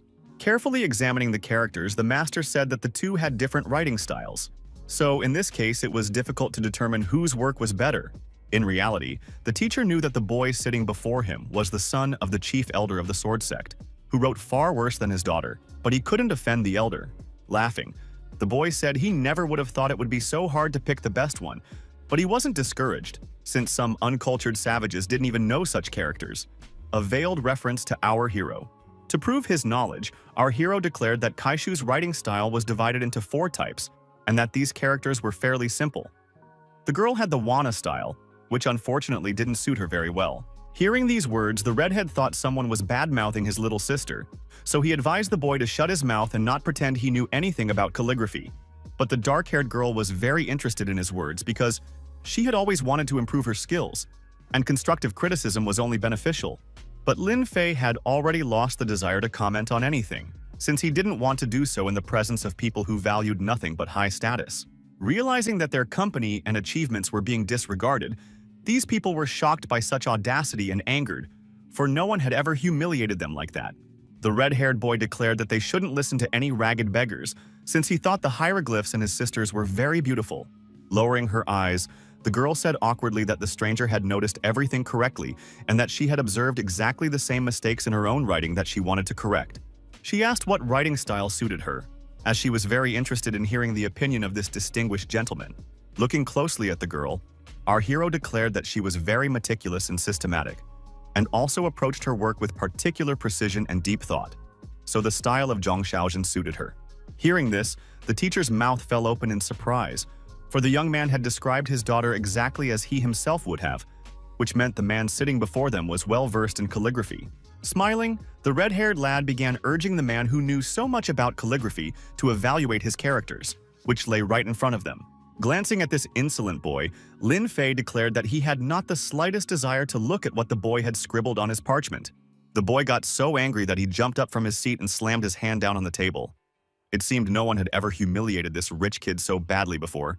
Our hero continued, saying that the boy couldn't think things through for long and wasn't trying at all, and that he was quick-tempered and his anxiety was evident between the lines, so he wasn't particularly good at any style. He also advised the redhead to give up calligraphy as soon as possible, since this activity clearly didn't suit him and wasn't something he enjoyed. Looking at the dark-haired girl, the young man suggested that the red-haired boy might simply have a crush on someone involved in calligraphy. Realizing what the stranger was hinting at, the brunette grew flustered and blushed. She wanted to look anywhere but at her red-haired companion. Stopping his hot-tempered student, the teacher told Lin Fei not to take offense since the boy had an overly straightforward nature.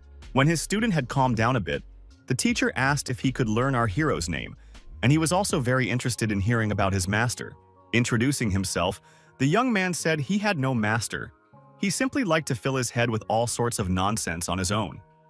He didn't mention that he himself was one of the founders of calligraphy. Smiling at this news, the esteemed teacher offered Lin Fei the chance to become his student, as his talent was clearly evident. These words surprised the red-haired young man so much that he gaped in astonishment.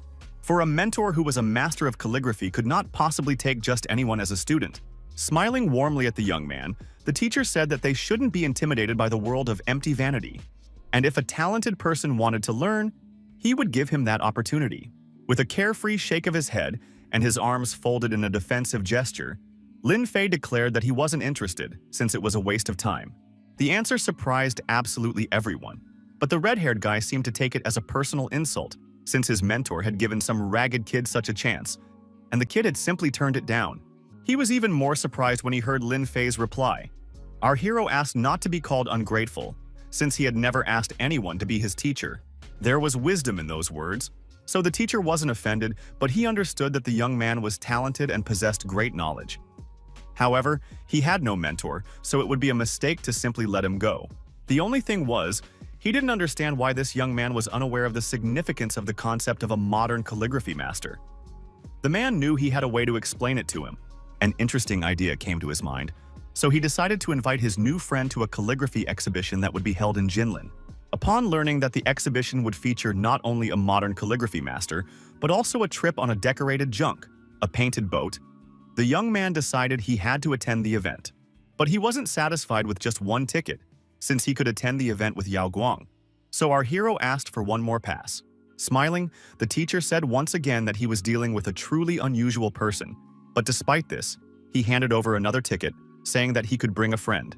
The red-haired guy listened intently. He decided that this unexpected guest would no longer think about any mentors once he saw the full force of his natural energy.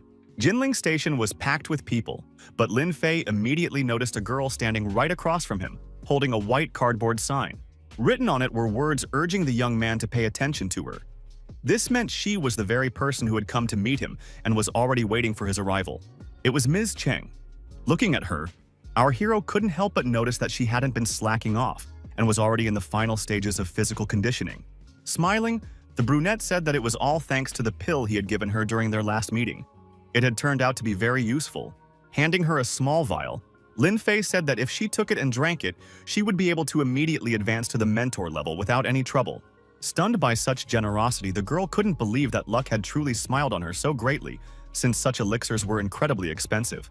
But for Lin Fei, these were mere trifles. He said he had already managed to assemble a whole group of mentors, the only one missing being Miss Cheng, who had worked so diligently on herself, saying that by helping her rise, he was also helping himself. The hero announced that he wanted to go to the peach and plum orchard, since he loved walking in such places. Ms. Cheng was very surprised by this suggestion, since it wasn't the blooming season, so she didn't understand why they should go there. So when they arrived in the thicket, the girl immediately asked about it, since here, at the moment, one could only look at bare branches, while there were still many beautiful places in the city. Looking at these trees, our hero asked if his companion wanted to see the peach and plum trees in bloom. Personally, he had always found the sight simply mesmerizing. His companion said in surprise that of course she would love to see such beauty, but trees couldn't bloom just because they wanted them to. Activating his magical energy, Lin Fei was determined to show her that she was wrong, and that certain natural processes could be triggered on their own. Soon, flowers did indeed appear on the trees, tiny buds that were about to bloom and delight the eyes of those around them with their beautiful sight. As soon as the first flower bloomed, everything around seemed to freeze, for the sight was truly magical. Standing frozen in place, the girl tried to wrap her head around the fact that the trees had indeed bloomed at the behest of her companion's magical power, while he pretended as if nothing had happened. Passers-by were also shocked, and some even swore, drawing disapproval from particularly impressionable individuals. While Miss Cheng admired the beautiful sight, some people were arguing among themselves because they had allowed themselves to speak a little too freely. Having had her fill of the beautiful trees, our hero said it was time for them to go. But Chung Seong-yu didn't want to leave this wonderful place, for here she felt truly at peace. Turning to Lin Fei, the girl suddenly froze in her tracks, for she had seen something that she simply couldn't wrap her head around. It was something utterly mystical and inexplicable. Lin Fei had suddenly transformed and looked like an ancient god. And standing next to him was a beautiful woman who vaguely resembled her, holding out a beautiful flower to the young man. At that moment, it was very hard for the girl to believe her own eyes because it all seemed extremely strange and even impossible to her. Rubbing her eyes, she realized everyone in the house came out to greet the returning lady. The girl smiled sweetly at them and waved warmly. The young man noticed that she was very polite to the staff. At the doorstep, they were met by the Chen's parents, whose names were Zheng Zhong and Liu Jinyun. They too smiled warmly and were clearly delighted by the arrival of their daughter and her guest. The lady of the house approached our hero and began to say that when Xiangyu returned, she hadn't stopped talking about how wonderful he was. And today, she had personally seen for herself that they were indeed in the presence of an extraordinary person. The girl was so embarrassed she wanted to sink into the ground, and she really didn't like how personal the things her mother was sharing were. However, her daughter's indignation only amused the woman. She understood perfectly well how her daughter felt, so she decided to help her in her own way. After that, Mrs. Jinyun asked if such a young master didn't have a girlfriend, and if he did, why hadn't he brought her along on this trip? Shaking his head, Lin Fei explained that he didn't have a girlfriend, but there was someone he liked, and his heart was far from free. These words did not please Xiangyu at all. Her eyes flashed, and as she looked at her guest, she wondered who this girl was. Seeing how much Chung Xinyu's mood had soured, our hero merely told her in his mind that she needed to stop thinking about him, since loving him was pointless. As they sat down at the dinner table, the host smiled and said that a strange incident had recently occurred in their town, the details of which everyone wanted to know as much as possible. These words immediately caught our hero's attention, and he asked what exactly the event was since he hadn't heard about it. Pulling his gold-colored phone out of his pocket, the man decided it would be much easier to show than to tell, so he handed it to our hero.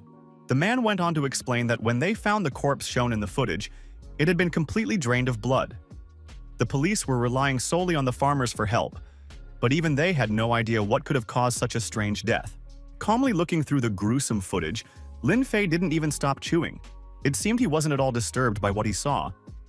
The young man believed that the cause of death could have been the art of blood tempering. Hearing this, the man's mouth fell open in surprise, for no one had heard of such things in many, many years, if not decades, so this was an extremely unexpected suggestion. They knew only stories from legends and ancient tales, which offered no concrete explanation for this phenomenon. So the gentleman asked Lin Fei to elaborate.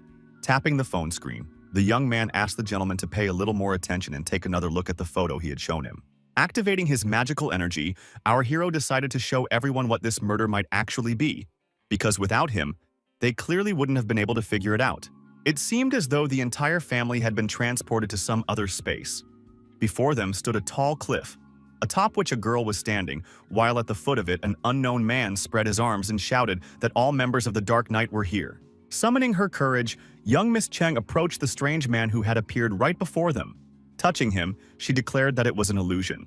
At that moment, the blue-haired girl standing at the summit spoke up, declaring that her minions were fortunate to serve as her stepping stones toward the enslavement of the world. Just then, beams began to burst forth from her strange magical sword. They scattered in all directions and were aimed straight at the heads of the people standing at the foot of the mountain. Watching what the stricken people were turning into, our hero declared that this was indeed the art of blood tempering. The girl had simply sucked the life out of them.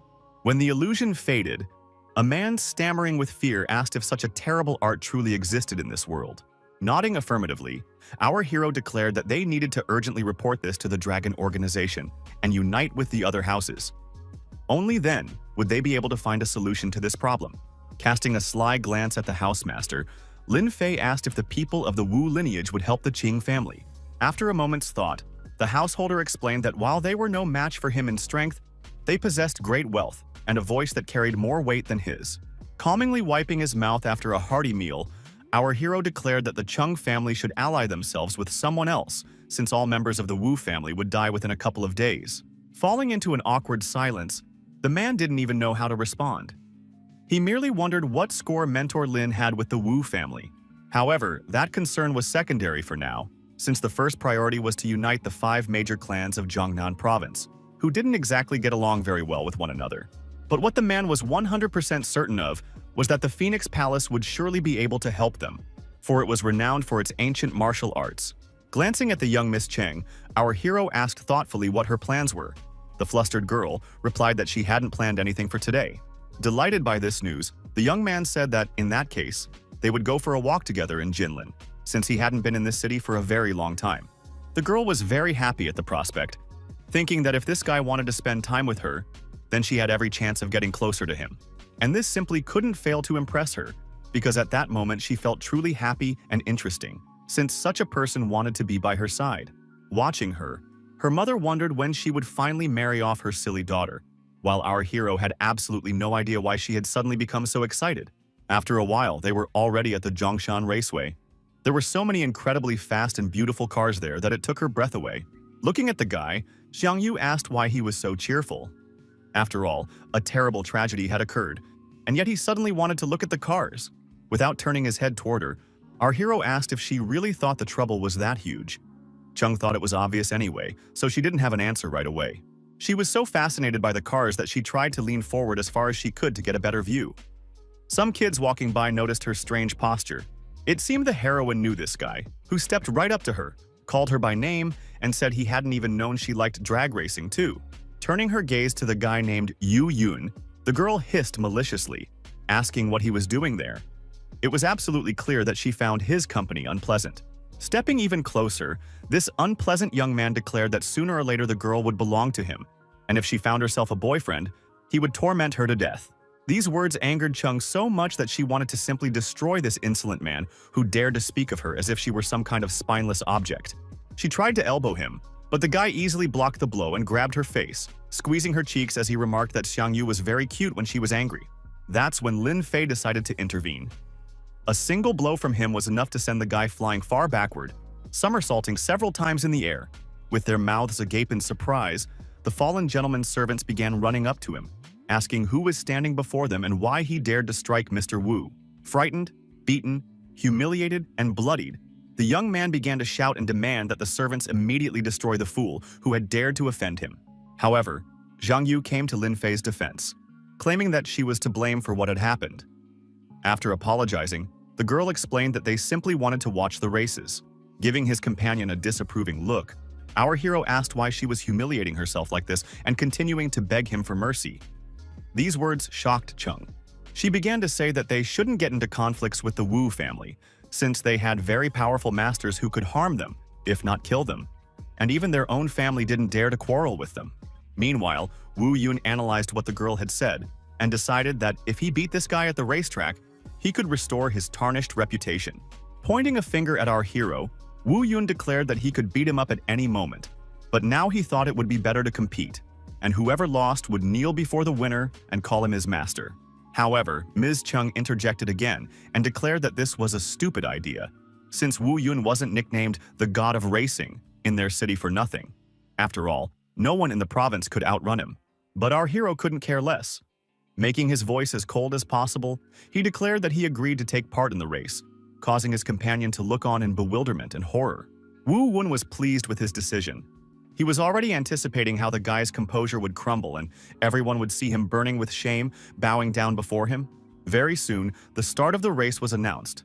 A girl stepped forward to count down the seconds until the start, and every participant was determined to win. Yu understood perfectly well that even though their cars looked practically identical, his was far more powerful than the piece of junk his opponent would be driving. So when the girl announced the start of the race and waved the flag, he knew that this time, just like always, he would have no trouble winning this race. The cars shot off the line so quickly that the fair-haired girls had to hold their dresses down with their hands, as they were billowing too easily in the wind. Of course, no one was betting on the victory of the new racer, Lin Fei. No one except the young Miss Cheng, who sincerely believed in his abilities and luck. Wu Yun's friends were loudly proclaiming that no one could beat their master, so that any daredevil could already start practicing kneeling before him and calling him his master. The girl ordered them to shut up immediately because she was absolutely certain that her friend had every chance of winning, since Chung knew he was capable of working miracles. Meanwhile, the racers were already in the thick of the action. Wu Yun wanted to show his opponent everything he and his car, which he had been constantly fine-tuning to perfection, were capable of. He claimed that Lin Fei could only eat exhaust fumes, since racing was all about skill and the quality of the car, and his engine was much more powerful than those of other cars. Smiling slyly, Wu Yun considered his opponent a real fool, since he actually believed he could win on his own racetrack. When our hero pulled up alongside him, instead of fear, he saw indifference on his face, after which Lin Fei asked if they could go faster, since he was getting bored. Those arrogant words angered the young man so much that he clenched his teeth in rage. He couldn't understand why his opponent hadn't been sent flying off the track yet, since he'd already floored the gas pedal. He also couldn't understand how his rival had managed to catch up to him, since, as mentioned earlier, his car's engine was incredibly powerful. Looking at the boy's carefree face, he realized he'd probably have to use that same trick again, but that was fine. The kid had asked for it. Young Mr. Yu knew perfectly well that his car had not only a remarkable engine, but also a very sturdy body. All he had to do was swerve a little, and his opponent's car would be blown to pieces, so he got down to business. The boy was absolutely certain that his actions would lead to his opponent's demise, and that didn't stop him in the least. On the contrary, it almost spurred him on. A few seconds later, his car suddenly closed in on Lin Fei's, who had no idea what his cunning enemy had in store. But his friends understood very well where this was heading. They began shouting and rejoicing that today, they would celebrate the demise of yet another opponent, and that Mr. Wu would definitely take them along. Chung Xinyu was very worried about her friend because she knew that the dirty Hu Yun had ruined many talents at this racetrack. But our hero was no pushover, and he immediately saw through the crook. Seeing that Lin Fei wasn't the least bit afraid of what awaited him, Wu Yun literally boiled with rage, for he simply couldn't bear the urge to kill this man and finish him off for good. Snapping his fingers, Lin Fei said that his opponent had overlooked one well-known fact that would have told him what swindlers fear most. Other, more successful swindlers. After saying this, he activated his magical energy and used it to create a protective barrier around his car, which knocked Yu Yun's car aside. The foolish young man only realized his mistake the moment his car flipped several times in the air. Only then did it dawn on him that he had done something wrong. While our hero drove calmly forward, his car performed real pirouettes in the air. It was terrifying to even think about what would happen to the car when it landed. Lin Fei's car was speeding along at a pace that clearly demonstrated why he was the new king of the road. Relaxing, he closed his eyes and thought only of how boring human life was. He was already tired of being on this planet for so long. After all, nothing had surprised him in a long time. The spectators, however, were more than surprised. They watched the race intently and couldn't imagine how some ragged kid had managed to outrun the man they considered the king of the track. When Lin Fei finally finished the race, he slammed on the brakes, and the skirt of the girl who had announced the start of the race flipped up. Stepping out of the car, his first move was to help the blonde girl compose herself, and he told her that if she ever needed help, she could turn to him.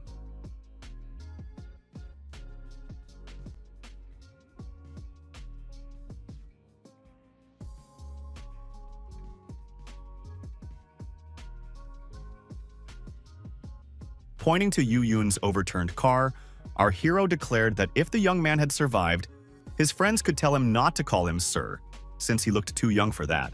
Oh, young Master Wu hadn't just survived. He was also in a position to hurl all sorts of threats at our hero and berate him for ignoring all this talk. Watching this man's outbursts, Lin Fei could draw only one conclusion. Today's youth simply didn't know how to lose, and when it happened to them, they went crazy. But the loser didn't just curse. He ordered his henchmen to seize the winner and kill him immediately for daring to oppose him, thereby insulting him. Soon, several masters pounced on Lin Fei, using techniques called strong wind and raging fire. Looking at these men, the young man remarked that he hadn't expected the knife sect to use hand techniques, but he could still teach them a thing or two. He didn't even have to strain himself. Just 2 light swipes of his palms were enough to send these pseudo-masters flying in different directions, spitting up their own blood. After that, he immediately teleported to Yu Yun, who was shocked by the enemy's sudden approach. Lin Fei declared that it was his turn to pay for what he had done. It didn't take just a few blows here because this kid had really gotten on our hero's nerves, and he wanted to take out all his anger on him. After all, he'd earned it. After these blows, young Master Wu was in a terrible state.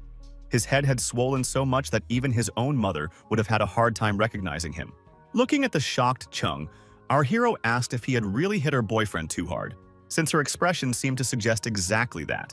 However, a few seconds later, the girl declared that he had beaten him up just perfectly, and if she had that kind of strength, she would have beaten the scoundrel half to death herself.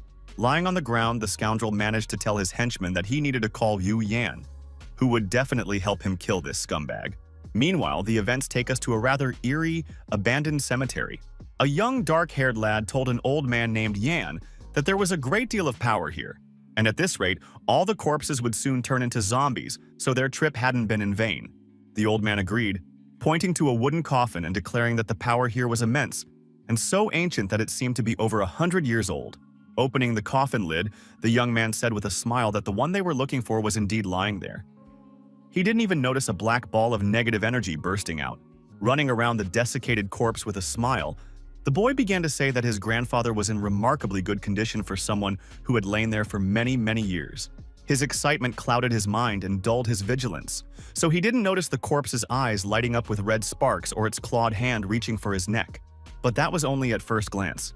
The boy grabbed his dead relative's hand in time and ordered him to be quiet, for if anyone heard strange noises in the middle of the night, they would be in trouble. The irritated old man covered his companion's mouth and reminded him that this corpse was over 100 years old, which meant it was incredibly dangerous.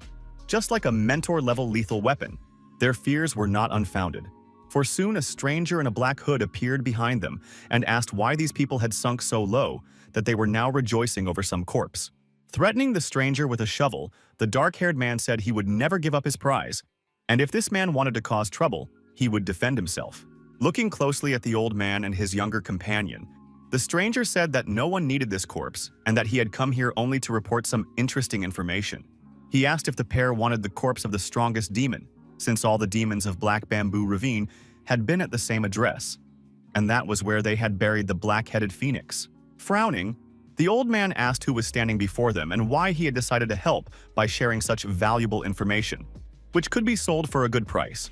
His bright red eyes flashing, the man explained that the disciples of his sect of illusions were searching for the phoenix's corpse, and that he could guide them there. But afterward, he wanted the couple to kill the hermit who had been reincarnated in the body of Ji Yaoguang.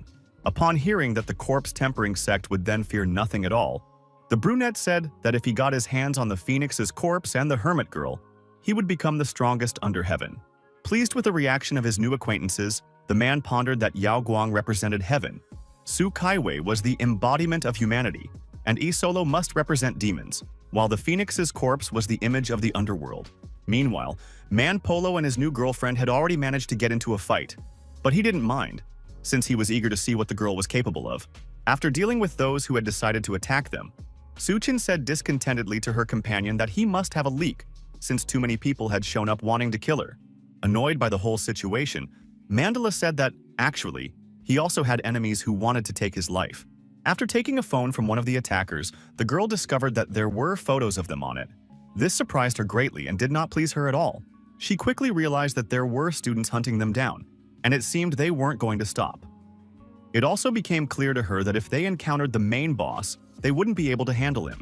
Realizing that her companion was about to get into an argument, the girl stopped him, explaining that the one living inside her wanted to convey some important information. The demon that emerged from the sword declared that the girl couldn't manage without him, since a level 12 mentor was coming after her, which meant she had to surrender her body to him. These words seriously angered the girl. She declared that the demon was even weaker than she was, so she refused to grant him access to her body, since he might take advantage of the situation and take control of her mind. The creature declared that even if he didn't use the shadow sex technique, the girl and her companion would die. Lin Xinyu then stated that if the demon wanted to win, he would have to give her the technique and she would activate it herself. The enraged creature was extremely displeased with this turn of events, but he had no choice. So, surprisingly, he did exactly what the girl had said. Suddenly, she froze from a sharp pain that pierced the center of her dantian. It felt as though some otherworldly force was trying to break through to her core, fill her with its poison, and never let go. But then she realized that the creature living inside her wanted her to merge with the shadow. This was the very technique that was supposed to help them survive. Xinyu turned her gaze to her companion and asked what to do about him, since he had no abilities that could save his life. The demon replied that they shouldn't care about that scum. Man Polo had not expected to hear such words, for it was he who had awakened the demon living in the sword and found him the girl who served as a vessel for his soul. Not wanting to dwell on this, Mandala mentioned that he had a lead on the heavenly punishment blade they were so interested in. This information pleased both Xinyu and the demon, so they turned all their attention to the man who, until that moment, had seemed like a blank slate to them. The demon filled the girl with power and ordered her to teach this man to merge with the shadows. Rushing straight at Mandala, she hurried to carry out the order. Touching his forehead, she began to impart secret knowledge to him. Meanwhile, the man felt his body filling with immense energy that was about to burst forth. The power was literally spilling out of him, creating an incredible vortex of energy around him that flared up like a forest fire. The energy was so immense that it could be seen from any end of the clearing, though at that moment, all witnesses to this spectacle were already dead. When the energy calmed down a bit, a sword materialized where its concentration was greatest, and Xinyu declared that this was exactly what the art of merging with the shadow looked like. A man immediately appeared beside the sword, declaring himself the head of the Temple of Warriors. His name was Hong Xiaowei, and he exuded a power that could not be ignored. Looking at Man Polo and his companion, he firmly stated that they would not be able to escape him, so they might as well not even try. However, the pair had vanished without a trace. They weren't about to wait for trouble to find them by standing still, so they retreated before it could catch up to them. In reality, they weren't running anywhere. The demon's power had helped them conceal their bodies, but the boys were inexperienced, so they couldn't hide their movements. So the ancient being now inhabiting the girl's body decided to take care of this tricky part herself. When the enemy managed to track down Xinyu's location, the demon prompted her just in time which way to move, so she was able to dodge the icy attack. She managed to dodge the attack so quickly and deftly that it began to thoroughly annoy her opponent, who couldn't keep up with her. But the girl began to feel extremely tired, as her body wasn't prepared for everything she was doing to save her life. And that sword was strange. It seemed connected to Princess Ji. This momentary weakness did not go unnoticed by the level 12 mentor, who easily pinpointed their location and announced that he had found the fugitives. The magical energy he unleashed was so immense that it seemed the magical sphere he created could swallow and destroy everything around it. Xinyu had managed to successfully evade the attack so far, but the monster inside her whispered that such luck wouldn't last long and that he had come for them. So thoughts crept in that this was all a conspiracy. But neither she nor the demon wanted to give up. So the creature declared it would help her one last time. Feeling a surge of extraordinary energy, the young lady rushed into the attack. The mentor's power was also incredible, for he could summon ice magic that loomed like a wall over his opponents and swept away everything around them. But this didn't help him kill his enemies, who managed to escape from him without much difficulty after all. So he was certain they had used the shadow sex technique. However, he didn't give up on catching them. At that moment, the demon transported his host to a completely different location, about a kilometer from where they had been.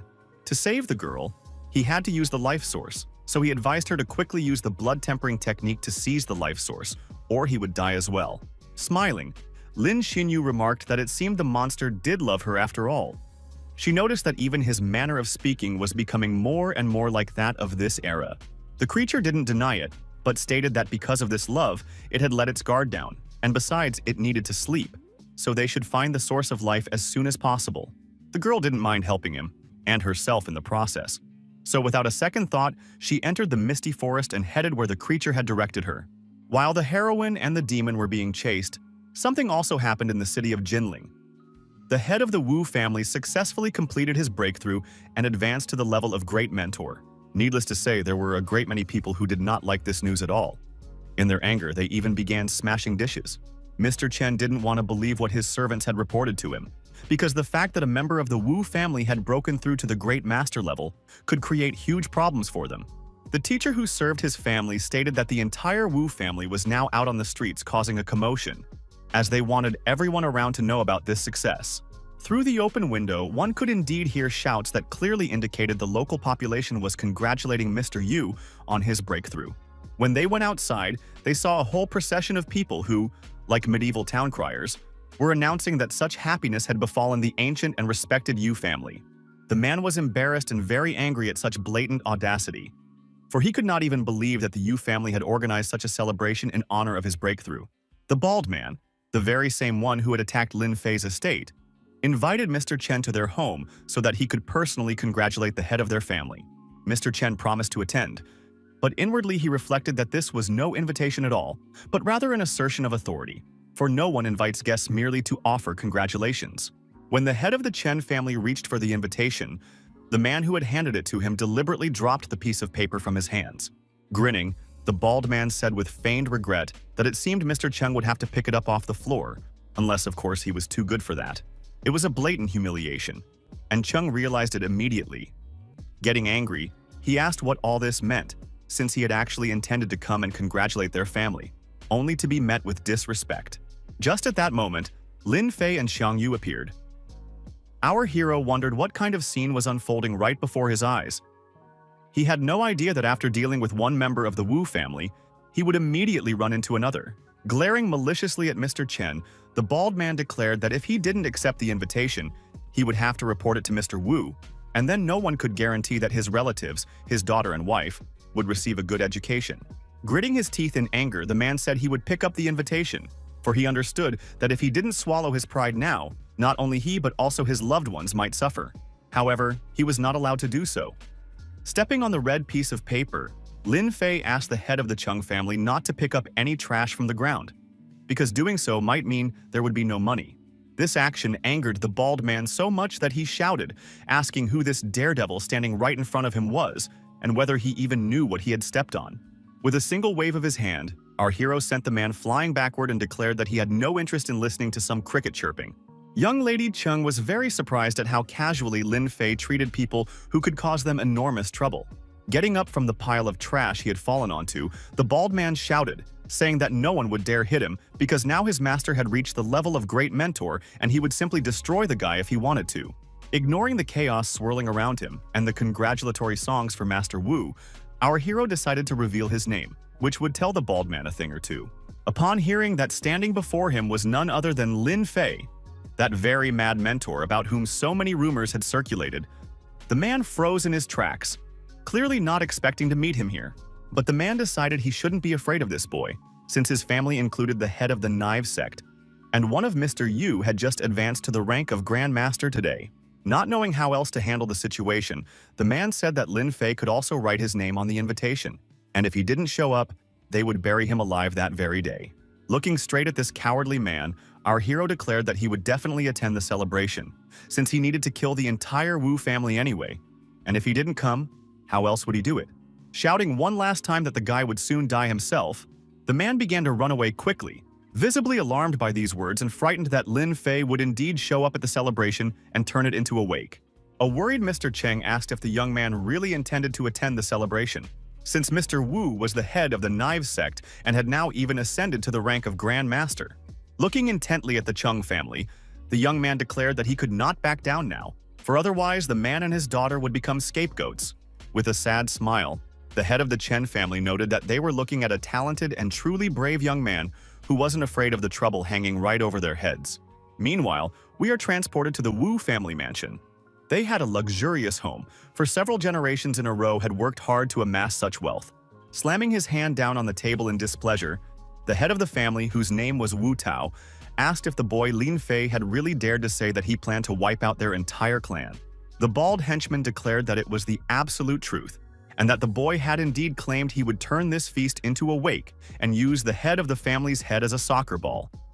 Of course, he hadn't actually said those exact words. He'd simply decided to pour fuel on the fire. He succeeded because the head of the family was simply furious. He declared that they would see what the boy was capable of, but he was more than certain that the boy wouldn't be able to defeat a man who had achieved a breakthrough. Looking at the chair smashed in a fit of rage, the bald man asked in a trembling voice, could it be that Head Wu Song was still abroad? After all, their presence was important to them. Nodding affirmatively, the head of the family said that someone even more formidable than his older brother would be present, namely, the Dragon King of the Celestial Realm, whose name was Chen Longxiang. Leaving his office, Mr. Wu met his secretary, who wanted to speak with him about inviting the calligraphy master, Mr. Ye. The fair-haired lord of the estate was quite willing to invite this man. He even asked the young woman to organize a gathering and summon all the children of the Wu family, for it was necessary to honor the calligraphy master. Meanwhile, our heroes were strolling leisurely through the city streets. Lin Fei had a toothpick in his mouth, and his companion couldn't understand why he needed it, since they hadn't even eaten anything. Noticing the girl's remark, the young man spat it out and said he was simply imitating what many others did. In reality, this action, like so many others, made no sense at all. Laughing, Xiang Yu said that he was very interesting, sometimes acting as if he were a god, but at other times seeming incredibly sweet. As they walked past a poster advertising an exhibition of classical calligraphy in their city and a junk boat trip, the girl stopped, intrigued by what she saw. She really wanted to attend the event, but it seemed that the Wu family had a good relationship with this calligraphy master, so she was more than certain he wouldn't invite her. Noticing how intently the girl was staring at the writing, our hero immediately realized she wanted to go there and asked her about it. She began to tell him enthusiastically that calligraphy master Ye was simply a god in this art, and was famous not only in China, but also far beyond its borders. So of course, she would love to take part in the junk boat cruise. Lin Fei was extremely surprised that the girl didn't have an invitation, since she was the daughter of the head of the Chung family, one of the city's most prominent clans. Then Ye had to explain that the reason for all this was the good relationship between the calligraphy master and the Wu family, and that after the head of the Wu family had made a breakthrough, they wouldn't even look her way. Pulling 2 invitation tickets from his pocket, the young man showed them to his companion, hinting that she could go with him. Her eyes lit up with joy, because she hadn't even dared to dream of attending this event, and now the ticket was right in front of her. Smiling, the guy explained that he'd just pretended to be a smart aleck at the right moment, and the master had believed him, giving him the tickets and even taking him on as an apprentice. Laughing cheerfully, the girl said she simply couldn't believe that the guy had tricked him so easily and gotten what he wanted.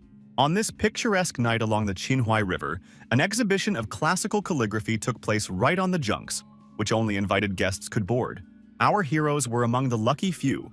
For Lin Fei, it was just another evening, but his companion was beaming with delight and said that her friend could do anything he wanted.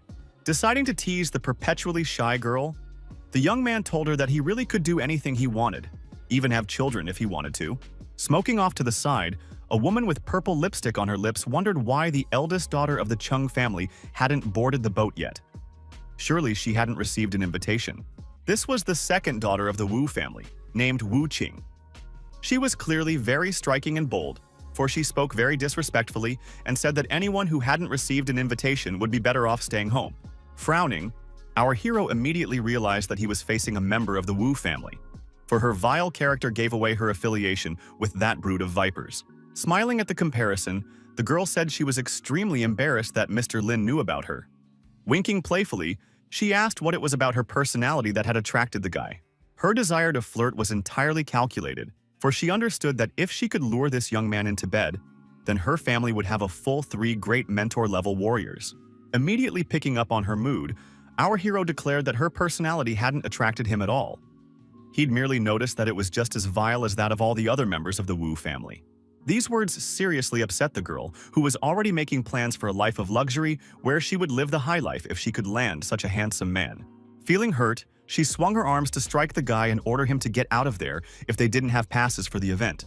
Xiang Yu caught her hand and, smiling, asked who said they didn't have tickets, then pulled 2 passes out of her pocket and clearly showed them. The sight of those 2 pieces of paper immediately calmed the red-haired girl, who stared at them with her mouth agape, unable to utter a single word. Oh yes, This was exactly what Chung had expected from her. Genuine surprise and confusion. Taking advantage of the situation, the girl attacked Wu Qing, since she was much weaker than her, and she had already advanced to the mentor level. To keep the red-haired lady from getting herself into trouble, her friend decided to protect her and grabbed her in his arms, preventing her from attacking others as if she were a wild cat. After hitting the guy who was trying to pull her away from the fight, the girl shouted after her enemies that they should get the hell away from the junk because her father would also be coming to the exhibition, and then they'd both be dead. Needless to say, no one listened to this spoiled rich girl. Our heroes entered the junk and found themselves at an exhibition of classical calligraphy, which was to Ms. Cheng's liking. The men, who thought they knew a thing or two about calligraphy, remarked that Mr. Ye truly had a beautiful hand. His strokes were light and flowing, and his main strength was his ability to effortlessly transition from one style to another. Young Ms. Chung didn't pay much attention to these words, for she was far more interested in the works themselves. She literally couldn't take her eyes off the original pieces. She wanted to know if Lin Fei, who was standing nearby, shared her passion, for in her view, calligraphy was the treasure of modern China. A little tired of listening to all this, our hero asked if the girl really wanted to hear the truth, since she might not like it. Looking closely at her companion, the girl said that she was genuinely interested in hearing his opinion, since she considered his judgment authoritative. Walking up to one of the exhibits, he asked Zhang Yu to take a closer look at the master's signature, which he considered simply awful. Doing as he said, the girl realized what the guy meant, because the artist's name was written in the most ordinary, if not mediocre, handwriting. She found the moment extremely awkward, but she would still be very happy if she could get an autograph from a famous calligrapher. Wanting something better for his friend, the hero declared that a little later he would give her a piece of work that would look much more beautiful than this man's. Chung's mouth fell open in surprise. She couldn't believe that anyone could write better than Master Yi, and the calligrapher himself became intrigued by these words. Making his way through the crowd, the stern Master Ye declared that he would gladly look at the work of the person who thought his calligraphy was far better than his own. Bowing deeply to this man, the young Miss Chung began to explain that they had in no way intended to offend the great master. Our hero declared that the girl could stop doing so, for he was not blaming her. A few seconds later, everyone had already forgotten about them, as people began crowding around Master Ye. Everyone wanted to take a photo with him or exchange a few words. Looking into the camera lenses, the man calmly said that everyone should calm down and take their seats, after which he would gladly answer all their questions. An awkward smile played across Chung's face, once she realized that Master Yi couldn't care less about such a nobody like her. These words piqued Lin Fei's interest. After a moment's thought, he asked if the young lady really wanted to draw the teacher's attention to herself that badly. Covering her mouth with her hand, the girl declared with shining eyes that if she had an autograph from the calligraphy master, she would be the happiest person on earth. Deciding to help the girl get noticed, our hero began shouting across the junk that the old master's work was terrible and that he could write much better. Absolutely everyone present froze for a moment, then slowly turned toward Lin Fei. He had clearly caught their attention, though not at all in the way his companion had intended. It was clear that sparks of anger were already flaring in the calligraphy master's eyes. He was desperately trying to hold them back, but he wasn't doing a very good job of it. The camera lenses were now focused on Lin Fei. The master wondered why the young man dared to insult his work. After all, they had met only once, and he clearly didn't understand his potential. When our hero was told he was being petty, he couldn't take it anymore and asked for paper and a brush. His companion began begging him not to get involved in conflicts. Everyone present was simply stunned by the audacity of this young man, who demanded that Mr. E prove his skill. They believed that at such a young age, one would need to be exceptionally talented to come up with such a stunt. However, the man eventually gave in to this provocation and decided to show everything he was capable of, so he, in turn, ordered the staff to bring him paper and a brush. He explained that he valued talent but deeply disliked self-satisfied people. So today, the young man would learn that in this world, there has always been someone better than himself. Young Miss Chung stepped forward and began begging the master not to get involved in this, since her friend didn't want to offend anyone. But Lin Fei only added fuel to the fire and said that he wouldn't be the one to demonstrate his skill. These words shocked everyone, because everyone present had assumed that Lin Fei was the one who had initiated this peculiar battle. But that wasn't the case at all. The guy claimed he simply wanted the master to sign an autograph and give it to Chung Xinyu, who really wanted it. Such blatant audacity was incomprehensible to the crowd. They thought they were looking at a complete idiot who had escaped from a mental institution. The disgruntled crowd began whispering and saying that no one could ever achieve the level of calligraphy mastery possessed by the world-famous Mr. Ye. At that moment, the head of the Wu family appeared along with his entourage, which consisted of his second daughter and a bald thug. He declared that the master would not give an autograph to some girl from the Cheng family. Upon seeing Mr. Wu, Xinyu was seriously frightened, for she understood perfectly well what this man was capable of, so she wanted to get out of there as soon as possible, which she told her companion. Glancing at Mr. Wu, our hero coldly told the man to wait a moment. He would get the autograph and then kill him. He then turned to the calligraphy master and asked if he was going to write. Squinting, the head of the Wu household asked her daughter if this boy had really just threatened them with death, without taking the cigarette out of her mouth. She said that everything pointed to exactly that. With a maniacal grin, the man flashed his cruel eyes and said that since they were dealing with such an arrogant person, he should be allowed to live a little longer, and then he would be fed to the fish. The master didn't quite understand what the young man wanted from him, so he decided to clarify whether the young man was really sure that competing with him was a good idea. Our hero reminded him that first he wanted Mr. E to sign an autograph, because if the man saw his calligraphic skills, he wouldn't dare write anymore. Laughing loudly, the host of the evening declared that he agreed to these terms and that everyone present would be spectators at this competition.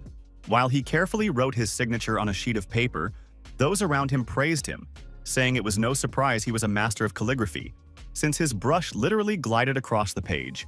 Completely satisfied with his work, the man looked up at his opponent with a sly smile and said that it was his turn to show his skills.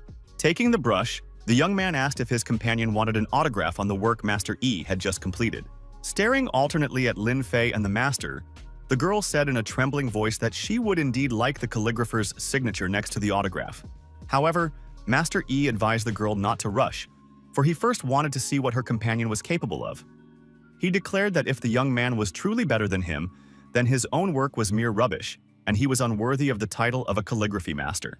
The girl couldn't think of a suitable reply. She didn't want to belittle her friend in any way, but she didn't like the fact that he was about to publicly humiliate someone she respected so much. With just 2 strokes of his brush, our hero declared that his work was already finished, and that those present could look at it and judge for themselves. The calligraphy master was, of course, the first to reach for the sheet of paper.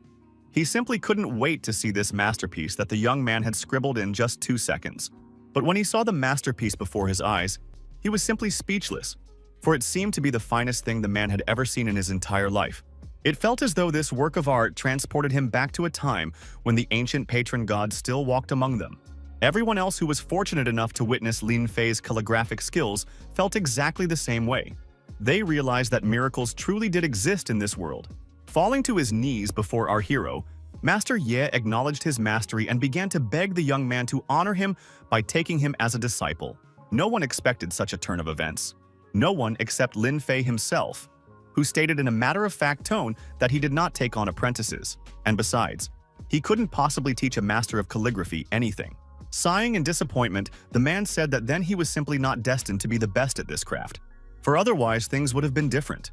Seeing how shocked all the calligraphy experts were, young Miss Chung decided to ask if her friend had really written that well. Glancing at the sheet of paper, the girl didn't understand the general enthusiasm, since all she saw were pixels that were hardly likely to impress anyone. Our hero explained that he had applied a special filter for her, so she wasn't seeing what the calligraphy expert saw. After that, he turned his gaze to the Yu family, who were looking at him in bewilderment, and the young man declared that now it was their turn. Laughing loudly, the gray-haired man declared that the time for reckoning had come. One of his henchmen began calling out to him to prevent something terrible.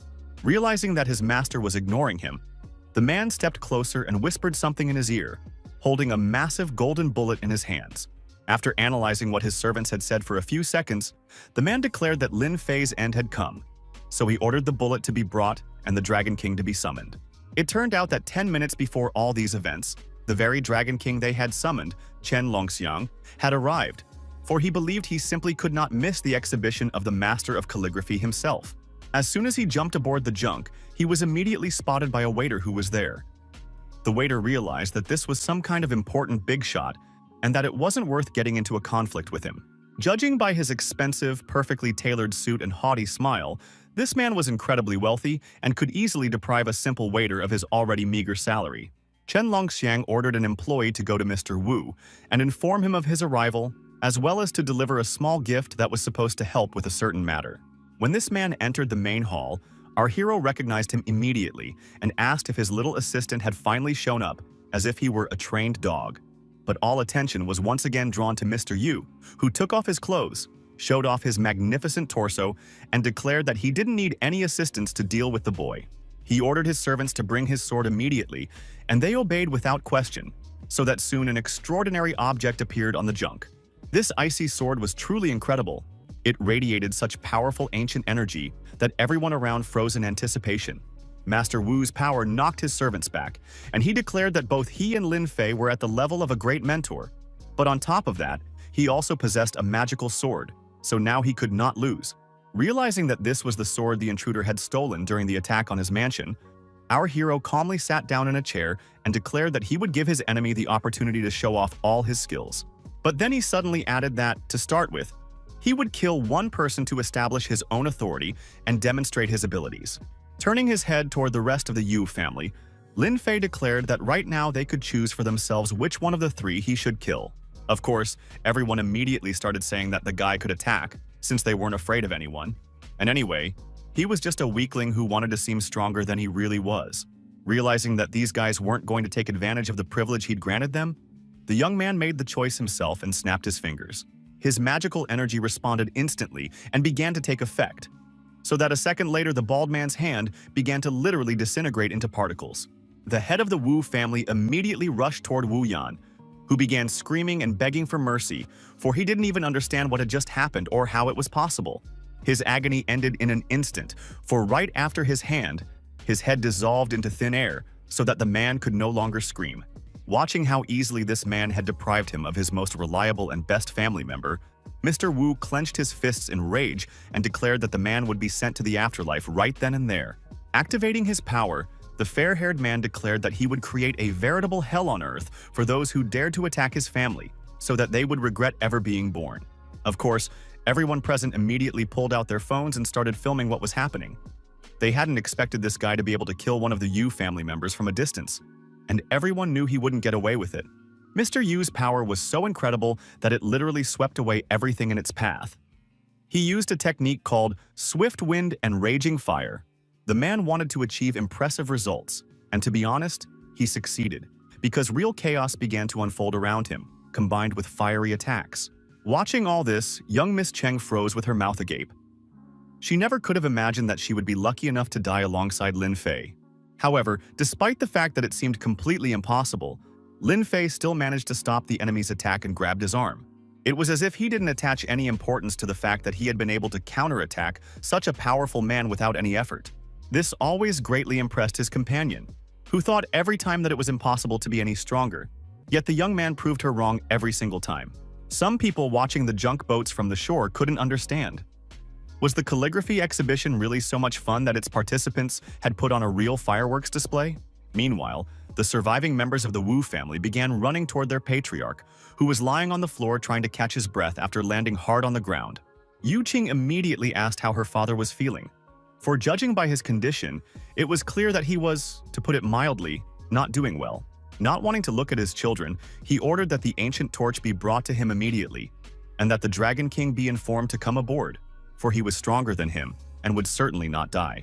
The eldest son and his younger sister immediately set out to carry out their father's orders, for they understood that their family's survival depended on it. Our hero watched them as if they were annoying insects he still couldn't manage to poison. He didn't understand why these people continued to resist. Giving the young man a smug grin, Mr. Wu declared that even if an incredibly strong guy stood before him, he would die a very cruel death. When his daughter brought the torch, he declared that the late Wu Yang had taken this artifact from him, and Lin Fei couldn't even imagine how powerful it was. The Dragon King was also present, so people with cameras immediately began taking pictures of him, for he was a great man whom it was simply impossible to resist. Glancing at the Dragon King himself, the head of the Wu family turned to him with a plea for help, for he understood that destroying Lin Fei on his own would be simply impossible. Mr. Wu's spoiled, privileged son urged the Dragon King to take the bullet he held in his hands and use it, remaining true to his promise. However, the fair-haired head of the family immediately sensed something strange, for Chen Longxiang was behaving differently than before. He was more aloof. Narrowing his eyes, our hero asked, Is this really Chen standing before me? Since their surnames were similar, the young lady Chung thought the young man was addressing her.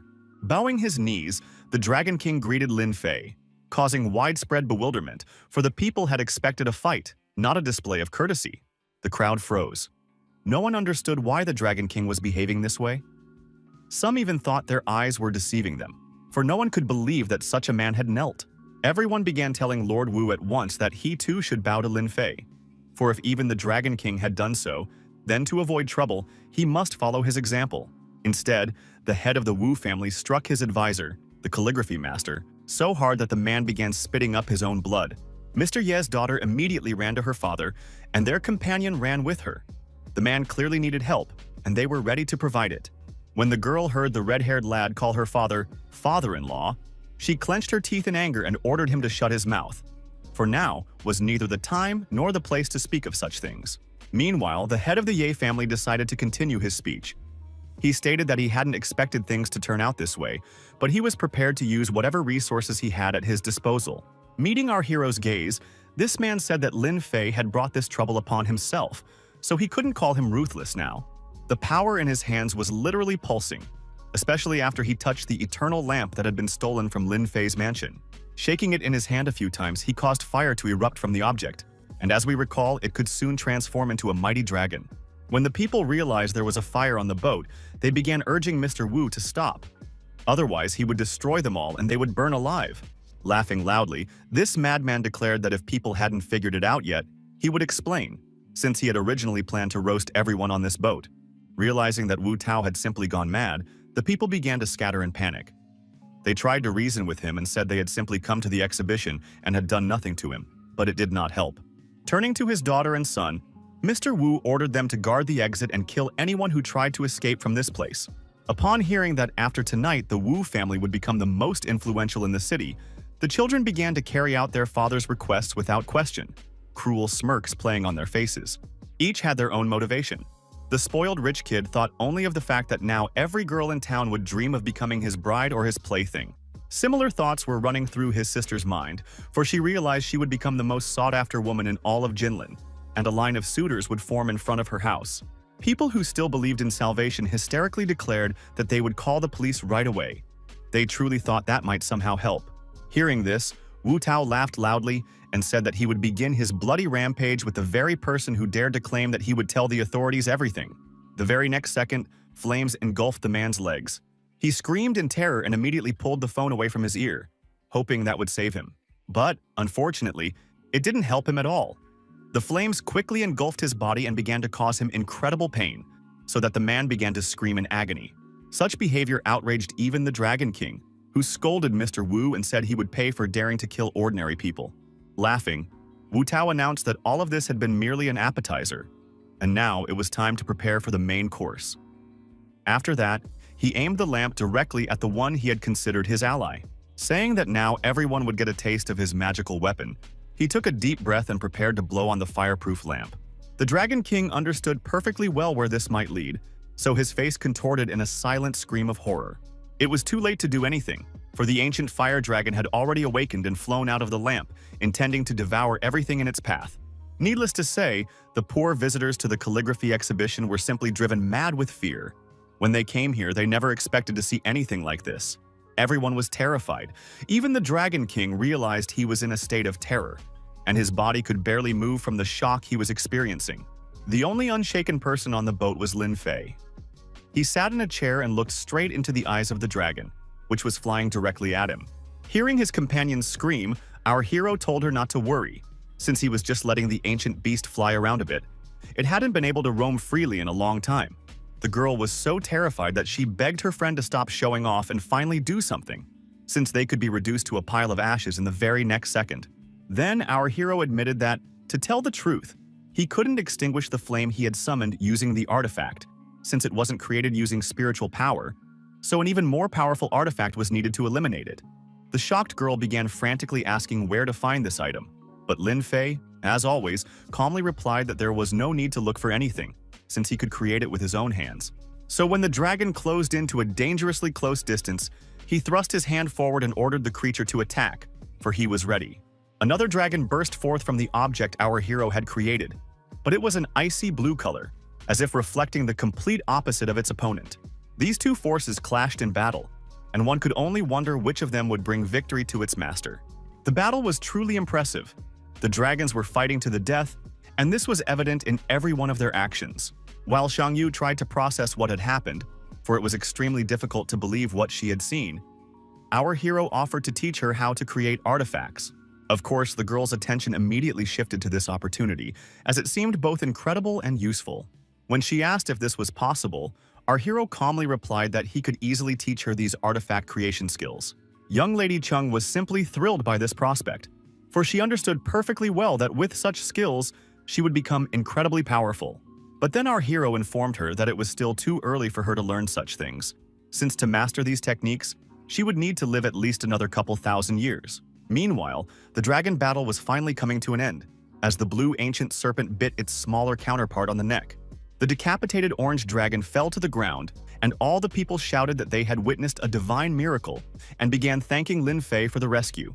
Master Calligrapher Ye urged everyone to kneel and bow their heads before the great dragon, for they had to thank him for their salvation. Looking at the people kneeling before him, the dragon merely belched, for his brother had been an extremely unpalatable snack, and one that was also extremely hard on the stomach. After that, he vanished, dissolving into thin air right before the eyes of those who were ready to worship him. Lin Fei emerged from the mist and ordered the people to stop bowing, for this was no deity at all, but merely the power of an artifact. After that, he asked if the Dragon King Chen was still alive. Scorched but unbroken and unkilled, Chen stepped forward and bowed to the master. It was clear just how severe his wounds were and how much pain they must be causing him. Activating his magical power, the young man began to heal his old friend, telling him that next time he needed to be careful so his hand wouldn't smell like burnt meat. Looking at his hand, now whole and unharmed, Chen couldn't believe that Master Lin was so kind as to have healed him so easily. Approaching the man who was clearly pretending to be dead, our hero declared that he needn't put on this charade, since it was clear that life still remained within him. Mr. Wu's appearance suggested he was living out his final moments.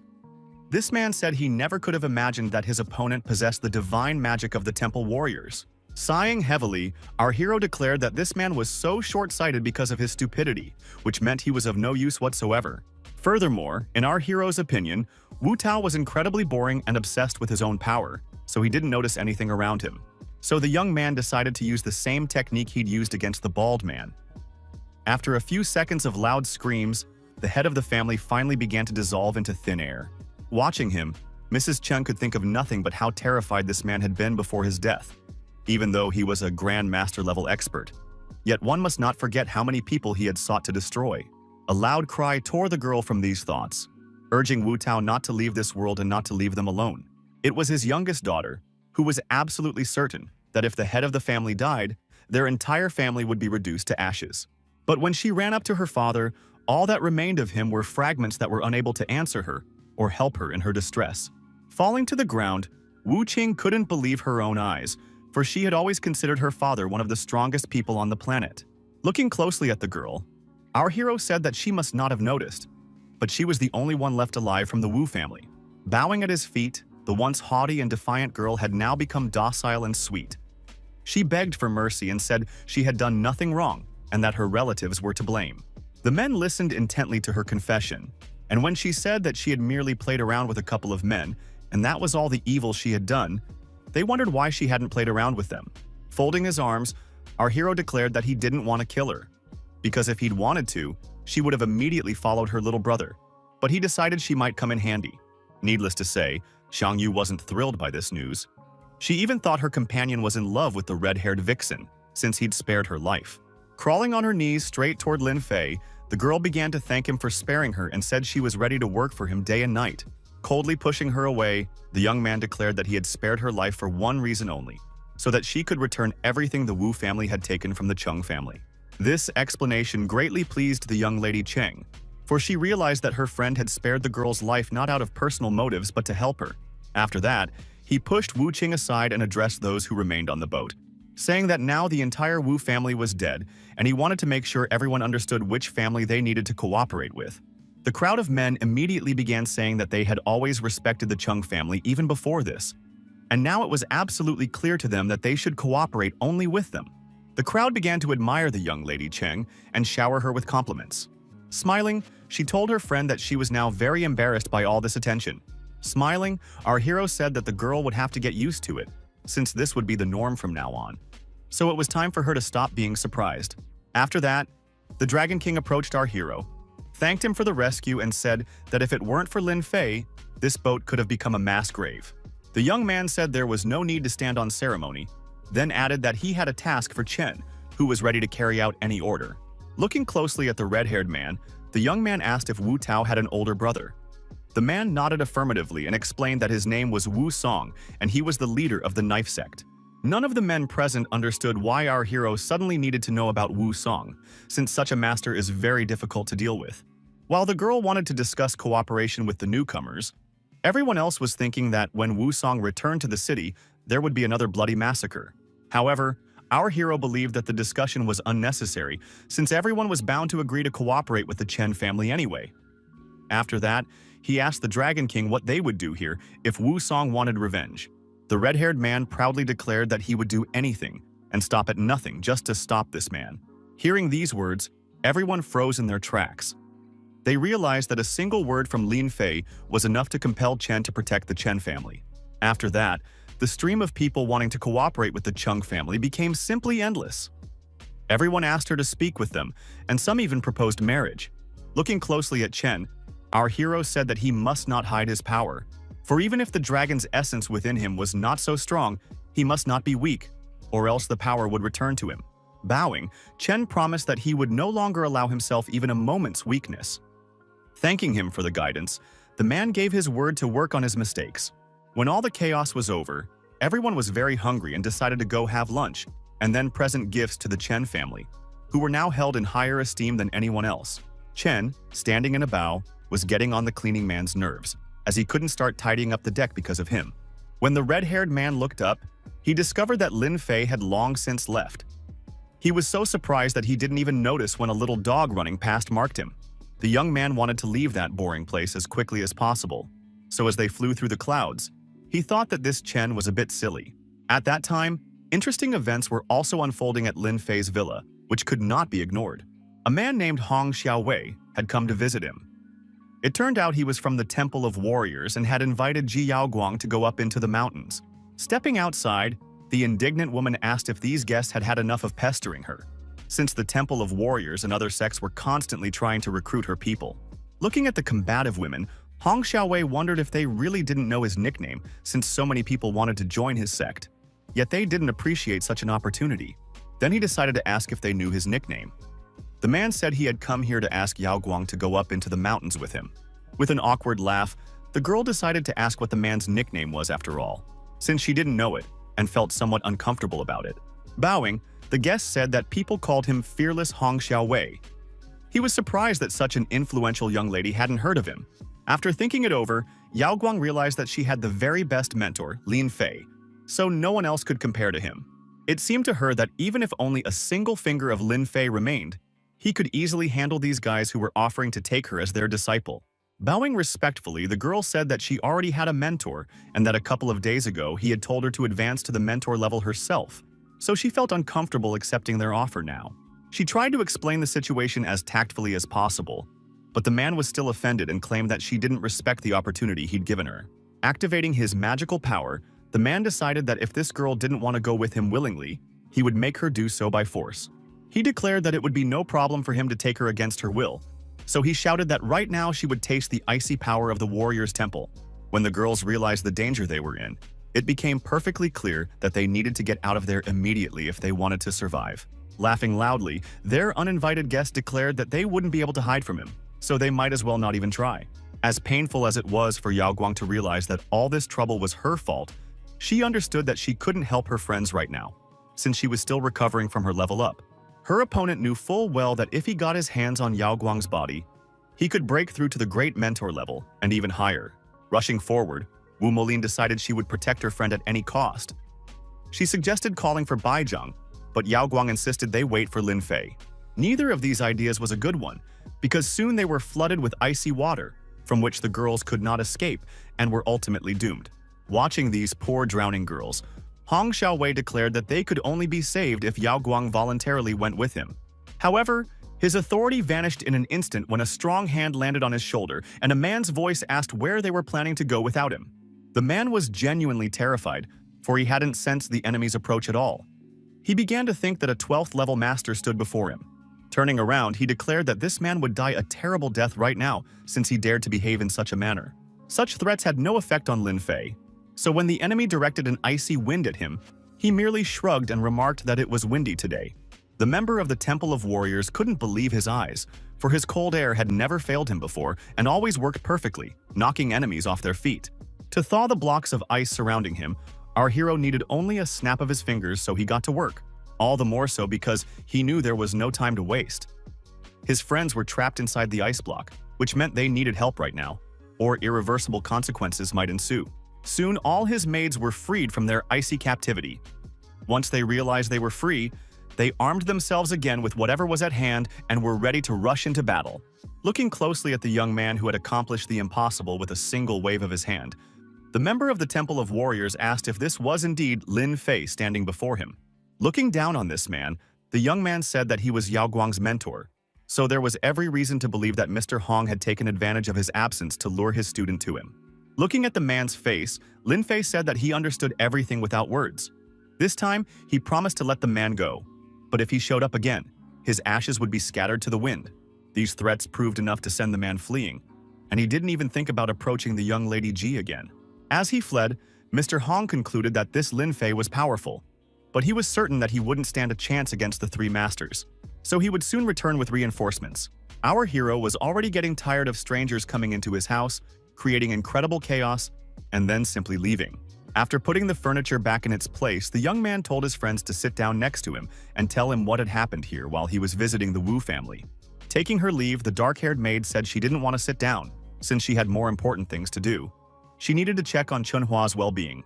In reality, the girl felt it was beneath her to sit next to someone like Lin Fei, especially after he had literally brought her back to life.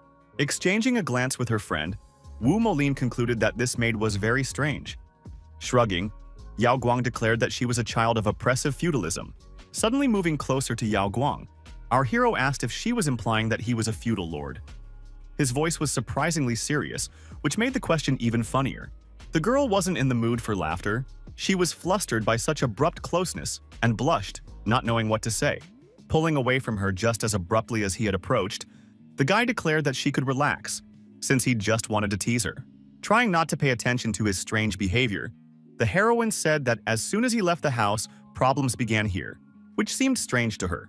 She reported that a large number of people from the world of ancient martial arts had arrived at the mansion wanting to capture them.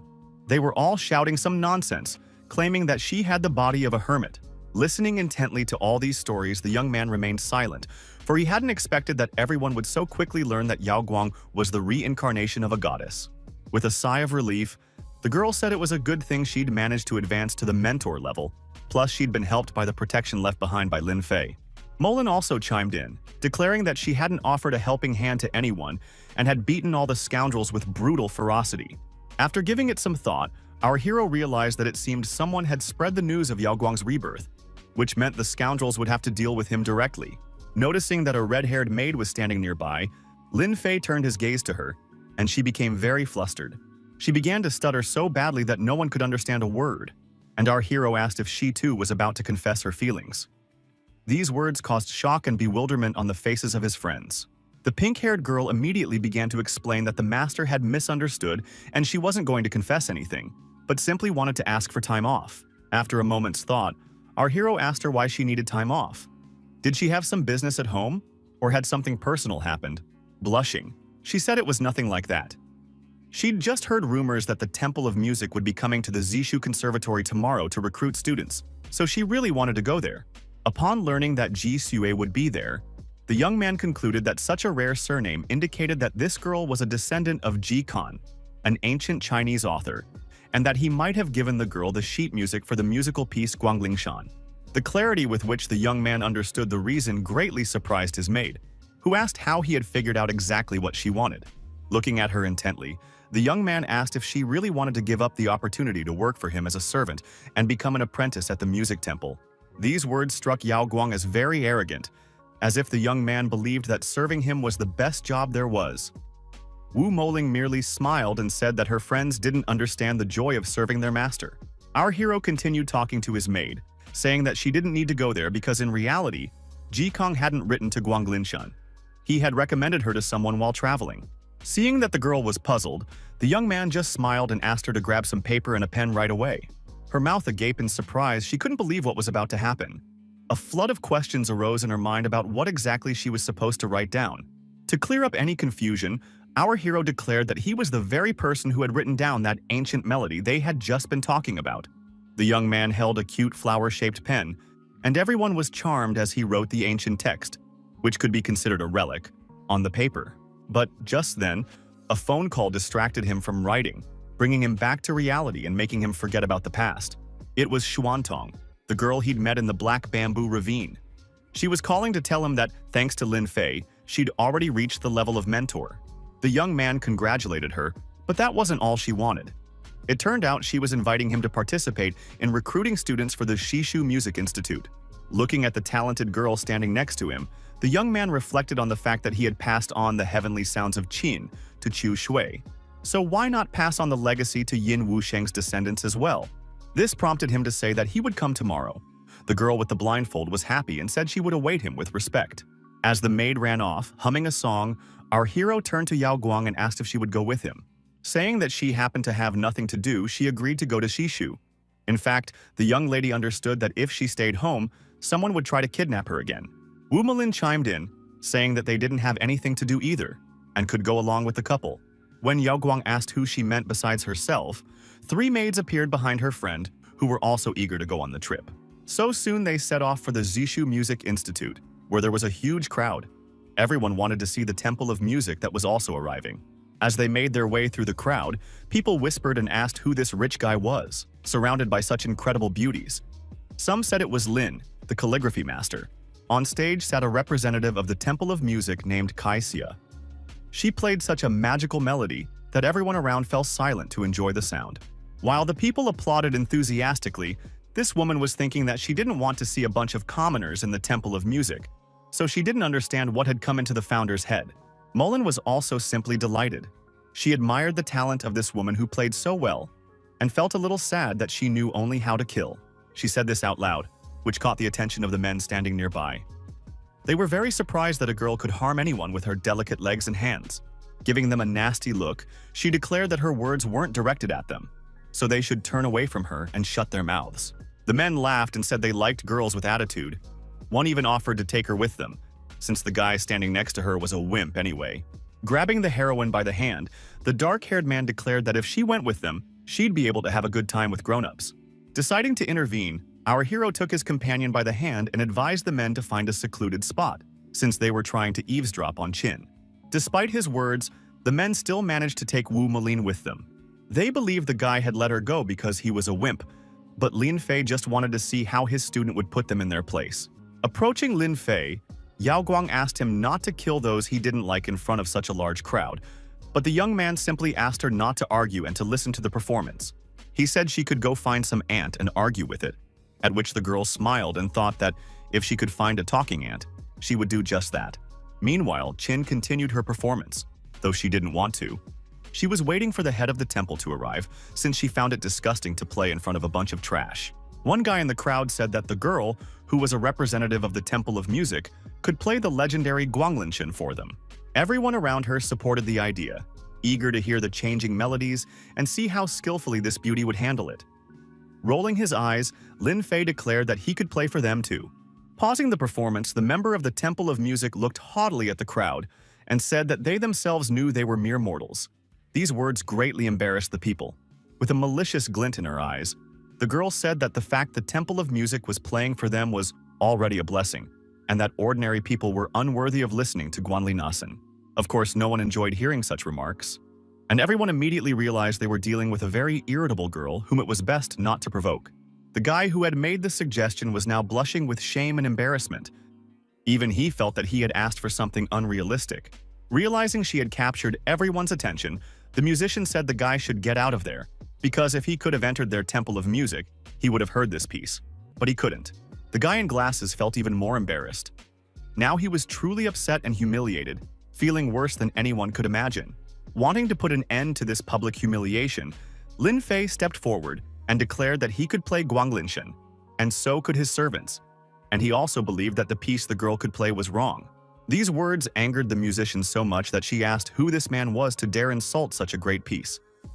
She said that in that case, she would step aside and let his servants try to play it. But then the young man decided to play along and declared that the girl should play first, since she had previously claimed she could do it. This brazen suggestion infuriated the beauty so much that she could barely contain her anger. She realized that this scoundrel simply wanted to listen to her play for free. Yao Guang fully approved of all of Lin Fei's actions. She really liked it when the guy was like that, standing up for the weak and showing he cared. So the girl decided to play along with her companion and claimed that the musician was just a student at the Temple of Music, so how could she possibly know Guanglinshan? People began to support them and say that there was no need to torment such a beautiful girl. Such remarks greatly angered the blue-haired beauty. Slamming her palm down on her instrument, the girl declared that all listeners should shut their mouths and pay attention to her playing. Having calmed down a bit, she declared that right now she would allow the commoners to hear the real Guanglinshan, so they should be grateful to her. Looking at his companion, Lin Fei smiled, approving of all her actions. The girl winked and said she'd had a very good teacher. The music was beautiful, but somehow strange and overly mesmerizing. It seemed as though it were trying to penetrate the minds of those who heard it. People became somewhat zombie-like and wondered if Guanglinshan really had such an effect. Then it began to seem to people that they were being transported to some other reality and were standing right in the middle of a strange desert that looked like a battlefield. At some point, everything around them came to life, and people witnessed an armed army on horseback charging forward, threatening to trample them under their hooves. Continuing to play her instrument, the girl merely smiled and said that now these smart Alex would learn what Guanling Mountain was all about. Even the bravest men cried out. It was terrifying and astonishing, for this performance had transported them into endless wars unfolding right before their eyes. Looking closely at the astonished crowd, the girl asked if they liked her Guanlinshan. Surely now they wouldn't claim she was incapable of playing it.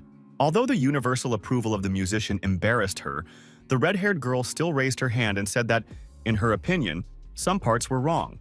These words hurt the girl on stage so much that she began to claim that a girl in a maid's costume couldn't understand music and had no conscience at all, so she advised her to leave.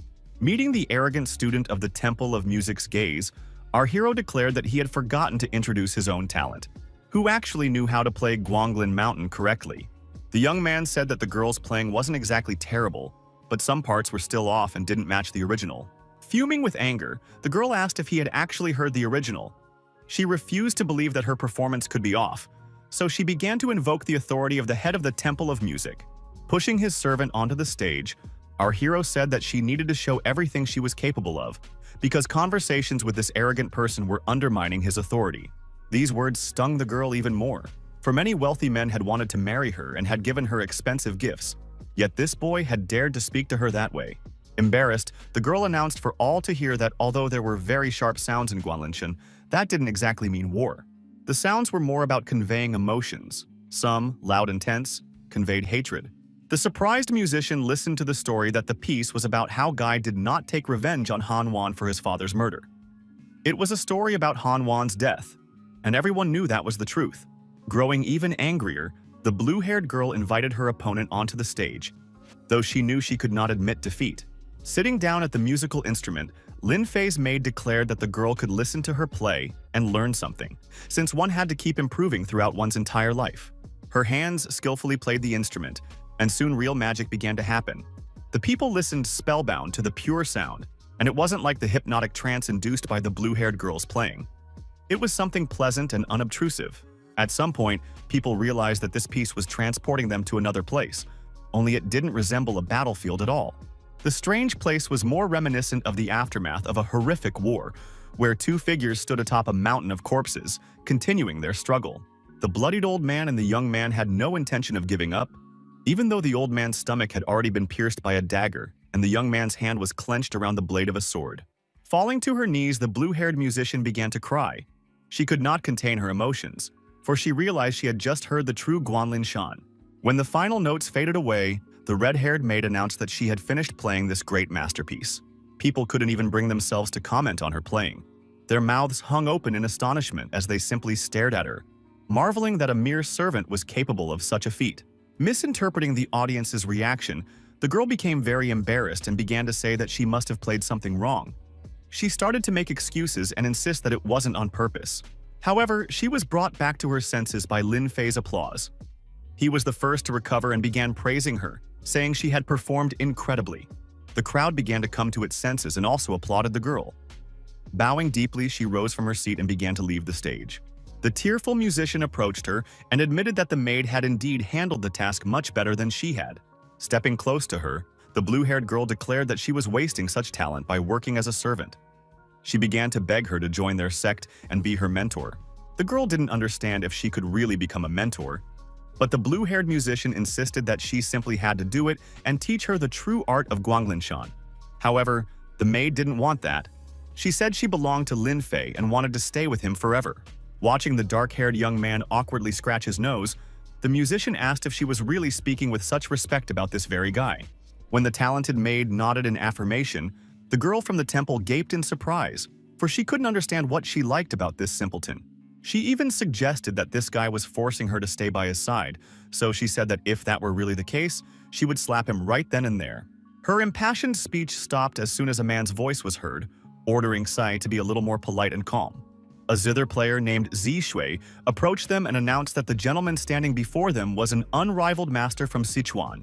Upon seeing this lady, the people were simply delighted. They declared that seeing her was true good fortune and that if they could enter the temple, their lives would not have been lived in vain. Approaching the red-haired maid, the woman declared that although Master Lin was unmatched in martial arts, he was unlikely to be equally skilled in the art of playing the kin. So she offered the girl the chance to become her student. And then the blue-haired beauty realized her mistake, for she had carelessly given up her spot to this maid, whom she had allowed to play her instrument in front of everyone. People watched intently as the scene unfolded right before them.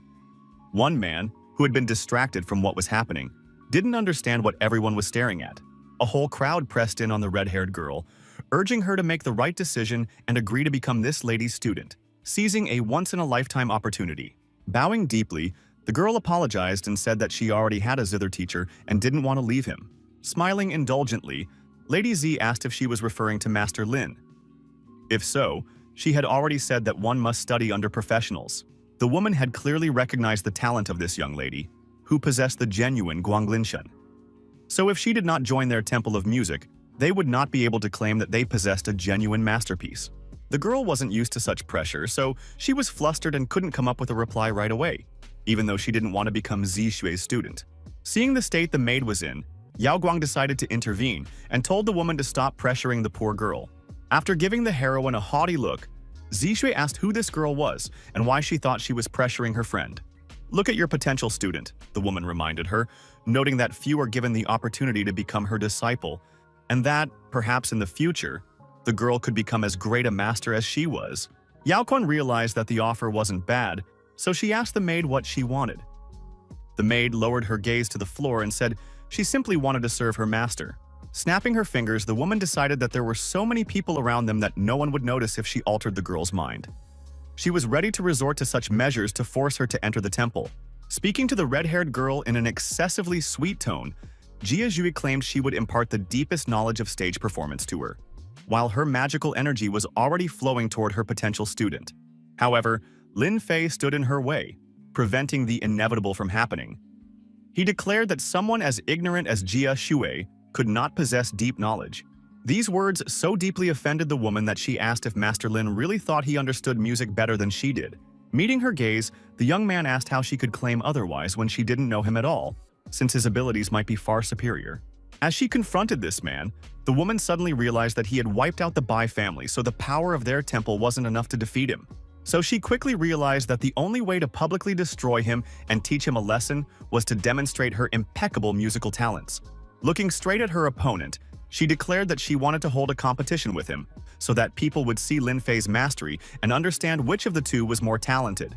The crowd supported Zi Shui, calling her incredibly modest and talented, saying that her shin playing was renowned far beyond the city limits.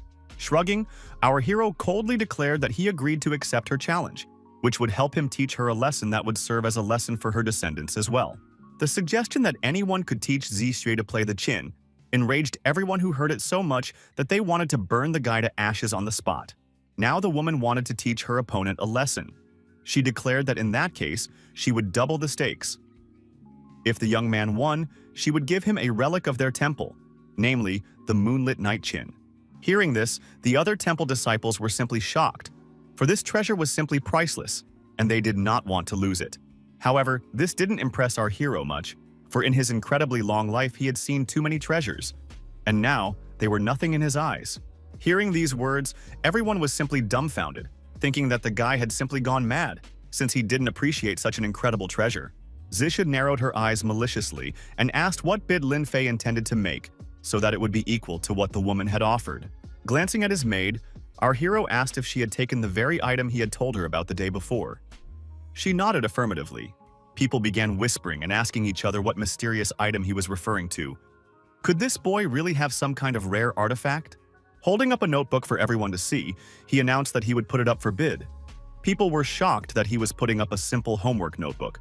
But when the hero explained that the heavenly sounds of the chin were written there, everything immediately fell into place, and he asked if that would be acceptable as a wager. The temple attendants froze for a moment. Then Lady Zai asked if the young man realized what he was saying. For the heavenly sounds of Qin were the greatest legacy of the founder of the Temple of Music, and even they possessed only a small part of it. Opening his notebook, our hero declared that if the temple attendants had anything left, then they should study the pieces and determine whether the content was correct. Peering closely at the pages, the woman realized that before them were the true heavenly sounds of Qin, which made her gasp in astonishment. It was hard for anyone to believe that such a creation was written in a homework notebook, but the mentor knew that the boy held a true treasure in his hands, so she said the bet was accepted. She couldn't even have imagined that this boy would possess the heavenly sounds of the Qin, so the woman considered her descent from the mountain a stroke of luck. After all, if she could win over the girl's affection, she would also take the notebook. Declaring that she would play first, Jia Shui sat down at the instrument and began to play. The Qin began to produce simply incredible sounds that were a true delight to the ears. It seemed as though the world around them had ceased to exist. There was only the stage and the instrument. Everything was shrouded in a kind of mist, and all one wanted to do was listen to the music. People were suddenly transported to a delightful place where the moon shone brightly, and incredible waterfalls murmured. Those who witnessed it hardly knew how to describe it. The music literally flowed from this woman's fingers. It was hard to deny that she truly possessed incredible talent. The beautiful scenery changed abruptly, and the people found themselves in some kind of eerie fog that conveyed the mood of the music Zishui was playing. But then the scene changed again, and before them was once more a beautiful landscape and a charming girl who resembled a character from a painting. Some were so enthralled that they began to argue unconsciously, for which they were criticized by others who didn't like it. Ignoring the crowd's reaction, Zishui continued playing. She herself was genuinely enjoying what she was doing. When she finished, she announced that the piece was called The Sound of the Wind in the Pines on a Moonlit Night, which she had composed herself. Now she was interested in Master Lin's opinion, but no one gave him a chance to say a word. The people were so enthralled by the piece that they began clapping loudly and showering the musician with compliments. The smug woman thought only that no one could resist admiring such a piece. So even Master Lin, a master of ancient martial arts, would praise her playing. However, our hero was not impressed. He said he was very sorry that the descendants had come to such a state and now had no musical ability left at all. Meeting Madame Z's gaze, he declared that she had played utterly mediocrely, and that even the blessings of the ancestors would not help remedy the situation. Madame was so shocked that she froze in place and didn't dare say a word, for she was simply at a loss, having never heard such criticism before. Then, our hero explained that of the 16 laws of Qin playing, she had failed to meet 4: loftiness, refinement, tranquility, and originality. She also lacked serenity, grace, and seriousness. People didn't even know how to comment on all this, for they simply didn't understand what the young man was talking about. Only one girl in the crowd remained silent, the very one with the blindfold. The girl repeated the master's words that Lady Z's playing did not conform to the technique of Qin playing, and then the people realized that the criticism was not unfounded. The young lady herself had always noticed that the master's playing captivated people, but it lacked feeling and expression. Yet, since she was the teacher, she always thought she was simply mistaken. Activating his magical power, our hero asked the blue-haired musician to lend him her Qin. She didn't even have time to say a word. Sitting right on the floor, The young man said that there are an endless number of rules to playing on stage, so even the creator of those rules never stops improving. The mentor didn't even want to consider that this boy could teach her anything. She told him to play her composition so that people could judge them fairly. Lin Fei didn't mind. He also stated that it didn't matter at all whether her chin was good or bad. What mattered was her playing technique. Memories immediately flashed through his mind of how he had given his instrument to the creator of the chin playing technique, which was later passed down to his descendants. When the child asked him why he didn't pass this knowledge on to others himself, our hero simply remained silent and began to walk away. As he faded into the heavens, he finally declared that he simply wanted to make this world just a little bit more interesting. His wish had come true, and now he understood it. For this world had indeed become a little more interesting, and being in it had become more pleasant. When his game began, people froze in place, waiting for a new musical illusion, rather than wondering what they would see this time. In an instant, they found themselves in a completely different place. This space resembled what they had seen during Zixue's performance.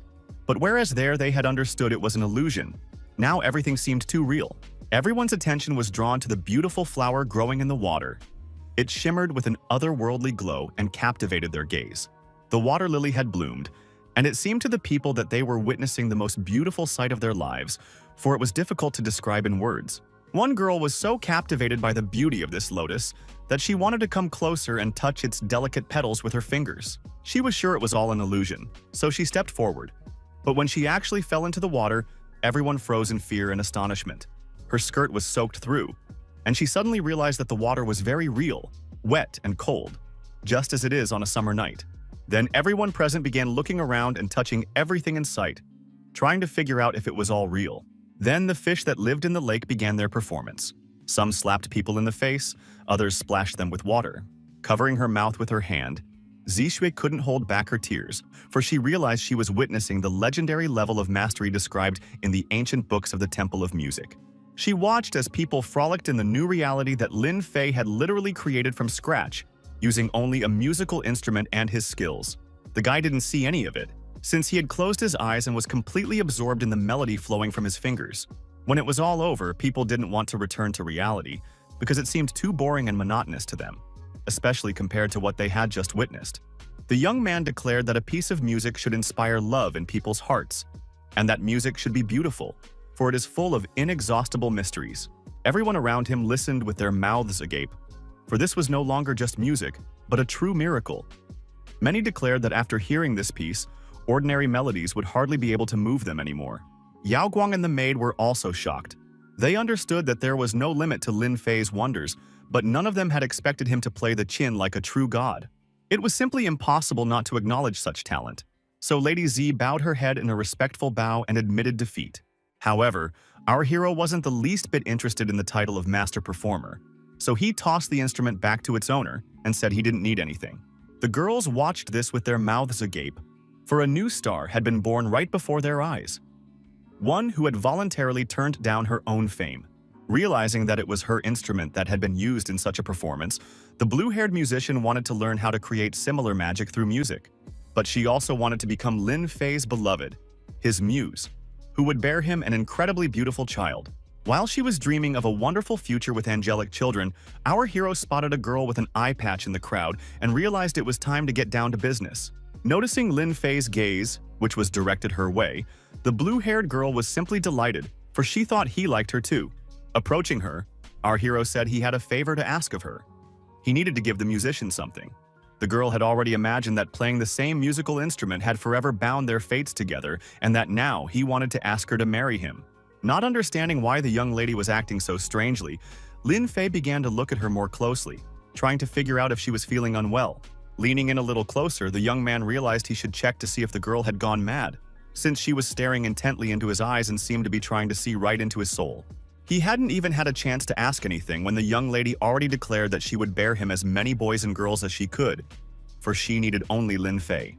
These words surprised everyone, but not Lin Fei himself, who, over the course of his long millennia of life, had grown accustomed to women reacting to him in a slightly exaggerated manner. Gently pushing the girl aside, our hero asked her to step aside, for he needed to approach a certain person who interested him far more. All her dreams were shattered against the rocks of reality. Love vanished in an instant, even though it had seemed so close that the girl could already imagine their future together. The men began whispering and saying that this girl had absolutely no shame or conscience, since she wanted children from a complete stranger. Meanwhile, our hero approached the dark-haired girl with a blindfold and told her to lift her head. She didn't understand why she should do that. When she finally obeyed, he touched her forehead with his finger and began to channel magical energy into her body. This action sent her into a kind of euphoria, where she heard the heavenly sounds of Qin, which she had long dreamed of hearing and becoming a part of this beautiful spectacle. When it was all over, she fell to her knees and began thanking Master Lin for allowing her to experience such beauty. Shocked, Lady Z realized that the young man had imprinted the heavenly sounds of Qin, which were recorded in the notebook he had put up as a wager, into the temple student's mind. Looking at the women's indignant faces, Lin Fei quickly moved toward them, which frightened them greatly, after which he said that now it was their turn. To ensure these women no longer played the Guanglin San haphazardly, he decided to instill in their minds specific knowledge that would help them develop their talent. Coming to her senses, Zi Xue began to thank the master, but she still found it difficult to wrap her head around the wisdom that had been bestowed upon her. Now it was their turn to give up what they had bet, since the guy had won after all. Jia fully admitted her defeat and declared that the precious musical instrument would be more useful to Lin Fei. Smiling, the young man said that he had absolutely no need for their wager, since he could have managed without it. He already had enough valuables and had no intention of acquiring new ones. So he decided to give the musical instrument to his maid, who was incredibly talented in music and one of the few who knew how to play musical pieces properly. The girl froze in shock, for this gift was far too expensive, and her skills left much to be desired, so she felt that Qin was a better fit for it. At that moment, Yao Guang intervened in the conversation, advising the girl not to refuse such a valuable and necessary gift. Pleased that his beloved had finally begun to take a more active stance, the young man said it was time for them to return home. Seeing that Master Lin was already getting ready to leave, Lady Z called out to him, as she didn't want to let him go so easily and miss the chance to speak with such a great man. Our hero was already quite tired of talking to this woman, who behaved politely only toward those who met a certain status. She asked where he had obtained their temple's musical composition, since it had long been lost and no one had been able to find even the slightest bit of information to recreate it. Looking closely at the woman, our hero stated that he had once crossed paths with their founder, Yin Wusheng. He decided not to mention that this girl had once been his servant, for then the lives of these wealthy people would lose all meaning. The temple attendants gaped in astonishment. They couldn't believe that this young man, who looked no older than 20, could have crossed paths with the founder 1,000 years ago. Then Lady Z suddenly recalled the secret writings of the Temple of Music. They stated that Yin Wusheng had vanished without a trace, but they also suggested that she had not become immortal, but had been killed by the founder of the Heavenly Demon Palace, Lin Yuan. It was then that the heavenly sounds of Qin disappeared. And if Lin Fei was a descendant of that very same Lin Yuan, then that explained everything. It meant that the palace of the heavenly demon had reappeared in this world. These realizations made Ms. Z feel sick. She realized she couldn't just let this go, so she decided she needed to return to the temple as soon as possible and tell the abbot everything. The next morning, Yao Guang was the first to wake up. She immediately opened the news on her phone and discovered that Lin Fei was all over it. Everyone was talking about him. Laughing, the girl ran up to her friend and started shoving her phone in his face, saying he was at the very top of the official rankings. Not understanding anything, the guy took the phone and tried to figure out what Yao Guang, who hadn't even changed out of her pajamas, was so excitedly telling him about. Waking up a bit, the girl started talking about how our hero was 9th on the list of China's 100 strongest people, according to a well-known ranking. She also added that on the internet everyone called him the Light of Sichuan and the Peak of Chengdu. But what interested the young man most was the nickname King of the Southwest. Meanwhile, for the Wu family, a time of mourning had begun, as nearly all family members were dead, and their coffins now stood in the family's opulent ancestral estate. The only surviving daughter was crying because she would never be able to spend the money they had left her. Her friend told her to stop sobbing and head to the nightclub.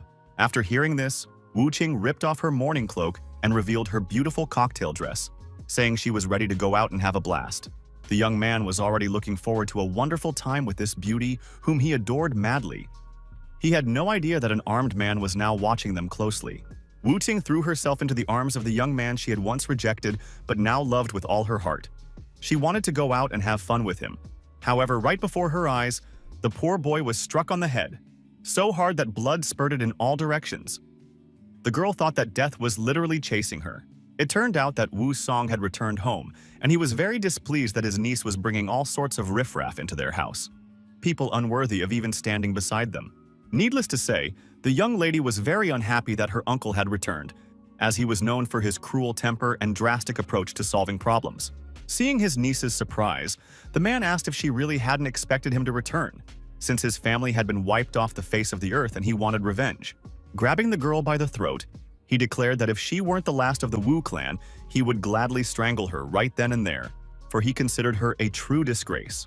Wu Ting was so terrified that she immediately began saying that it was all the fault of that guy named Lin Fei, since he was the one who had wiped out their family. Throwing the worthless girl right to the ground, Wu Song declared that he was aware of this information, and that he also knew this boy had made it into the top 10 most famous people. He declared that he would kill both Lin Fei and the traitor Chen Longxiang, but his niece said that was impossible, since one of them was ranked 9th and the other 10th. Frowning, the man said that in that case, he would take a member of the Chung family hostage, and then the Dragon King would have to sacrifice his life to fulfill his duty. As he flew away, the current head of the Wu family told his niece to hide temporarily in the sword sect, while he went to the Chung residence. Very good times had come for the Chung family.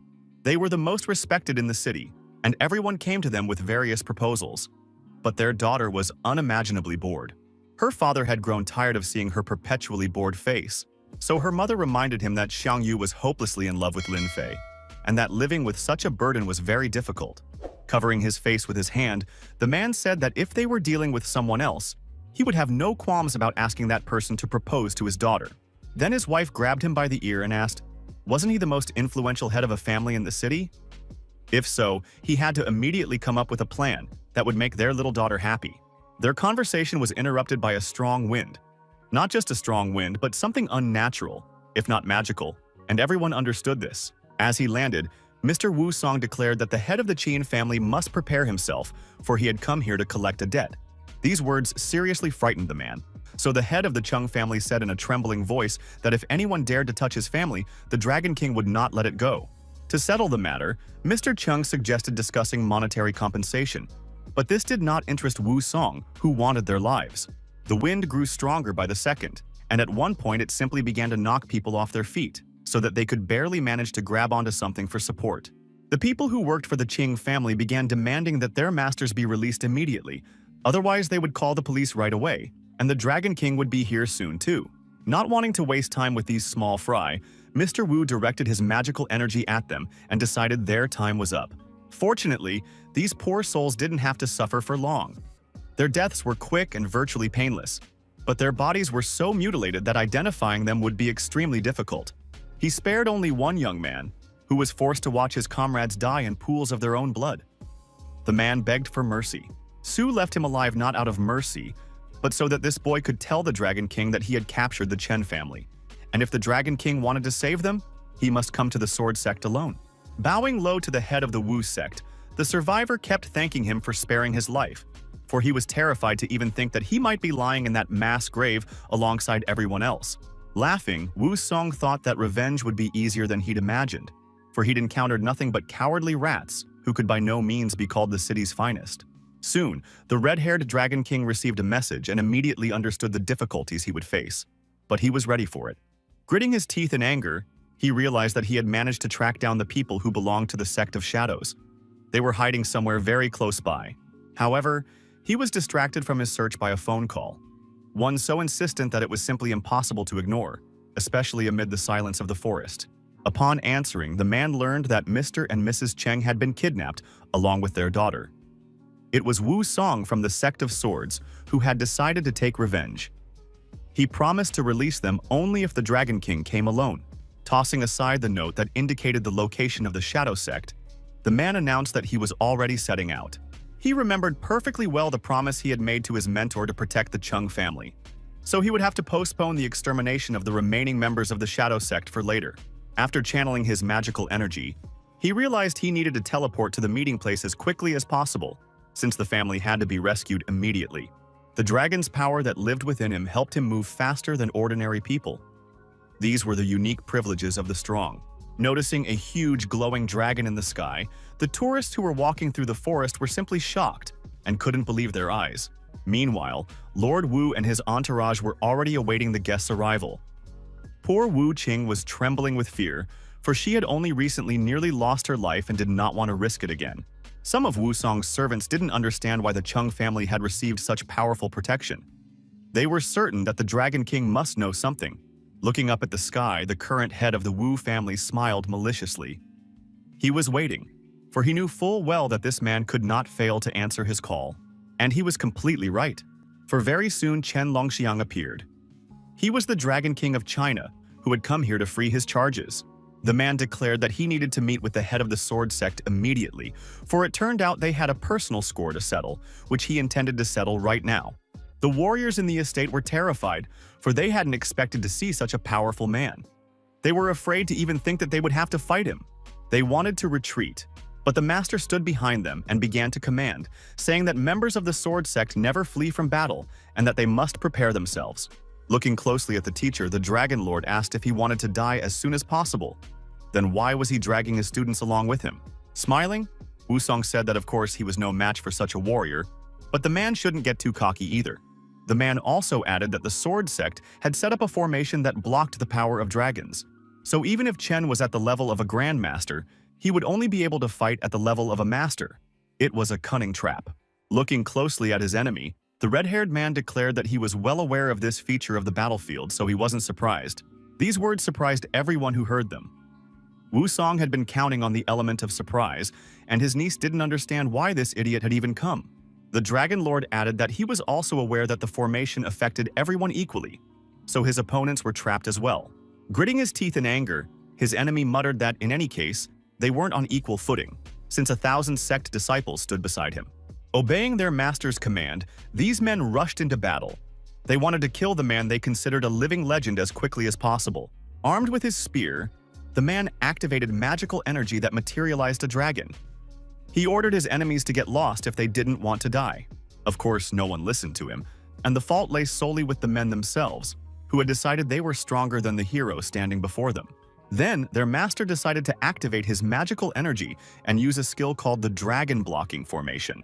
Suddenly, a small greenish dragon figure soared upward, signaling that very soon the enemy would be unable to summon the ancient creature. Light began to emanate from this figure, then a greenish dome appeared, covering the entire area around the estate.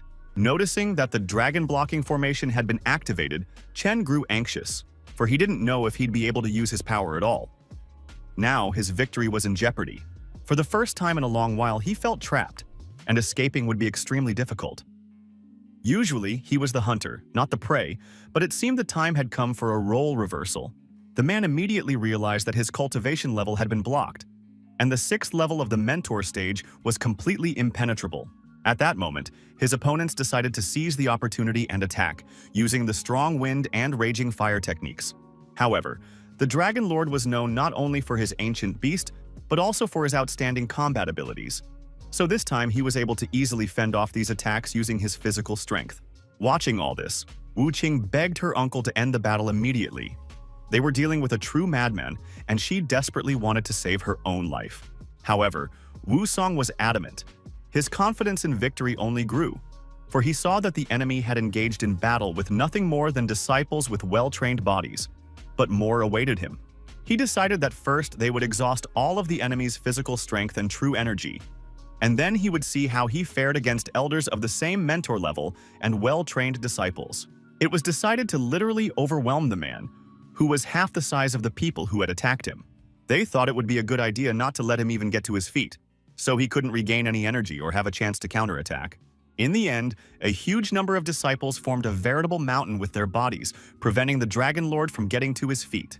Smiling, Wu Song began to say that defeating Chen wasn't nearly as difficult as his minions, who were clearly driven by fear, had told him. But they hadn't expected to see that the dragon's energy could break through even in such a dire situation and find a way out. And that was exactly what was happening now. The red-haired warrior's magical energy surged to the surface and scattered all his opponents in different directions, freeing him from his makeshift prison. His eyes burned with an otherworldly light, and a dragon symbol appeared on his forehead. Wu Song realized that this man was taking the matter seriously, so the physically hardened disciples had to retreat for now. Now it was the turn of those who had reached the level of mentor. These men believed they could well defeat Chen, since they were roughly equal to him in strength. The combative men decided to show off all their abilities and once again use the popular techniques known as strong wind and raging fire. The red-haired warrior roared with rage. He asked if these youths truly wanted to die, for if so, he would gladly send them to the afterlife.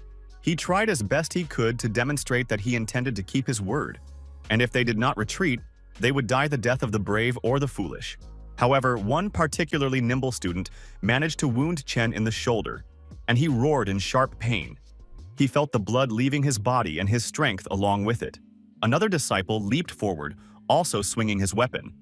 They began to say that they had been eagerly awaiting such an opponent to test their strength. Their attacks were truly powerful and effective, for these young men had drawn blood from one whom they had long considered invincible and whose name they had been afraid to utter aloud. These young men were very persistent, for they ordered the Dragon King to die, since they had come for his head, and he must accept this as a given. Of course, the man had no intention of accepting such a fate. Deep down, he had decided that he would fight until the last drop of blood flowed from his body. Gathering the last of his strength, he swung his spear. The blow was so powerful that with a single motion of his arm, he beheaded two opponents at once. At that moment, it became absolutely clear to Lord Wusun's warriors that if they did not retreat, they would leave this world, as they could not withstand the onslaught of his power.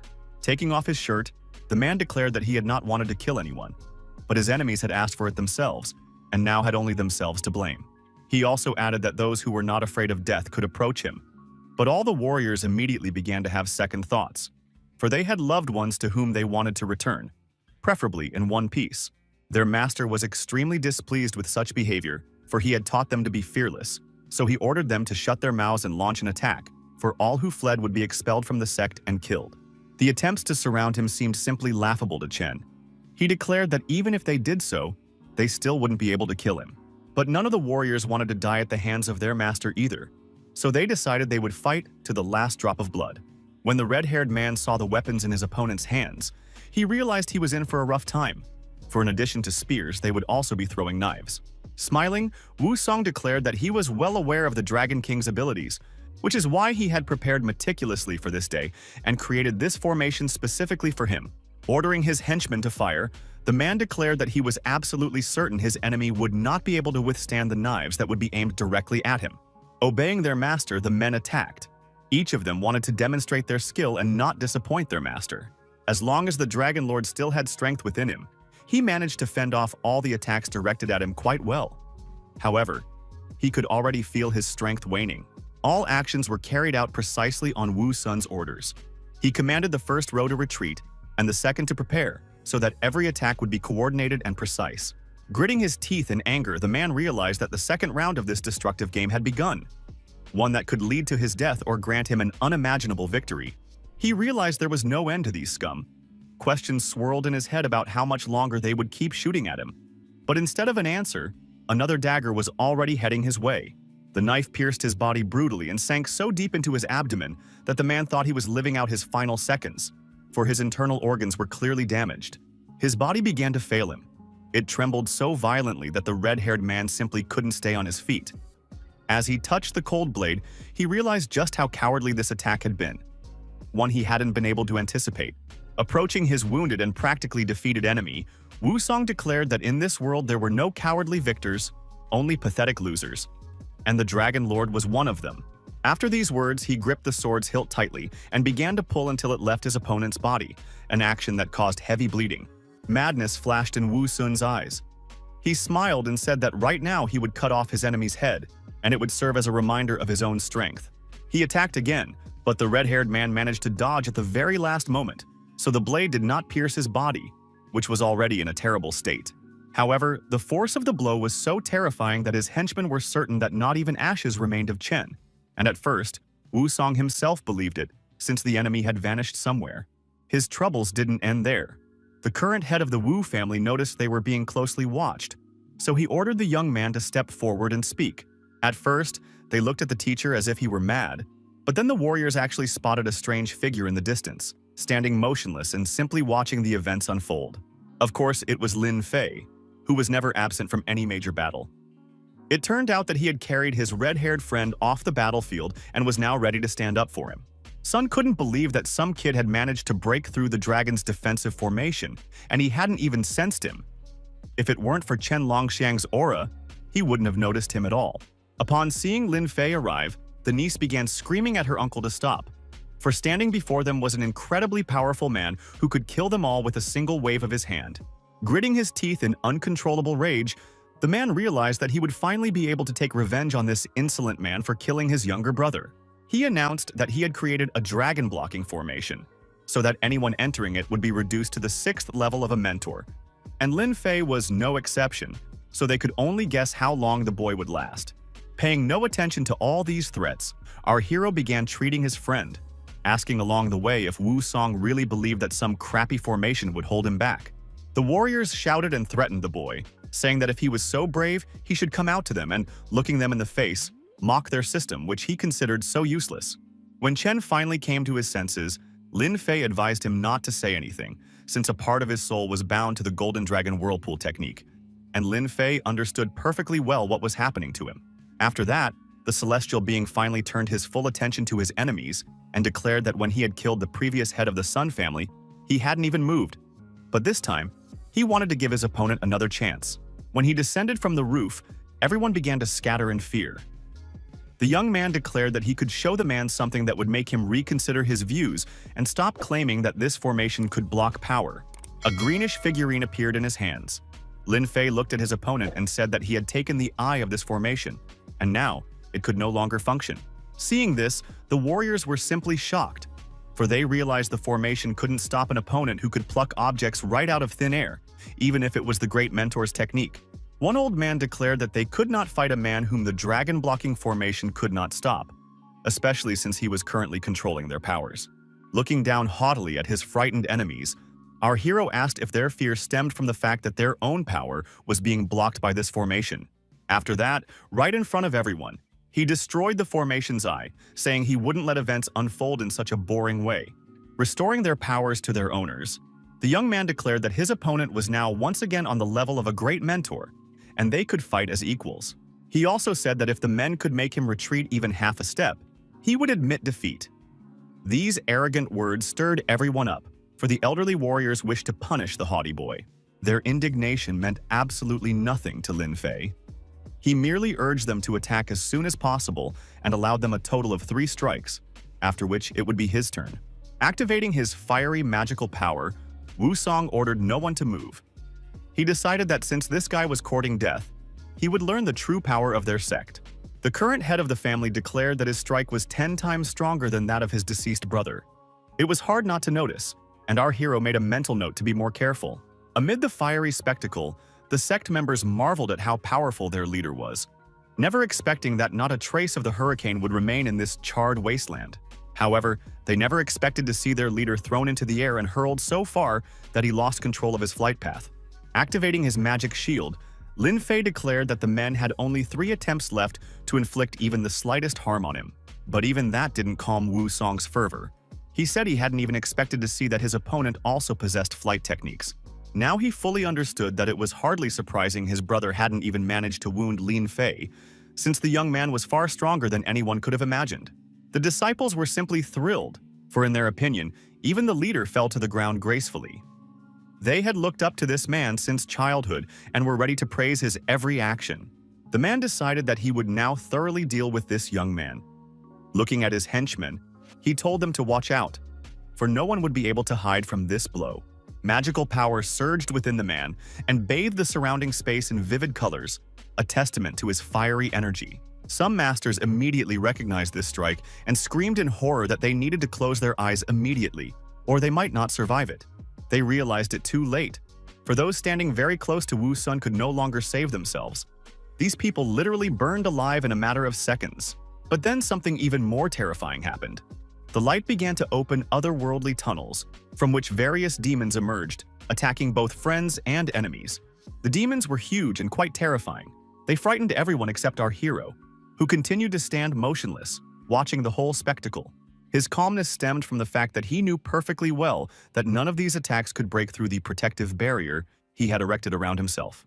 At one point, Lin Fei even declared that he was getting too bored and wanted the battle to turn into something more epic and interesting. The very next second, the demons vanished, as did our hero's barrier. It seemed the dark forces couldn't withstand coming into contact with his power.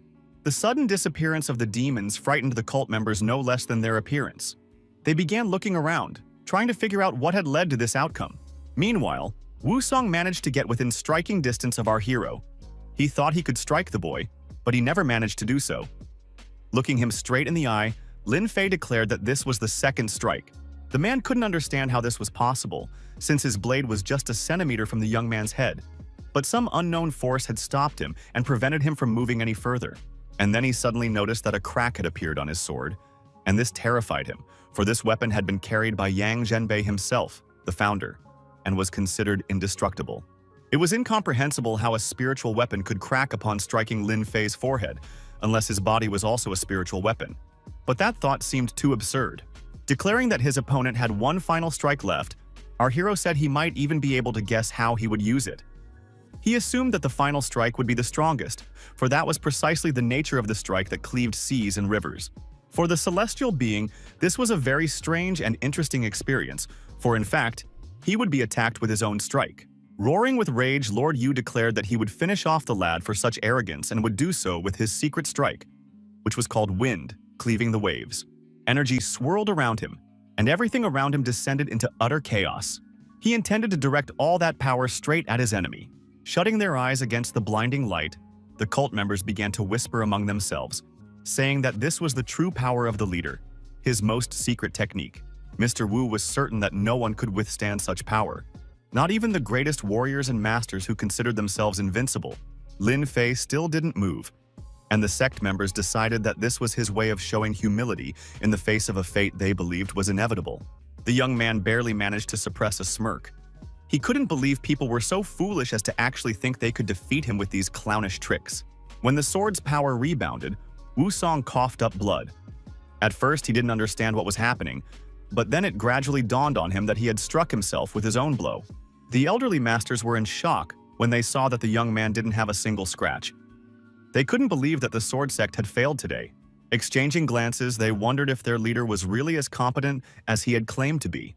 The elders decided to help Wu Sun after all and rushed into battle. For everyone knew full well that the combined strength of the two elders was several times greater than that of the leader. Everyone hoped the elders would help, but instead, they defied their clan and began apologizing to Master Lin, saying that the cruel Lord Wu had forced them to obey and that the blame lay solely on his shoulders. None of the sect members understood what was happening, for they had hoped these men would help kill Lin Fei, not bow down at his feet. However, the two old men didn't care about anyone else's opinion. They were concerned only with their own survival, so they begged Lin Fei not to be angry and to spare them. They couldn't care less about the fate of the other disciples. Upon hearing these words, all the cult members were simply shocked. They never could have imagined that the elders cared so little about them, so they immediately began to wish for their deaths. Rolling his eyes in irritation, our hero began to say that he didn't need all these grand apologies, since the men themselves had come up with the idea that it would somehow help. The guy said it in such a way that the elders began to wonder, could he really have such a kind heart that he wouldn't actually do anything to them? All the cult members felt relieved, thinking that a man who was on the level of an exemplary mentor wouldn't bother with such lowly nobodies as they were. But our hero had something else in mind. He was saying that nothing would help them, since he had long ago decided to kill every last one of them. The elders' faces betrayed sheer terror, while Wusong felt despair, for those he had trusted had betrayed him, and he wanted to kill them no less than he wanted to kill Lin Fei. The rest, the lower-ranking members of the sect, the young men who were still merely disciples, stood with their mouths agape, not even knowing what to do to save the situation and their own lives. Sighing, our hero began to explain that, first of all, everyone present already knew how much evil they had done, and second, he hated it when people took revenge on him like this. Su admitted that over the past few years they had helped commit crimes, pushed people into doing despicable acts, and forced girls to engage in immoral activities. Watching the cult leader speak so boldly about all their crimes, his followers wondered if he had some secret weapon. They hoped to seize the moment and escape. Realizing that this restless man wanted to attack again, our hero decided that more radical measures were needed to make Wu Sung surrender once and for all. Kneeling down, the current head of the Wu family began to call upon the founder. He wanted him to appear, for they intended to destroy his teachings. All the cult members became truly frightened. They didn't understand why they would ask the founder to appear at a time like this, and whether it wouldn't be better to simply call the police, since that would at least give them a slim chance of survival. Glancing toward the building, our hero thought sadly that if the founder Yang did indeed appear, the sight would not please him.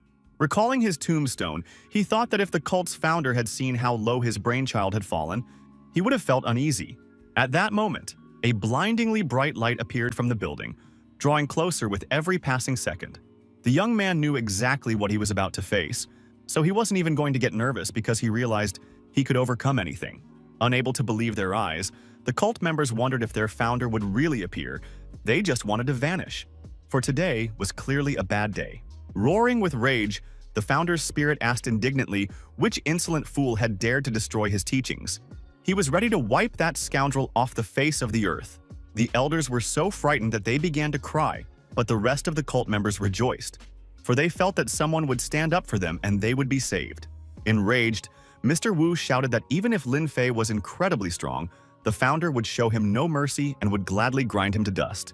Now even the elders had changed sides again and declared that Lin Fei was a dead man, and they had only pretended to be weak to buy time until the founder's arrival. The sect members were outraged and said that it was no wonder these men were elders, for their audacity was beyond compare. Looking around, the spirit asked indignantly who dared to offend his sect of swords and threatened its complete destruction. Looking intently straight into the spirit's shining eyes, our hero greeted little Yan, which greatly surprised the founder, who wanted to know who was standing before him. Wu Song joined the conversation, accusing our hero of wanting to destroy the great teaching, so he must be eliminated as soon as possible to avoid potential threats. The founder listened to him and roared with rage. Drawing his weapon, he declared that anyone who tried in vain to destroy his teachings could expect no mercy. Clapping their hands, all the disciples began to admire the founder's power, though some remarked that they'd be better off leaving the sect that very day. After recovering a bit, Chen decided to return to the battlefield. He told his mentor that the founder himself was standing before them, and he was not to be trifled with, so Lin Fei had better run while he held him off. The young man didn't think so. He told the red-haired man that he wouldn't succeed, because even though they were facing nothing more than the spirit of the child Yang, compared to Chen, he was much stronger. The founder from the other world shouted that the enemies would receive no mercy and would be brutally destroyed in just a few minutes. Feeling an incredible power, Chen wondered if he was now experiencing the very power of a deity that he had only read about in legends. When streaks of fire began to fill the space, even the cult members were frightened, for they didn't know if the founder would let them live. The one our hero called Little Yang was displaying simply incredible techniques that proved to be very deadly. But despite this, Lin Fei still didn't budge an inch. Standing right in the middle of the flames, Wu Song burst into hysterical laughter, saying that Lin Fei and Chen Longsheng would die today, and he would never hear their names again. Raising his hand, our hero said that Little Yang had come at him with a sword, but he would forgive him if he came to his senses in time and realized who was standing before him. Hearing these words, Wu Song shouted in outrage, for he couldn't believe that this guy dared to speak in such a tone to their founder. All the sect members were simply horrified, for our hero had managed to stop the attack of their great founder, whom they considered to be on the level of a deity, with just 2 fingers. Activating his magical energy, the young man ordered the spirit to immediately remember everything and finally understand who was standing before him. The directed magical power struck the spirit squarely in the forehead. He clenched his teeth in rage, but he lacked the strength to deflect this beam of energy. The spirit closed his eyes, trying to resist the foreign magical power, but against his will, memories flooded back into his mind like a raging storm. Once the necessary fragments had been restored to the spirit's memory, he dropped to one knee and greeted his master. The cult members froze in their tracks. They didn't know how to explain what was happening right before their eyes, for the founder had just bowed his head before the boy they had wanted to kill. Looking at his followers, the founder shouted, saying that they must bow down right now before the master whom they had dared to offend so grievously. No one knew what to do because, on the one hand, their clan leader wanted to kill the boy, but the founder wanted them to kneel before their enemy right then and there. Then our hero stopped the founder, saying that he didn't need these people to kneel because the spirit had already seen what his sect had done. Besides that, Lin Fei declared that he wanted to join them, and the founder said he would gladly avenge him, since these people inspired not the slightest pity or empathy in him. Turning to Wu's son, the founder called him a scoundrel and promised that he would pay for insulting Master Lin. as well as for all the evil he had wrought in the human world. The magical power of the spirit immediately struck Wu Sun. He hadn't expected such a turn of events and didn't even have time to defend himself, though even if he had tried, it wouldn't have helped, for his death sentence had already been signed. The clan leader's blood spattered the elders, who began screaming and asking in horror how this could have happened, since the strongest man had simply been torn apart right before their eyes. The rest of the sect members began to kneel before the founder and say that the head was solely to blame for everything, and that they did not share his guilt. After a moment's thought, the spirit said that once upon a time the sword sect had flourished, but now it had fallen into ruin, and that was precisely why his teachings in the sword sect no longer had a reason to exist. Our hero appreciated that the spirit had asked for his opinion, but he believed that the decision was his, since the teachings belonged to him, and he would respect whatever course of action he chose. Waving his weapon, the founder declared that if he spared even a single person, it would only lead to trouble. So he decided to take drastic action. His power engulfed the entire space around him, so that no one had the slightest chance of salvation or escape. The cult members had no choice but to fully resign themselves to their tragic fate. Feeling the founder's power, everyone was terrified, for they understood perfectly well that resisting it was simply impossible. The eyes of the unfortunate disciples glowed with an otherworldly light. This meant only one thing. The destructive magic had already entered their bodies, and an irreversible process had begun. Within a few seconds, they all began to fall dead one after another. It seemed as though some plague had mowed them down en masse, yet this was no disease, but punishment for their sins. Looking around, Chen witnessed this horrific scene and asked her mentor what it all meant. He explained that the soul-slaying sword had been used. Patting the red-haired man on the shoulder, our hero said that he would understand all of this as soon as he reached the Shadow Realm. It was hard for Chen to believe that he could achieve something he didn't even understand yet. Having finished his business, the founder's spirit looked at Lin Fei and told him that he had to return to where he came from. He wondered if the young man would go with him. Waving his hand, the young man said that his time had not yet come, so the spirit could go alone. He would not accompany him. Dissolving into the void, the founder said that they would be waiting for him in heaven, for then they would once again be able to drink wine together and have heartfelt conversations. When he vanished, Lin Fei muttered that the sect's founder had destroyed it himself. Anything could happen in this world, even such absurdities. Little Yang clearly hadn't expected his followers to sink so low. Lost in thought, the red-haired man asked if the sword sect had been such a terrible place from the very moment of its creation. And then our hero explained that Yang Zhenbei had founded the sword sect to perform noble deeds, and his followers too had once been heroes willing to die for their country. Hearing that time had only corrupted people, Chen said thoughtfully that one day he might become like that too. But then he shook his head sharply and promised himself that it wouldn't happen. To distract him from these strange thoughts, Lin Fei tapped him on the forehead and reminded him that it was high time to save the Chen family, whom he had promised to take care of. At that moment, no less interesting events were unfolding in the Temple of Warriors, which deserved our attention. Su Mingyu entered one of the halls, as one of her disciples had requested an audience and was very glad that his mentor had answered his call. Hong Xiaowei came to meet her and was now kneeling before his mistress. The woman asked if something interesting had happened in the world while she was in seclusion. The man, extremely distressed, declared that he had nearly missed the chance to meet his mentor, as he had encountered a very unpleasant situation. Pointing his finger into the distance, he explained that Yao Guang had refused to enter the Temple of Warriors, and that Lin Fei, who had been defending her, had knocked him down without fully understanding the situation. Frowning, the fair-haired mentor asked if this Lin Fei realized that standing before him was a man from the Temple of Warriors who meant no harm to anyone. Gritting his teeth to hold back his anger, the man explained that the boy not only knew, but had shouted for all to hear that he was beating a member of the Temple of Warriors. It was a blatant act of insolence, and the fair-haired mentor cried out, asking who this young man was to dare behave this way.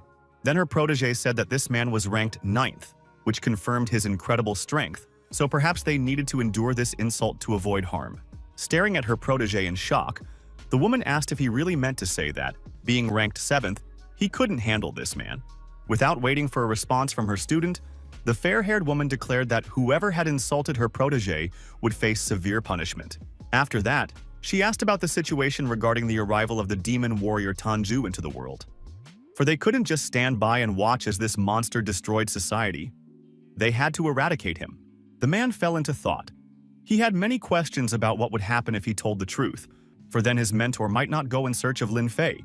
and he could not let her get away with what she had done. So he decided to say that the remnant of the demonic soul was in the girl's body. But the mirror of watery clouds could not find any information about Lin's sinew. So things turned out exactly as Xiao Wei had wanted. His mentor declared that, in that case, she would visit this Lin Fei first. After channeling her magical energy, the silver-haired woman prepared to set out on a journey to meet a certain Lin Fei. She realized that the guy was incredibly brave, since he dared to injure her disciple and, despite everything, was still alive. She was curious to take a look at him. Smiling, the man thought about how high his IQ was, since he'd decided that in the world of cultivation, one should only let others do the dirty work. He was distracted from these thoughts by a lower-ranking member of the temple, who was calling out to his mentor to report that trouble had come knocking at their door. Glaring at the boy, Xiao Wei asked what was the reason for such behavior, since the young man was so alarmed that a multitude of questions had sprung to his mind. The boy knelt and began to explain that the sword sect had been destroyed and everyone was dead, except for a few disciples who had left the organization yesterday. This information shocked Xiao Wei to the core. He ordered the boy to immediately investigate everything and find out who had done this, for this person clearly possessed incredible power. After processing this information, the man realized that it was just some sect, and he didn't care about it, because in the end, everyone would bow their heads to him anyway. Meanwhile, the tranquility that had always reigned on Mount Qingqing was also disrupted. Yeqiu couldn't believe his eyes, for his young disciple, Zhang Xiaolin, had learned to channel his inner energy into objects, causing them to float, a technique typically mastered only by a grandmaster. The boy successfully made objects levitate and completely obey his will, which could not fail to impress the elderly master, who was seeing such a thing for the first time. Assessing the boy's immense power, the old man couldn't help but wonder if this child had truly been sent by the heavens. Wiping his hands, Xiaolin said that all these exercises had tired him out a bit, and he didn't want to play with his magic anymore. Stopping the child, the elderly man asked how he had made the objects levitate, since they hadn't yet worked on perfecting that skill. The boy was very moody, so he stuck his tongue out at his master and muttered that he wouldn't tell him the secret that helped him make objects move. While the master was scolding his pupil, he didn't notice at all that there was some movement behind him, caused by someone materializing. Not wanting to talk to the old man, Xiaolin decided to distract him by telling him to turn around, since Master Lin had arrived. The old man didn't react at first, thinking he was just being pranked. The boy said that Lin had indeed arrived, and if he was lying, he would turn into a dog. Grabbing him by the cheeks, the old man said that if he didn't see the master right now, he would indeed start teaching his ward to bark. Patting Monk E on the shoulder, our hero announced his presence and said they hadn't seen each other in a long time. The old man was genuinely frightened, for he hadn't expected the disciple to be telling the truth. It was always very peaceful on the mountain, so for a moment Lin marveled at a butterfly fluttering past him. Not only Lin noticed it, but also little Xiaolin, who was now chasing after it with all his might. Our hero explained that he was just passing by and decided to check in on the young disciple. Monk Yi understood perfectly well that if he didn't ask about the strange things happening to Xiaolin now, he didn't know when he'd get another chance. So the old man began to explain that Xiaolin hadn't been practicing for even half an hour, didn't possess any true power yet, but was already able to redirect his internal energy. Looking closely at the elderly master, our hero explained to him that this was not the redirection of internal energy, but telekinesis, a manifestation of spiritual power. For a second, the old man froze in place. He couldn't believe what he was hearing, for telekinesis was a special technique that existed at the level of absolute emptiness. Our hero explained that the boy was not at the level of absolute emptiness. He simply found himself in a special situation. The heavenly Tao had opened its doors to him, so he didn't need to start cultivation from scratch. He only needed to refine his spiritual power. He also added that once the boy reached a certain level, he would be able to leave his human form and become an immortal celestial being. Hearing this, Monk Ye's mouth dropped open. He couldn't wrap his head around the idea that his young disciple would be capable of such a thing. Smiling, Lin Fei said that it was a bit of a cheat, and that ordinary people couldn't compare to Xiaolin, since he was special. He was interrupted from this conversation by a phone call. Glancing at the screen, he saw a missed call from Yao Guang, and Lin Fei couldn't ignore her even when he was too busy. "Call me back," he said immediately, asking what had happened. The girl explained that the chief elder of the Temple of War had come to their mansion and declared that she wanted to fight Lin Fei. After thinking it over, our hero told her to get lost, since he was too busy and had no intention of returning home over such trivial matters. Snatching the phone from Yao Guang's hands, Su Mingyu asked how the insolent man dared to speak that way, since he had dared to knock down her disciple and had also refused to fight her. She threatened that if he didn't show up, she would have to take the girl with her. These words infuriated the young man, and he said that if the temple's mentor tried to do that, he would have to destroy the very temple itself, and doing so wouldn't be all that difficult. The woman was already seething with rage. She declared that she feared no one, so the young man need not threaten her, and she demanded an answer from him. Would he fight her or not? Our hero wanted to refuse right away, but then he suddenly froze, because a memory popped into his head and he realized he could take advantage of this situation. Once, Yao Guang had shared with him her thoughts about how great it would be to take a trip to the snowy Xiling Mountains, since she had wanted to visit there for a long time. So now he saw a wonderful opportunity to give the girl this trip. So he told Mingyu that at 3 in the afternoon they could meet in the snowy Xiling Mountains. The woman shouted that she hoped the guy would show up on time. Otherwise, she definitely wouldn't spare him, even though she hadn't planned on giving in anyway. The curious old man E asked what had happened, since the women were so loud that he had heard them too.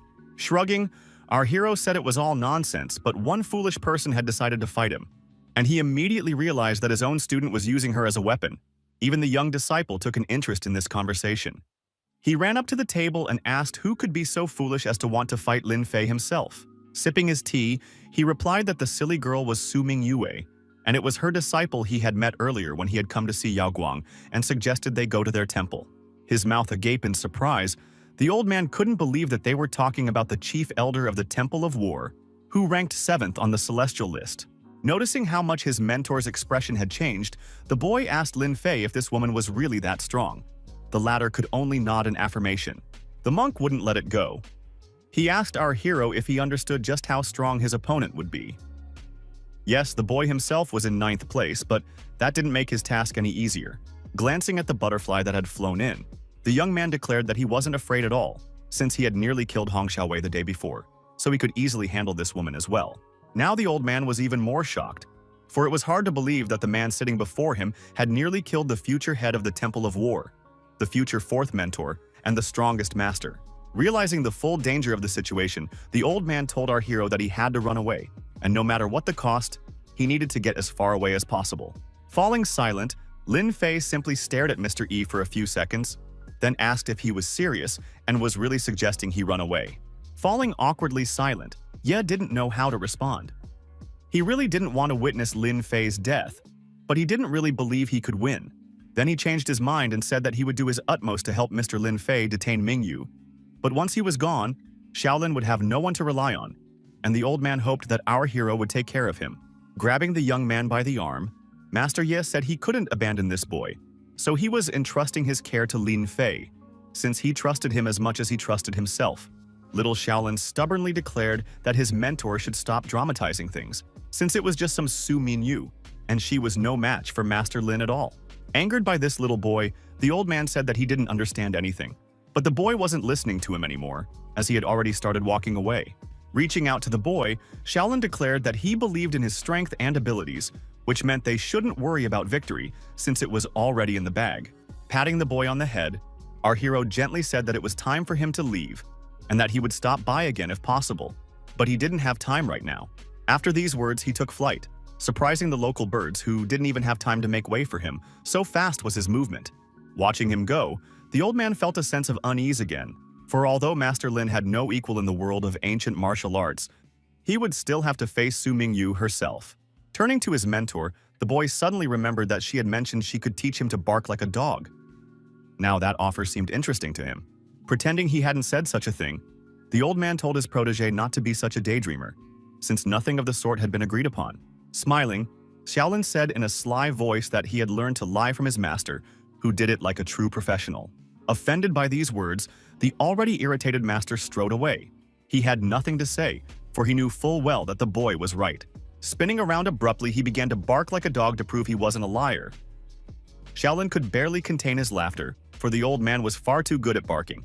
Meanwhile, our hero had already made it to his mansion. It had happened faster than any normal person could have expected. However, he realized that flying back and forth across the sky wasn't right and that he would need to buy some kind of vehicle. After all, technology had come a long way. So the young man began to think that it wouldn't be a bad idea to buy his own helicopter, since he was often traveling. and this mode of transport would be helpful to him.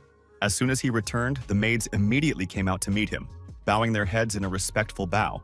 And of course, Yao Guang was there with his girlfriend, Wu Molin. Rushing up to our hero, his beloved immediately began scolding him, asking why he had agreed to fight Ming Yu, since it was all just a misunderstanding. Looking closely at the girl, Lin Fei asked if she was really so naive as to believe that simply talking to the mentor would help. Yao Guang was smart enough to realize the young man was right, so she stepped aside and clutched her head, fully aware of the risks involved. Besides, the young man reminded her that his opponent was the second most important person in the Temple of War. She was now in charge of the entire temple and must have a memento of Princess Longji. Confused, Yao Guang abruptly approached her friend and asked what he was up to now and how he planned to use this situation. Then the young man explained that if, with the help of the keepsake, they could see the princess, he would ask for the elixir of immortality from her mother, Siwangmu. Yao Guang couldn't believe her ears, for all these words seemed to her like a retelling of some legend, not something that could be real. Ignoring her surprise, the young man said that the elixir was necessary to purify the 9-cycle revival pill of the inner father, because without it, they wouldn't be able to revive a person who had lived thousands of years ago. All the newspapers were already reporting that Lin Fei and Su Mingyu would face off in a duel on the mountain. While our hero was thinking that he liked his hoodie much less than his t-shirt, Wu Molin wouldn't stop talking about how the Zilin Mountains had become incredibly popular because of this battle. Adjusting her hood, the girl told our hero that she knew perfectly well he couldn't go a single day without drawing attention to himself, so she had come up with a special design for him. While the girls were laughing, the young man walked over to the mirror and decided to see what was written on his back. There, the inscription, "The strongest king of the Southwest," stood out. He didn't have time to comment on it, because they were told that the car was already ready and they could leave. Activating his magical energy, Lin Fei said he wouldn't take off the hoodie if the girl liked it so much, but he in turn wanted to tweak his outfit a bit as well. He thought the design was too plain, so he decided to add some color and make the inscription look even more impressive. The inscription on the hoodie changed slightly, and now, in addition to the words, "the strongest king," it boasted that the owner was the very first. Finally, they reached the picturesque snow-capped mountains of Silin, whose peaks beckoned with their beauty. They stayed at the cozy Zilin Hotel, which looked simple but was the kind of place you wanted to return to, since it felt just like home. It was their only option, since all the hotels were fully booked due to the hype surrounding the upcoming battle, and Yao Guang hoped they would at least be able to get a room here. At the front desk, they apologized and said there was only one room left with a double bed. The clerk asked if that would be a problem. Seeing how embarrassed Yao Guang looked, our hero said that this option was fine with them, but since they weren't a couple, one of them would sleep on the floor. After swiping their keycard at the door, our heroes were finally ready to rest, as the journey had been quite exhausting. Seeing that the room's design was rather unusual, the two realized why the staff had apologized and asked if they were a couple. Pushing aside the unnecessary decorative elements, the young man declared that his companion would sleep on the bed, while he would just sit there so as not to make her uncomfortable. Sitting on the edge of the bed, Yao Guang asked if, instead of sleeping, they could talk, since she had made progress in her training and wanted to discuss it. Of course, our hero agreed. And while he poured wine into glasses, the girl looked sadly out the window and said it would be much more picturesque if it were snowing right now. Smiling, Lin Fei asked if that was really a problem worth getting upset over. After saying this, he snapped his fingers. Unable to believe her eyes, the girl jumped out of bed and ran to the window. It had indeed started snowing outside, all at her companion's command. This gesture impressed her so much that she relaxed next to our hero and offered him a drink herself to celebrate his arrival. Smiling, Lin Fei clinked glasses with her and realized that getting close to the girl didn't require any complicated maneuvers. He recalled the times when they were together. The young man would never forget the loving eyes with which Yao Guang had looked at him in her past incarnation. It seemed he had become so deeply lost in his memories that he didn't hear a thing, and the girl had to call out to him several times to bring him back to reality. With a sad sigh, our hero took a sip of wine from his glass and said he had simply been thinking of an old friend whom he missed dearly right now. However, the girl was too perceptive and immediately asked if, by looking at her, he had remembered a person from his past life. The pieces fell into place and she realized that it was Empress Yao Guang. Pouring wine into her glass, the girl asked our hero for the first time in a long while to tell her their love story, since her memories from her past life still hadn't returned to her. Taking the bottle from her, the young man thoughtfully agreed. He didn't know where to begin so as not to impose his enthusiasm on her or reveal how much he wanted to rekindle their relationship. As snowflakes swirled outside the windows on that starry night, Lin Fei told Yao Guang their story with the Empress, who had once been the love of his life. When the story came to an end, the embarrassed and slightly tipsy girl declared that she now felt even sadder since she knew their love story. The alcohol had affected the girl too strongly, and she felt weak. She then dropped her glass and began to fall to one side. Glancing at her disapprovingly, the young man said she needed to sober up immediately, since she would get drunk too quickly if she kept drinking like that. Noticing that she was no longer responding to his words, our hero laid her down in bed and covered her with a blanket so she could rest a bit and feel better. But just as he started to leave, the girl suddenly sat up and wrapped her arms around his neck, trying to hug him awkwardly. Or so it seemed to the young man. When he stepped back slightly to figure out what was happening, he saw Yao Guang's sad face, her eyes wet with tears. Her condition clearly alarmed him. Then her tears intensified, and she could barely ask the question that was on her mind. If the person he loved wasn't Empress Yao Guang but an ordinary girl, would that be okay? For a second, the guy was at a loss for words because he was simply shocked by what she'd said. He wanted to tell her that he liked her personality, not who she had been in her past life. However, he never got the chance to say those words because the girl pressed herself against his shoulder and began to cry loudly, and he simply continued to hold her. Patting her back comfortingly, our hero said that she had simply had too much to drink and should get some sleep. Then her emotions would settle down and they could talk. Leaving her alone, the young man began to wonder for the first time whether he would love this girl if she weren't the reincarnated empress, and whether he could protect her and fight for their love no matter what. He couldn't find the answer within himself yet, for he didn't know what he would do if Yao Guang never wanted to become his empress. The emotions of both heroes were so intense that it seemed as though everything around them had frozen, and even the night itself was listening to their thoughts. When morning came, people had already begun to gather on one of the peaks. For today was the day of the battle between the strongest men on the celestial list, and it was worth watching. Some were betting on the 9th on the list, that is our hero, while others claimed there was a huge difference in strength between the 7th and the 9th, so one should bet on Mingyu. At first, there was no one on the peak, and people thought the battle had been cancelled, but then they noticed someone approaching and began pointing their fingers at the sky. Using the magic of the Temple of Warriors, Su Minyue decided to make a grand entrance, so that no one would have any doubts about her strength and power. Our hero appeared as if he'd come on a field trip. He even told Yao Guang that he didn't see the point of traveling to places like this, since there was nothing here but snow. People began to whisper discontentedly, saying that if the guy hadn't even bothered to make a dramatic entrance, then he was definitely finished.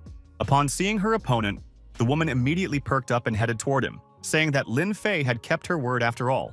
This woman's power was so staggering that it caused a brief blizzard, which nearly knocked everyone present off their feet.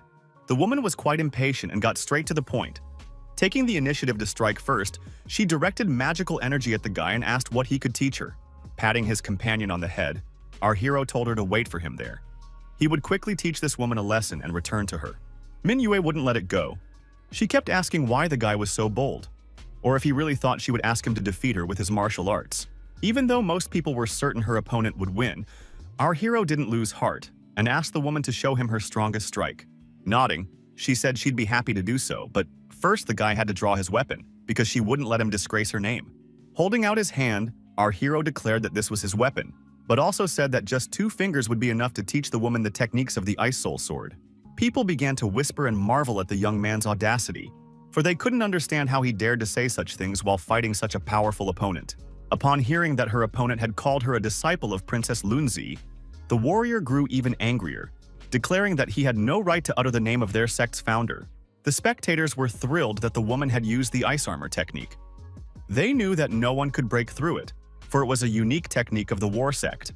True fiery rage flashed in her icy eyes as she told her opponent that she would give him the chance to show her how well he could defend himself. Her words didn't impress our hero at all. Scratching his ear, he told her to stop the empty talk and finally attack him.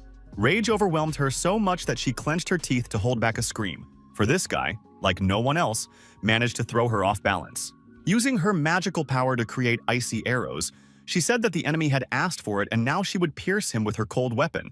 Now a multitude of ice arrows with incredibly sharp tips were flying toward the guy. He realized they could easily pierce his body.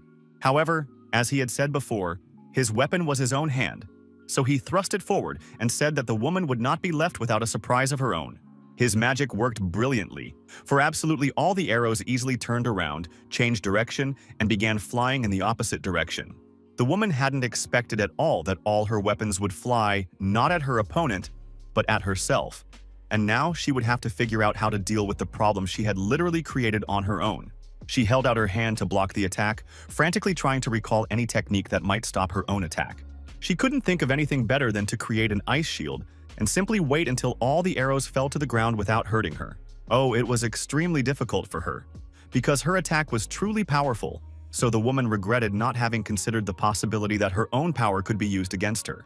It was at that very moment that Minyu suddenly realized that the guy was truly capable of something, though she didn't believe he could break through her defense. But despite her own convictions, the woman began to notice that it was becoming increasingly difficult to hold back the guy's attack. Deciding she needed to demonstrate her own power once more, Minyu attacked again, and the icy spikes once more flew toward our hero. Activating his magical energy, the young man sighed heavily and asked why his opponent was so weak and had decided to use two nearly identical techniques in a row. His strike completely destroyed all the ice weapons his opponent had created, after which he told her not to use that move again, since it wouldn't help her at all. Clutching the icy blade in her hands, Minyu smiled, for she was already anticipating how easily it would pierce her opponent's body and render him unfit for life. The ice sword grew larger and larger, and at one point it hung directly above our hero's head. And then he realized that all the previous attacks had simply been preparation for this. Looking her enemy straight in the eye, the woman declared with a mad smile that now he would die and had not a single chance of survival. The force was so staggering that it's hard to describe. It resembled a flash, an unstoppable force of nature engulfing everything around it. People began to scatter, for they realized that this strike was destroying everything in its path and had triggered an avalanche. This was the true power of the master ranked 7th on the celestial list. Having erected a protective dome around himself, our hero calmly remarked that the strike was quite impressive and that he was even somewhat taken aback. However, this attack was not enough to destroy him, for he had blocked it with literally one hand, merely by touching it with a finger. That touch caused Minyu's entire attack to be repelled, its magical power shattered, and now it crumbled into tiny ice shards. The sight was so beautiful, impressive, and dangerous that people simply gaped in amazement, for they had never seen anything like it before. Even Minyu herself gaped, for she didn't understand how this was possible. The woman clearly hadn't expected her opponent to be so powerful. After looking closely at the woman, our hero declared that it was time for her to stop engaging in idle chatter and finally start taking action. Minyu was so enraged by her marriage that she could no longer contain her anger and shouted, cursing the one who behaved so arrogantly. She decided to unleash her next most powerful attack. So an incredible magical force, capable of knocking anyone off their feet, was already hurtling toward the hero. The shocked crowd began to scatter, not wanting the white ice sword to harm them, for this was the war sect's most powerful technique. Everyone claimed that such a strike could wipe even a Grandmaster level expert off the face of the earth. Yet Lin Fei managed to calmly dodge the attack. When people began to realize that they were facing a man capable of amazing feats, they decided they needed to find cover, for it was unclear how this battle would turn out. Staring in disbelief, Mingyu tried to figure out what she had done wrong, since she had mastered this strike a long time ago and it had always worked perfectly. After demonstrating his magic, the young man said that the white ice sword was actually quite good. It was just that the woman had executed the strike incorrectly, and her mastery of the sword was mediocre at best. Seeing that the boy had activated divine ice elemental magic, the people began to back away, for they couldn't believe their eyes and didn't understand how the boy could possess such power. The master of the Temple of War suddenly realized that it was all true. The man standing before her possessed magic and the element of ice, and his wonders knew no bounds. Swinging his sword, Lin Fei declared that he would demonstrate this technique only once, and that the woman had better memorize his every movement so she could later reproduce it from memory. The young man's condescending tone infuriated the woman so much that she wanted to pierce him through with her icy arrows, but unfortunately, he always dodged them. While she was pondering this, our hero's strike hit her body, and she felt its full force, which was quite substantial. The attack was so strong that the woman flew backward, fell straight into a snowdrift, and slid several more meters across the snow-covered ground. Coughing up her own blood, she tried to understand how she had ended up being defeated by some boy who was several ranks below her in the standings. Looking at the injured woman, the young man sighed heavily, for he had reduced his power to a minimum and had only wanted to break his opponent's fighting spirit. But unfortunately, she had proven too weak. Struggling to her feet, the battered Minyu asked how the young man had managed to make his ice sword so fast, since he couldn't possibly have achieved such speed. The attack was so powerful that it knocked the spectators off their feet. Some even began to scatter, unwilling to watch this nightmare. Looking at his opponent, our hero explained that it was all about the speed of the sword swing, and since she was only moderately skilled with it, their attacks were so different. Hearing that she had forgotten the technique of swinging a sword and hadn't followed it at all, Minyu remained silent, for she understood perfectly well that the young man was right. Bowing low to the one she had considered her worst enemy just a second ago, the woman said she accepted that he was stronger than her. No one had expected such a turn of events, for it was hard to believe that the 7th-ranked figure on the celestial list would admit defeat. However, the woman declared that they were not finished yet, for Master Lin had nearly killed a disciple of her war sect without discrimination, and she believed he owed her an explanation. Glaring at his opponent, our hero declared that her disciple was simply a hypocrite, so it made absolutely no difference whether he killed him or not. Minyu returned his gaze with an equally angry look, then said that the young man couldn't think that just because he was at such a high level, he could disregard the disciples of her sect. Lifting his head, the young man looked up at the sky and said that he didn't need any of their wars, because he didn't care about the whole world. These words sparked a new wave of rage within the warrior, causing her to activate her magical energy and declare that no matter what, she would not let her disciple be torn to pieces. Activating a mysterious and very powerful technique, the woman declared that Lin Fei had brought this trouble upon himself, so now he had no right to complain. Shooting an incredibly powerful beam of light upward, the woman declared that she, a master from the Temple of War, was asking the founder to descend upon them. The sky suddenly turned so black that people thought day and night had switched places. The witch was simply indescribable. All the spectators were frightened and didn't understand what was happening. And then someone guessed that the woman was summoning a spirit, and at those words, everyone got goosebumps. Smiling, our hero thought that he had finally achieved what he had come out into this cold for in the first place, and that only now would the purpose of his visit be justified. Feeling the earthquake, people began to scatter in fear, realizing that this was indeed the power of spirits, and that they needed to get as far away from here as possible. Now the mountain was filled not only with a surge of energy, but also with the screams of people trying to flee as quickly and as far away as possible. To prevent this unbridled power from harming them, Lin Fei created a protective dome. When his companion asked who the adversary was summoning, our hero said he hoped it would be Princess Longji, for he had no interest in the others. Piercing through the darkness and light, a young girl appeared, and in her delicate childish voice, she asked who dared to summon her. The people suddenly stopped and ceased running. They tried to understand who stood before them and why this spirit was so lovely. Kneeling on one knee as a sign of respect, Minyu said that she was a master of the war sect, and that she now greeted the esteemed Bi Yun. Those around her immediately realized that this was the second-generation head of the sword sect, a disciple of Princess Longji, who had ascended to the realm of the immortals far too soon. Staring directly at the temple master with her eerie white eyes, the spirit asked why the woman had summoned her and what she wanted. While Minyu tried to speak with the spirit, people kept whispering and saying that no one had expected such a little girl to appear. Hearing these words, the spirit slowly turned her head and asked with a threat in her voice, which scoundrel had dared to call her such a disrespectful name, for she would hold him accountable. Stepping forward, our hero said that he was the one who had called her that, and then added that the little girl didn't remember him, since she hadn't understood anything yet when he met Xiao Hongluan. Glaring maliciously at Lin Fei, the spirit declared that the boy had defiled her, but she simply would not allow him to mention her master's name, so now he must die. Raising her sword above her head, the girl declared that today she would teach this scoundrel a lesson in front of everyone so that people wouldn't think they could treat spirits as their equals. Her sword unleashed such powerful energy that everyone nearby felt the heat from the magic filling the entire space around them. Those who hadn't heard anything about the battle didn't understand what was happening at all. Why some strange glow had appeared and the sky had turned black again.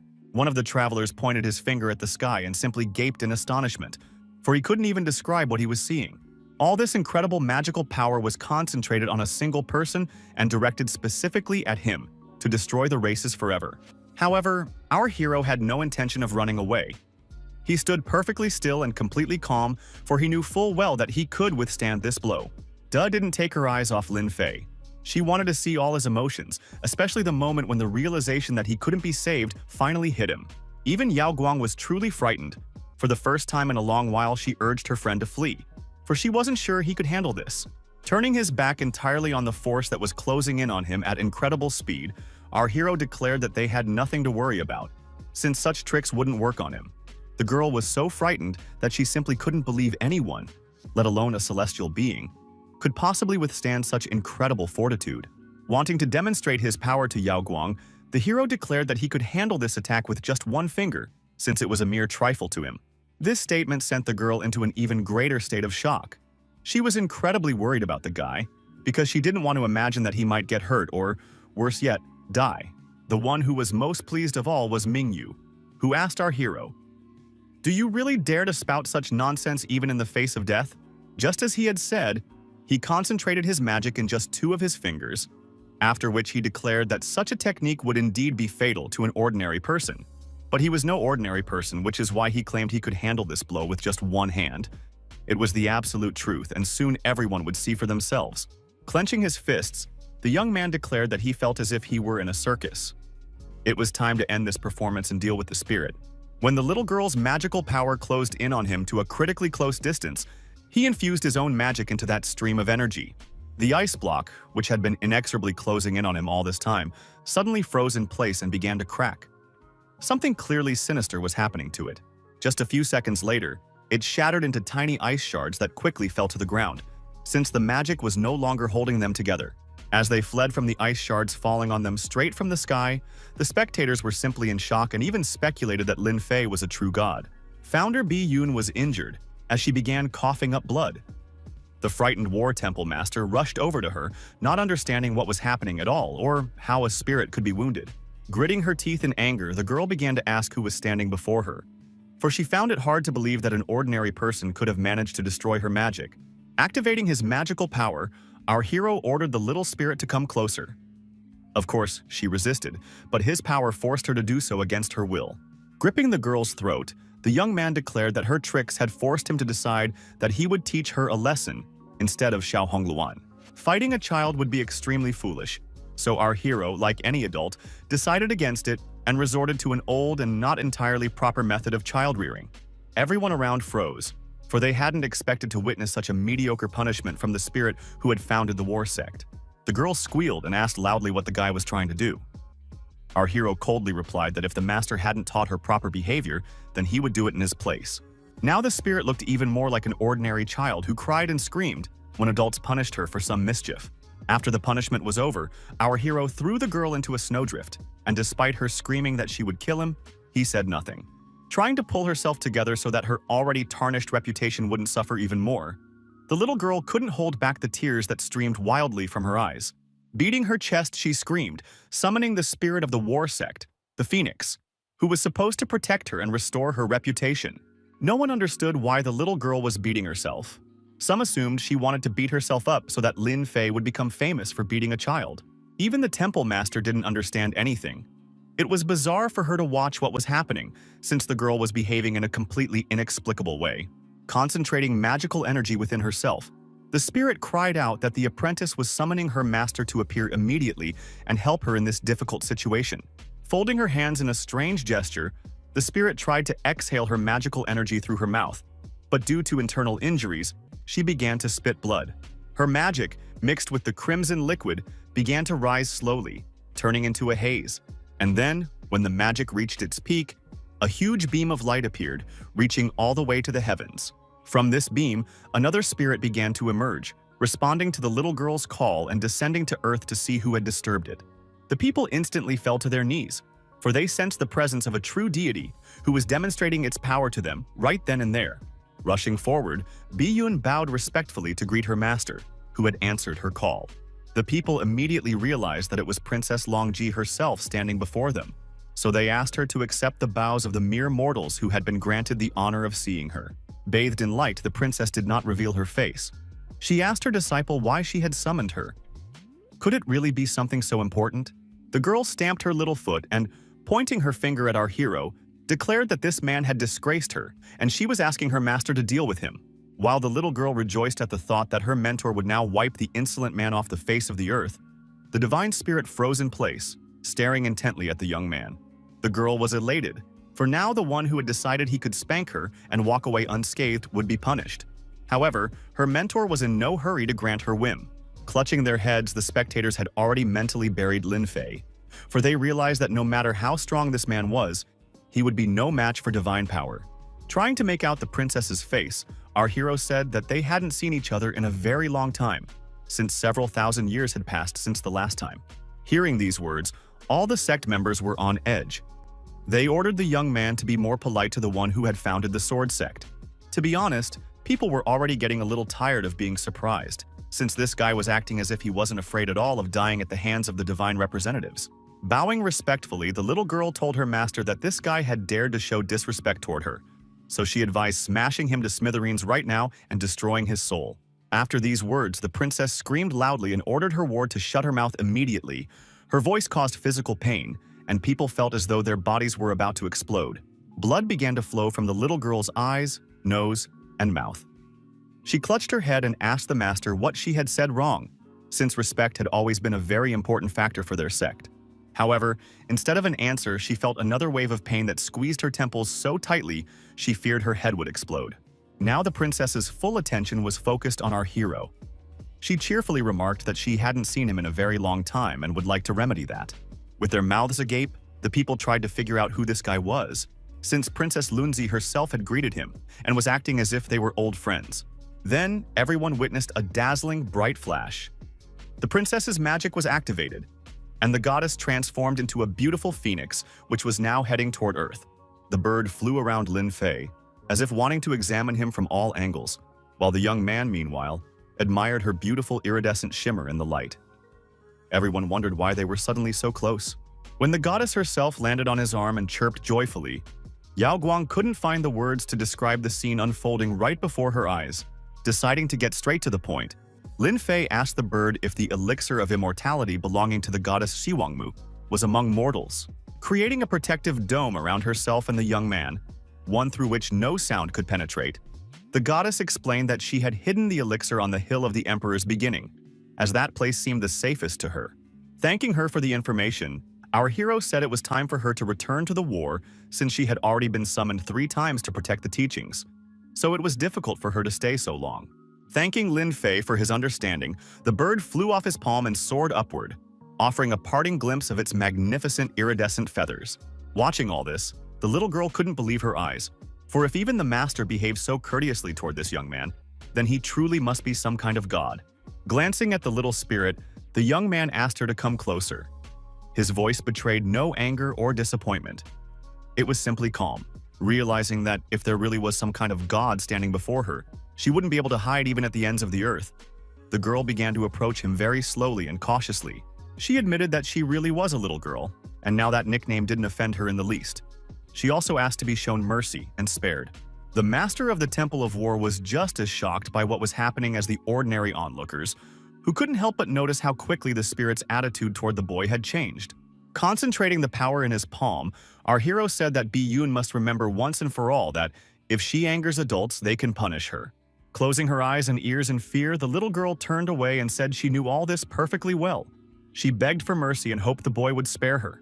Tears streamed from her eyes, for she understood that if this man struck her, a single blow could simply kill her, and she would never ascend to heaven again. Meanwhile, the boy simply patted her on the shoulder, and the girl, who had been expecting a deadly blow, screamed as if she were being cut to pieces.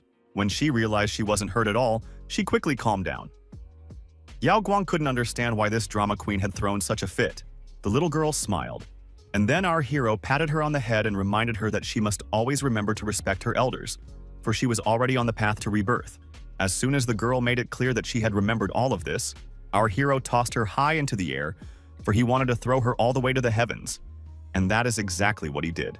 Watching this casual attitude toward the spirit itself, Minyu opened her mouth and began to wonder how he would treat her, since he behaved in such a manner toward the celestial beings. Turning to the temple master, our hero didn't even bother to approach her. He merely said that she should study hard and think more, then told her she could get lost. Bowing low, the woman began to thank him for such kindness, for she hadn't expected to be so lucky today or to survive at all. She flew away so quickly that people could barely make out her silhouette, which receded faster and faster with every passing second.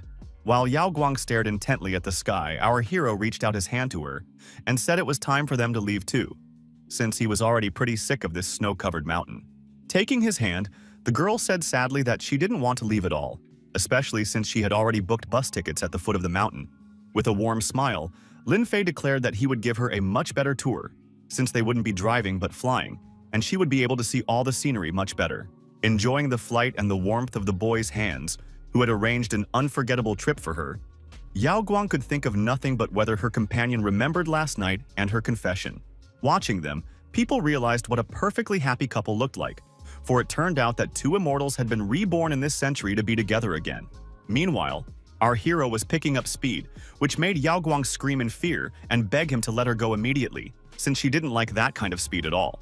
However, when the guy actually let go of her hand, he looked into her frightened eyes and asked if she really wanted that, since the mountain peaks could suddenly get closer than she intended. Pressing closer to Lin Fei, she accused him of having absolutely no sense of humor, since she had been joking and didn't want to crash into the rocks.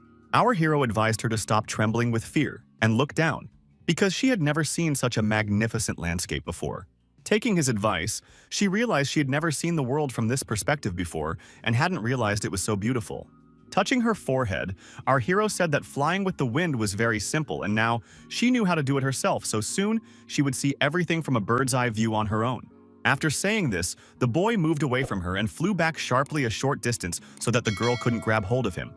She, out of inertia, began waving her arms and screaming. But then she realized that her own body was keeping her from falling, and she was truly flying, as if she were a beautiful bird that had always known how to do this. As she soared through the air, Yao Guang realized that she absolutely loved this sensation of flight, which filled her body with a lightness that was hard to imagine. The only thing she hadn't accounted for was one unpleasant detail. The gusts of wind were so strong that they were literally tearing her clothes off. To prevent her from losing the last bits of clothing she had left, our hero shielded her with his dome and told her that she should only fly with such protection. As she pressed herself against the boy, Yao Guang realized she didn't want to pull away like she used to. On the contrary, she now sought Lin Fei's closeness and enjoyed it. After landing in a picturesque forest, our hero declared that they'd had enough flying for now, since she'd only recently learned how to fly, and it could be quite exhausting. Smiling, Yao Guang called her companion very strange, since other guys took girls for rides in sports cars and on yachts to woo them, but he had taken her flying with the wind. Returning her smile with his own, our hero said he didn't intend to impress anyone. He just wanted to make sure Yao Guang was happy. These words touched the girl so deeply that she gave in to the impulse and hugged Lin Fei. It was the first time she had enjoyed the touch of a man, since she had simply been afraid of it before. Gathering her courage, she opened her eyes and looked at Lin Fei. After a few endless seconds, the young lady admitted that she liked him. After those words, a flood of doubts and resentment welled up inside her over the fact that she hadn't held back and had said something she hadn't planned to. However, all her anxieties subsided the very moment Lin Fei held her even tighter. It seemed she was the only anchor keeping him in this world. The guy whispered quietly in her ear that he had known this for a long time, and the girl blushed even more. But she didn't want to leave his embrace at all. Summoning her courage, the girl suddenly announced that she had decided to do something else amazing that they would both remember for a long time. Without loosening his embrace, Lin Fei asked curiously what exactly she had in mind, since right now his mental faculties left much to be desired. Looking the young man straight in the eyes, the heroine asked if Empress Yao Guang would be very angry if she took her man away from her. The meaning of her words didn't immediately sink in. For a moment, he simply stared at the girl in silence, unable to believe what he'd heard. And then she actually did what no one could have expected of her.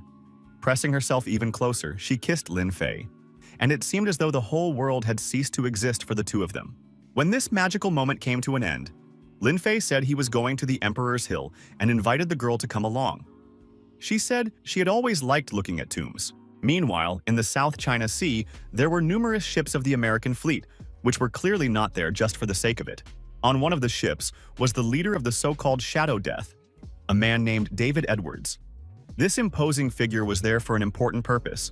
He had arrived in this maritime region because reports had come in that strange phenomena were occurring right here, and his sailors had indeed found the remains of a dragon. This news seemed like an astonishing discovery, and it was very hard to believe since some people actually claimed that there were dragons at the bottom of the sea. The man wanted to see for himself that it was true, so he jumped from the ship straight into the water to leave no room for doubt. Using his magical powers, He created a special bubble that allowed him to descend to the bottom without getting his expensive suit wet. Once at the bottom, he gritted his teeth in anger, for he didn't see what he had expected, and this quickly caused a strong irritation within him. He could see only for one simple reason. It was so dark at the bottom that seeing anything beyond his hand was impossible, so he had to use a little more of his power to illuminate what lay nearby. But he couldn't make out the details.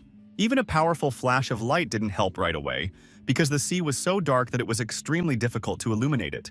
But when the man finally managed to do so, he froze in his tracks, for everything the sailors had said was the absolute truth, and before him stood a real dragon.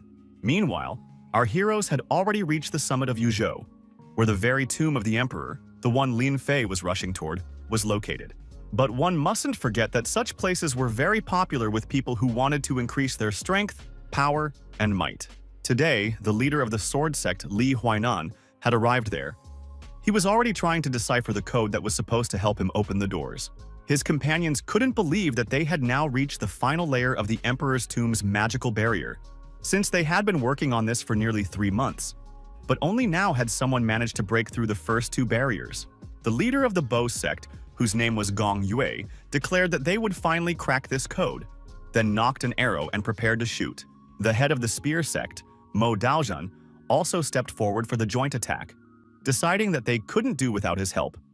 After all, it would indeed be easier to destroy the barrier through their combined efforts. The sounds of destruction were so loud that it seemed the entire forest thicket nearby could hear them.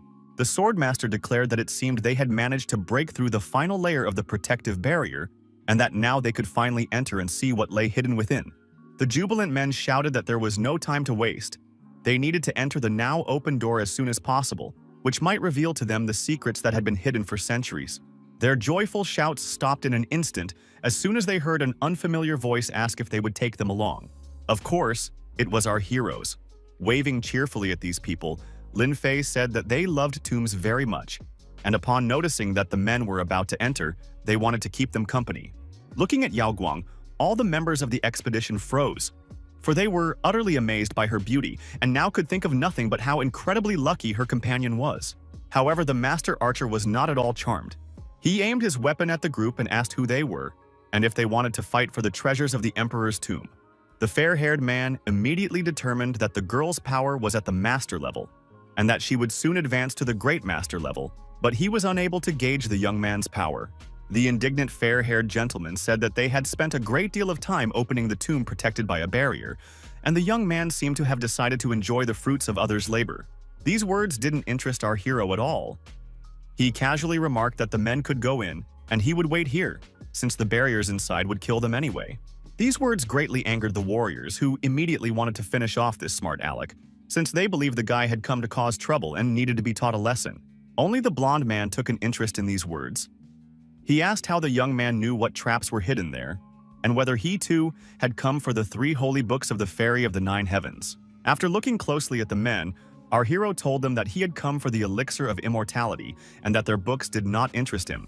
Stunned, the warriors asked if this elixir really existed, for it was a miraculous treasure from legends, an elixir left by the gods themselves.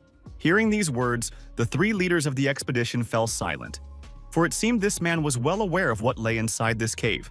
They exchanged glances as if silently consulting one another, for none of them knew the best course of action. Yet they did not wish to die from the traps either. Finally, the silver-haired man declared that he didn't know the name of the man standing before him, but since he had also come to seek treasure, they could do so together and help one another. Smiling, our hero said that they could indeed be of use to each other, especially in such a remote place, where evil abounds, and it is necessary to look out for one another. Hearing that the guy had already started introducing himself to everyone and saying he needed their help, the girl just laughed, because she knew perfectly well that he could wipe them all out with a single blow. When the men learned that Lin Fei, the 9th on the celestial list, was standing beside them, they smiled even wider and said they were glad to welcome him. Our hero volunteered to go ahead to scout the path. As he and the girl looked at them, the men began whispering to one another, saying they knew what to do. The masters' faces immediately lit up with cunning when one of them said that as soon as the young man died, they would immediately seize the opportunity. The blonde man confirmed these words and said that afterward they would divide the elixir of immortality among themselves. And while they might not become immortal, they would be able to extend their lives by a couple thousand years. His eyes nearly popping out of his head, our hero asked his companion how quietly she thought they needed to speak so they wouldn't be overheard, since their allies clearly had no control over their own volume. He admitted to the girl that he would be able to hear them even if the men started communicating through the power of thought. That was the extent of his abilities. Approaching the door, the young man gave Yao Guang a sly look and said that she should watch very closely now because the real show was about to begin. The boy began pushing the doors. It took quite a bit of effort since the doors were huge and heavy and the old hinges refused to let them open. Gritting his teeth in tension, the young man turned to his friends to ask for their help since everyone wanted to enter the tomb, but only one of them could open it. Surprisingly, the men responded very quickly. They rushed forward, fully aware that they now had a new goal, the elixir, and they had to do everything to get it. It wasn't even 5 minutes before the doors were open. The tomb reeked of dampness and age. Clearly, no one had set foot in this place for decades, if not centuries. Smiling, our hero said that now they could enter without worry, since it seemed there were no traps waiting for them right at the entrance, and they could safely go inside. Smirking, the men began to say that even though Lin Fei was 9th on the celestial list, he was still just an ordinary person who couldn't even open a heavy door on his own. So they were confident of their success.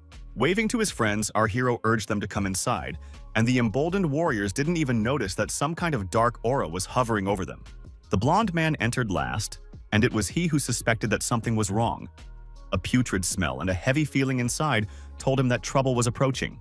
Activating his magical energy, he tried to dispel this black mist, because he was practically 100% certain that it was poisonous. The strange fog parted as if it were woven from fabric, so the blonde kept wondering if these were the very traps the boy had mentioned.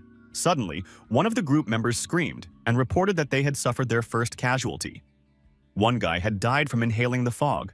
Sniffing the air, our hero reported that the scent of corpses hung in the air, so it seemed the entire tomb was filled with zombies, which meant the group was in for a lot more trouble. Keeping Lin Fei in the crosshairs of his crossbow, the red-haired man began to threaten him, saying that he was a scoundrel for knowing it was dangerous here and letting them in anyway. Stopping his friend, the blonde man turned to our hero and said that he was wrong, because the aura of the corpses couldn't have started spreading like that. Gritting his teeth in anger, the red-haired warrior asked if Chief Li had also lost his mind, since he'd decided to press on regardless of what had happened. Approaching his friend, Li said that the boy wasn't stupid and had recognized the aura of the corpses, and that students at their level could only serve as bait right now, so they might as well let him clear the way for them. Smiling at such a good idea, the redhead said that since his comrade had thought everything through, then they could let the boy go ahead. Moving on, the young man told his companion that the corpse's aura wasn't so simple. He surmised that the zombies had been infected with a demonic infection several thousand years ago. When our hero suggested that the students should wait outside so as not to become bait, their guides tensed up, for they couldn't let him leave. The guys immediately protested and said they weren't going anywhere, since the stranger just wanted to trick them and take their certificates for himself, so they were going ahead. Shrugging, Lin Fei said they could do whatever they wanted, but then they shouldn't complain if someone died again from some poisonous gas or unexpected monsters. These words made the guys think twice, and then they realized that, in principle, their lives were far more valuable than anything they might find in this tomb.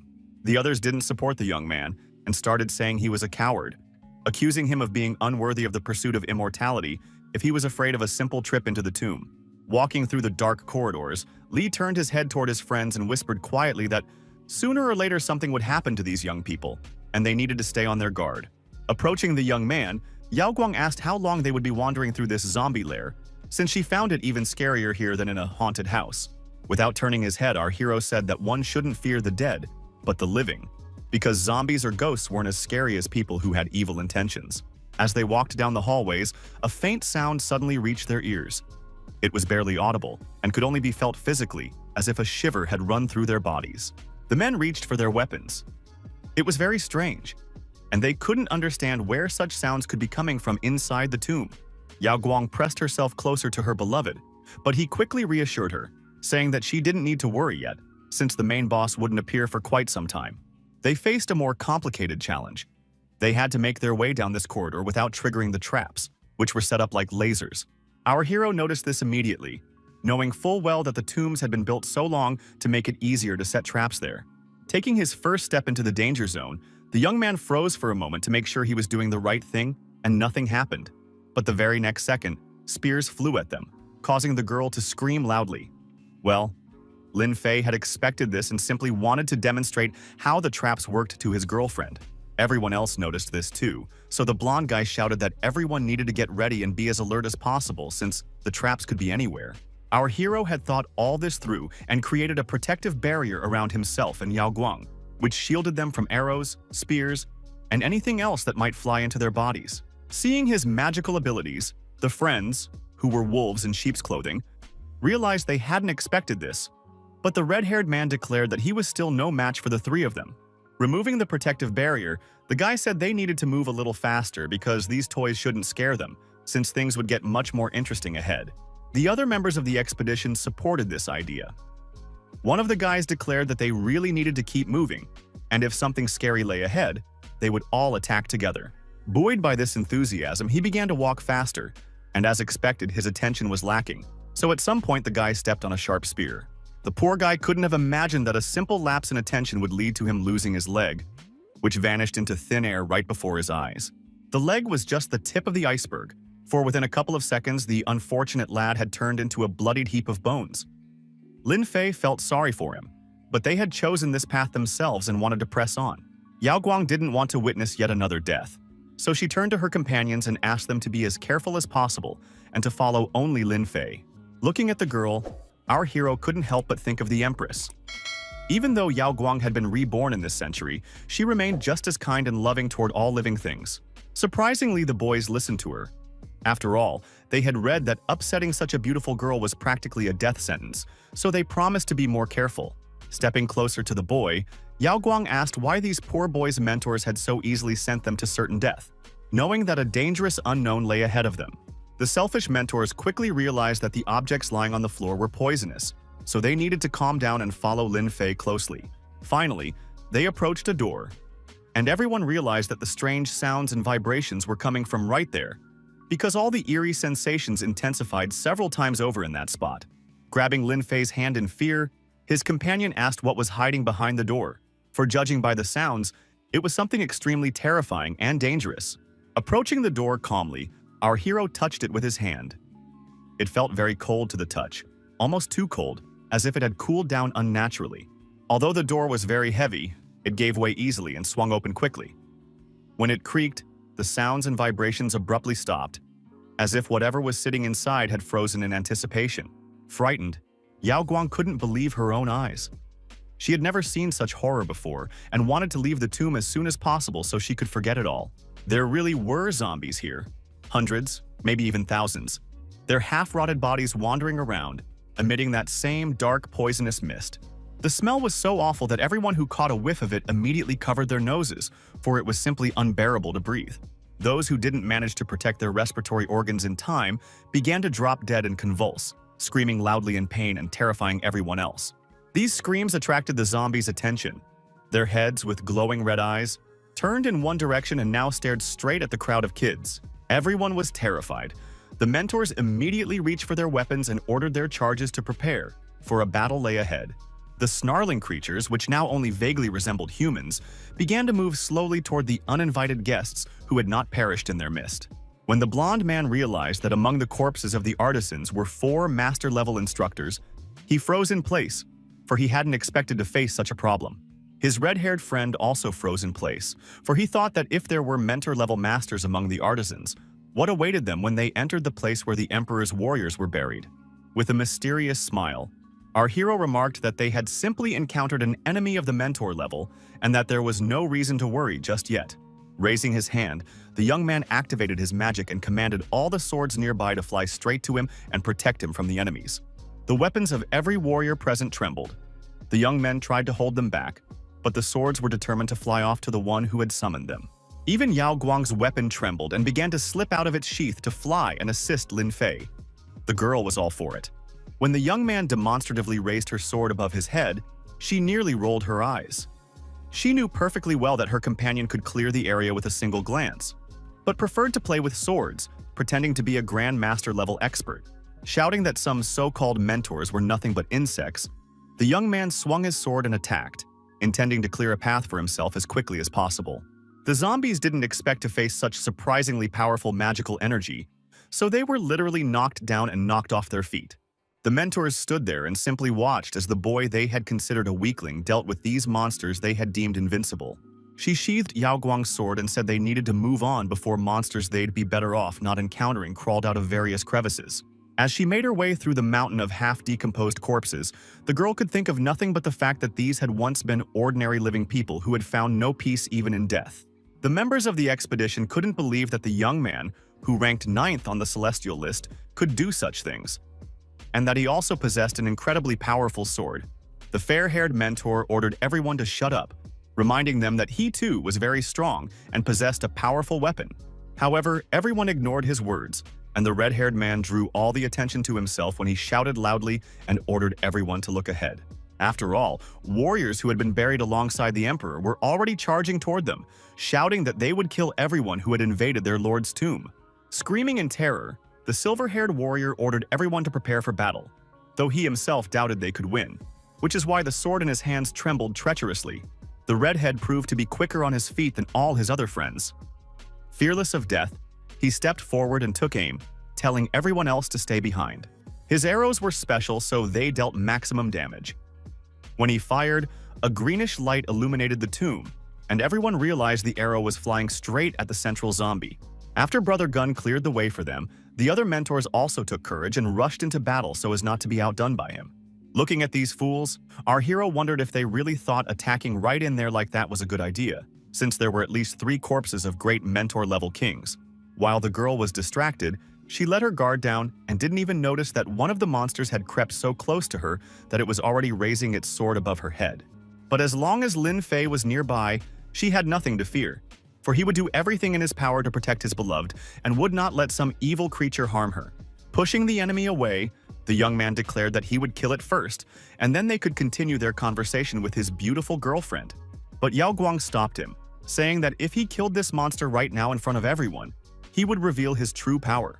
Realizing that the girl was right, our hero began to put on quite a show. He jumped back from the zombie and pretended to be so terrified that the sword in his hands trembled uncontrollably. This emboldened the zombie, and it charged into battle even more fiercely, screaming that it would kill anyone who dared to enter this tomb. The young man parried the attack without even glancing at his opponent. Turning to Yao Guang, he asked if he looked like he was really scared. Saying that he was a terrible actor, the girl relaxed, but then got scared again, because the enemy had almost hit the guy on the head. Suddenly, the boy heard someone begging for mercy. This cry could not be ignored, for it was so desperate that our hero decided to help.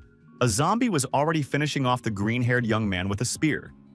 He was barely holding back its onslaught, and its weapon was just a couple of centimeters from his eye.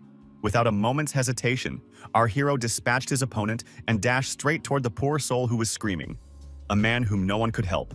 It took him only a couple of swings of his sword, and the zombie was finished once and for all, as its head was severed from its body and flew away. He tried to fight in such a way that his so-called allies wouldn't notice his skill level, so he tried to use the simplest techniques. Moreover, when zombies attacked him, he tried to react at the very last moment, feigning a certain clumsiness, and he repeated the same moves, pretending that he had mastered only a few martial arts. However, such a clumsy approach could not hide his true potential, for strength was evident in every movement he made, and even in the way he held his sword. Looking closely at her friend, Yao Guang asked where he had gone. The young man explained that he had just saved a man, but would explain everything later, once he had finished off the zombies approaching them. Our hero also noticed that the mentors were currently fighting the zombie general, and didn't seem to be doing very well. Noticing his eagerness to fight, Yao Guang asked if he really wanted to help those scoundrels. Our hero replied that no one but him could win in this situation.